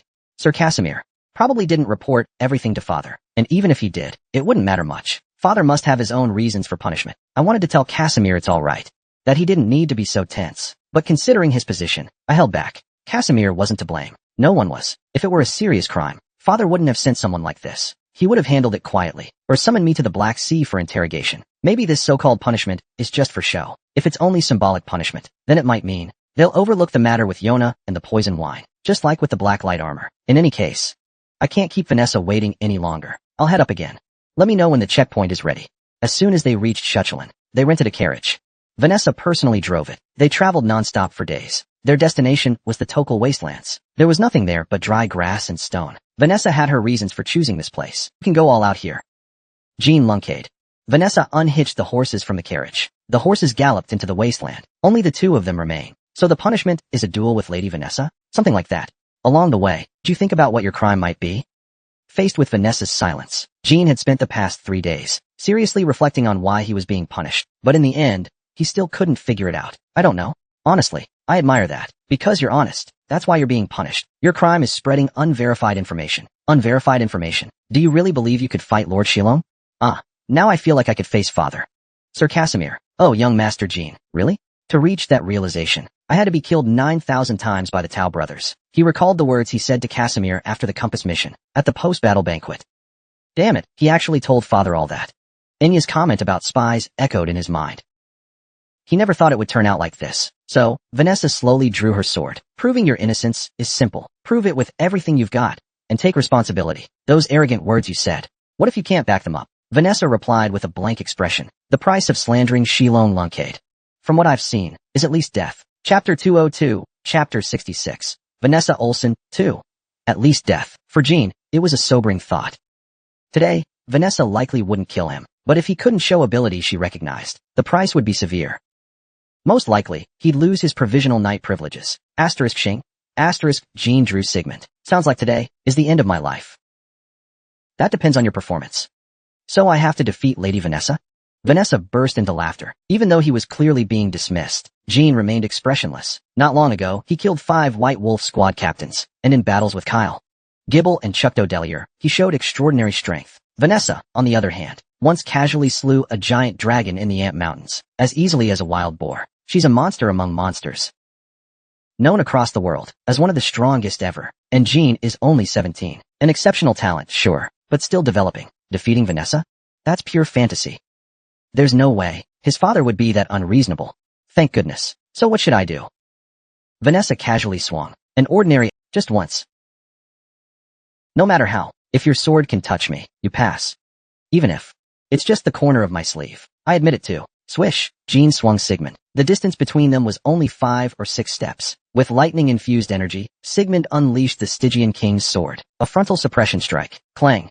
Vanessa's iron sword blocked Sigmund. After the clash, Jean was forced back a few steps by the overwhelming force. Vanessa looked at Jean with a faint, amused smile. As expected, you're not ready. She deflected him with ease. Though there was a faint sensation of being pulled in, Vanessa's aura and power completely overwhelmed it. A level 10 Vanessa's strength. In this world, there weren't many who could face her one-on-one. Her pressure was indeed overwhelming. To her, this was just a peculiar technique. If their sword skills were evenly matched, it might become a vulnerability for her too. But the gap was just too wide. I thought you weren't entirely useless, but you really are a half-wit. You drew your sword before I even gave the signal. I thought you were giving me an opening. Then you've already missed it. Was that the Stygian King's sword just now? Interesting. I'm intrigued by aura and magic as well. So father really did tell you everything. If you make it back alive, be sure to find Sir Shilong's spy and hold them accountable. Vanessa knew everything about Jean's abilities. That meant creating any surprise was nearly impossible. Jean's only chance to feint was in that first strike. Now he had to break through head-on. Against a level 10 from the start, facing such a monster, creating variables was nearly impossible. Even if she didn't know me, the result would be the same. Vanessa's sword let out a heavy ring. A massive aura compressed within the blade was enough on its own to make that cheap iron sword more dangerous than any famed weapon. The radiant aura lit up the desolate field around them. Just before she swung, Jean first summoned lightning using Gaze of Thunder as he raised Sigmund, preparing to strike down with lightning. A fierce wind came from nowhere. The wind gathered from the plains, like seawater sucked into a whirlpool, converging on Vanessa. The lightning twisted. S-E-Z-T, crackle. The lightning lost direction in the wind. Soon, it completely unraveled into blue particles. The whirlwind disappeared, and in the instant before he could swing, Vanessa kicked up shards of stone beneath her feet. Before those stones could hit the ground, a surge of sword aura devoured them, and headed straight for Jean. Though the blade didn't touch him, the debris in its path vanished like vapor, cut apart by formless sword aura. Jean saw it clearly. Luckily, he hadn't blinked. If he had, he'd have been disintegrated, like those shards, swallowed by the wind of the wilderness. He stepped carefully to evade the strike, gritted his teeth, and looked back at Vanessa. All that remained was the ruined ground where she struck. Vanessa was now right behind the sword aura he had unleashed, had already flanked him. Jean had no choice but to trigger a flash bomb hidden in his hand. It was the first time Vanessa had seen ancient light magic. Even if she'd seen light magic on mages or dragons before, flash bombs were entirely new to her. Still, as if she had seen it 100 times, he dodged it skillfully. Was it the intuition of a level 10 knight? Or had Casimir warned her through a letter? Jean believed it was the former. If she had known exactly how the flash bomb worked beforehand, he wouldn't have been able to deflect her sword just now. Her iron sword. He barely managed to block the combo attack. Then, he conjured 2 ice spikes, and shot them at her face and torso. Then, Vanessa countered again. Tier 3 ice-binding magic posed no real threat. It was just meaningless interference. But when that interference accumulates, there might be a chance it actually lands. Clink, clink, clank, boom. The rapid-fire icicles were effortlessly shattered by Vanessa's refined aura. A magic swordsman, huh, interesting. It was completely different from fighting normal people. Although she had fully suppressed him, Vanessa felt Jean was much harder to deal with than expected. Something unexpected could jump from his hands. That part was like an assassin. Each time he gained distance, he would cast magic of varying scale. That part resembled an archer, using mana to deceive and induce visual illusions, just like a mage. But in close quarters, he possessed the brute strength unique to a pure-blood lunkade. He was completely unpredictable, and not only that, he could even use lightning-type weapons. Most level 9 knights would find him a serious headache, and yet, He hadn't even used his spirit gear. She instantly understood why Shilong paid. Still, it was too soon to say he could face Shilong. Jean spat out a mouthful of blood and staggered backward. Vanessa's last blow had injured his internal organs. You said you're just 17? That's hard to believe. You could even rival Luna back then. A sudden compliment. But that girl had even less talent than you. She had only swordsmanship. Nothing more. Considering you have aura, magic, and lucky encounters, you still fall a bit short. Was Luna able to fight father when she was 17? Vanessa shook her head. No. She started at 18. When I return, I should brag to her that I've already surpassed her. You fought well. But learning to speak with responsibility is the key. Seems like Lungcade's education isn't that great. To let you turn out like this. Since the duel began, it's looked utterly hopeless. In truth, Jean was feeling extremely satisfied inside. He still had many cards unplayed, and had managed to go toe-to-toe with a level 10 knight. Of course, Vanessa was using a cheap iron sword, and had been holding back. Even so, Jean's performance had been exceptional, ever since leaving La Rosa, and fighting to claim the compass. It had been hard to assess his strength. The 5 White Wolf tribe members were too easily slain. The mages were too easily tricked. Only against a true wall could he know his limits. In that sense, Jean realized his growth had far surpassed expectations, not just his own, but also that of his allies and enemies, just like Vanessa's current misjudgment. Moreover, Jean had growing confidence that if Vanessa continued fighting like this, he could easily cut the hem of her clothing. The question was how much damage he'd take in exchange. This wasn't a life-or-death duel, so Vanessa wouldn't go all out. If she did, the test wouldn't be valid. But Jean thought differently. No matter what, if he broke through her guard, even once, he could see just where Vanessa's sword would stop. Would it stop after slicing his neck, or before it reached his neck, or after cutting through a limb? He couldn't calculate that, because Vanessa hadn't promised not to kill him, so he had to be cautious. Once he decided to break through, he'd have to leave everything in Vanessa's hands. She likely wouldn't kill him, but he might lose him. And in truth, Vanessa had exactly that in mind. If Jean failed this test, she planned to take his right arm, because she believed disrespecting Shilong Lungcade so casually should come with a price. Saying he could match him was nothing short of a judgment on Shilong himself. Soon, Jean finished his thoughts. He needed to show Lady Vanessa something even more astonishing. Even if she felt reluctant, she wouldn't be able to inflict a fatal blow. Only then would she feel justified in being defeated by him. He had plenty to show her. Vanessa had come precisely to witness that potential within Jean, and Jean was confident he could deliver. Sigmund crackled with lightning again. It was preparation for launching his projection skill. Just as he expected, Vanessa smiled the moment Jean summoned lightning. If that's your trump card, then you'd better use it wisely. Take your time. You've got plenty of them. So let me enjoy it. Chapter 203. The lightning gathered around his sword turned into blue columns of light. They scattered in the sky. Dozens of lightning-infused pillars radiated holy light in the heart of the dark wilderness. The previously unstable and erratic lightning vanished. The pillars stood in neat formation, as if meticulously arranged by hand. The first projection he chose, quadruple arrow erosion, PO. Jean planted Sigmund into the ground. The floating lightning columns followed and pierced the earth. Vanessa had just been about to strike. She wanted to teach this glowing kid the consequences of doing such things mid-cast, but she was forced to retreat, because suddenly, the entire ground was engulfed in shimmering lightning. And not just the ground. Even breathing in the air stung the throat. It was that intense. The area surrounding Sigmund glowed a deep electric blue, turning the terrain into a sea of lightning. Vanessa had no choice but to back off, though it looked breakable by force. Who could say what would happen inside that lightning zone? Unpredictable. She considered firing sword energy from outside the zone. There was no need to recklessly respond just to show dominance. It felt more like a spell than swordsmanship. Even the lightning drawn in through breath was dangerous. Still, Vanessa hoped to see a bold, devastating strike, like those legendary finishing moves of the Lungcade, the kind used by warriors who ruled the world half a millennium ago. But this trick, like a magician's ploy, is what he showed instead. Well, he said he had more. Let's observe a bit longer. But if this keeps up, I'll only be more disappointed. Suddenly stopping her thoughts, Vanessa looked down at her feet, crackling. Tiny arcs of lightning danced erratically. Clearly, they had separated completely from Sigmund and the blue pillar's range. The lightning near her feet looked faint as dust, seemingly unrelated to the prior surge. But her instincts told her, dodge it. Vanessa reflexively shifted her footing. Lightning surged toward the cluster near Jean. Even top-tier warriors couldn't predict or avoid it in time. Lightning speed, too fast to dodge, even for the elite. Where Vanessa had stood, a pitch-black hole remained. Even if she had blocked it with her body, the impact would have been tremendous. Just as she was thinking that, she caught sight of a flash of azure lightning in her eyes. Literal thunderbolts descended from the heavens and struck the crater again. The thunder was deafening. Even Vanessa was shocked this time. Jean stood up. The thunder had struck just behind the pit. Lightning shimmered faintly beneath their feet. Vanessa then realized. Those tiny sparks the size of fingernails were scattered all around. Electricity kept surging from every direction. If each of them could summon... The scene that came to mind was terrifyingly vivid. The hairs on her neck stood up. No way such a skill exists. That would mean he had the power of a god summoning thousands of bolts. And if that's true, then I'm the one challenging Jean now. As for Jean, he was thinking how his previous use of sanction and erosion was nothing compared to what the Projection Brothers could do. The erosion cast by the Projection Brothers was just as Vanessa had imagined. According to their will, it came endlessly. A storm of lightning no one below 9 stars could block or dodge. Although Jean couldn't yet summon tens of thousands of lightning bolts like the brothers, he could still summon thousands. For Jean, that was possible. Asterisk crackle asterisk. Lightning burst around Vanessa. Thunder rolled near her.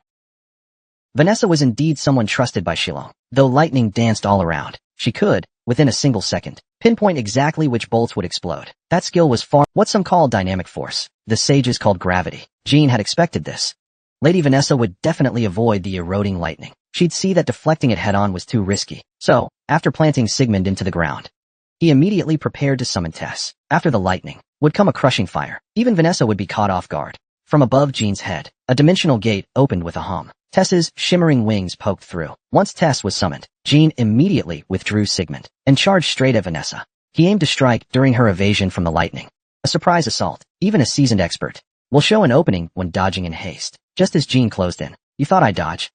Vanessa didn't say it aloud, but that was only because thunder was about to strike. There wasn't time to react to Jean. Yet her expression said it clearly enough.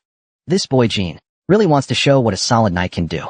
Asterisk rumble, asterisk. Jean's heart pounded, as if it were going to burst, blazing with intensity. As the crushing flames engulfed Vanessa, the sky seemed to split open. Dozens of lightning bolts rained down on her, all at once. She could have avoided them all, if not for the crushing flames. She couldn't dodge completely, but she could have repelled the bolts.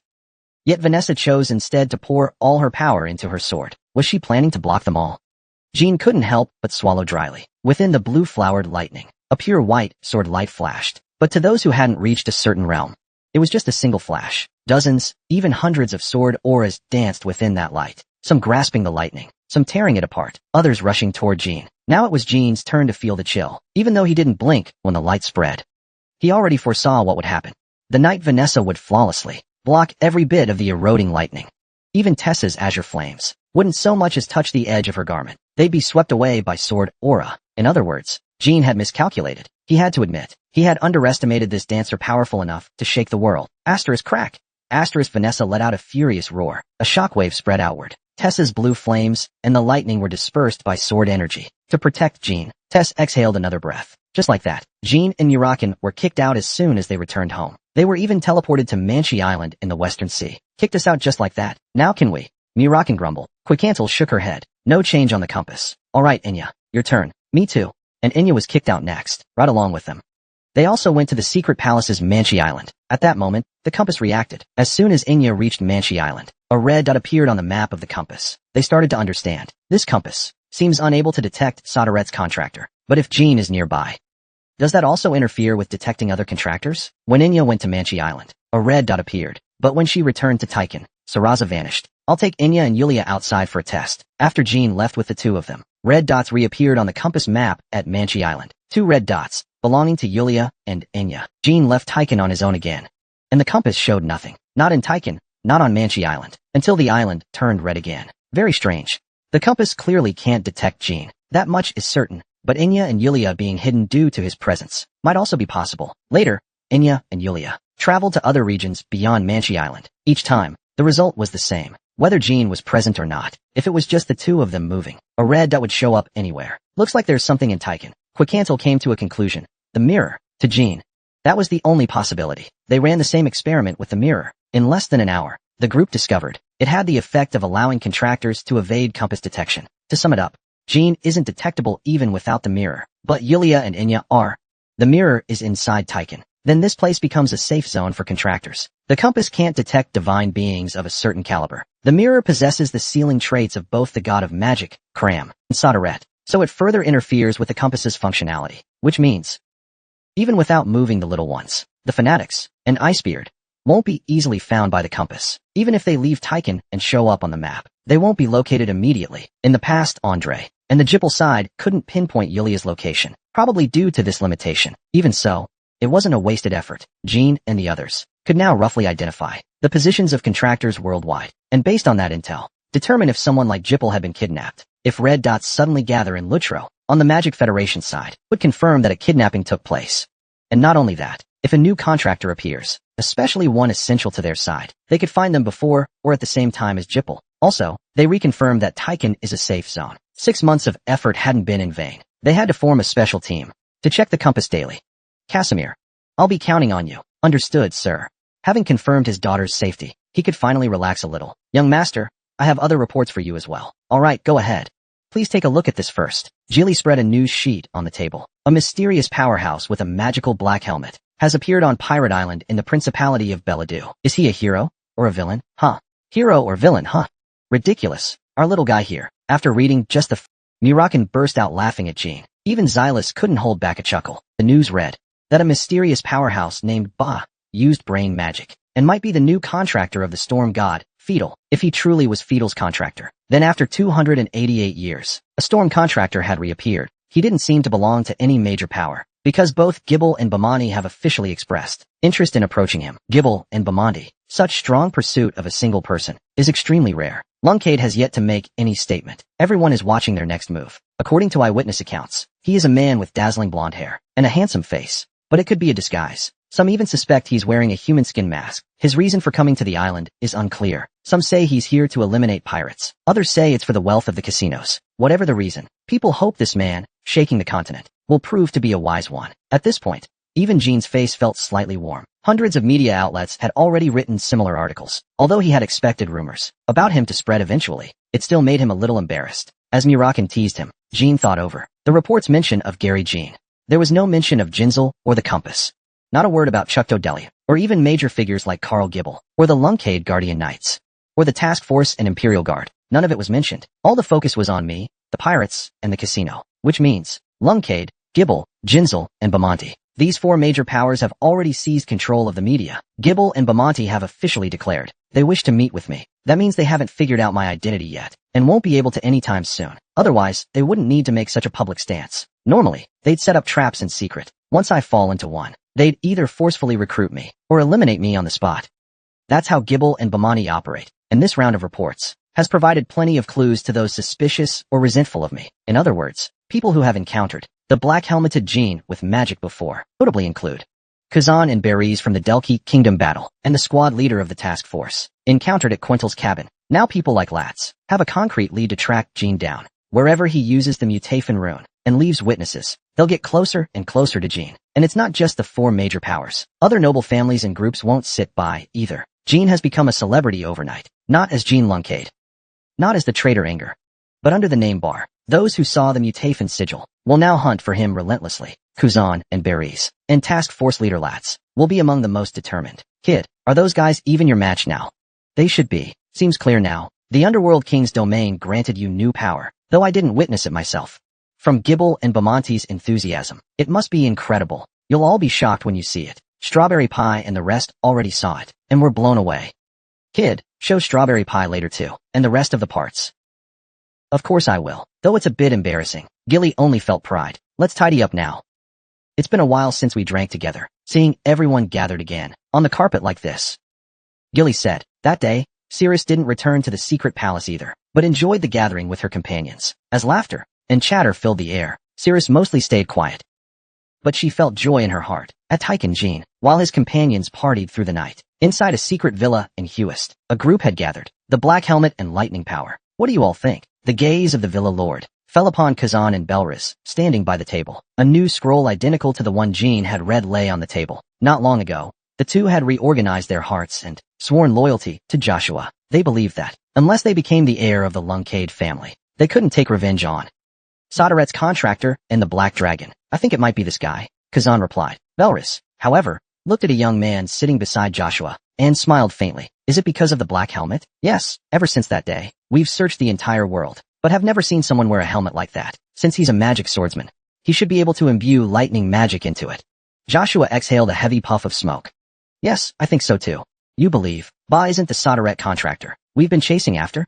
Faced with Kazan's question, Joshua nodded. I'm not sure. Without new information, I might have drawn the same conclusion as you. This guy might be pretending not to be Soderette's contractor. Please tell us what the information is. This isn't an act. The report didn't mention the use of lightning power, but they say 5 White Wolf squad captains were instantly killed on the spot. Kazan and Belriz, who had once laughed at the young man, now bit their lips. Ever since Taemun Marius died, any intel on the Soderette contractor, just when they thought the one with the black helmet was the real enemy, they found it wasn't a spirit weapon, but lightning. Kazan and Belriz couldn't accept that. More than the death of 5 White Wolf squad captains by lightning. What shocked them more was, Ba might not be their enemy. How frustrating. 5 White Wolf squad captains. You can tell at a glance it was someone else. If that guy's magic was that strong, Kazan and I would have been barbecued the first time we met. Who the hell is this guy? He doesn't look like a mage, Belriz said, gazing provocatively at Joshua, then licked her lips. She looked at the young man sitting beside Joshua, expressionless as always. Hey you, Jean, are you the contractor of Feudal? If you ask me, Ba is the real contractor. A murderous gleam flashed in the young man's eyes. Suddenly, lightning surged from his body. Enough, Joshua. That one line made the youth return to a blank expression, instantly killing 5 elite White Wolf squad captains. Well, Yulian, can you do it too? No, the young man calmly replied. Joshua shook his head. Seems it's time to boost your power.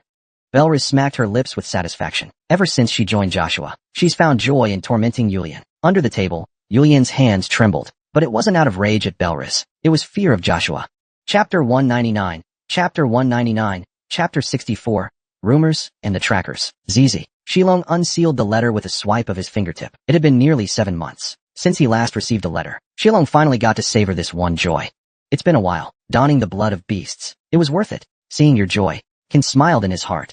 Because Casimir hadn't sent letters recently, Uncle Ken felt quite anxious. Just where is the young master? And what is he doing? No one has any idea. Fortunately, this long-awaited letter seems to have greatly lifted the patriarch's mood. The 2 sword techniques described in the letter caught Shilong's attention. They say someone named Bumor has been active out there. Dream Talk Dream. Have you heard of him? His name came up during the family council meeting. He might be Fatal's contract holder, but he's on an island in the Duchy of Beladu, where he killed 5 White Wolf strike team captains. He's clearly no ordinary man. If people found out that was the young master, they'd collapse in shock, wouldn't they? This must be kept secret. We also need to prevent the knights from overreacting. As you command, Lord Shilong. After reading the rest of the letter, all content about the compass was omitted. It only mentioned that Jean had gone to Lavralosa and clashed with Jinzalo and Gibble. The aid he received from the secret palace's Cirrus was also recorded in detail. Even though Shilong knew Casimir had intentionally withheld some details, he didn't feel displeased, because, in the end, the young master was the one taking action. Shilong's soft laughter caused the imperial beast to stir slightly. The Lord Patriarch seems to be in good spirits. If you read this part, you wouldn't be able to stop yourself from laughing either. The first line of the letter Shilong handed over read, Dear Lord Shilong, at last night's banquet, Duke Jean said to me, Now, I think I can go toe-to-toe with father. Ah, what an outrageous thing to say. Kan's face turned serious. Goei Jian, he must be out of his mind. Even if the young master really said that, you should have filtered it before telling me. I'll go warn him immediately. Have you heard of the Mo royal clan? Yes. I know they ruled the world half a millennium ago. A mysterious race. Through a trial given by, he encountered the Mo royal clan. One of them is called Head God, according to Jean. That person's strength is equal to mine. Ken had no response. Who could possibly rival Shilong, let alone the king of a clan? Thought to have gone extinct half a millennium ago. To Kan, it sounded utterly absurd. But the young master and Gue Jian never lie lightly. Ken quietly awaited Shilong's next words. What the young master meant was, if he could fight that man, then he could fight me too. It's so cute it makes me want to cry, to be honest. I think the young master still lacks understanding of martial arts.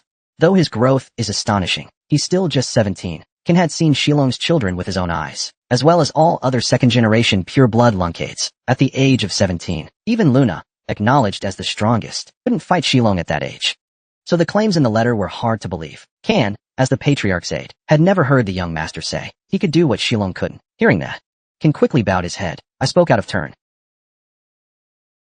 I'm not blaming you, but I'm also curious this time. Can the young master really take responsibility for his words? If it's just ignorance, I'll be very disappointed. Kan immediately understood what Shilong meant.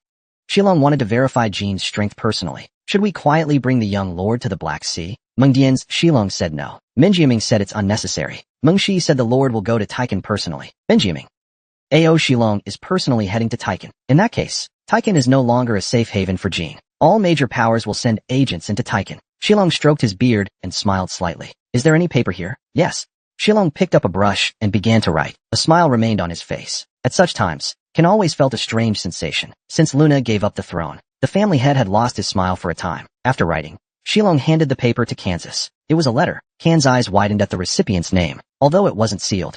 And there was no order forbidding reading. Ken still didn't look at the contents. He quickly tucked the letter into his chest. Until it reached the recipient, he would not read it. Only after delivering it did he take 2 bottles of royal family wine from the butler Heinz, one for Talaris, the other to bring to me in 10 days. Then I take my leave.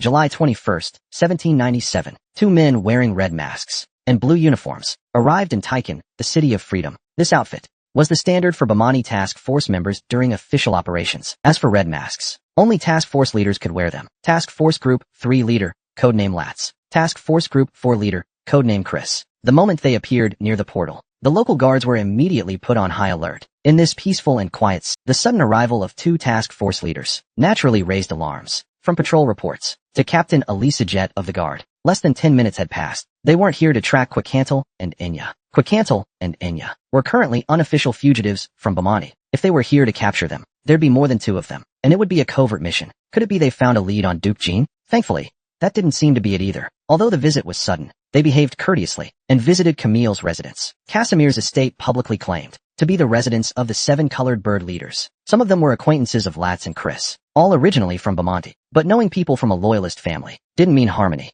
The 7 colored bird members had been exiled with Casimir, so the relationship was delicate. 7 colored bird agents around notified Jean's group of the visit. Looks like they're not here for me.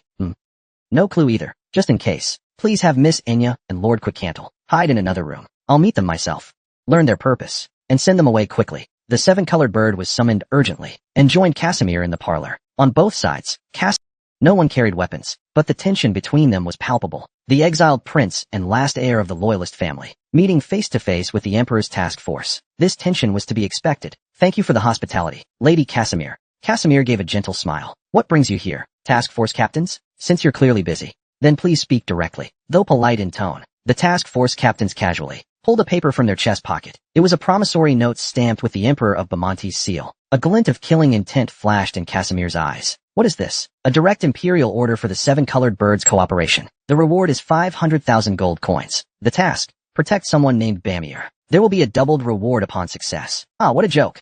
Casimir tore the note to pieces. Lady Casimir, this is an act of contempt toward the royal family, especially when done so brazenly. It seems the current emperor isn't even worthy of such talk. Captain Chris, looks like he wants me to return and give him something amusing. Tell His Majesty, I've already succeeded. You've misunderstood, Lady Casimir. Do you know? Bamir has become a hot topic lately. His Majesty simply hopes to speak with him before the Jippel family does. So he asked for our assistance. Absurd. Casimir suddenly stood up and roared. In your eyes, do the descendants of Bamonti's loyalists mean nothing? I lost my status as prince, and their loyalty was betrayed. Yet you think you can mock us at will. Casimir glared furiously, but the captains remained calm and composed. After a moment of silence, Lat spoke up. We'll ignore your disrespectful words toward His Majesty. Please forgive us for disturbing your rest. We'll take our leave. The task force captains gathered the torn note, stood up, and walked out the way they came. Only after confirming their departure did Casimir calm her anger. A rare, well-executed performance. Casimir's rage had been an act, even if the fury was real. Showing it to the captains was a deliberate performance. Your voice carried all the way here, only by acting, as if I still cling to my former status. Will the Emperor believe he can control me and my family at any time? Jean still hasn't heard the reason Casimir became the deposed crown prince. He's waiting for the day. Casimir tells the story herself. The Emperor's envoy didn't just come to mock me. It seems he's also interested in possible cooperation between the task force and the 7 colored bird, likely due to Lord Quicantle and Enya. Because of them, Lats has seen me before. Bamani thinks if they capture me, they can locate their whereabouts. 500,000 gold coins. What a pity. I had hoped it might help repay the Cosmos pirate cruise debt. At that moment, Jite came running over, panting. Whoa, Lady Casimir, you almost deafened my ears. Jite said an unidentified old woman showed up, offering to fund the 7 colored bird. Sounds like something the staff should handle. Also, what do you mean unidentified? Because the amount she's donating is outrageous. They say she brought an entire sailing ship full of gold. The members rushed to investigate. But no one knows who she is. No one knows. Not a soul. Today's really full of strange visitors. Where is the old lady now? On her way to the estate. Chapter 200, Chapter 200, Chapter 65. The Old Woman's Identity. The 7 colored bird is one of the world's top intelligence organizations regarding various families, especially the powerful ones, with great wealth or influence. The seven-colored bird knows nearly everything. However, even the elites of the seven-colored bird couldn't identify this old lady. But that's understandable. She didn't arrive through a portal, but came by ship. There was no recorded identity. Her appearance alone gave little away, and her clothing bore no family crest. What was even more shocking was that she arrived with a sky sail full of gold, and no attendants whatsoever. When asked, the sweating porters moving the gold only said, "It's from the seven-colored bird. Just bring the money carts quickly." She was no ordinary person. The visit from the task force captains was headache enough. Now this mysterious figure shows up, making things even more chaotic. In any case, the old lady was elegantly approaching the estate. After Jit finished explaining, Casimir and Jean exchanged glances. I think she might be a retired merchant. Back in the alleys, I never imagined we'd get a sponsor like this. Now it feels like we've hit the jackpot. I guess people really should live in the light after all. A whole galleon of gold. She must have a purpose, either to make us take on an impossible task, or to obtain information that must stay hidden. Casimir said coldly. Or maybe she's just being kind. A ship full of gold. Even the minimum is over 1 million. But Lord Jean here just gave half of that to the pirates recently. Wasn't that out of goodwill? That was the price. Jit. If I were you, I wouldn't have paid 500,000 to pirates. Only 50,000. If they asked for more, I'd settle it by force. Ugh, I'm so jealous of that guy. Stop spouting nonsense. If Cosmos dares to grumble, I'll throw him a bonus. That's what kindness really means. As expected of Lord Jean, I swear my loyalty only to you. In any case, about this mysterious old lady, Lord Casimir, why not send someone from the Council of Seven to greet her? Jean said while brushing off the clingy Jit. That's my plan too. If she's a genuine sponsor, we'll welcome her with honor. If not, then politely send her away. Bran, the youngest of the Council of Seven, went out to receive the old lady. 30 minutes later, Bran returned with the old woman, chatting cheerfully. Oh my god. On the second-floor balcony, Jean and Casimir watched, inhaling sharply. It wasn't Bran's demeanor that made them think she was just a generous sponsor. A monster, but not just any monster. Rather, that old lady, hair neatly combed, was unmistakably an extraordinary dancer. Her hands, clearly shaped by a lifetime of wielding weapons, were covered in silk gloves, muscles compressed to the limit, hidden beneath a graceful, tasteful dress. Though Jean and Casimir had never seen her before, they both understood she was far more than a wealthy old woman. Without a doubt, they just didn't know when or where. But she had once been a legendary dancer, and Jean, sharp as ever, sensed it. The old lady walked silently with a gentle smile, just like powerful dancers always do. She concealed her strength from those who hadn't reached at least 80% perception, so she went completely unnoticed. But to those with keener senses, she revealed a unique martial aura. It was a kind of artistry. The old lady raised her head and smiled at Jean and Casimir as she stepped through the mansion gate. They accurately pinpointed their location. Jean and Casimir were suppressing their presence too. This is truly unsettling. Do you know who this lady is? I have no idea, Sai. Why are you two suddenly like this? Is this old lady really that formidable? When the task force arrived, the guards and seven-colored bird were in chaos. But compared to that monster, they're nothing. That sent a chill down everyone's spine. Looks like I must meet her myself. You go check first. I'll notify the others. Jite, hurry. Bring Elisa Jet here. Jean ordered the seven-colored bird into highest alert, just in case. If the old lady causes any disturbance, they'd need their strongest allies on standby. At the same time, his intuition told him, somehow, she came because she knew he was here. Just who is she? Quickantle's arrival cleared up the doubt. What is this aura? It's just like the dread that emanated from Mount Ant. Could it be that woman? Seems like it. Yes, this disturbing aura. No one else gives off that feeling. Quickantle said stiffly. The terror of Mount Ant. About 40 years ago, dragons completely avoided Mount Ant. If any stationed there without caution, they'd either never fly again, or be killed. All because of that woman. I've never heard of this. Perhaps. Dragons don't talk to humans about such disgrace. And that woman, Vanessa Olsen. In human society, she's not very well known. Such a powerful warrior, yet she remained almost anonymous among humans. Vanessa Olsen almost never demonstrated her skills in human society. Even in the rare battles she had, no opponent ever survived. The terror of Mount Ant. That nickname came from the dragons. To be precise, it wasn't assigned on purpose. They naturally came to call her that. In other words, she's a dragon slayer. Maybe she came from Malakan and Quickcantle. Unlikely, since Vanessa ceased her activities. By human reckoning, a long time has passed, and I've never heard of her seeking someone out, then killing them. Minjiaming said she thought Vanessa was dead. Minjiaming added, she's strange. Jite said she came with tons of gold. Minjiaming said, now I'll kill you. Minjiaming said, this is pocket money. Probably what she meant. Thinking about it that way. What an arrogant person. Malakan, you should let go of your primetime memories. As you are now, you're no match for Vanessa Olsen. That only makes me want to fight her more.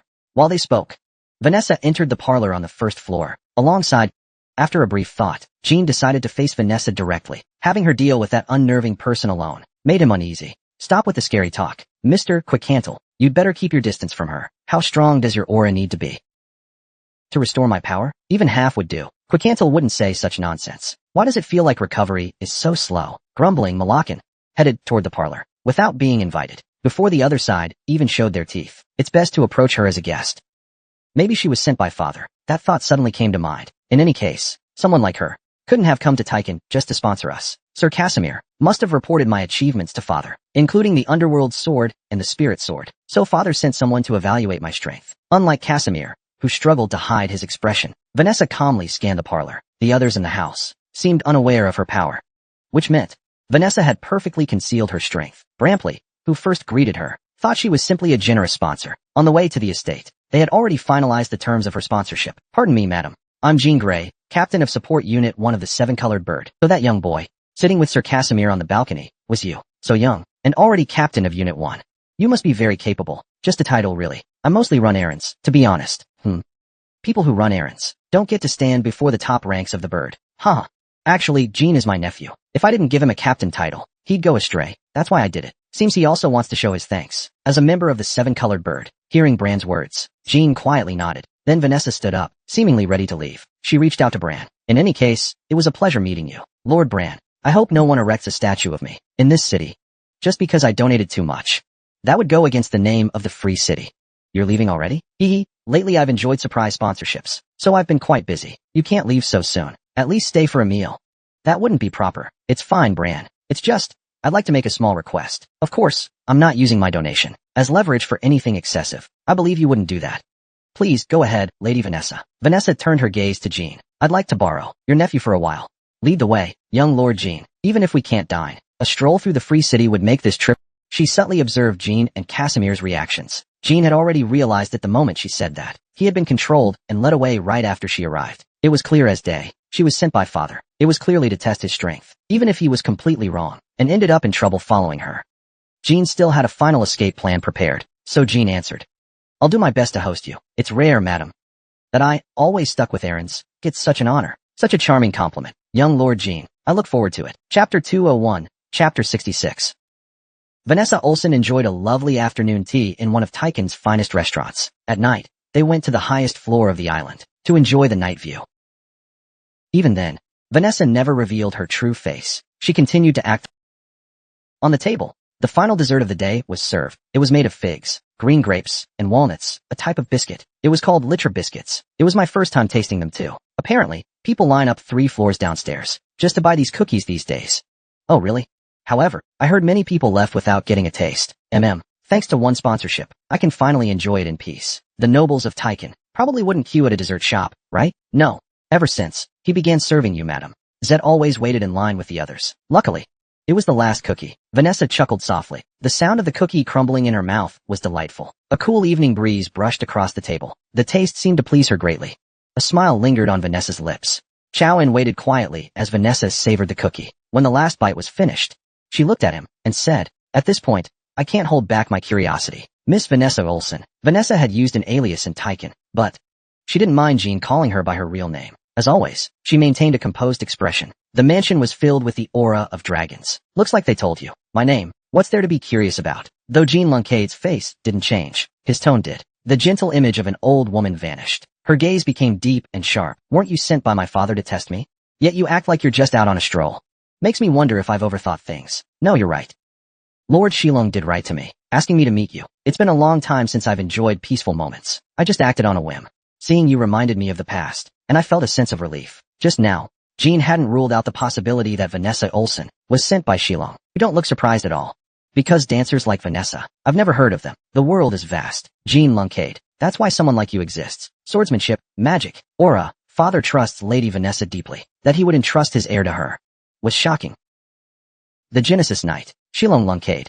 His father, the thought of him entrusting his heir to someone else, was unimaginable. Among the dragons, they called Vanessa the Terror of Mount Ant. But more than that silly nickname, I recall my days as a Black Knight. Just what was her relationship with my father? Could she be a former Black Knight? Vanessa Olsen, before she was famous, served as a Black Knight of the Luncade family, guarding Shilong's side, always wearing a black helmet and lightning. She silently followed Shilong. He'd heard the previous Black Knights were the strongest in the family's history. Some even fought alongside father in campaigns against the Black Sea. They were extraordinary. Vanessa Olsen was one of them. In Mount Ant, how did she become a Black Knight? What achievements did she make as one?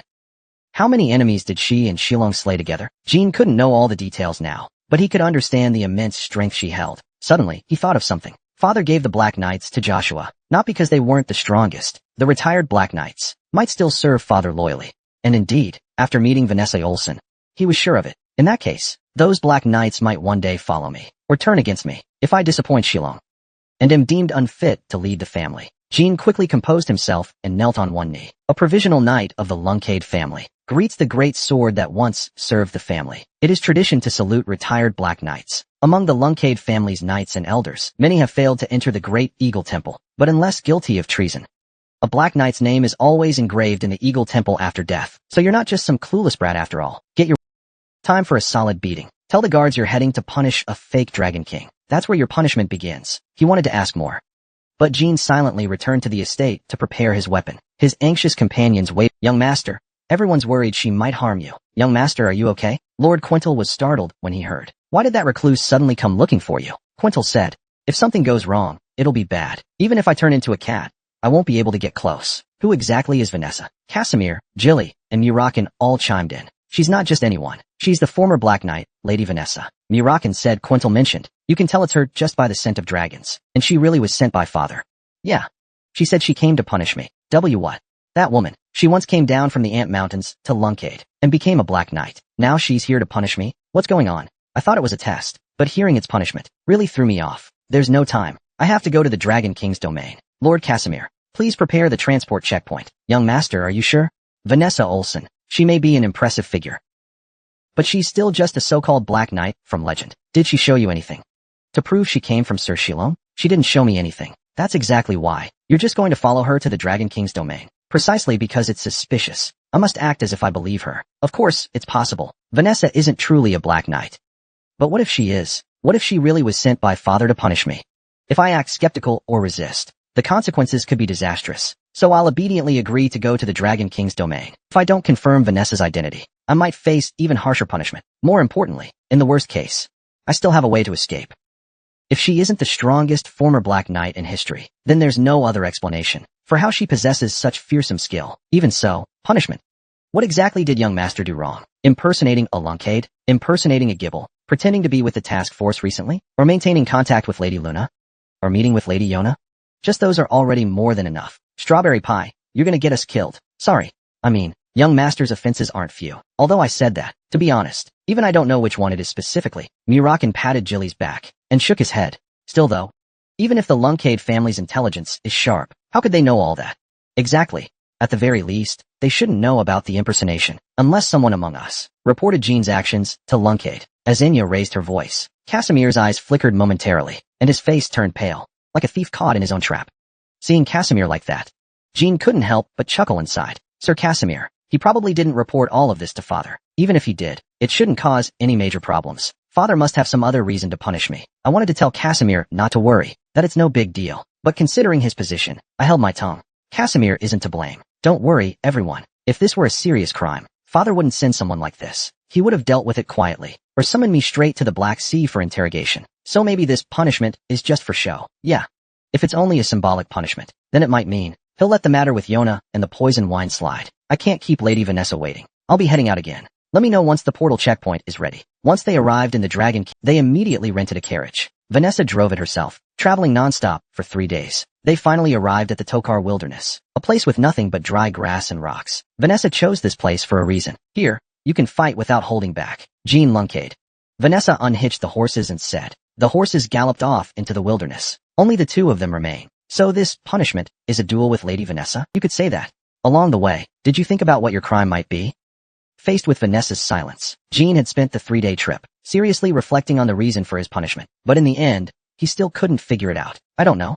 Honestly, I respect that. It's because you're honest that you're being punished. Your crime is spreading unverified information. Unverified information? Do you really believe you can go toe-to-toe with Sir Shilong?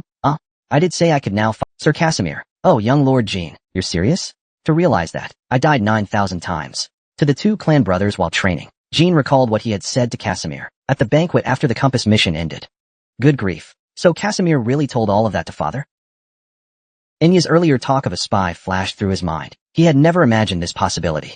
Vanessa slowly drew her sword. There's a simple way to prove yourself. Prove it with all your strength. And take responsibility. Those arrogant words you said, what if you can't back them up? Vanessa replied expressionlessly. What's the price for insulting Shilong Lunkade? Chapter 202, Chapter 66b. Vanessa Olsen, the price, at minimum, is death. For Jean.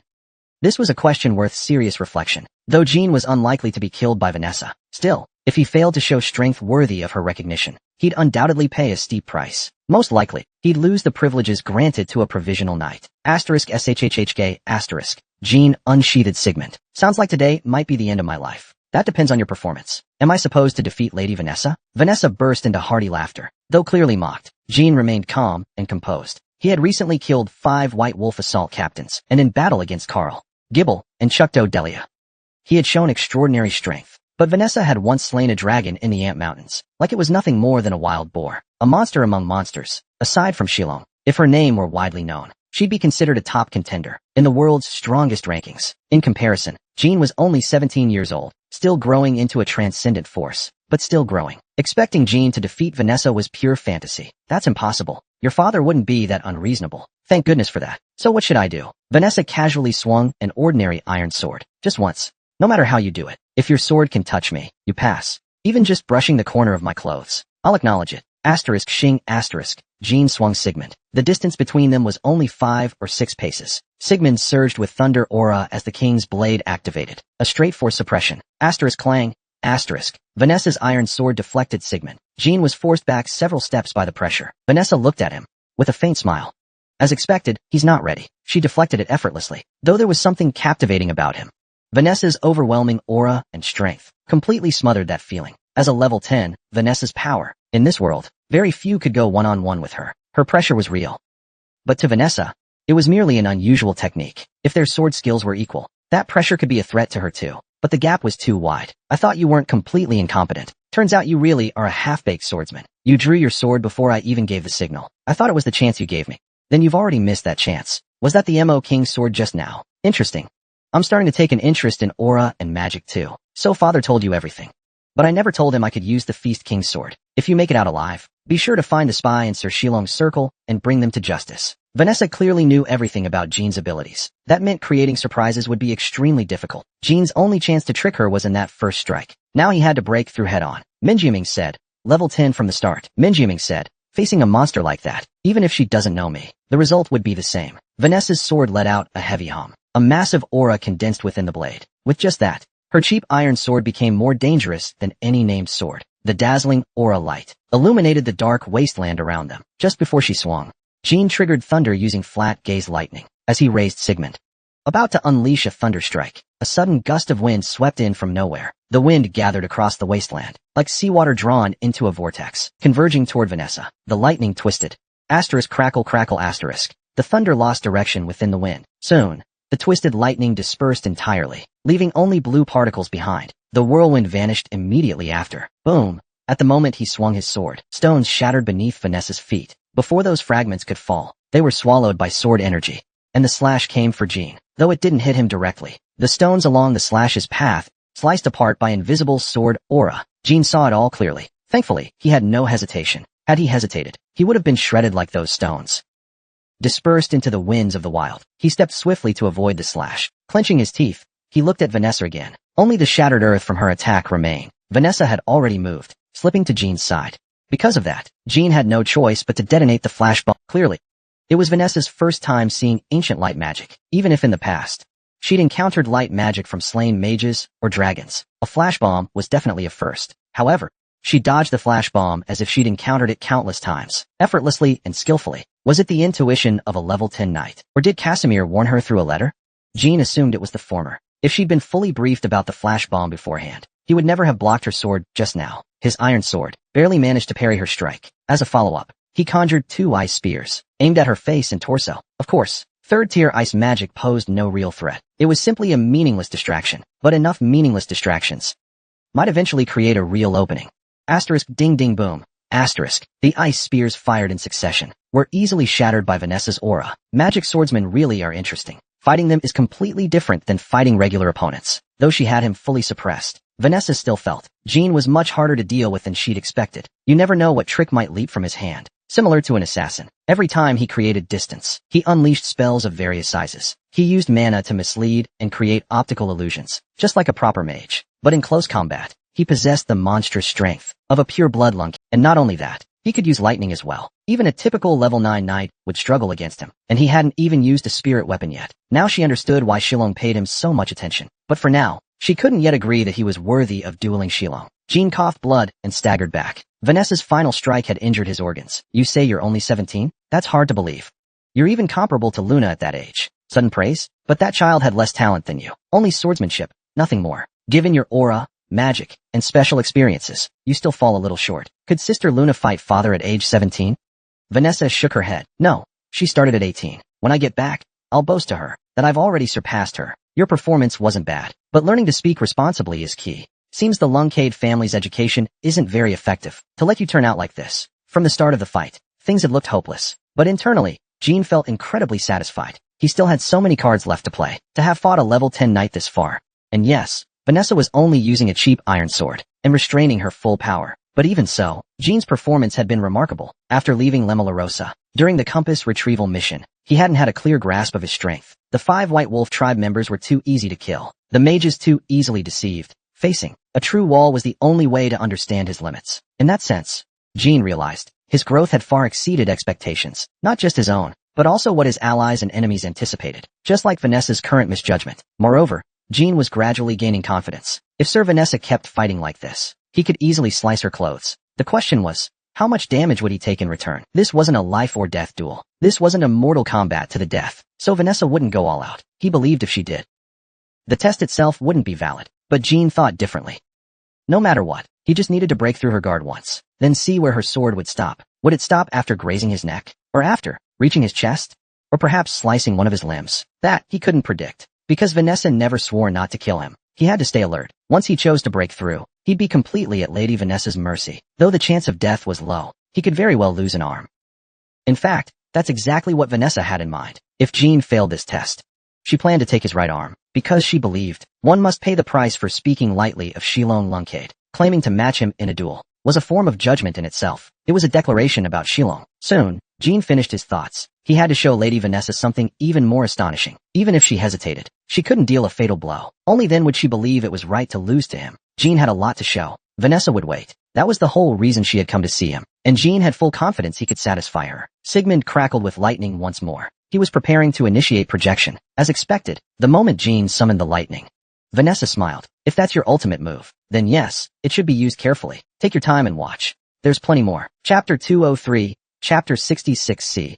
Vanessa Olsen 3. The lightning gathered and formed pillars of blue light, spreading through the air. Dozens of lightning-filled beams shone like divine lights in the dark wilderness. The once erratic lightning vanished without a trace. The lightning pillars aligned neatly, as if intentionally arranged. The first projection technique he chose was quadruple arrow corrosion. Jean planted Sigmund into the ground, and in response, the floating pillars of lightning all stabbed into the earth. Vanessa had been preparing to swing her sword, intending to strike Jean just as he planted Sigmund, and activated the technique. She wanted to ask this glowing brat if he realized what he was doing. She had to. The entire ground was covered in radiant lightning, and not just the ground. Even the air seemed to sting the throat with electricity. The blue pillars around Sigmund's insertion point had turned the battlefield into a sea of lightning. Vanessa was forced to create distance. It looked like she could push through by force, but she had no way of knowing what would happen inside that lightning zone. It was unpredictable. Attacking from outside with sword energy was another option. No need to play along just to show superiority. This felt more like magic than swordplay, and the lightning entering through each breath was dangerously potent. Still, Vanessa hoped for a destructive strike like Lungcade's final technique. A blow filled with true fighting spirit, like the sword arts of warriors who ruled the world half a millennium ago. But this felt more like a magician's trick than swordsmanship. Still, it was here, and since he said there were more, she'd observe a while longer. But if it kept up like this, she'd only be more disappointed. Suddenly, as she stopped thinking, her gaze fell to her feet. Tiny bolts of lightning were darting about chaotically. Clearly, they'd left Sigmund's control and moved beyond the range. The electricity beneath her feet looked faint as dust and seemed unrelated to, but her instincts screamed at her to move. Vanessa instinctively stepped aside. Since achieving her realm, her instincts had never failed her. Asterisk boom krak asterisk. Those tiny sparks of lightning suddenly surged, rushing toward the lightning gathered around Jean. The speed was so fast no martial master could predict or evade it. Lightning speed. It struck like a massive serpent sweeping through where Vanessa had stood. A pitch-black crater appeared. Even if she had taken that blow head-on, its destructive power would have been devastating. Just as she was thinking that, Vanessa's eyes reflected an image of blinding blue lightning. Lightning, literally falling from the sky, struck the crater once again. After the deafening thunderclap, even Vanessa couldn't help but react. Jean stood back up. After the thunderbolt struck the crater, a faint glow of lightning spread beneath their feet. Vanessa realized something. Those nail-sized sparks that summoned the lightning were scattered all around. Lightning continued to erupt from every direction. If each of those tiny sparks could summon a bolt, then imagining that scene again brought back a long-lost feeling. The hairs on the back of her neck stood up. Of course, no such skill should exist.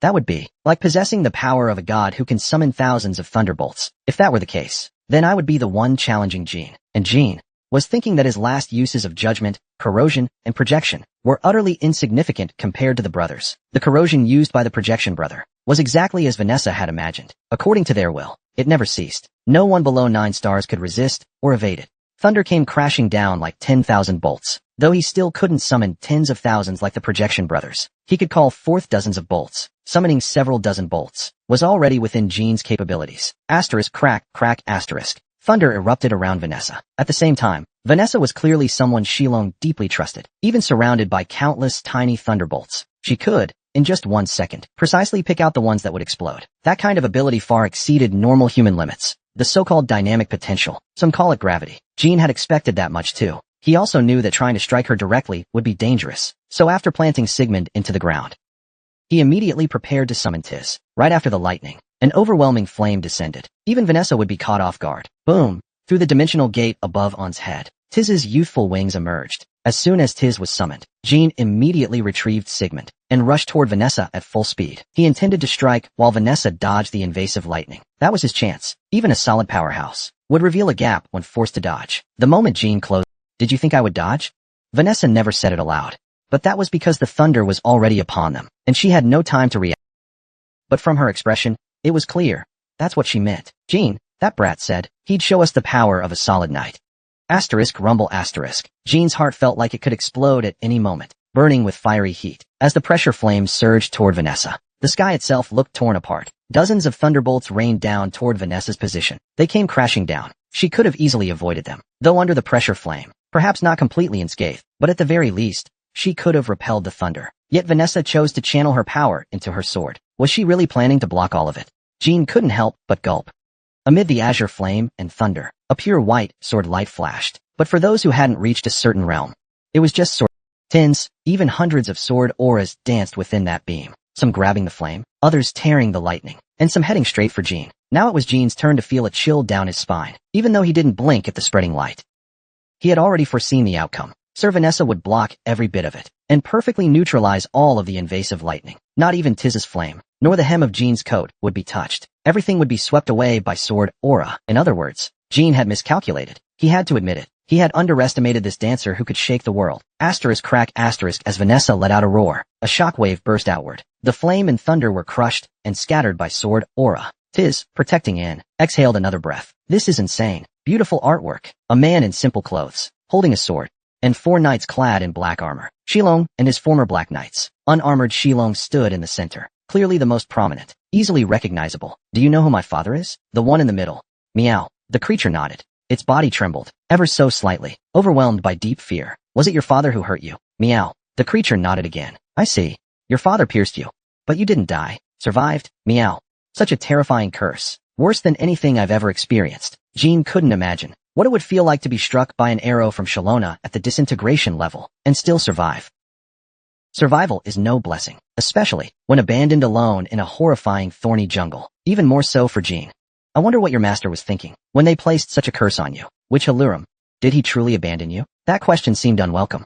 At that moment, Jean began to doubt whether this creature was a monster at all. It seemed more like a sentient pet. "Alright, let's not talk about that. Why haven't you tried leaving? Was it your father who forbade it?" Meow meow. Though the creature answered, the situation was far more complex. When it first settled in the thorny forest, the creature had no idea it was cursed, nor did it realize that it had been abandoned by Halurum. So it waited for a master who would never return. 100 years passed. Eventually, the creature understood Halurum was never coming back, and that it had been cursed with eternal life. From then on, life became meaningless. Though it felt the sting of abandonment, it never once considered leaving the forest. It simply remained in the familiar surroundings and hid itself. As the years passed into centuries, Chiron and the former Black Knights found the creature. Once they saw it could resist flame, they launched an investigation, eventually learning it was Helurum's beloved pet. That was the first time the creature ever thought about leaving this place. Whenever it thought of humans and of Chiron's terrifying power, a fear worse than death would weigh down upon it.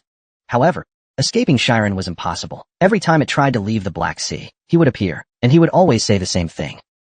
One day, my daughter will come for you. She will be your new master. Until then, wait. The creature could not disobey that order. More than the rage of being abandoned by Helurum, Chiron's soft whispers scared it even more. And all of that was too much to express with tears or drawings in the dirt. So the creature only replied, "Meow. So you can't leave, because of my father's order? Meow. They say there's a reward for defeating you. I suppose that means I've earned the right to take you with me." The creature blinked and fell silent for a while. "You're not a girl. You're a boy." But Jean hadn't noticed the difference. That was no lie. "Meow ya. The forest is ruined anyway. Nowhere to go. And it's all my fault. Once we leave the forest, I'll find you a new home. The poison here runs deep. No one can purify it. What's left of this forest really? Could it be that cave from before?" While subduing the fire beast, Jean had discovered a cave deep in the thorny jungle. That was the creature's den. The creature suddenly stood up and marched ahead. "How did you live all this time alone? Weren't you hungry, so you ate thorns? Are there prey nearby?" Jean felt a twinge of concern. This forest is affected by the rhino dragon, so no other monsters dare come near. The monster didn't respond. With no choice, Jean followed the monster for. As soon as they reached the cave, Jean noticed something unfamiliar. At the deepest part of the cave sat a bottle of wine, as if someone had just placed it there. It stood perfectly upright. This bottle of wine was something even the monster had never seen before. Jean and the monster exchanged a look, then turned back to the bottle. "Why do you look just as confused?" When Jean picked up the bottle, he saw the writing on the back, and his eyes widened. "King Jiao Wine, Shilong Lungcade. Looks like it was left by father. His name is written on it after all." "You can't read?" King Jiao Wine. Jean had heard of this mysterious wine before. The descendants of the elves would brew it on special days, at special moments, for special people. Drinking the wine would release the story the brewer wanted to tell, spreading through the mind like a song. That's how it got its name, King Jiao Wine. There must be something he wants me to know. Without hesitation, he opened the bottle. He used the cap as a cup and poured a full drink. Then he drank it. After 3 cups, the song began to echo. Voices of the elven descendants sang sweetly in Jean's ears. "For Luna Lungcade, eldest daughter of Shilong Lungcade, a beast prepared for Luna Lungcade. For Luna Lungcade, eldest daughter of Shilong Lungcade, a beast prepared for Luna Lungcade." As the song played, Shilong's old appearance emerged in Jean's memory. It felt similar to receiving the barless fong from King Otu, but not as clear. The song was too perfect. The scenes flowed naturally into his mind. The first image was of a young Shilong with the elven descendants making wine. Shilong was always smiling, patiently explaining things to them. It seemed to be shortly after finding the beast. One of the Black Knights nearby said, "Luna will definitely love it." At that time, Shilong looked even more kind and gentle, like an ordinary father loving his child. To Jean, more than the lyrics themselves, this image moved him most. It wasn't for Jean. Shilong had left the beast and King Jiao Wine for Luna, not for Jean. As the song continued to play, Jean felt the deep love within the song was Shilong's heartfelt love and hope for Luna. However, just as the beautiful song continued, it suddenly came to an abrupt stop. The images in Jean's mind were no longer of the young Shilong, but the present-day Shilong, his expression stern, saying, "Follow Jean." That was a command to the beast. Once he was sure the map would be passed to Jean, Shilong brought the King Jiao wine made for Luna and returned to the elven descendants, asking them to add a final line to the tree of songs. Follow Jean's path. This final lyric wasn't sung by the Shilong clan, but by the elven descendants. Jean, deep in thought, raised his cup again. "Have a drink too." Carefully licking it, the beast's mind was filled with the same song Jean had heard. Chapter 210, Ruby Cat of Helurum. "Surely, Mirakan and Quintal knew this beast's name. Took you long enough to come back. Didn't expect you to bring this thing back. It's Helurum's Ruby Cat. Haven't seen one in ages. It looks much bigger. Seems like it was abandoned. Quintal, and I didn't realize it was a magical beast from Helurum, because this little guy didn't. It's not a monster. Shuri the cat of Herulam. Around 2,000 years ago, it was a very famous spirit beast, the Ruby Cat Shuri. Until now, Jean had thought Shuri was a monster. It was actually a gift from Beast King Order to Herulam, given to him as a spirit because Herulam couldn't ride horses, and flying with a cane had its limitations. Just as they said, Shuri didn't seem to mind carrying people. When he returned from Song King's technique to his companions, Jean had also ridden on Shuri. Riding on Shuri's back didn't mean anything special, now that he was its spirit beast. Even after knowing Shuri was a spirit beast, he still wanted to try it. Besides, when people see big animals, they always want to hug or ride them. Jean was no exception. Meow. Why is it called the ruby cat? Jean tilted his head and looked at Shuri. Jean tilted his head toward Shuri. Its entire coat was black, only with some colored spots, and amber-colored eyes. It didn't look like anything deserving the name Ruby. What? You haven't seen its Ruby yet? Hasn't it already acknowledged you as its new master? Haven't seen it. I only just learned the name. Then you're not its master yet, really? Shuri slowly examined him, then opened its mouth and spat something out, a red gem about the size of half an egg. Though it came out of its mouth, there wasn't a trace of saliva. It sparkled brilliantly. To become the ruby cat's master, you must infuse magic into the gem. Not just anyone can do it. Only someone it permits may do so. Why didn't you tell me? Meow. Jean glared at it, and Shuri averted its gaze, secretly pointing its paw toward the ruby on the ground. Jean smiled faintly and picked up the ruby. After infusing magic, the ruby began to glow. At the same time, Shuri's eyes turned red. Menjiaming. Their magic is linked. Menjiaming. It's like the ruby and Shuri are resonating. Then, something astonishing happened. Shuri's massive body transformed into red light and was absorbed into the ruby, as if it had never existed. Not even a single hair remained where Shuri had stood. Now lick the ruby. Like a cat would. Do I really have to? Even Quickcantle nodded, as if to say, go on, lick it. Jean reluctantly stuck out his tongue toward the ruby, and with that, the contract was complete. With the ruby in hand, he could summon Shuri anytime. He didn't need vast amounts of magic, like when summoning that other lord. That was a relief. Summoning Shuri was simple. Menjiaming, just a minuscule amount of mana, and Shuri would appear from the red gem. Meow. Watching the ruby glow and summon Shuri, Jean beamed with joy. But why is he so small? Still quite big, but nowhere near his true size. Not as gigantic as Malakan, about the size of a carriage. Chowan clearly noticed Shuri had shrunk. He stroked Shuri's fur, then looked toward Malakan, as if asking for an explanation. Red gem cats change size depending on their contractor. Without a master, they might be as big as a house, but after bonding, they usually shrink. To make coexisting with the master easier, you could say it's a survival trait. Oh. Congratulations, Shuri. Though I don't fully get it. You've received something incredible, haven't you? After Butterfly Luncade, another cat again. That's worth mentioning too. Who is... Hey, idiot. Can't you manage your subordinates? Sorry, Lord Malakan. Young master, can I try too? Nope. Ah, come on. As Casimir approached, Shuri raised a paw. But Malakan, how do you know so much? I made a contract with a red gem cat once too. About 2,000 years ago. After living out its life, it crossed the Rainbow Bridge. Even back then, they weren't common creatures. Only those with ties to demons could see them. Malakan's favorite transformation form, Black Cat, was modeled after that red gem cat that once accompanied him. Since the decline of demonkind, red gem cats have practically gone extinct. Even in human society, there's barely any historical record of them left. But Shuri, the red gem cat of the witch Harlem, is documented in the intelligence of many factions. There are surprisingly detailed descriptions. The reason Shilong knew Shuri's identity is because he, with the former Black Knights, raided the archives of the Jippel family. Looks like it was originally meant for Luna. I see. Left behind for the future family head, huh? That means your father has begun to recognize you as his successor. The royal family wine related to Shuri was mentioned. After drinking that wine, I heard stories passed down to the elven descendants. From them, I learned just how much father loved Luna. I never imagined he had that side to him.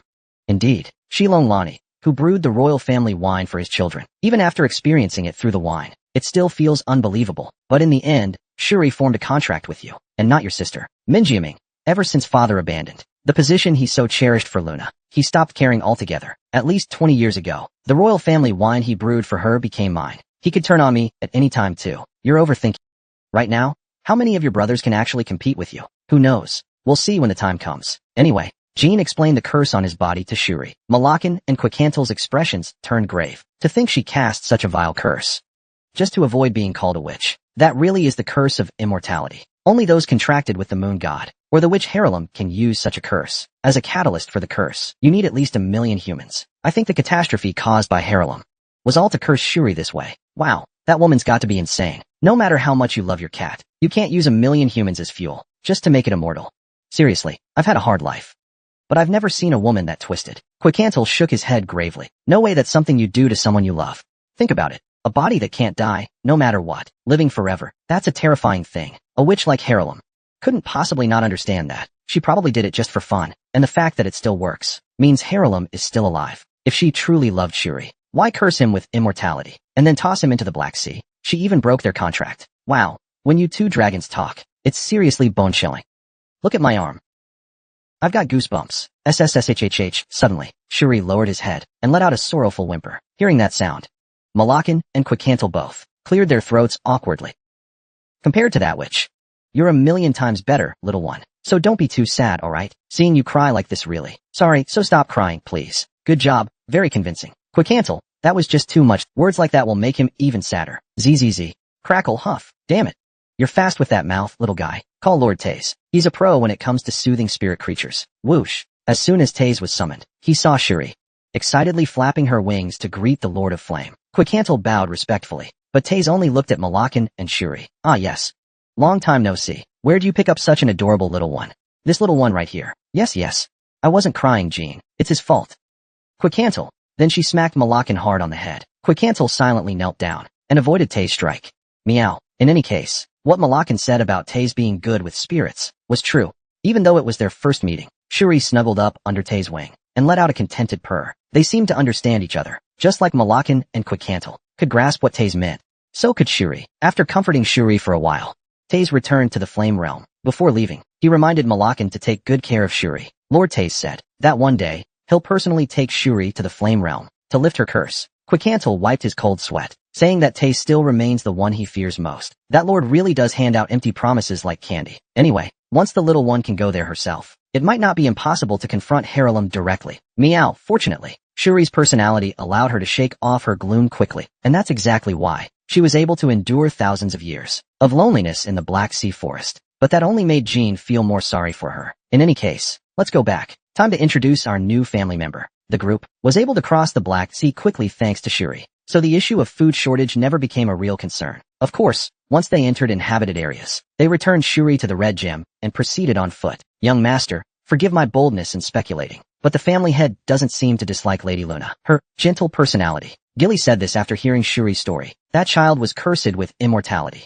Even Luna, as successor, couldn't kill her. So how did she persuade her? The family head probably thought Lady Luna would be able to take good care of Shuri. From the warm smile of Shilong that appeared when drinking the royal family wine, it's not an unreasonable assumption. Indeed, even after Luna gave up the position of family head, she still received special treatment. That could be part of it. Jean and Gilly talked at length. Though they couldn't fully understand Shilong's true thoughts, it certainly was an intriguing topic. Young master, there's one more report. What is it?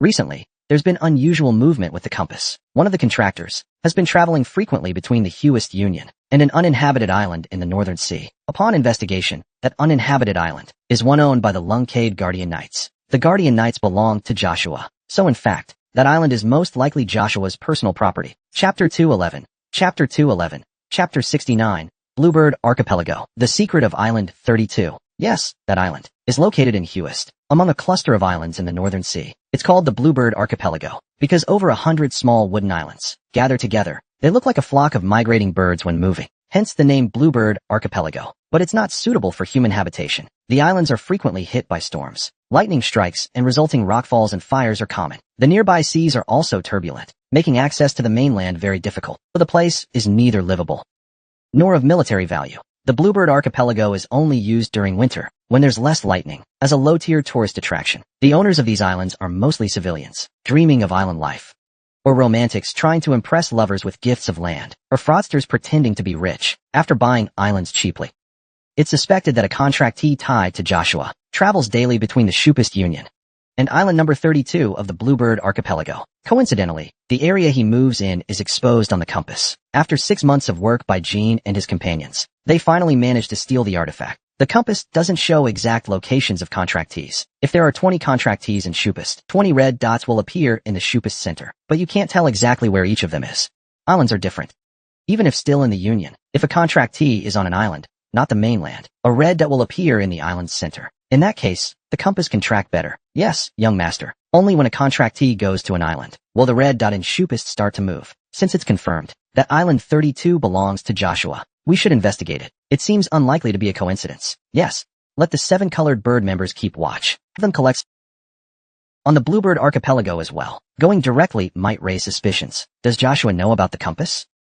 That's still unclear, but we can't rule out that he's colluding with Jinzeluo or Gibble. So we need to act with caution. You think this could be a trap? The chance is low. If Joshua is working with a group that knows the compass, he would know it works better on islands. He might be luring us there on purpose. Then for now, we'll only observe their movements. I'll send some 7 colored bird members. They won't go directly to Island 32 of the archipelago, but we'll first check the surrounding area. Meow meow. After the conversation ended, Shuli began cuddling up to Geely. Meow meow. Shuli seems to really like Geely, snuggling up to her whenever she can. Ah, so cute.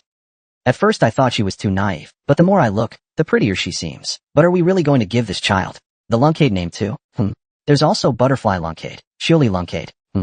Even Butterfly Lunkade sounds good. Shuli Lunkade. It does feel fitting. Muraken, now in cat form, jumped onto Shuli's head. Jean naturally grabbed Muraken by the neck and set him on the ground. Starting today, I'll begin remodeling my... It's too cramped living with Shuli. Yeah, being stuck in the red domain all the time must feel stifling. Poof.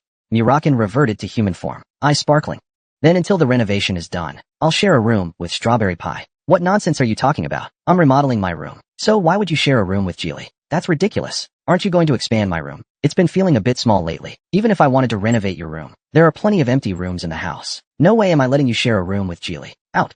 Out. You little. Malakan, having turned back into a cat, swung his front paw and smacked Shuli's foot for no reason. Then Shuli licked Malakan all over with his big tongue. Next, he started playing with Malakan like a ball. Seeing this, Geely couldn't help but laugh. Jean shook his head. Everyone was focused on their own tasks, or spent the month on personal training, and the contractor that the compass pointed to in the Bluebird Archipelago still hadn't left that place. So Jean decided to go check it out himself. Trap or not, he was too curious now not to take a look. They were already being cautious enough. He believed the chance of a trap was low from an outside perspective. Joshua was the heir of the Lunkade family. Minjiming said, Joshua collaborating with Jipple's Jinzero? That's absurd. It would mean most people in the Sword Pavilion had betrayed them. But under Shilong's ever-watchful eyes, that was impossible. Even if each side had a few plausible spies, there's no way they could have shared something like the compass.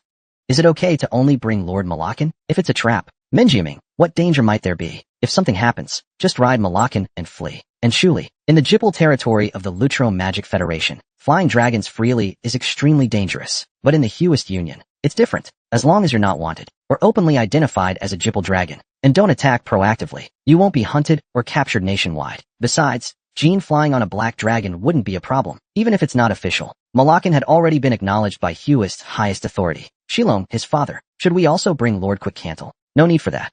Lately, Inya has been busy teaching magic. Just the two of us sneaking off is enough. Hopefully the renovations are done by the time we're back. So, Jean, Malakan, and Shuli headed to the Bluebird Archipelago to operate within Huist. They paid extra attention to disguises. Shuli hid inside a necklace made of crimson jade. Jean and Malakan dyed their hair blue. The Golden Blood Tribe stuff is really something. Should we tell Lady Casimir?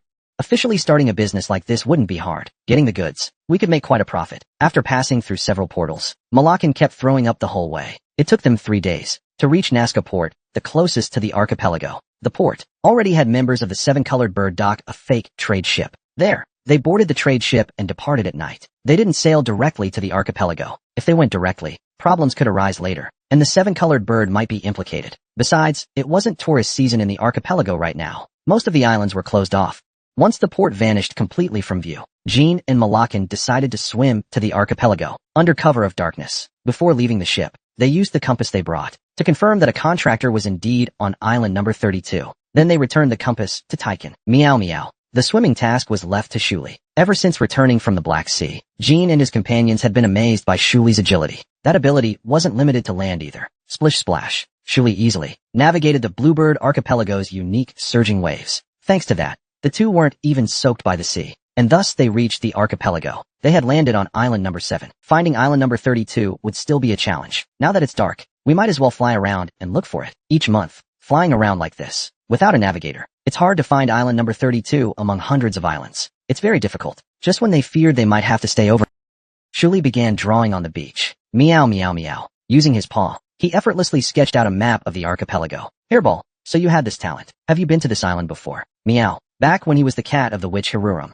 Shuli had traveled to many places. There were hardly any places he hadn't been to. In the process, he memorized hundreds of maps. Of course, over the millennia, the world map constantly changed with the terrain. But fortunately, the Bluebird Archipelago was almost exactly as Shuli remembered it. Compared to the paper map brought by the guide, there was almost no difference. Virtually no difference at all. What a surprise. This is island number 32, right? Can you find it? Jean pointed at the map and asked. Meow. Shuli nodded. You better appreciate this. Let's go, Jean. Shuli and the others quickly found island number 32. Island number 32 was one of the smallest in the Bluebird Archipelago. It was similar to the desert where they once fought Andre. After placing Shuli back into the Crimson Domain, they immediately began their reconnaissance. At that moment, heavy rain started pouring down. The archipelago's infamous severe weather was now greeting them. Woo, grumble. Lightning and strong winds tore through the dark, almost uprooting the trees on the island. Because of the environment, they couldn't even see 10 small houses. Why is the weather so bad? Malakan complained, frowning. Just then, Jean suddenly sensed his sword at his waist emitting a powerful glow. Whoa, kid, why is your sword doing that all of a sudden? The Thunderwind sword Sigmund, obtained from the divine head, was the sacred sword of the underworld clan. It was resonating with something. He drew the sword to check, and saw strange patterns appearing on the blade. I don't know. Wait, I've seen these patterns somewhere before. Are they Fetal's patterns? No, they're a bit different from Fetal's. Crack. A lightning bolt struck down hard, finally hitting a large tree in front of them. It was like a bomb exploded. The tree collapsed with a thunderous crash. Minjiming said it was a standing stone tablet. On that stone tablet, the same patterns as Sigmund's glowed brightly. So this is the god's purpose. Now I understand. Kid, your sword. Just as he was about to continue, both Malakan and Qinjin widened their eyes. Jean sensed sword energy, while Malakan sensed wind magic rushing in. Jean swung Sigmund to deflect the sword energy. Malakan released spiritual energy to block it. It's them, Kazan and Belriz Tai. Moon, Marius, hounds. Before even seeing their faces, they had already confirmed it. But just as they prepared to strike back, a sharp bolt of lightning struck Malakan's spiritual shield. Unlike the bolt that destroyed the tree, this wasn't natural lightning. It was lightning summoned by Fetal's contractor, Yulian. Chapter 212, The Secret of Island Number 32 in the Bluebird Archipelago. If he hadn't been to Samilo and La Florosa, Jean might not have reacted in time to this sudden ambush. Looks like there's a barrier here. Damn it, it's the god's plan. If it weren't for your sword, we might have been in danger. Malakan swiftly deflected the lightning and said, this place once belonged to the thunder god, Glam, who was killed by the underworld clan. Of course, as the domain of a god, it's naturally protected by a barrier. Malakan broke the barrier with Sigmund, preventing a surprise attack. Sigmund is the sword that sealed Glam's power. We've been dying to meet you, Kazan shouted, eyes wide. He and Belriz, Minjiming said they were immediately recognized as Soderet's contractors, their benefactors. Damn it. These bastards. Belriz couldn't suppress her rage. She had met her mother's killer. So these people really are working for Joshua. Since Taimun Marius serves Joshua, then Kazan and Belriz siding with him was no surprise. But running into them on island number 32 of the Bluebird Archipelago was unexpected, not only for Jean and Malakan. Kazan and Belriz didn't expect it either. Even Joshua, who sent them to this island, didn't expect it. Had Joshua known that Jean took the compass and understood its purpose, he would never have made this island a hound's target. Today I'll tear you to shreds, for my dead mother's revenge. Clang. Jean's and Kazan's swords clashed. Arcane energy exploded from the blades, like a cannon going off. Jean immediately felt that Kazan had grown stronger. Body modification. Kazan was still at 8 stars. But with the body enhancement techniques taught by Taimun, he had surpassed his previous limits. Belriz's magical power wasn't small either, also at 8 stars, but using fierce magic at the cost of her life. Her output neared 9 stars. Yulian struck first, targeting the human guardian Lonkeys. It sounded almost like a beast's roar. Belriz seemed to barely keep her sanity. Weren't you waiting for me to come after you? Then why are you the ones here? Jean faced off against Kazan, sword raised. That doesn't matter. You'll die here today. So angry upon meeting us. Shouldn't I be the one biting you? You almost killed me and... The mother you mentioned, Taimun Marius? Don't mention that name with your filthy mouth. No time to argue. Kazan, consumed by madness, swung wildly to confuse him. Belriz, like in Delgi, provided magical support. Belriz and Kazan, they became stronger through body modification. But after Delgi, Jean had grown far more. Back then, just to survive, he had to fight them. But now it was different. He could keep attacking and defending, without fully unleashing Sigmund's thunder. And with Kudzin's arrows from the 10,000 venom tree, even a graze wouldn't be a threat. Plus, with Malakan's aid, Jean couldn't possibly lose to them. These two were nothing to worry about. As long as he handled it carefully, he could subdue or kill them. Belriz and Kazan didn't know what trump cards Jean now held, the 10,000 venom tree, and the 4 new powers he gained after leaving Delgi. It was only natural. For Jean, creating unpredictable turns was now easy. You're Lonelian? What a nasty surprise. Fetal's contractor, and the Thunderlord? Fetal, a god famed for granting weapons to contractors. Among the storm-forged weapons, the Thunder Sword, Thunder Spear, and Thunderlord. Of those, Thunderlord Hamra, only a contractor, who fully satisfied Fetal could receive it. And the bow in Yulian's hand was that very weapon. Crack. In an instant, lightning burst in all directions. It didn't come from Sigmund, but from Hamra. Snap. Electricity surged before the bowstring was even pulled, responding to Yulian's will. Before it was even loosed, the lightning crackled across the air, bending to Yulian's intent. Yulian seemed to choose not to deal with Belriz, but to go after Malakan instead. Malakan also deemed Yulian more dangerous than Kazan. Huh. Once your prime is over, anyone dares to challenge you. Kid, finish things quickly, then come over here. Until then, I'll hold him off for a while. Jean, Belriz, Kazan, Malakan, and Yulian. The battle quickly took shape. On Jean's side, arcane energy and mana exploded everywhere. On Malakan's side, spiritual and thunder energy intertwined. The scene was utter chaos, accompanied by wind and rain. Magic mirror. Minjiming said, I truly don't understand why you're all so angry at me. You act like I was the one who killed Taimoon. Marius, it's strange. Shut up, Kazan. I don't understand why you're so agitated. Back in Delkish, you were nothing like that. You were calm. Not just calm. The Kuzan in Delkish was the calmest and most insightful opponent Jean had faced. Even when struck by a lightning cannon, he didn't panic. He immediately saw through Jean's use of the magic sword Sarah and responded cautiously. When ties attacked Belriz and the Muda runes were broken in a single blow, he didn't waver. Even when Belriz, someone who mattered to him more than his own life, was in danger, he didn't run to her. He continued fighting. It completely overturned Jean's expectations. In that battle, it was right after Jean showed his spiritual energy. Yet even then, Kazan countered with poisoned arrows, nearly pushing Jean to the edge of death. It was Kazan. Marius. If Prince Lyca of Delgi hadn't arrived that day, Jean's life would have ended there. In contrast, Belriz was never able to control her rage. Her wild magic made even Baji's spells look clumsy. To Jean, the current Kazan was no different than Belriz back then, though clearly stronger now. He carried no intimidation. He looked like a weak human consumed by blind rage. Are you pretending? Trying to pin Taimoon's death on me? What nonsense. I didn't kill Taimoon.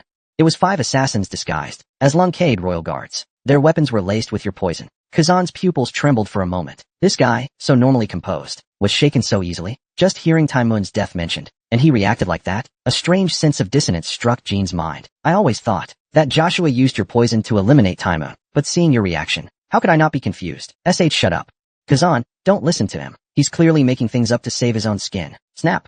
Sigmund, stained with arcane color, was now also wrapped in blue lightning. The underworld sword faces thunder head-on. The second round of battle begins. Jean looked for a chance to unleash thunder, with the goal of swiftly subduing Belriz. Lightning had already filled the battlefield, but of course, those were all Yulian's lightning bolts. So, when Sigmund emitted blue light, Kazan and Belriz didn't immediately realize it was Jean's lightning. Crack. The focused thunder lashed out toward Belriz in the distance. The first bolt cracked her protective barrier. The second tore it apart completely. When the third struck, Belriz's body was burned all over. She collapsed, unconscious. Jean would not give her a chance to restore the barrier. The 3 bolts of thunder had hit Belriz almost simultaneously. She had only prepared a shield to block sword energy. All her remaining mana had been used for offense. That's why she couldn't withstand the thunder's power. She didn't know Jean could use the underworld sword. It was an inevitable mistake. Belriz isn't dead. That noisy one. I just put him to sleep for a bit. I could have killed him any time. It took effort to hold back the urge to finish him off. Minjiming said, after all, I do owe some of you. Minjiming, you woman, do I really need to talk to you? Kazan gave no answer. He just glared at Jean. Kazan, do you really believe I killed Taimoon? If it wasn't you, then who else could it be? Joshua Lunkade. Taimoon Marius's master. From my perspective, he had more reason than I did to kill Taimoon. What did you say? Unfortunately, Joshua is my older brother. He ordered Taimoon to bribe the Kiddard family and tried to curse me, but he failed. While I was investigating this, I ran into you all in Delgi. Kazan's pupils widened. You're Minjianwu? Minjiming said. Minjiming said, Lunkade. Minjiming said. Once I confirmed that Taimoon's curse was tied to me, my eldest sister and I immediately went to his villa and witnessed his final moments firsthand. We saw with our own eyes the tragic end of a hound abandoned by its master. For a brief moment, silence fell. Kazan's bloodshot eyes shed bloody tears. Do you really think I'm Taimoon's enemy? It was all made up by Joshua. Am I wrong to say that? Where's the proof? Can you prove it? It may sound calm, but it carries an indescribable fury. Even though Kazan possesses unparalleled skill, Jean still felt. You don't even know my name till now. That alone is proof. Joshua, that guy. He not only knew I wield the magic sword Sarah, he also knew I'm the contractor of Sadaret. If he wasn't lying, he would have told you all this already. Just from that alone, isn't it enough to make you doubt him? If not, then I can't be bothered to explain more. You just want to put all the blame on me, because you feel guilty for failing to protect Taimoon, right? Is Kazan's sword hesitating? Or is it that you don't dare fight Jean, the killer of Taimoon? Who is actually Joshua? Are you planning to fight me to the death, just to ease your guilt over Taimoon? Kazan Jean. Just as he said that, thunder roared in the sky. A massive bolt of lightning. Its power rivaled the divine head's aura. Did not strike Malakan, but hit Wulian directly. Jean instinctively. Julian was engulfed in the aftershocks of the lightning. His body convulsed. For some reason, he started floating upward. That kid's acting strange. What's going on? The aura of Thunder God Graham may have triggered Fighter. What are you saying all of a sudden? He might have become Fighter's vessel. Kirker ate it. It was like the eye of the Black Knight opened. Lightning engulfed the entire sky. Chapter 213, Bluebird Archipelago.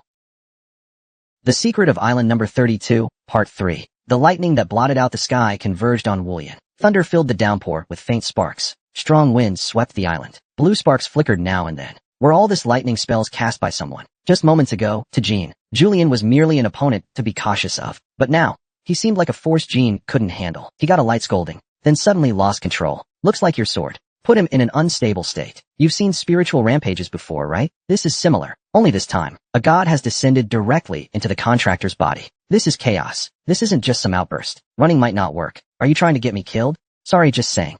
Sigmund resonated again with Graham's tombstone. And for the first time, Jean felt Julian's power, which even influenced Sigmund. It wasn't just a feeling. Only one who becomes Sigmund's master can sense this. This strange sensation entered Jean's mind through the sword. Had he not heard it himself, even Chao and wouldn't have believed that objects could feel. Yet every time Sigmund's blade trembled, Jean could feel that emotion more clearly. The brother I wanted to kill. Fighter. In under 3 seconds, that voice echoed clearly. Thunder God Graham. This was the residual will within Sigmund's body. Speaking out, you dare descend in my grave? Jean could hear Graham's voice, but Graham couldn't hear Jean. Sigmund was not Graham himself, but a sword forged from his sealed power. So the voice was nothing but hollow self-talk.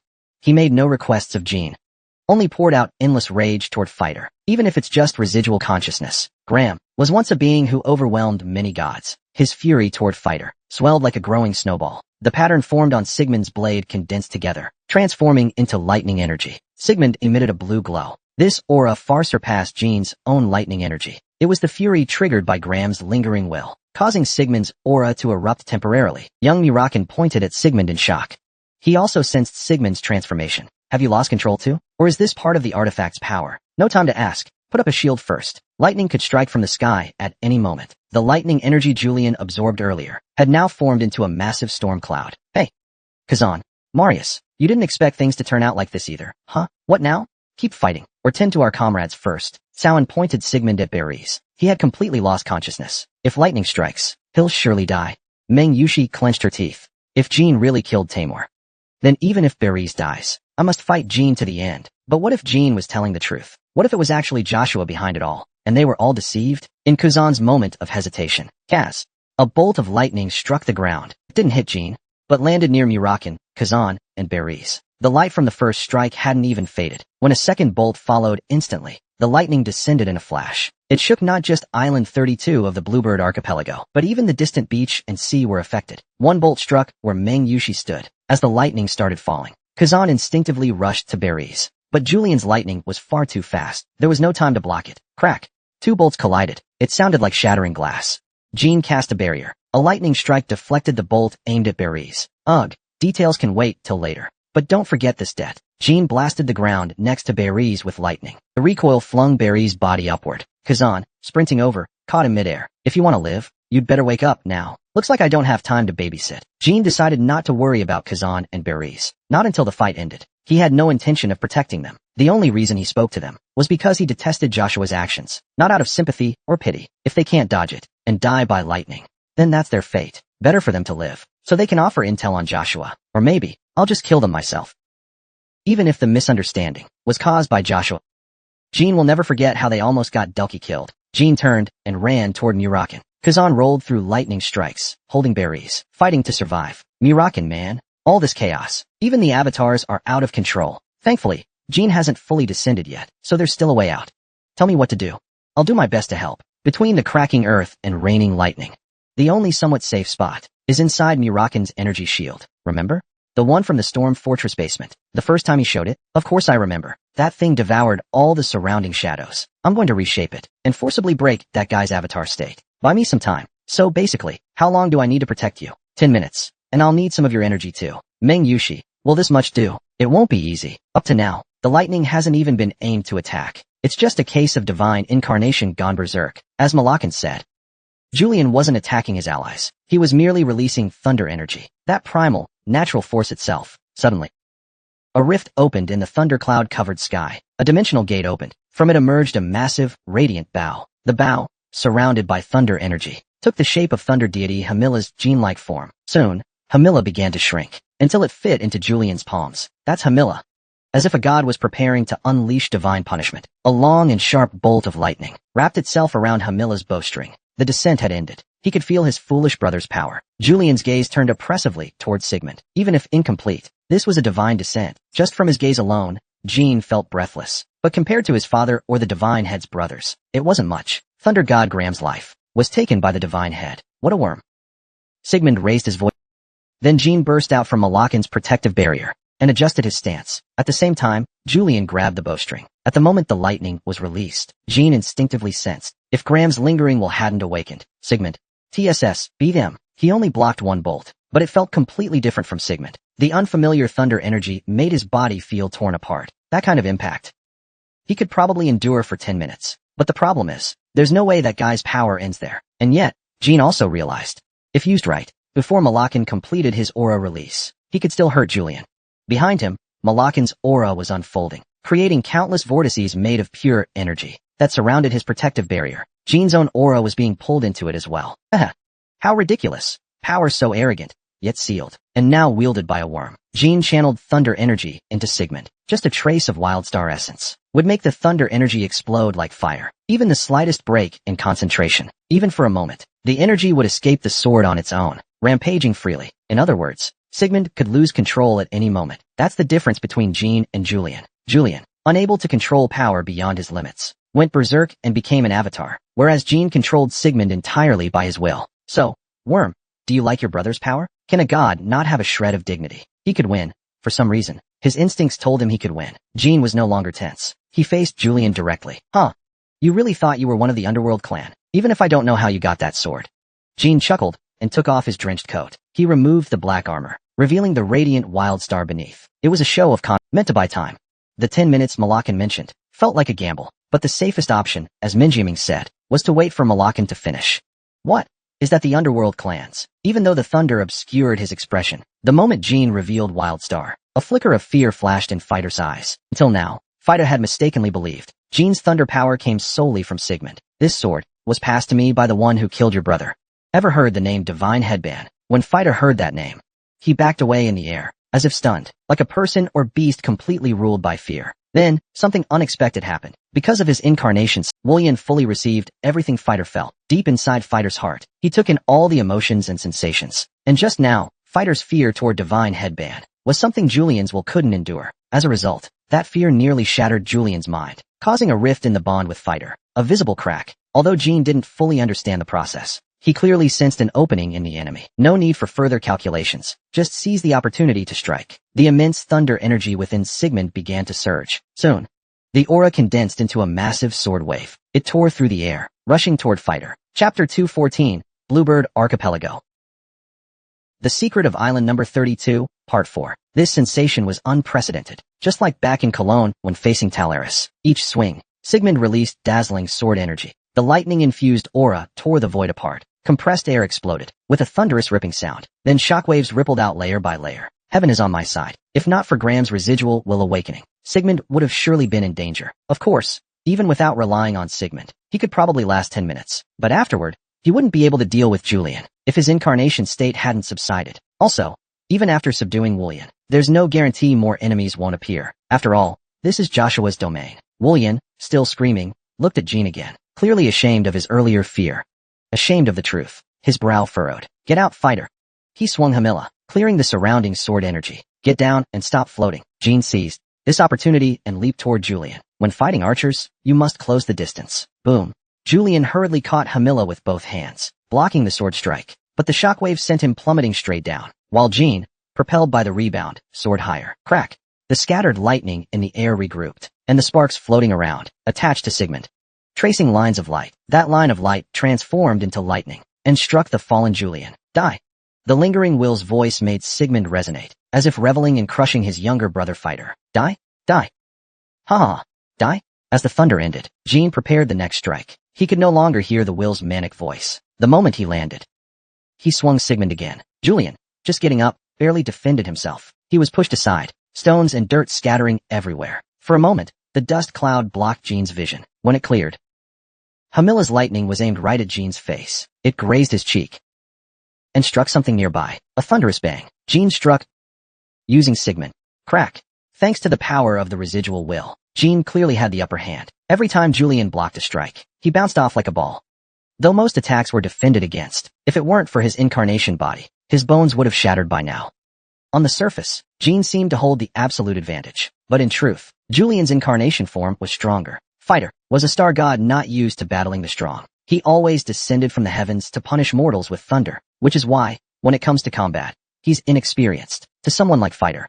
The martial skill shown by the son of the war god was undoubtedly tremendously shocking. You could say, Jean's phase had completely entangled him, and so, at that moment, Kazan, watching Barry's flee, couldn't help but misunderstand. What a monster. Was that really the same guy we met in Delki? Kazan didn't know that Sigmund had enhanced Jean's swordsmanship. So in his eyes, Jean had surpassed even the legendary Lunkade knights. He had become something extraordinary. If what Jean Lunkade said was true, what should Barry's and I do? The island still looked like hell. Lightning. To uncover the truth about Taimur's death, Kazan had to survive. How dare he humiliate me like this? Julian hesitated no longer. Eyes wide, he drew his bow taut. Jean tried to stop him from drawing, but lightning suddenly erupted underfoot, blocking his approach. Julian covered the ground in lightning, restricting Jean's movements. Then, lightning poured down from the storm clouds. The sky around Julian was dyed blue by lightning. Each bolt was an arrow of Hamra. You will pay the price. Once the arrows were ready, he began rapid fire. Each arrow carried the power to shatter an island. Lightning rained down on Jean. War God's arrows surged forward. Jean instinctively unleashed his sword style. Before the first lightning bolt hit, Sigmund's blade had already struck the ground. Unlike when facing Vanessa, this time, the lightning was completely suppressed. Hamra's bolts failed to hit Jean. They slammed into the ground instead, and where they landed, dozens of circles appeared. If it's this level of power, Lady Vanessa wouldn't be able to resist it either. Those are lightning summoning circles. Julian summoned massive storm clouds that poured down like a cataclysm.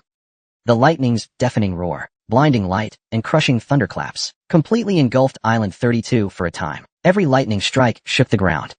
One bolt hit directly above Julian's head, his shouts drowned out by thunder, his figure hidden in blinding light. Julian was shaking violently. Maybe, this is the chance for a finishing blow. With steady breath, he resolved to make his next move. Though Sigmund greatly enhanced his skills, he still doubted whether he could fully unleash his ultimate technique. Jean assessed the situation. The 10 minutes agreed with Murakin were almost up. Time to go all in. He released his lightning power again, but it was more strained than before. Just like Julian's power from Fatal, Jean's use of Graham's power also had its limits. There are limits to all things. Jean's 3 divine swords, his blade of judgment, to end enemies. When the blade brimmed with lightning, he launched his attack at Julian. Julian couldn't see through the lightning. He couldn't even hear Jean's approach. But through sheer instinct, he sensed the danger coming. Between the lightning strikes, Hamra was targeted. Shockingly, that was the very direction the lightning was coming from. The storm clouds gathered toward Hamra. His bowstring was struck by a massive bolt, too large to even be called an arrow. And in that instant, the judgment arrow manifested within the lightning. Julian thought to himself, looks like you've gotten cocky, you worm. Julian released the bowstring. Hamra's lightning easily shattered the judgment arrow. As the lightning forming it broke apart, a flash of light-speed lightning struck and killed that worm. Though it's a pity I couldn't make him suffer more, I can make up for it by killing his guardian. As a smirk crept across his lips, intoxicated by triumph, Julian suddenly screamed again, overwhelmed by terror. Ah, Tethys! Where its head should have been. Blue flames shimmered inexplicably. A lone glimmer of blue. The undying phoenix Tethys lunged at Julian. What a cowardly god. The idea to summon Tethys came after seeing how terrified he was upon hearing the name of the prime deity. If even gods feared the rebels, then surely he would fear Tethys too. They say among all flame beings, Tethys can erase gods from existence with a breath. With just one inhale, he could burn divine spirits to ashes. Even if one knew nothing about Tethys, it wouldn't matter much. The thunder obscured vision, and Sigmund struck down again. After the punishment strike, Jean aimed for the flank, though it seemed overwhelming. The imbalance in power had long been clear. Knowing this, insisting on a frontal clash was meaningless. Such cunning. To Jean, that was the highest form of praise. Even though Jean hadn't used even a fraction of his true power, he was still a god. Of course it had to be countered with cunning. Even if Jean was stronger, he would have chosen a sly approach too. In the midst of thunder, Julian heard the cold scrape of blade against scabbard. It was Bradamante being drawn from its sheath. A pitch-black aura swallowed Bradamante's glow. Jean stepped forward with fluid grace and slashed at Julian's ribs with Bradamante. Splurt. The sensation of piercing flesh was unusually vivid. That feeling of slicing through bone and muscle, after descending through an avatar, Fatal's reliance, was still just a mortal shell. Julian coughed blood and instinctively pulled back. Fear flooded his eyes, trembling as Tethys's azure flames seared Julian's body. Crushed by the pressure, he collapsed to the ground. Strangely, in that moment, Jean felt a chill. Though he had just defeated his opponent, for some reason, a sense of unease washed over him. In a blink, the source of that unease appeared. The lightning hammer turned serpentine and coiled around Julian. The fatal wound had stopped bleeding, and Julian was smiling. Admit it, you're pretty impressive, kid. But I'm a god. Even if I'm torn limb from limb, I won't die. Mortals can't possibly know that. His chilling voice sent shivers down the spine. If no amount of stabbing can kill your enemy, then what are you? Disappointed, aren't you? Come on, keep going. You sure talk a lot, kid. Mirakin, now fully released from Seal 07, walked over to Jean. He spoke to Julian, and casually pulled Jean behind him. What a waste of breath. You've clearly never felt what 07 is truly like. Now, I'll let you experience something fun. I've heard Sodrith loves his dragons dearly, but this is going too far. Looks like you want me to kill you first. How childish. I heard your brother was quite composed before he died. Yeah, why are you laughing? If, in this avatar state, I could use over half my true body's power, what would you think? Wouldn't it be funny? That's how I feel right now. As Mirakin finished speaking, all shadows on the island, except Jean's, gathered toward him. Meanwhile, Julian's thunder, which had engulfed the entire island, vanished into darkness like a candle being snuffed out. Chapter 215, Paradise Eye. The dazzling brilliance, the blue aura lighting up the island, now seemed like a lie. It wasn't just the thunder, but the flames, large and small, sparked by it, the strong winds, the rain, and everything that formed the island vanished into darkness. Ha! Suddenly, Malakan spread his arms and laughed maniacally. His eyes were filled with ecstasy. That thunderous laughter stirred up storms across the island. It churned the surrounding seas into chaos. I heard he was terrifying in his prime, but is this really just half his power? Jean marveled in his heart. Even after boosting his own aura and gathering immense power, the Malakan before him was no longer that foolish farmer from the past. That awe-inspiring, oppressive force was overwhelming. His self-proclaimed greatness was truly not just for show. Malakan's body dissolved into black particles, and the surrounding aura surged into it. Where Malakan stood, a black dragon's true form took shape. Though not as glorious as before, it far exceeded expectations. He looked utterly satisfied. Malakan spread his wings and gazed down at Julian. Though the dragon's face was hard to read, he seemed to be mocking him. From now on, it's my turn to play. Fighter's Avatar. Creation of Soderet. What have you learned from your god? Julian tried to summon thunder again, to invoke the storm. But somehow, only faint blue sparks flickered, before vanishing in the dark aura. It fizzled out instantly. Though confused, he tried again. The result was the same. Julian's divine power was completely suppressed. Malakan stood silently for a while, giving Julian ample time to try again and again, until despair set in. Though his face was flushed, he tried dozens of times. Yet the island remained shrouded in darkness. Even Sigmund was silent. Graham's residual will was also affected by the aura release. Impossible. When Jean mentioned Divine Headband's name and summoned Thais, Julian had only felt past trauma. It was just a shock from old fear that made him flinch. It wasn't true fear. However, Malakan, having completed aura release, was different. A creation that fully seals a god's omnipotence. Julian had never heard of such a thing. Don't test it. To tremble just because your omnipotence was sealed. What a joke. Malakan lowered his head and spoke to Julian. Julian, faced with Malakan, backed away repeatedly. He fell to the ground and even scrambled to turn around. He may be an avatar, but his performance as a god was pathetic. Seeing this, Malakan slowly raised his front claw. Didn't you say you wouldn't die even if torn apart? Then what about the countless gods who were killed before? Answer me, Avatar. Get lost, get out of my sight. You haven't come to your senses yet. Now's not the time to be screaming. Like a tree, Malakan's massive claw slashed like a bolt of lightning, straight through Julian's body. Its speed and silence left Julian's upper and lower body severed. He let out a blood-curdling scream. Malakan remained completely unfazed, and slashed again, cutting Julian into several pieces. A few seconds later, the screaming stopped, and after a few more seconds, Julian's shattered form reassembled into particles, reconstructing his body once more. Huh? Julian touched his own body, and looked up at Mirakin. You, don't do this. Even if I descend in avatar form, I am still the storm god. I speak in the name of the storm. If you back off now. Mirakin shook his head, cutting him off. If it were thunder, maybe you'd be worth some. But the name storm holds no value. Besides, I already told you clearly. Hold on to your dignity. But it looks like it's already too late. Worthless. What do you mean? I've dined with your god. It was the first time I'd seen a god call himself a god. Shameful, isn't it? Bear it. Mirakin's claw sliced Julian's body once again. From that moment on, it was a cycle of slaughter and rebirth. Mirakin relentlessly slashed Julian, while Julian couldn't even fight back. Enough. Enough. Even Jean, watching from the side, felt chilled to the bone. In this fierce darkness, Julian was helplessly torn apart again and again. It was a despair Jean had never imagined. How boring, Mirakin said dryly. It was only much later that Julian stopped screaming. He now looked like a processed lump of meat. Each time he revived, he just sat there quietly. Mirakin, isn't it time to wrap this up? Almost. Will this guy die? No. On the contrary, in endless suffering. His spirit will eventually break, and then his avatar will vanish. Fatal's spirit will leave. This Julian will then return to being a normal contractee. And after that, that's for you to decide. You can kill the unconscious Julian, or take him alive. There's no way to return him to your brother's side, so you must choose one. Of course, I'll capture him alive. Not just Julian, also Kuzan and Berries. Those three may hold core information about my master. Even if just one of them can provide something useful, it's enough. But whether Kazan and Berries are still alive is uncertain. Earlier, Julian's lightning made it hard for them to dodge. Murakan once again cut down Julian, though his body could still regenerate and revive. But now, the blue glow in Julian's eyes was fading, a sign that the avatar state was ending. One last blow is needed. At the same time, Murakan's eyes turned pitch black. Instantly, all spiritual energy on the island was drawn into those gem-like black eyes. Among that energy was the residue of Fatal's omnipotence. The island began to regain its light. First, the moonlight and glow of dawn returned to the sky, then the dark clouds. After that, the forest, trees, and rocks regained their natural color. The true purpose of the thunder god Gram became clear once more. On the ground, besides Gram's trace, not a single shadow remained.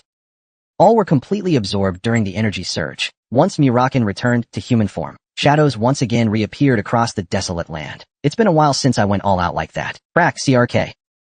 Cracks formed in trees and rocks. Soon, they turned to sand and blew away with the wind. Lying below was Julian's body.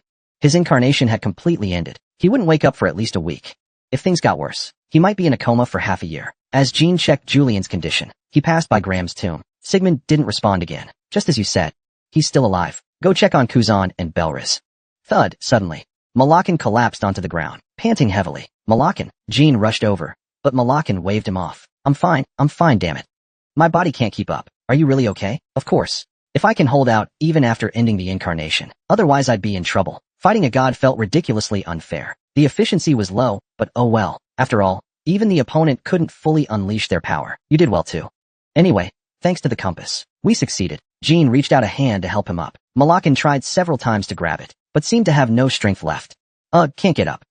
I need to rest a bit. Bring out Sharina. I want to sleep on her for an hour. Just get some good rest. After I check on Kazan and Belriz, I'll take care of everything. Then I'll bring Sharina back with me. Jean summoned Sharina from the Crimson Prison. Meow. Unfortunately, as soon as Sharina appeared, she started playfully poking at Malakan with her paws. Seeing how miserable Malakan looked, Sharina quickly settled down. Jean watched the scene, then went off to search for Kuzan and Belriz. Come to think of it, Joshua tricked Kazan and Belriz into believing that I killed Taymoon, a lie that was bound to be exposed anyway. Clearly, he just wanted to use Kazan and without dragging me into it.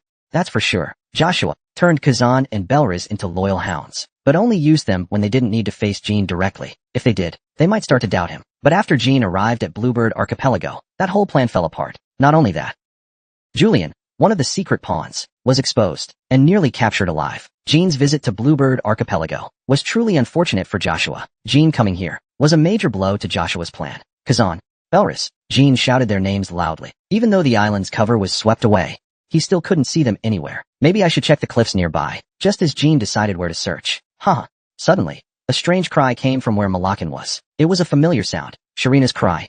Something was wrong with Sharina. Just moments ago, she was lying calmly on Malakan, but now a sudden unease weighed on her heart. Jean dashed back the way he came, back to where his companions were. When he arrived, Jean encountered someone completely unexpected. Thick black hair, sharp eyes, and a robe marked with a black arrow sigil. Sharina's fur stood on end as she stared at him. The man gave a curious nod and turned his gaze to Jean. Why are you here? Eldest son of Lunkade, also a knight of the second generation, publicly seen as the next head of the family. The man who cursed Jean was none other than Joshua. Chapter 216, Paradise 2. Even Joshua seemed a little flustered. His gaze toward Jean trembled slightly, but only for a brief moment. Joshua's lips curved into a sneering smile. I should be asking you, young master, as a knight in training, what brought you to this island? I truly don't understand. As Joshua spoke, he was also trying to assess the situation. What exactly brought Joshua to this island? Did he come alone? How should Jean respond? So many questions kept surfacing in his mind, but he had to sort things out quickly. It didn't seem like a trap to lure me in. If it were a trap, he wouldn't have let me run into Kazan and Belriz. This guy, for some reason, sent his men to this island, and was near. When he saw the lightning or aura covering the island, he followed it here, and ran into me. After coming to this conclusion, Jean instinctively glanced around. There didn't seem to be any companions. Behind Joshua on the sea was only a small boat. In any case, it's good to see you. There's a lot we need to talk about. We're not exactly on friendly terms, are we? What?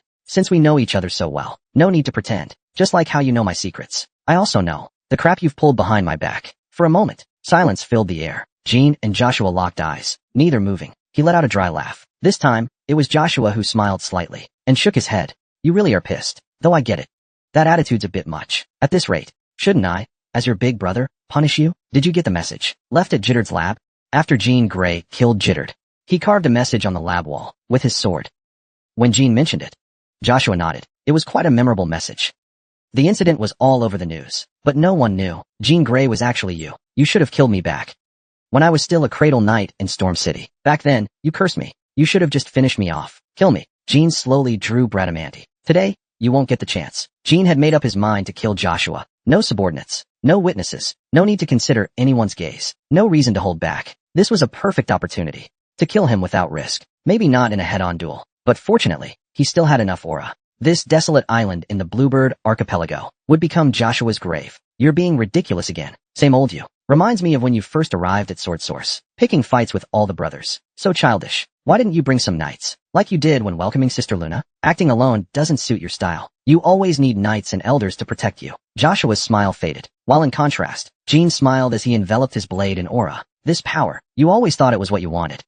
And why you never killed me? If not for that, if the curse failed, you wouldn't have let me live either. Am I wrong?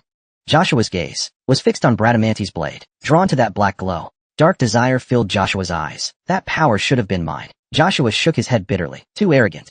If you want it, come take it. I haven't even drawn my sword yet. Are you afraid to fight me? Draw your sword. Joshua lunkade. Let's settle this. Joshua sighed, his face flushed red. Until now, he'd only shown his inferior side to Jean. But he was still the eldest son of the Lunkade family. A 9-star knight in his second prime. To be dismissed by a provisional knight was utterly unacceptable. You're too naive. Young master, Sadratha's power is certainly desirable. But do you really think you're ready to challenge me?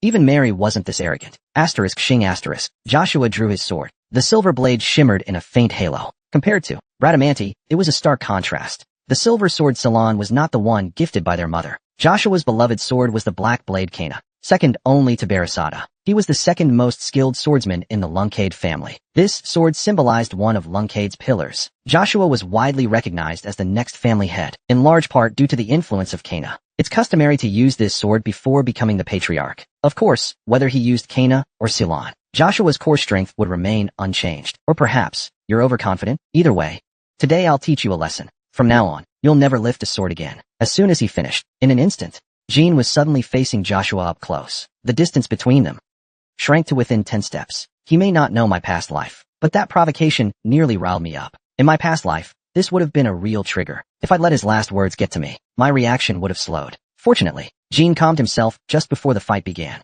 so he easily sidestepped Joshua's provocation. Not just dodging. Asterisk, slash asterisk. Ceylon's blade grazed Jean's cheek. But he wasn't just dodging. Jean actively rushed into Joshua's chest, a response Joshua never expected. He thought Jean would back away, to widen the distance first. He believed their skills as young masters should at least be evenly matched. Once he closed in successfully, Jean immediately activated the strike. A clean execution. No point in hiding it now. Same goes for lightning grape testudo. The only weapon that could change the tide was Sigmund, but its core thunder was nearly depleted. After the fight with Julian, just now, he's done for. Bradamanti sliced through the air, leaving a sharp black arc. However, Joshua actually blocked the Soul Slayer sideways. He folded a new motion into his counter. Joshua's sword only moved sideways about 2 fingers width. The real blade barely shifted 2 fingers wide, and yet, it emitted an unbelievable explosive sound. Jean grinned and adjusted his stance. Lunkade's 9-star realm was unlike any other dancer's 9-star. Just like Jean possessed the Lunkade's blessed body, so did Joshua. So that's the spirit sword? Not bad, but no time to answer. A true knight indeed. Even factoring in my exhaustion after fighting Julian, Jean instantly felt the difference. The vast gap between him and the realm Joshua had reached, though overshadowed by the monstrous Luna Lunkade,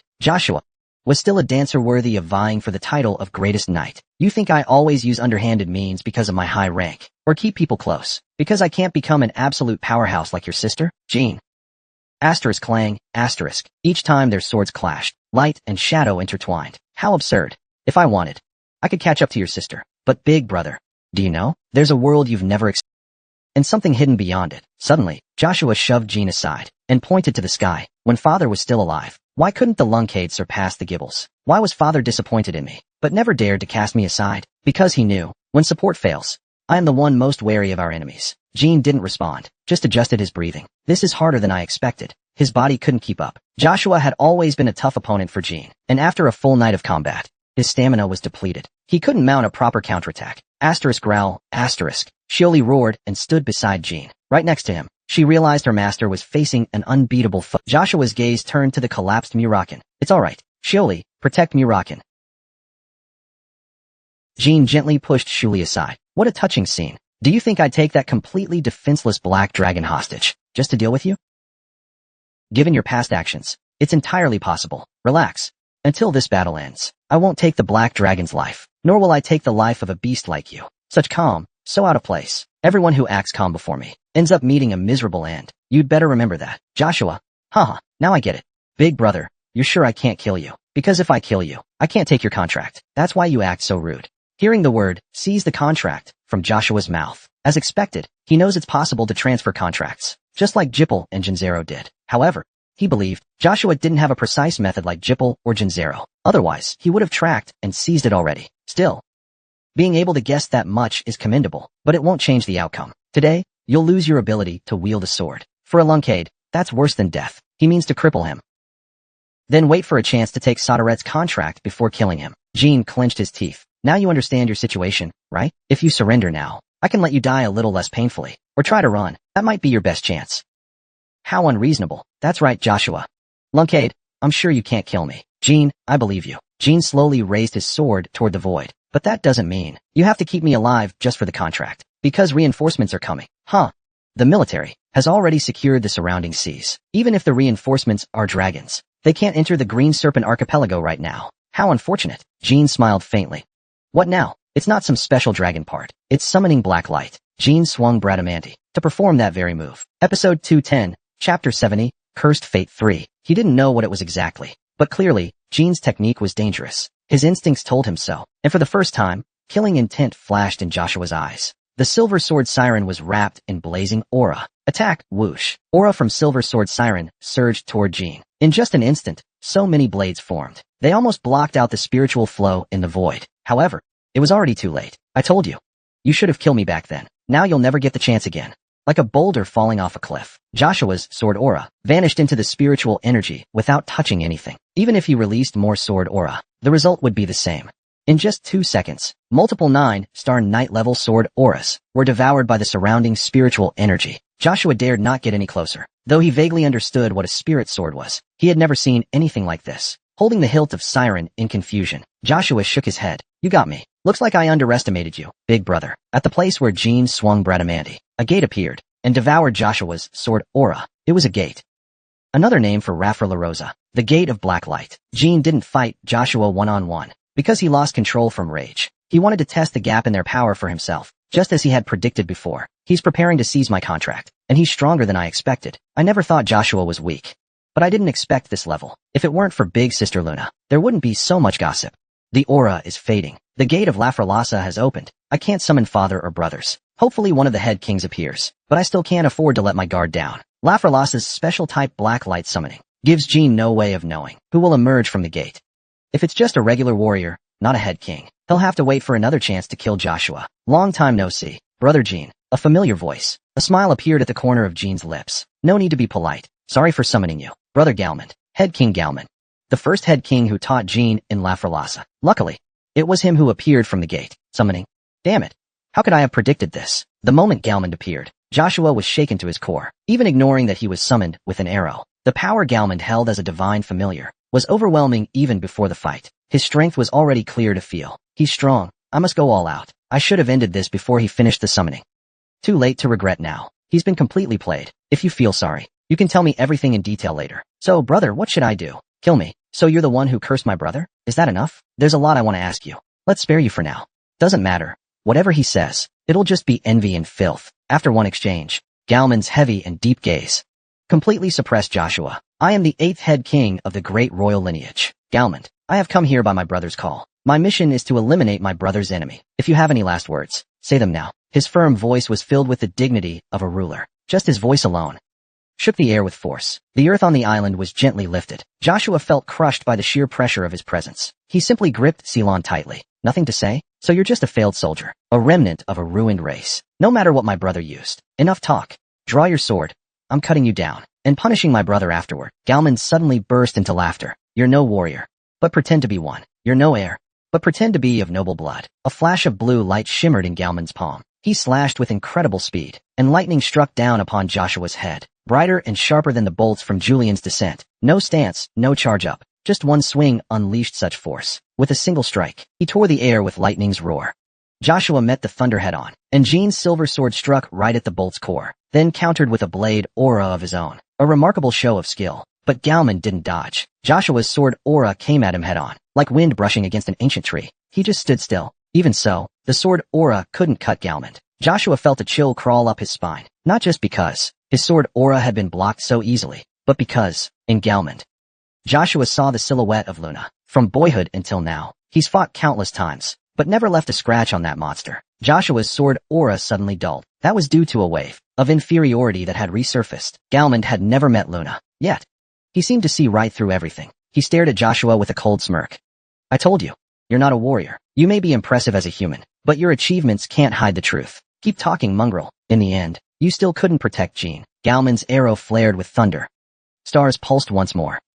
Lightning blanketed the area again. At the same time, Joshua surged his own energy. The aura from Silent clashed with the lightning, forming something like a barrier. Since the island was a limited space, if a 9-star knight and a head king fought at full strength, the result would only be mutual destruction. Therefore, they used their auras and lightning to create a space they could fight freely in. You could say, they created an arena by force. For Jean, whose aura was insufficient, this method was unexpected. Their fight, from the beginning, was beyond Jean's comprehension. Normally, Jean would analyze the battle to improve himself, but today, he just wanted to enjoy the moment, watching his lifelong enemy fall before him. But no matter how hard he thought, he couldn't understand why that guy came to the island alone. He had to know a battle was happening here. That part still didn't make sense. Even if it wasn't the Black Knights or some executive knights, it should have been someone. From the first meeting, Jean had always found it odd that Joshua was alone. In any case, that guy was definitely dying today. If he had backup, he'd just take them. After today, in the Sword Plains, the name Joshua would vanish quickly, though it wasn't a complete rout yet. From the start of the fight, Galman had the upper hand. It looked balanced on the surface, but if Joshua made a single misstep, he could die instantly. Galman pressed forward like a siege engine, as if surrounding a fortress. That relentless pressure made even Jean, watching, feel suffocated. Under the overwhelming aura, Silent let out a shrill screech. It couldn't compare to the black sword Kana, but the silver sword Silent was still regarded as a top-tier Western blade. Yet, before 300 exchanges had passed, a crack appeared on Silent's blade. Perhaps he was evenly matched with Jean, but when facing an equal or stronger foe, the quality of one's weapon was critical. Though Galman's weapon wasn't famous, it was crafted by the renowned General Boras of King Otto. Like the other weapons of the head kings, Joshua was at a disadvantage in both strength and arms. His defeat was sealed the moment Galman appeared. If Joshua didn't wield Kana, then not even dying in battle would quell his hatred. Of course, this wasn't over just yet. Joshua quickly pulled back his sword, creating distance. A flicker of hesitation passed through his eyes. Galman, who was about to press the attack, suddenly stopped. He steadied his breathing and halted his advance, because, for the first time, he sensed danger. Jean sensed it too. The final battleground of the Lunkades was now fully drawn. This was the Lunkade duel ground. Joshua's final strike could only come from that. The opponent was powerful, and the weapon was near breaking. That was only natural. As Joshua, he had to go all in, even if barely hanging on. But it was already too late. If it were me, the moment I realized I was behind, I would have used a finishing technique. Though Jean was only a knight in training, he had yet to learn the Lunkade's final move. But he knew just how powerful it was. If Joshua had used it before the sword broke, he could have at least introduced some uncertainty. There's no way Joshua didn't realize that. Then why? Was it because there would be no way out if he failed? As Jean pondered, all around them, Joshua's thunder-charged aura began to gather its siren. That aura, it's terrifying. For someone like you, what a waste. Though Garmin spoke casually. As Siren's sword body rapidly expanded, Chingan's eyes widened. Why that technique of all things? Had he already decided he was going to die? The last move Joshua chose was one of Lunkade's 7th ultimate techniques. Brother Garment, we have to retreat. That's Lunkade's. If I retreat, who will protect you? I'll be fine, just go. As far as you can. Volcano was Lunkade's only self-destruction sword. To Jean, more shocking than its power was that Joshua chose to self-destruct. He had never seen Joshua choose to sacrifice. As Siren's body neared explosion, Garmund pushed his lightning to the limit and raised a shield. Shuli clutched Woolian tightly, while Jean leapt onto Shuli's back with Malakan on his back. That guy, he's definitely got something planned. That thought flashed across Jean's mind. But now, he could only follow Garmin's command. Episode 218, Chapter 70, Paradise 4. Brother Garmin, that guy might just find a way to escape. So come with me. Garmin shook his head. No, if we do that, the risk of you getting hurt or killed is too high. Even I can't control it. This force might even reach the distant ocean. Huh, never thought he'd actually use the self-destruction device. Go now, brother. Did you know? I'll be fine. Like I said, we'll talk properly later. Jean clenched his teeth. Understood. Between brothers, there's no need for talk of protection. Just run. Don't run in my direction. Jean sighed and nodded. Shuli then took off at full speed, just as Garmin said. If he hadn't suppressed Volcano, Jean wouldn't have survived. Self-destruct weapon, a sword forged for use at the final moment. The Volcano sword had power enough to destroy an entire island, even when wielded by the ManhwaCapped clan leader with 70 to 80% purity. That was its limit. Let alone Joshua's fire sword. Huh.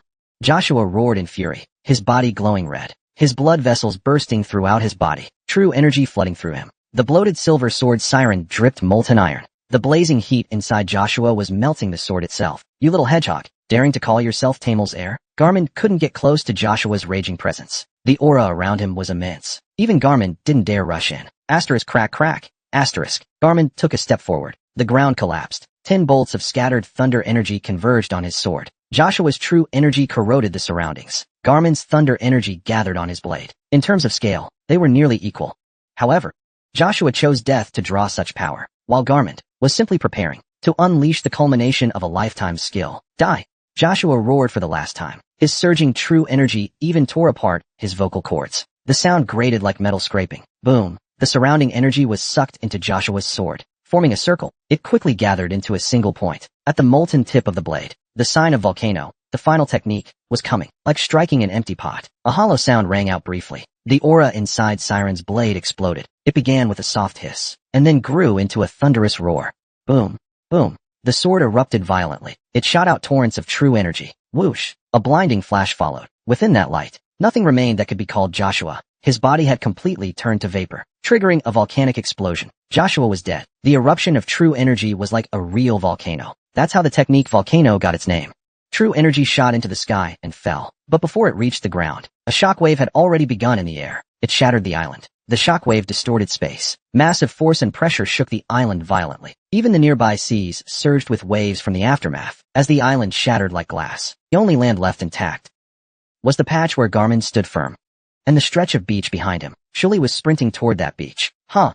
Garmin's roar distorted the shockwaves of Volcano. His body was cloaked in lightning, but he didn't give up his body like Joshua did. The thunder in his roar spread like a giant net, a vast net that caught the explosion and guided it along the path of Garmin's sword. The sword sliced through the volcano's center, shaking the very foundation of the island. Unlike Volcano, which destroyed the entire island, Garmin's sword traced a quiet line, soft like a brushstroke, yet split the land in two. The sword aura left a singular mark on the ground, and the explosion on both sides slowly faded, much weaker than the initial blast. Jean's vision started to return, but Garmin knew it wasn't over yet. The volcano had only been temporarily suppressed. In a few seconds, it would explode again with greater force. Those few seconds were all he had to let Jean get farther away. Garmin gave up his own chance to escape. Fortunately, when he looked back, Jean was no longer in sight. He should be safe now. All right. Garmin adjusted his stance, eyes flashing with thunderlight. Volcano continued to erupt for over 10 minutes. Island 32 of the Green Falcon Archipelago had completely sunk. All that remained was a 5-step wide reef. In the end, Garmin blocked every explosion aimed toward Jean. So Jean remained completely unharmed, standing on that tiny reef. Roughly 5 minutes ago, he'd been waiting on the rock for the explosion to end. Now there was no volcano's light, and no lightning either. Sunlight bathed the Bluebird Archipelago. It was time to search for Garmin. Jean and the others rowed Shuli, searching the ocean full of debris, looking for Garmin. Jean called out anxiously for his brother, his eyes full of worry. His ears were ringing. Brother! Brother! The moment Jean saw Garmin, he had lost both arms, leaning against a rock. The guest arrow forged by Boris had also snapped in two, now stuck beside him. Jean carefully lifted his body. He placed him gently onto Shuli's back. Don't make such an ugly face. You knew I'd be fine, brother. So why that look? Galman pointed at his own shoulder with his eyes, and let out a hearty laugh. The severed wound didn't bleed. What flowed out wasn't blood, but black mist. It was spiritual energy. Even so, it must still hurt, right? For you, brother, this pain is nothing. The special skill, Blacklight Summon, though it looks like a summoning ritual, it actually isn't a summon. It's more like a reconstruction. A temporary gateway to La Frelasa is opened, and one of its figures is formed using spiritual energy before they return to La Frelasa. And Tantal had once spoken about this. So if possible, I'd like you to help me find out if the brothers have any way of leaving on their own. Brother Tantao comes to pick me up at the Great Tomb, but that only happens when an heir appears near the Great Tomb. Other than that, there's only one more way out, but that method has little meaning. Why? You should ask bro. Back then, what Tushin taught Jean was the Spirit Sword's special skill, Blacklight Summon. With the spirit gear Jean currently has, he can only use this technique once every 1 or 2 years. And what's summoned through the blacklight isn't the entire Demon King's body, but his soul. Spiritual energy imbues the soul, allowing it to briefly manifest in the human world. The soul formed by spiritual energy is just like everyone else from La Frelasa, retaining their appearance and power from life. However, once the soul returns to La Frelasa, they forget everything they experienced in the mortal world. In other words, Galmond won't remember a single thing from today. That's why Galmond kept saying, "Tell me all about what happened today." That was the reason. Tamar's sword really is. That kid actually cut off both my arms, because the fight took place in such a limited space. Plus, Galmond had to protect Jean. Only then was it possible. Joshua's volcanic strike was terrifying indeed, but had it not been a head-on clash, Galmond's arms wouldn't have been severed by Saracine. Sorry, brother. Why are you always like this? You'll forget everything once you return anyway. Are you messing with me? It's not like that. Think about it. Even if it wasn't done by Jean directly, seeing a family member lose both arms because of him would leave an impact. That's true. Yeah. I might feel that way too. Galmond chuckled softly and raised his foot, then used it to gently pat Jean on the head. Though Jean's body in La Frelasa was unharmed, he had no arms now, so that was the only way. Is everyone doing well? Of course. Before you showed up, we didn't have much to do. Now we often gather and talk about you. Galmond lowered his foot and burst into laughter. Speaking of which, you said that guy was Joshua? So you finally avenged the curse? Even so, something still feels off. He's not the kind of man to just choose death. What? Did I kill some hybrid or fake? No, it's not that. It really was Joshua. No doubt about it. Yeah. It couldn't be anyone else. He had witnessed Joshua's death with his own eyes. Maybe it was because he didn't deal the final blow himself. It didn't feel real. Jean nodded. You're right, brother. I always thought I'd kill him myself. After returning to the family. In any case, I'm really glad I could help. That I was the first one summoned. Makes me happy too. Time to go back now. As the spiritual energy in his arms faded, Galmond's body gradually turned transparent. Before long, his soul would return to La Frelasa again. Please tell everyone. Please send them my regards. Let them know things went smoothly after I left La Frelasa. Also, Galmond didn't finish his sentence. He wouldn't remember anyway. Instead, he simply smiled and listened to Jean. Alright, I'll be sure to pass it on. Next time we meet will be in La Frelasa, right? It won't be long. Galmond's body became fully transparent. The spiritual energy that flowed from him hovered briefly around Jean, then vanished. Jean stood silently after he disappeared, but he felt Kazan and Berries might already be dead. We should head back too. Surely, on the journey back, every time they passed a city, Jean would check the news reports, but there was nothing about Joshua's death, or even disappearance. Not until they returned to Taikan did Jean finally hear something about Joshua. Chapter 219, The Prophesied Child. October 7th, 1797. Jean was reading a report from Shupist. The headline covered an event held 3 days ago. The central knighthood ceremony of the kingdom of Shuklan, presided over by Shuklan, in place of King Lumen Shuklan. Even more noteworthy was that among the attendees were Joshua Lunkade, and heirs from the McLaurin, Tuco, Nealt, and Trocan families. All had attended Prince Torian's knighting ceremony, which suggests Prince Torian had won the succession battle. Shilong Lunkade had once served as guardian to Prince Torian. Jean, the knight, clearly remembered seeing Joshua unleash volcanic eruption 3 days ago, his body dissolving completely. If he really died, then that news couldn't possibly be true. Jean stared at the news report for a long time. Jilly walked up worriedly beside him. Young master is acting strange again. He's not someone who dies so easily. Jilly and the others had heard about the events at the Bluebird Isles. They couldn't immediately make sense of it either. That news report describing Joshua as alive. The Duke wouldn't be mistaken. Joshua Lunkade's face is too distinctive. Could it have been a body double? Or Bubal Gaston in disguise? Casimir's words made Jean shake his head. The intensity of that battle even made Galmond lose both arms.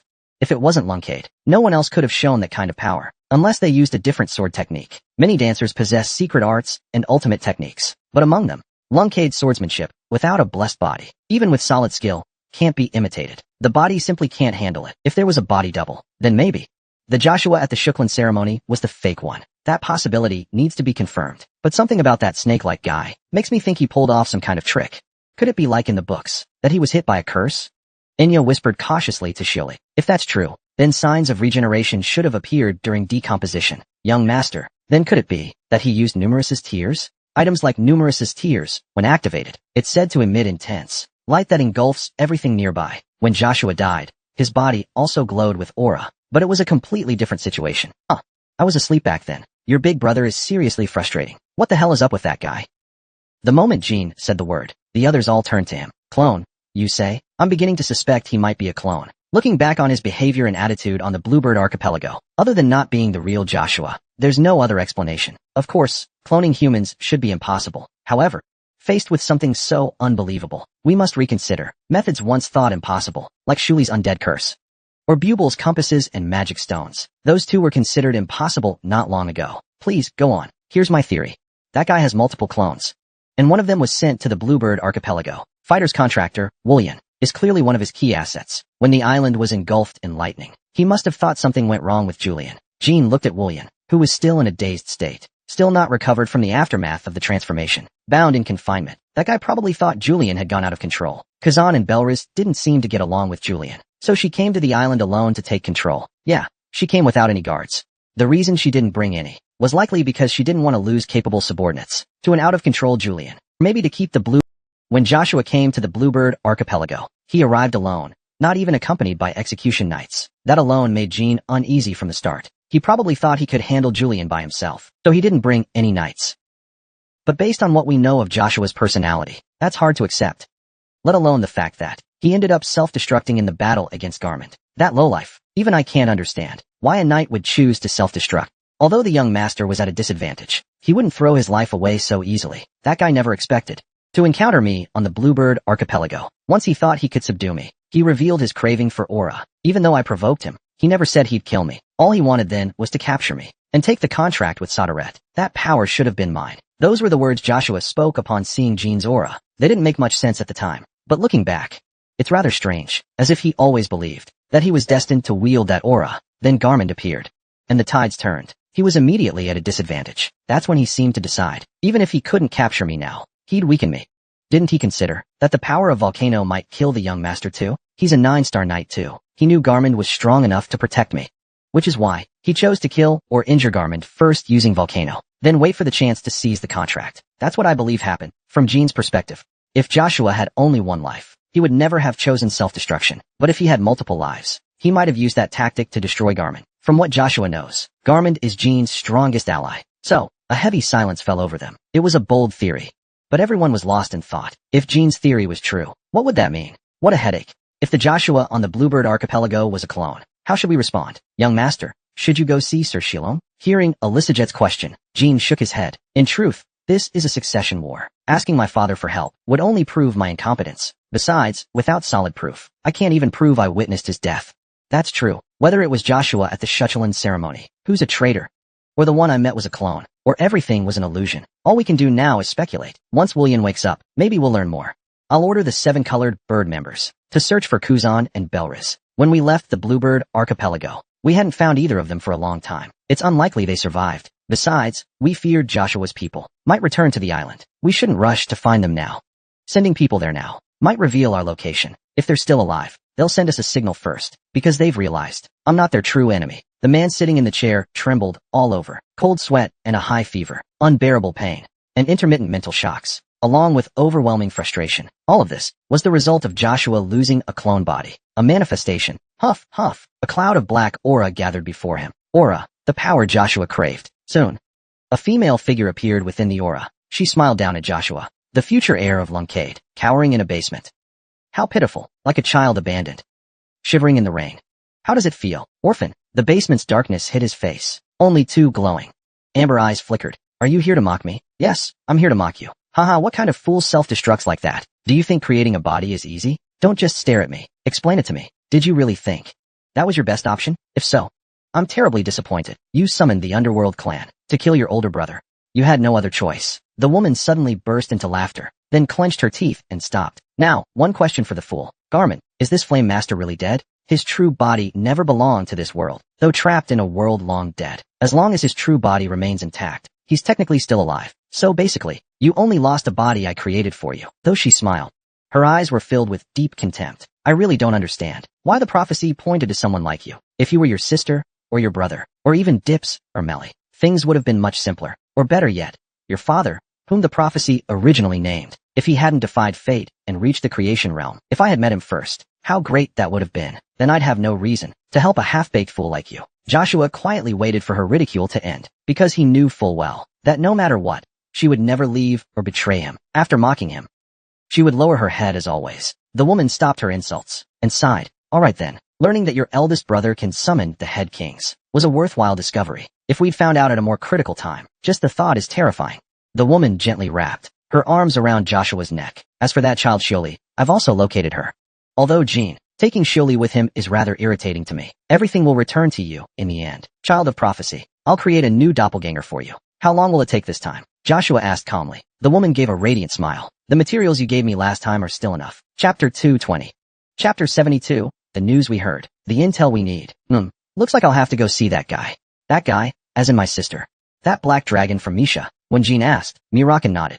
He referred to his sister as that one. Just thinking about her made Murakan uncomfortable. He furrowed his brow. Seeing this, Quintel shook his head. Even you realize you failed as a guardian dragon. Honestly, if not for Jean's unique technique, he'd be dead already. You need to wake up. Last time I told you to go see her, you said you didn't want to. Murakan's reason for seeing Misha was simple. He hoped to recover some of his old power. He believed Misha might know a way.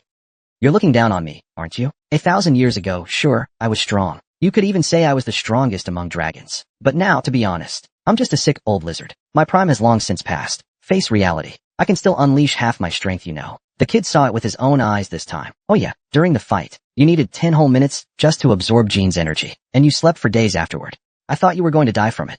Could you borrow another 10 minutes of power from Inya to undo your divine form? I'm confident I could wipe everyone out in that time.